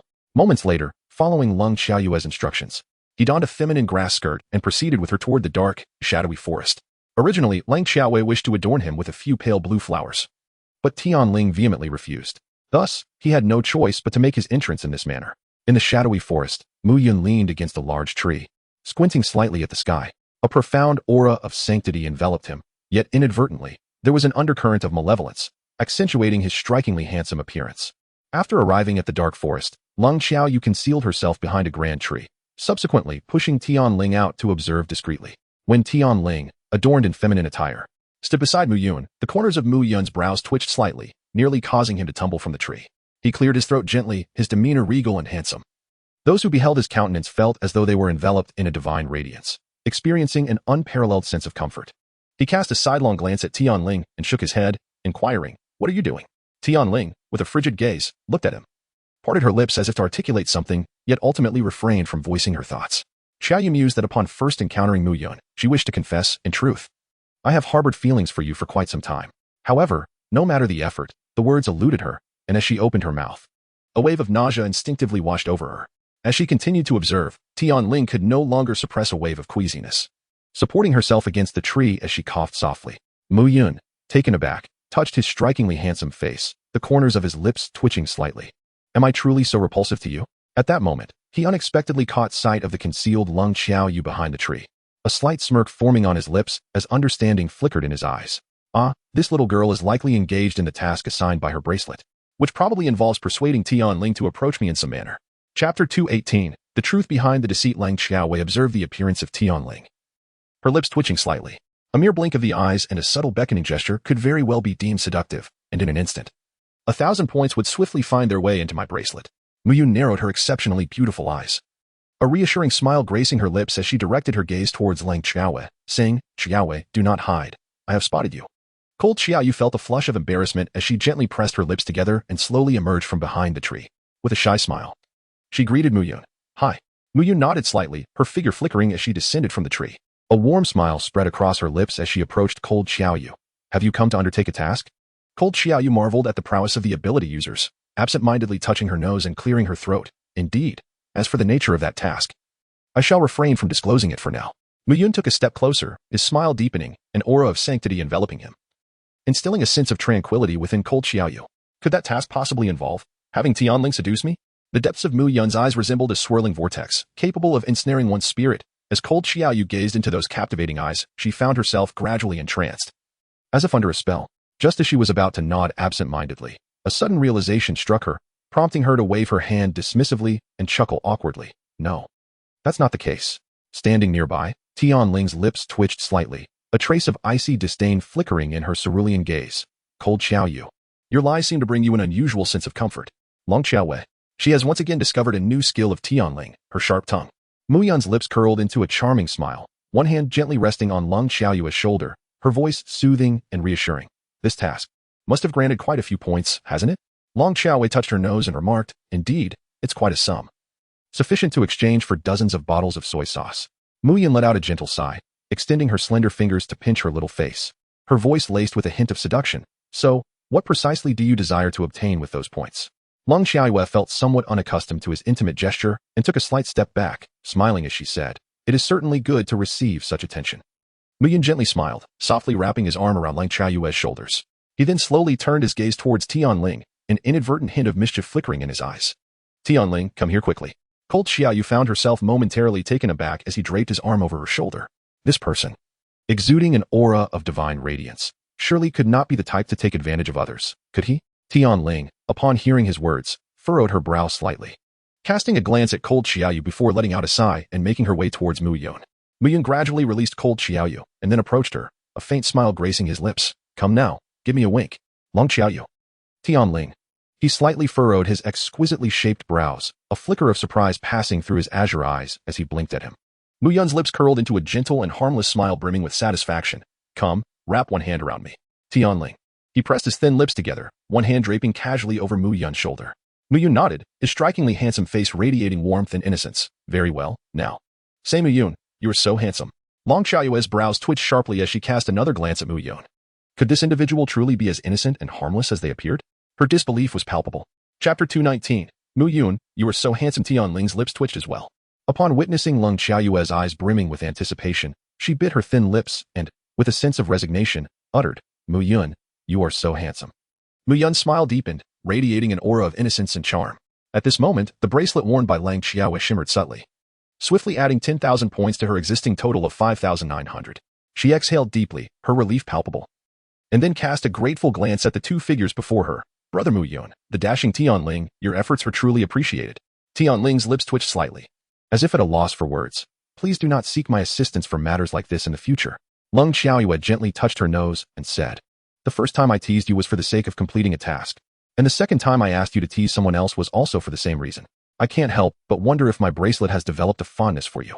Tion Lan remained silent, his lips twitching slightly before he turned and vanished from sight. Muyun, with a reassuring smile gracing his lips, gradually enveloped Lung Xiaoyue in his embrace.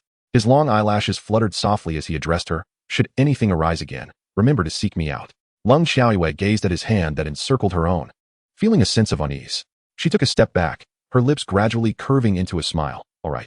After uttering these words, she seemed slightly out of place and, with a gentle push off her toes, departed from the scene. In Muyun's enchanting and divine eyes, a smile began to emerge. Mischievous and captivating, yet extraordinarily striking. Remember to seek me out. I shall await your return.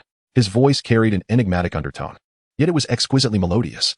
Lung Xiaoyue made her way toward the Lion Clan, reflecting on the hand that Muyun had grasped her with. The more she pondered, the more she felt it was an imposition. No, that was not quite right. The man radiated an aura of divine brilliance, appearing utterly extraordinary. He certainly could not be the sort of shameless individual, could he? Soon, she arrived at the Lion Clan and headed towards her cave. By now, the song must have concluded, as she had set it to play continuously for 5 times, which would take less than half an hour. Surely it was over. At this moment, the majestic beast must be leaning against the cave entrance with arms crossed, waiting to chastise her. She certainly did not want to return so soon. Cold Xiaoyu swiftly altered her course, heading towards the location of a bird's nest. Ahem. She was now to embark on her second shameless task, to capture 2 little birds and observe their intimate activities. Soon, Cold Xiaoyu fixated on a target, a sizable bird's nest. With a powerful push from her legs, she soared into the air, leaping over the grand tree, and cradled the nest in her arms as she descended to the ground. Within the nest resided a pair of newlywed birds, who were preparing to engage in some indescribable activities, unaware that calamity awaited them. In an instant, the 2 little birds were overcome with despair, huddling together and weeping bitterly. Lung Xiaoyue crouched on the ground, observing the distraught couple in the nest cradled in her arms. A subtle twitch graced the corners of her lips as she gently set them down. Now, let us not weep. I shall take my leave. You ought to attend to your own affairs without delay. Cold Xiaoyu smiled faintly before vanishing from sight.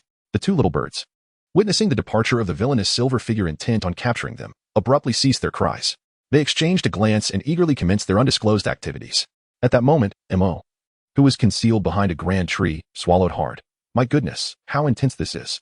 Chapter 220. The Beast Bullying Humans. As Lung Xiaoyu became engrossed, she failed to notice a lion with violet eyes approaching from behind. Just as the two little birds reached the height of their fervor, a lion's paw gracefully rested upon Lung Xiaoyu's delicate shoulder. This paw was remarkably exquisite, far surpassing that of an ordinary lion. Ling Xiaoyu's eyes sparkled as she patted that paw, exclaiming, "Oh, this is absolutely delightful. Do not touch me." After speaking, she rested her chin on her hands, fluttered her eyelashes, and smacked her lips, adding, "I never anticipated this would be so captivating. Is that so? Would you care to give it a try?" Came Nan Li's voice, drifting over with a hint of gentle laughter. Lung Xiaoyu swore that upon hearing this voice, she nearly turned into a foolish girl. Her lips twitched as she glanced back, her hands cradling the lion's face.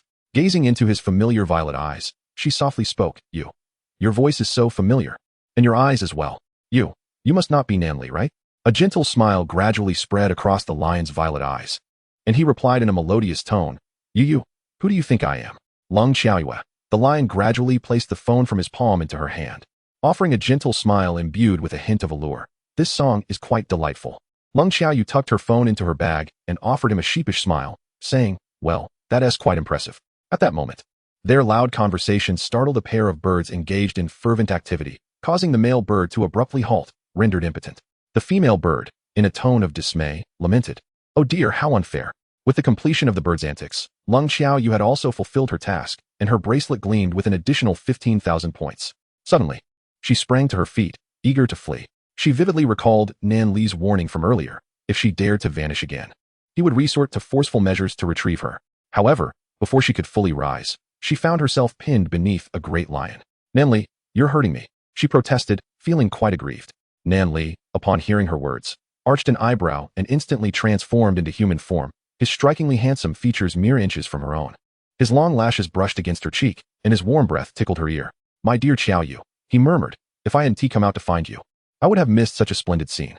"To think you would." Lung Xiaoyu looked at him with tears in her eyes, pouting in a cute manner. Nan Li extended his long fingers, gently caressing her lips, and said, "Your cuteness is in vain." Lung Xiaoyu. "Nan Li, my dear, please listen to me. When I observed the two little birds engaging in that activity, it was merely a task at hand. Do not misconstrue my intentions. I have no desire to partake in such matters, and you mustn't become overly agitated or coerce me into doing anything." Nan Li gently kissed her lips. "Silly girl, how could I ever force you? We had made a pact for 1 year, and that time has yet to arrive. Has it not?" Lung Xiaoyu quickly nodded, her eyes sparkling with delight. Yes. My pet is the most obedient. Allow me to reward you with a sweet treat." Lung Xiaoyu pressed her lips against his enchanting, picturesque visage. Nan Li's lips curled into a wicked smile, his aura radiating an exquisite elegance. "Little Xiaoyu," he remarked, "our agreement was to refrain from having offspring, not to abstain from touching you. Rest assured, I shall be gentle and will ensure you do not conceive a little lion." Lung Xiaoyu gazed up at the sky and let out a long howl. "The beast dares to bully me." The imposing beast's expression darkened slightly. Chapter 221. There can only be one of me. This girl actually dares to call him a beast again. A glimmer of light and a faint smile flitted across his violet eyes as he decisively lowered his gaze, ready to lean in for a kiss upon her lips. Cold Xiaoyu let out a fierce cry, suddenly striking towards his chest with immense force. Nan Li's expression darkened slightly as he swiftly dodged her attack. Cold Xiaoyu suddenly sprang up, abruptly breaking free from his embrace. With hands on her hips, she glared at him and exclaimed, "Rogue beast. Do you even realize what you're doing?" Nan Li's expression darkened once more. A mesmerizing glint flickered in his violet eyes as he gradually rose to his feet. In the blink of an eye, he appeared before Cold Xiaoyu, his long fingers gently lifting her chin. "Little Xiaoyu," he remarked, "you are truly incorrigible. Do you know that you nearly caused your male to meet his demise?" The corners of Lung Xiaoyu's mouth twitched as she turned her small head, saying, "How do you know I will only have you in the future? Perhaps I might have others." Her voice faltered at this point, and after swallowing hard, she softly added, "Other handsome beasts." 3 dark lines appeared on Nan Li's forehead as he embraced her tightly, his violet eyes radiating an unmistakable dominance, declaring, "You can only have me." Cold Xiaoyu twisted her head and uttered the words that led to her unfortunate plight over the past 3 days. At that time, "I will hold one in my left arm, another in my right, and then there will be nothing more." That wretched Yu, stripped of her pitiful grass skirt, endured 3 days of torment. Although she remained a maiden after those 3 days, she felt as if she had been utterly ravaged. With each step, her legs trembled as if they could scarcely support her. Is there a place in this beastly realm to report a partner? Indeed, there is. One could seek out the clan's elders to lodge a complaint against the clan leader. Is this a joke?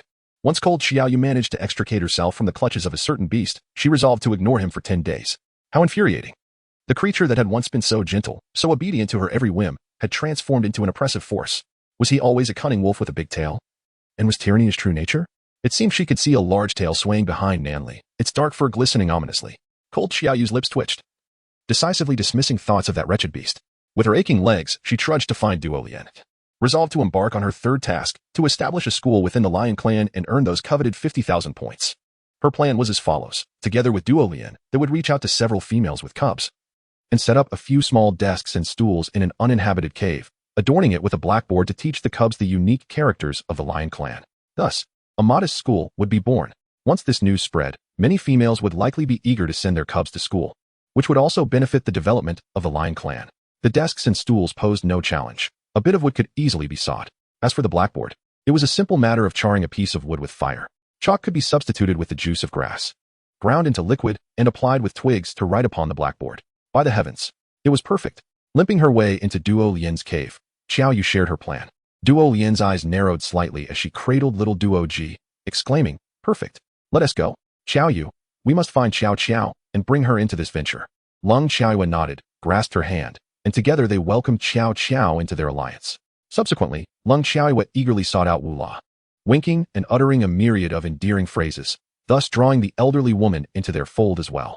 Due to the sensitive nature of Wu La's identity, she donned a youthful visage and crafted a completely new persona to join their group. Apart from Duo Lian, who felt an inexplicable sense of familiarity and instinctively hesitated to approach her, Xiao Xiao engaged in remarkably enthusiastic conversation with her. The two discussed the legendary apothecary Wu La, delving into her fierce demeanor and enigmatic aura. In a moment of fervor, Xiao Xiao declared her intent to thoroughly desecrate Wu La's herbal grove. The atmosphere was undeniably peculiar. Lung Xiaoyu and Duo Lian exchanged glances, while Wu La's eyelids twitched slightly, leaving Xiao Xiao in a state of utter bewilderment.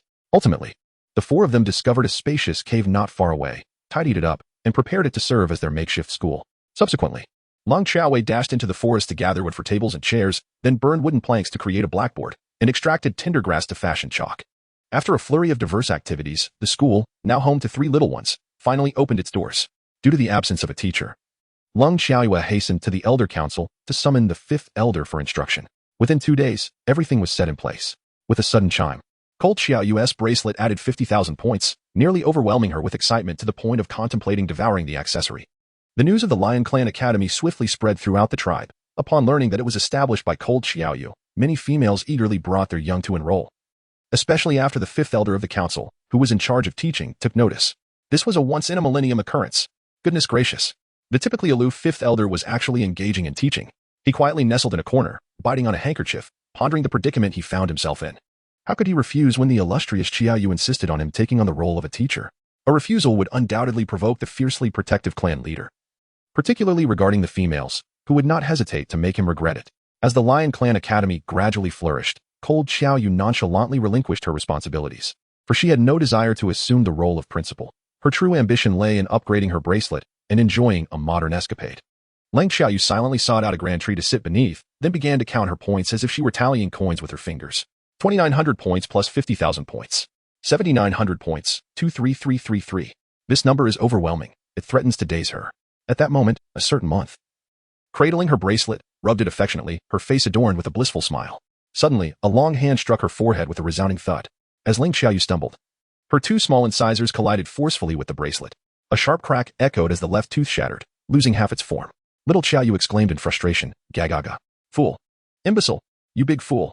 Meanwhile, a bird, adorned with a tuft of colorful feathers yet still possessing a bare rear, excitedly hopped around Lang Xiaoyu. A tremor coursed through Lang Xiaoyu's heart as she lifted her gaze upwards. Cascading to her ankles, her silvery white hair glimmered, while captivating peach blossom eyes held an enchanting allure, complemented by the slender fingers resting atop her head. Silver moon. Lang Xiaowei raised her eyebrows sharply and smiled softly. "Master, what brings you here? Will you compensate me for my front tooth?" Inu let out a gentle sigh, her voice enchanting and melodious. "No, I will not." Lang Xiaowei. Chapter 223. Forcing me to continue to deceive you. Ah. How has this cheap master arrived? And why is that wretched bird here as well? How on earth am I to arrange their accommodations? I truly do not wish to see this insufferable master. The Zhuke bird suddenly leaped onto Lang Xiaoyu's shoulder, expressing its affection for her with a kiss on her cheek, followed by a raucous laughter. How has this cheap master come here? And that wretched bird too. Oh dear, Xiaoyu feels so helpless. Ha ha ha. Lang Xiaoyu. Damn this wretched bird. Just because it can see into one's heart, does it mean it can speak so rudely? Do you not understand how impolite that is? Inu gradually squatted before Lang Xiaoyu, the glimmer in her peach blossom eyes sparkling softly. A faint smile graced her stunningly beautiful face as she extended her slender hand to gently lift Lung Xiaoyu's chin. Have you been diligently practicing your celestial arts lately? Cold Xiaoyu pouted as she gazed at him. Master, since you have discerned my extraordinary bone structure, deeming me suitable for the cultivation of celestial arts, and have thus chosen to take me as your disciple, might you refrain from being so physically forward? Silver Moon let out a soft sigh, her voice enchanting and melodious. Drawing closer to her ear as she whispered, that would not be advisable. Ling Xiaoyue. The Silver Moon gradually rose to her feet, her eyelashes gently lowered. And a smile that could captivate a nation graced her lips. My dear Ware, your master has established a rudimentary barrier here.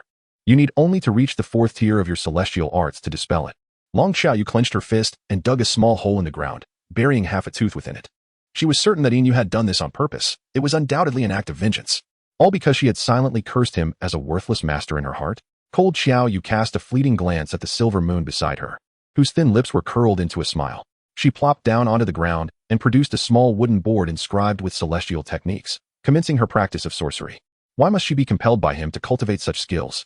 All she desired was to tend to her vegetables and accumulate points. The Silver Moon approached her slowly. An expression of mild exasperation reflected in his peach blossom eyes. With a gentle sigh, he inquired, is Xiaoyu feeling quite dissatisfied? Cold Xiaoyu, for reasons unknown, instinctively shivered. She forced a smile and shook her head, saying, Dear esteemed master, you are overthinking. Ugh. The Zhuke bird hopped around Cold Xiaoyu, exclaiming, Ugh ugh ugh. Immortal, she is retching. Cold Xiaoyu felt a rush of embarrassment, silently pinching the Zhuke bird. Then turning to Silver Moon with a gentle smile, Master, I did not. Silver Moon nodded slightly, an expression of understanding gracing her enchanting features. With a wave of her left hand, the power of the barrier doubled. Only a 5th-tier celestial technique can unravel it. Strive to elevate your level. And if you feel hungry, inform your master, and I shall prepare roasted meat for you. Cold Xiaoyu's lips twitched, rendering her speechless. Given the perverse nature of this miserly master, any further utterance on her part might amplify the barrier's potency exponentially. Nanli was still awaiting her. She had to expedite her advancement. Ling Xiaoyu nudged the wretched bird aside with her posterior and then devoted herself to the study of celestial arts. The Zhuke bird sighed, appearing quite aggrieved. Xiaoyu, you are compelling me to continue deceiving you. Long Xiaowei, decisively disregarding. In the blink of an eye, several days swiftly passed. At this moment, darkness had descended, and Yu was seated upon a stone, casting her gaze downward while roasting meat over the crackling flames for Lang Xiaowei. Meanwhile, Lang Xiaowei rose to her feet, wholly immersed in her practice of celestial arts. After several days of relentless cultivation, she had ascended to the 4th tier, a level of training so intense it nearly frightened the Zhuke bird to death. Chapter 224. I miss you so much. Inu, slightly taken aback, cast a glance at Lang Xiaowei with her peach blossom eyes, then extended the perfectly roasted meat she held to Long Xiaowei. Long Xiaowei was momentarily taken aback, her mouth agape. For me? Inu let out a soft sigh, her voice enchanting yet tinged with a hint of exasperation. Do you truly believe that master has a fondness for such things? Cold Xiaoyu touched her nose, then took the roasted meat into her hands and took a bite. The exterior was crisp while the interior was tender, with an enticing aroma wafting through the air. She was astonished at how proficient her roasting skills had become, the delectable flavor almost causing her to bite her tongue. Before long, a substantial piece of roasted meat was devoured, and Cold Xiaoyu wiped her mouth, casting a disdainful glance at that wretched bird before resuming her practice of celestial arts. She had contemplated charming Silver Moon with a bit of coaxing, hoping he would assist her in lifting the barrier, but before the words could escape her lips, a light-hearted comment from Silver Moon extinguished her thoughts. Her master had little patience for idle chatter. Should she wish for the barrier's power to double, she was free to express it. Thus, Cold Xiaoyu decisively fell silent. In the blink of an eye, 2 days had passed. After relentless training, she felt utterly drained. But her celestial arts finally ascended to the 5th level. Cold Xiaoyu swiftly concentrated her thoughts at her fingertips, unleashing a powerful, silvery white celestial force that shot toward the barrier with tremendous force. With a resounding bang, the barrier shattered spectacularly. Lung Xiaoyu let out a sigh of relief, gazing at Inu with a sense of helplessness. Master, I have reached the 5th level. May I return now? Inu slowly rose to her feet, cradling the Zhuke bird in her palm. A fleeting glimmer danced in her peach blossom eyes as she gently nodded. You may, but I shall accompany you on your return. Long Xiaowei. Master, my pet will get angry. Inu's peach blossom eyes flickered slightly, and his delicate lips parted. Is even the master not welcome? His gaze inadvertently drifted towards the kiss mark on Long Xiaoyu's neck, as if he had seen through something. A faint smile playing at the corners of his lips. Lang Xiaoyu realized he had misunderstood her. She cleared her throat gently and said, Master, I'm not concerned about you interrupting our intimate life. Rather, I feel that your esteemed status as the ruler of the North makes it somewhat inappropriate for you to reside within our clan. And you smiled slowly, her lips curling into an even more enchanting grin. The master does not mind. Cold Xiaoyu, feeling somewhat exasperated, gently tapped her forehead before heading towards her cave. All right. Since the cave is spacious, feel free to find a spot to settle down. However, master, you must promise not to engage in any conflict with my partner. Upon hearing her words, Silver Moon's eyes, adorned with a hint of peach blossom hue, subtly shifted. As she pondered the significance of the term partner, her gaze deepening with intrigue. As Ling Xiaowei approached the entrance of her abode, she beheld Nanli, whose strikingly beautiful violet eyes reflected a hint of helplessness, gazing into the distance with a handsome visage, as if lost in contemplation. Long Xiaowei gently touched her nose and cleared her throat softly. The handsome beast lowered his gaze slightly, his long eyelashes casting a shadow on his striking face, resembling a captivating painting, exuding an irresistible charm. Upon seeing Ling Xiaowei, the dual violet orbs suddenly radiated brilliance, akin to a multitude of stars igniting in the night sky. In a fleeting moment, he enveloped Ling Xiaowei in his embrace, tenderly nuzzling against her. Yeah, I was wrong. Please do not run away again. I have missed you dearly these past few days. His voice, imbued with a magnetic quality, was melodious and enchanting. Chapter 225. Unable to endure the bird. Cold Xiaoyu felt a pang of embarrassment. Initially, she had intended to ignore him for half a month, but upon seeing his tender, slightly remorseful violet eyes, her heart inexplicably softened. She touched her nose and nodded. For now, I shall forgive you. A slow smile crept across Nanli's lips. And Cold Xiaoyu had the distinct impression that a large tail was wagging behind him. Just then, Nanli suddenly caught sight of Inyu's figure, and the gentle aura around him vanished entirely, replaced by an air of coldness. His thin lips curled into a wicked smirk as he gazed in her direction. Inyu, with a faint smile playing on her lips, gradually met his gaze. The atmosphere turned decidedly peculiar. Ultimately, it was Cold Xiaoyu who gently cleared her throat. Breaking the tension, she looked at Nanli and softly said, Master has come to teach me celestial arts, so he will stay with us for a few days, and will depart soon. Nanli narrowed his violet eye slightly, casting a glance at Inyu before suddenly pulling Cold Xiaoyu into his embrace, striding into the cave, completely disregarding the presence of another. Cold Xiaoyu pursed her lips, engulfed by a profound sense of helplessness. As night descended, the silver moon resided in the far east of the cave, while Nanli held Cold Xiaoyu close, nestled in the westernmost corner, separated by several meters. Even so, Nanli enveloped Cold Xiaoyu in a blanket, wrapping her entirely, leaving only her two eyes exposed, and held her tightly in his embrace. Thus, the night passed in this manner. Cold Xiaowei silently sighed in her heart, reflecting that the arrival of her master seemed rather advantageous. At the very least, the beast no longer dared to torment her in fear of being discovered by Inyu. Before the dawn broke the following day, Cold Xiaowei quietly extricated herself from Nanli's embrace and swiftly made her way towards the cave's entrance. Seizing the moment while her master and Nanli remained oblivious, she resolved to make a hasty escape. Otherwise, one would insist on her practicing celestial arts while the other clung to her incessantly, such unbearable circumstances. Just as she dashed outside, Nanli gently opened his captivating purple eyes, casting a cold glance toward Inyu, exuding an otherworldly charm. Inyu's lips curled slightly, her enchanting peach blossom eyes meeting his gaze, her breathtakingly beautiful face adorned with a hint of indifference. Within the cave, the two exchanged glances, a silent contest unfolding, while outside, one young woman leaped about in a frenzy. Run as far as you can. It would be best to plunge into the sea and transform into a mermaid. Bidding farewell to these beastly men, she couldn't fathom why each beast seemed to cling to her incessantly. Was it the protagonist's halo? She certainly did not desire it. In her haste, little Xiaowei ran too swiftly and, in a moment of inattention, collided headfirst into someone. The skin was surprisingly soft, suggesting that it was likely not a male. As Ling Xiaowei lifted her head, she beheld an exceedingly ordinary female figure, adorned with numerous freckles on her left cheek, sprawled upon the ground, exclaiming in distress. Who is it? Who has collided with me? Her tone bore a hint of suppressed ire. Ling Xiaowei touched her nose, then crouched down, intending to help her up. Lu Fu glared at Ling Xiaowei and exclaimed, What do you think you are? How dare you bump into me? Do you have any idea who I am? Long Xiaoyue's lips twitched, for the tone of this person's speech was genuinely displeasing. She simply clapped her paws, rose to her feet, and offered no further assistance. Then who are you? Cold Xiaoyu leaned against a tree, her eyes slightly lowered as she regarded her. Seeing that Cold Xiaoyu truly would not assist her, Green Fu's face flushed with indignation, her expression a vivid tapestry of fury. She cast a triumphant glance at Cold Xiaoyu and declared loudly, I am the daughter of the Leopard Clan's chief.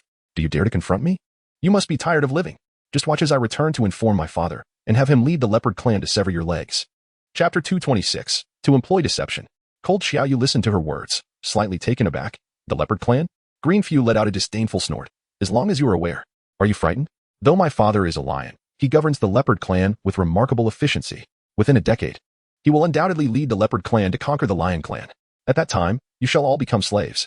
Just as she triumphantly finished her declaration, She abruptly covered her mouth, as if regretting the words she had just spoken. Cold Xiaoyu, upon hearing her words, felt a fleeting chill in her gaze as she abruptly crouched down to look at her. What does it mean to conquer the Lion Clan? She had not forgotten the war with the Leopard Clan a few months prior. After the Lion Clan emerged victorious, they dispatched a member to oversee the Leopard Clan.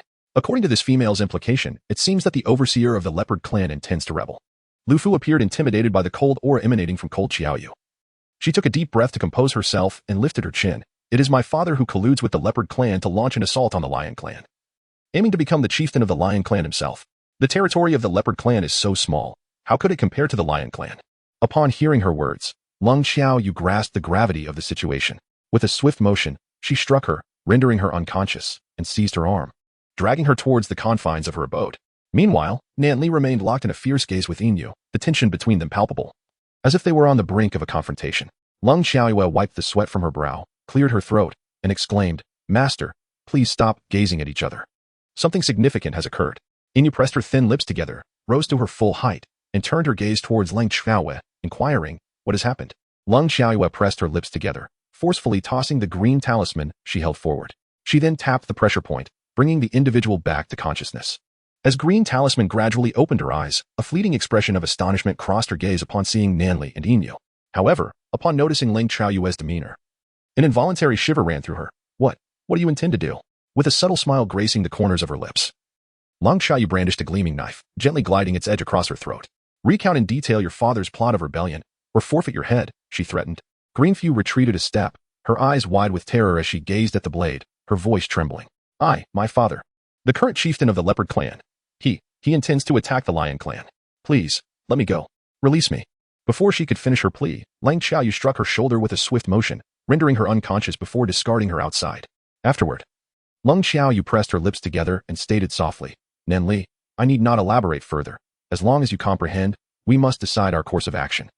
Shall we charge into the Leopard Clan and engage them in battle?" A cold glimmer flickered in Nan Li's violet eyes as her slender fingers rested delicately on her lips, narrowing her gaze. "We cannot confront them head-on. We must employ strategy." Lung Xiaoyu touched his nose and inquired, "Do you mean to use underhanded tactics?" Inu replied, "Your disciple's comprehension is indeed quite peculiar." At that moment, a melodious sound of clapping echoed from outside the cave. A voice both wicked and delightful proclaimed, "Xiaoyu is correct. Strategy is simply about employing underhanded methods." Upon hearing this voice, Lung Xiaoyu instinctively shivered. It was Leisa. How did he arrive here? Soon, a man with deep-set eyes and a devilish smile leisurely entered the cave. Chapter 227, Devious Tactics. In his piercing gaze, a hint of enchantment flickered as he audaciously assessed Lung Xiaoyu from head to toe, remarking, "Why has your chest diminished in size?" Lung Xiaoyu. "Very well, since all three of you have gathered here, indulge yourselves in your game of 3 kingdoms. I shall take my leave." However, just as Lung Xiaoyu stood up, she was abruptly pulled into Nan Li's embrace.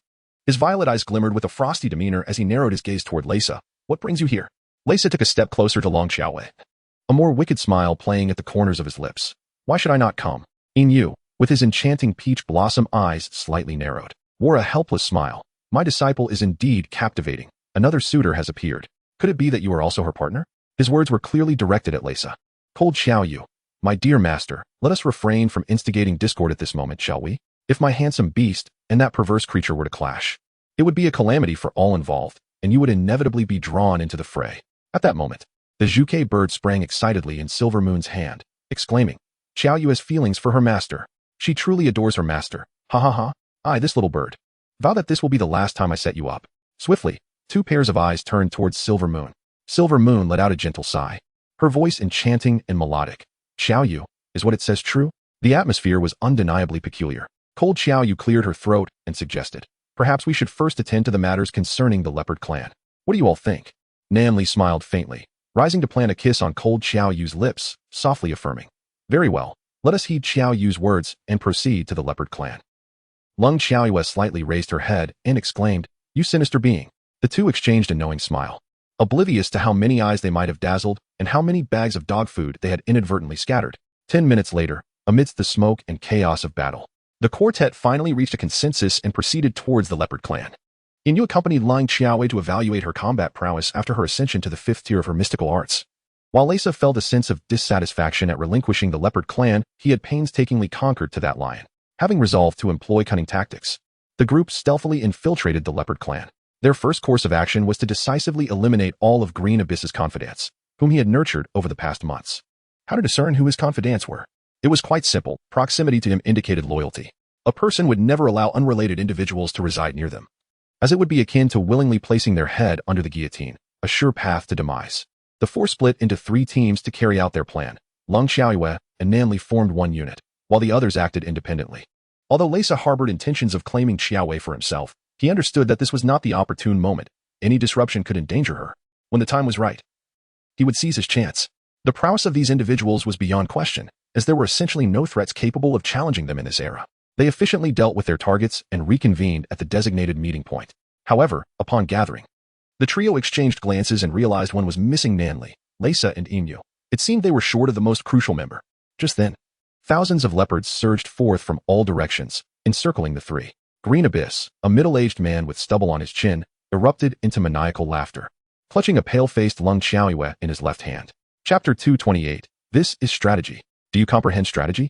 Behind him trailed Green Embrace, who had been incapacitated by Lung Xiaoyue.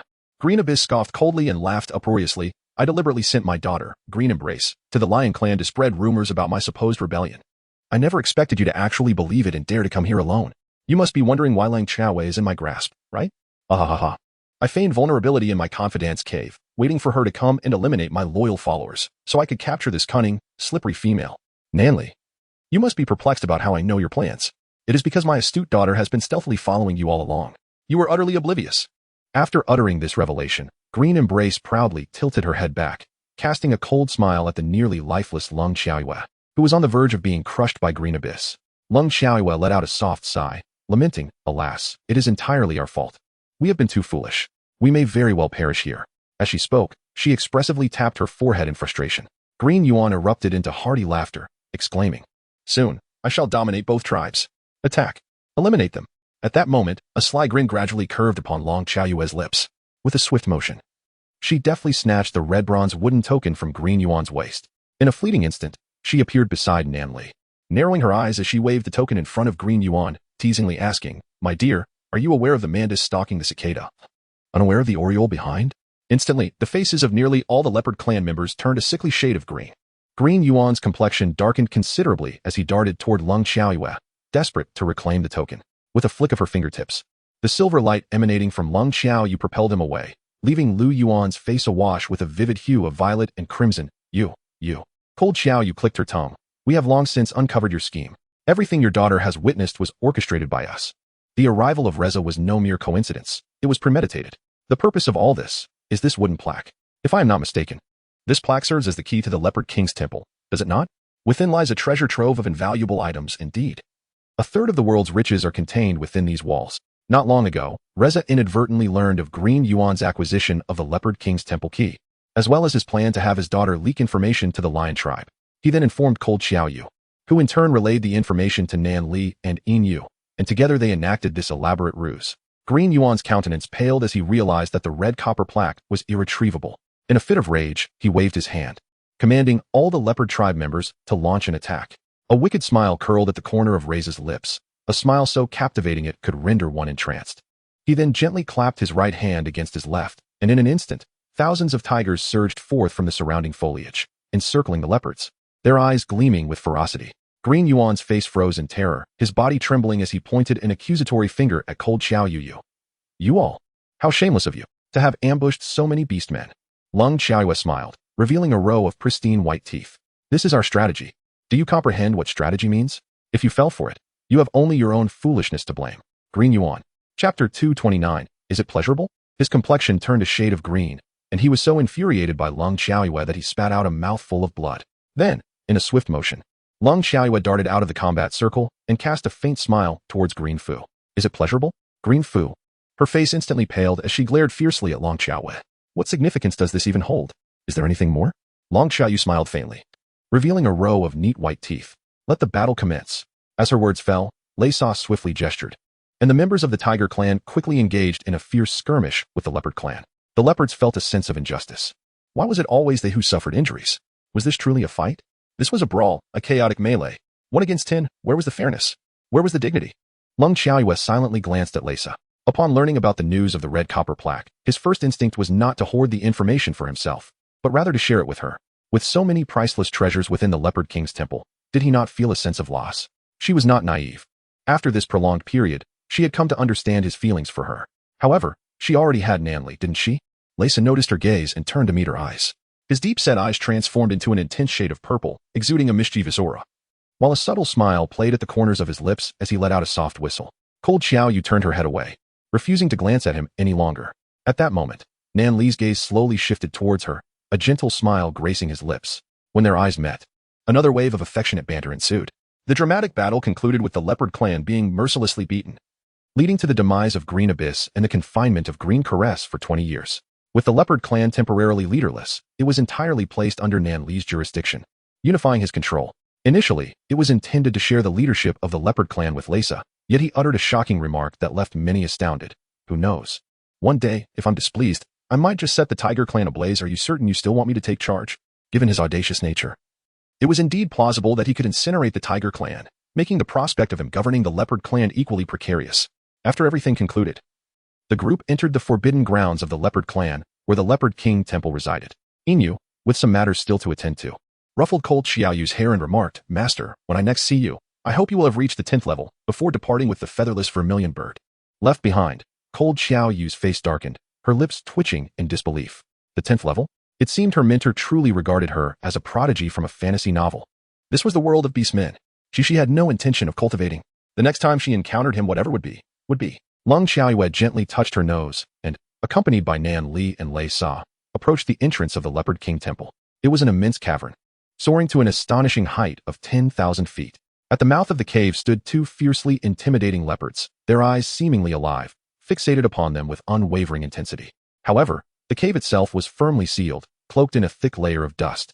Despite having collaborated on a significant endeavor, the relationship between Leisa and Nan Li remained quite poor. In truth, neither of them held much interest in the temple, having merely accompanied Lung Xiaoyue.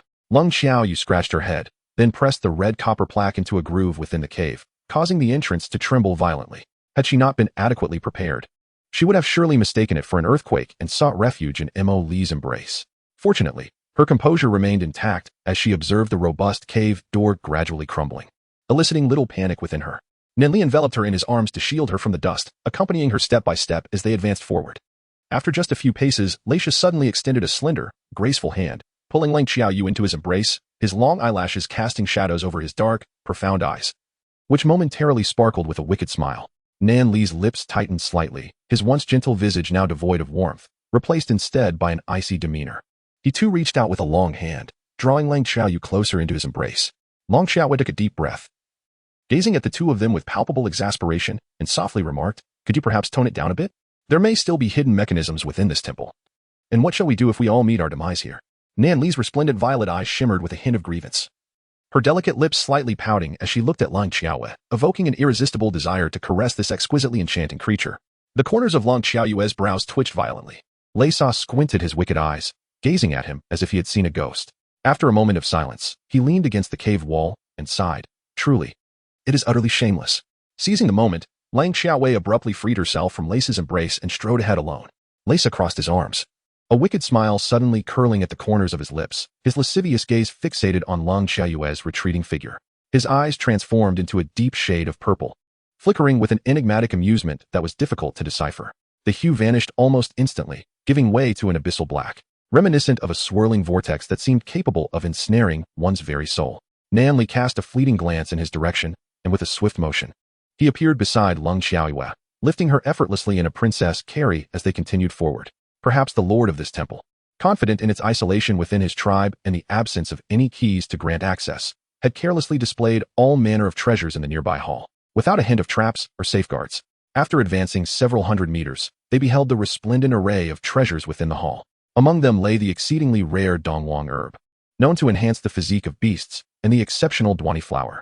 These treasures were indeed the kind one could only dream of encountering, yet here they were, amassed in abundance. With such riches, one could undoubtedly elevate a soldier's combat prowess to unprecedented heights. A faint smile graced the corners of Leisa's lips as he glanced at Lang Xiaoyue, his gaze imbued with mischief. If the Tiger clan has no use for these treasures, they would be better off relocated to the Lion clan. Lang Xiaoyue pressed her lips together, casting a puzzled glance in his direction, and softly inquired, Why? Leisa's gaze was deep and mischievous as he scrutinized her, a wicked smile curling at the corners of his lips. You will soon find out. Lang Xiaoyu always felt that this peculiar individual harbored ulterior motives. She gradually approached Nanli, then let out a whistle to summon the scrutinizing members of the Lion clan, instructing them to transport the items back to the tribe and distribute some to the soldiers. She did not wish to monopolize the treasures, yet she also did not want to force them upon Leisa. If he desired them in the future, he could have them then. However, just as those clansmen reached the treasures, a barrage of venomous spikes suddenly erupted from all directions, hurtling towards them with ferocity. Cold Xiaoyu slightly furrowed her brow. Before she could utter a word, she was enveloped in someone's embrace and, in the blink of an eye, vanished from sight. Chapter 231. This person is simply deranged. Due to the rapid pace, the wind howled around her, and to shield her eyes from the stinging sand, Cold Xiaoyu dared not open them. It was evident without the need for contemplation who had seized her and whisked her away. It turned out that Leisa's reluctance to acquire those items stemmed from a desire to abduct her instead. Leisa cast a gentle smile in her direction, his voice laced with mischief. Are you suspecting that those sharp spikes were orchestrated by me? Lang Xiaoyu closed her lips in silence, her expression marred by displeasure. He had abducted her once more. Was the promise of friendship merely a ruse to toy with her? Upon noticing Lang Xiaoyu's discontent, Leisa let out a gentle sigh and tenderly ruffled her hair. Those substances were indeed my doing, he reassured her, but they are harmless. Even if they were to prick your skin, there would be no cause for concern. His tone was soft, akin to a soothing balm for her troubled spirit. Cold Xiaoyu finally opened her eyes, pursing her lips as she gazed at him. Where are you taking me? Leisa chuckled softly, his expression devilishly charming. You'll find out when we arrive. As soon as he finished speaking, he quickened his pace once more. Meanwhile, within the Leopard King's temple, all the tribespeople were desperately dodging the sharp spikes, fearful of being pierced. However, one tribesman inadvertently grazed his hand on a spike, convinced he was destined for death, and lay on the ground awaiting his fate. 3 seconds later, the tribespeople realized he was unharmed. Consequently, they ceased their evasion of the spikes, swiftly cradling their treasures and transporting them to the Lion tribe's military camp. As for Nanli, upon discovering that Cold Xiaoyu had been taken by Leisa, he vanished in an instant. After a short span of time, Cold Xiaoyu's feet finally found solid ground, just as she exhaled in relief. Before she could even stretch her limbs, she was abruptly seized around the waist by that devil, leaping towards the nearby water. In a frantic attempt to avoid drowning, she clamped her mouth shut, preserving her breath. She initially thought Leisa merely intended to submerge her in the water, but as they descended deeper, she realized they were sinking several meters down without any sign of stopping. Was he truly intent on taking her with him to the depths? She was far from ready to meet her end. Lang Xiaoyu suddenly bit down on Leisa's arm, refusing to let go, her large eyes glaring fiercely at him. Leisa let out a hiss and gently rubbed her head, asking, why so fierce? Seizing the fleeting moment of his pain, Lang Xiaoyu delivered a swift kick towards him, then plunged her hands into the water, puffing her cheeks as she endeavored to swim upwards. However, Leisa deftly evaded her strike, swiftly ensnaring her in his embrace. His once dark eyes transforming into a deep, unsettling violet, a hue so intense it threatened to induce nausea. Cold Xiaoyu seethed, if you wish to perish, please do not involve me. At that moment, the oxygen in her lungs had become alarmingly scarce, leaving her head spinning and on the verge of fainting. Just then, Leisa continuously transferred the oxygen from his own mouth to hers. A few seconds later, Cold Xiaoyu's mind began to clear significantly. She took a deep breath and glared at Leisa with evident displeasure. Leisa's gaze grew increasingly enchanting as he unabashedly scrutinized Cold Xiaoyu with a mischievous glint in his eyes. Cold Xiaoyu, with her fiery temper, felt an uncontrollable surge of rage coursing through her mind. Without hesitation, she charged towards Leisa. Chapter 232. Odious Lion, I shall strike you down. Odious Lion, I shall strike you down. Leisa ensnared her in his embrace, then with a graceful hand, he lifted her delicate chin, a wicked smile curling at the corners of his lips before he descended upon her with fervent kisses.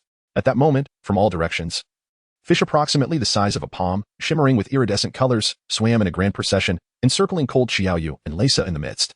With a teasing grin, Leisa's long, gently curled eyelashes brushed against Cold Xiaoyu's face, igniting a delightful tickle within her.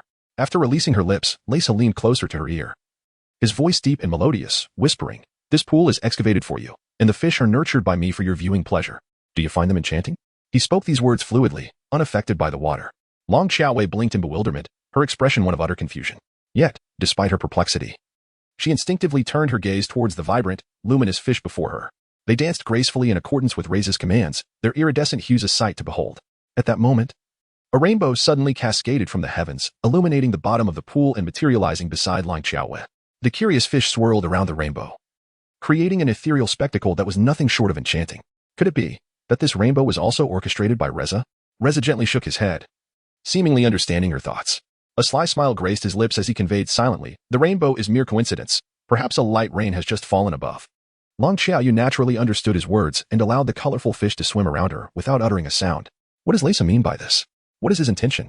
Leisa seemed to perceive her thoughts and gently embraced her, nuzzling against her like Nanli, his voice excessively tender, as long as you like it.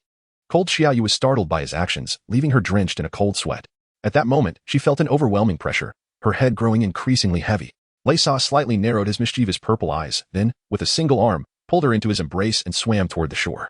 The rainbow had faded, and the colorful fish trailed behind Cold Xiaoyu, gently brushing against her little feet, evoking a mix of laughter and fear of choking. Before long, Leisa brought her to the bank, casually tearing off a few banana leaves, and began to wipe her head. The gesture was simple and rough, yet it revealed a hint of care. As Ling Xiaowei felt a sharp pain in her head from his touch, she let out a hiss. Leisa's movement slowed slightly as he turned to her with a wicked smile. Does it hurt? Long Xiaowei nodded gently, followed by a soft cough that brought forth a few droplets of water. Her gaze, bright and penetrating, turned towards Leisa. Are you kidnapping me, or merely taking me to see the fish? Leisa smiled faintly, his eyes as profound as the depths of the ocean, the corners of his lips curling into a playful grin. What do you think? Long Xiaowei gazed at him with flickering eyes, swallowing hard. It shouldn't be that you're abducting me, right? We are friends, aren't we? Leisa smiled at her, his grin both wicked and enticing. Have you ever witnessed friends kissing? Gently touched her nose and took a few steps back, contemplating her escape strategy for the umpteenth time. Perhaps the fate between herself and this individual was destined to be a game of pursuit and evasion. S lips curled into a wicked smirk, his eyes momentarily transforming into a deep shade of purple. Noticing her intent to flee once more, a fleeting shadow of disappointment crossed his gaze. Do you truly wish to distance yourself from me? Chapter 233. There are certain things I do not require. Long Xiaowei furrowed her brows slightly, pursing her lips.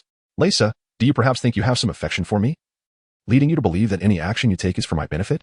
Some of your kindness is unnecessary. You abducted me to see fish for no reason, causing concern among those close to me. If you truly wish to treat me well, then return me home. As soon as she uttered these words, a figure appeared beside her, a man with resplendent purple eyes, his lips pressed tightly together, exuding an elegance that was chillingly aloof, reminiscent of a stunning ink painting. He narrowed his eyes slightly and enveloped Lang Xiaowei in a firm embrace, casting a glance at Leisa. His voice was melodious. Are you eager for another bout? Half a year ago, during the clan leader election, Leisa had been defeated by him. Leisa squinted, his deep-set eyes glinting with mischief as he lightly brushed his cool lips, a smile playing upon his features. Very well. Long Xiaowei took a deep breath, abruptly grasping Nan Li's hand. Please, don't fight. She knew that in his confrontation with Leisa, he would certainly not resort to telekinesis. It was highly likely that their clash would mirror the fierce close-quarters combat they had engaged in over half a year ago in the tribe. This simply could not happen. Nan Li would be at risk of injury. Leisa observed their intimate exchange, his deep,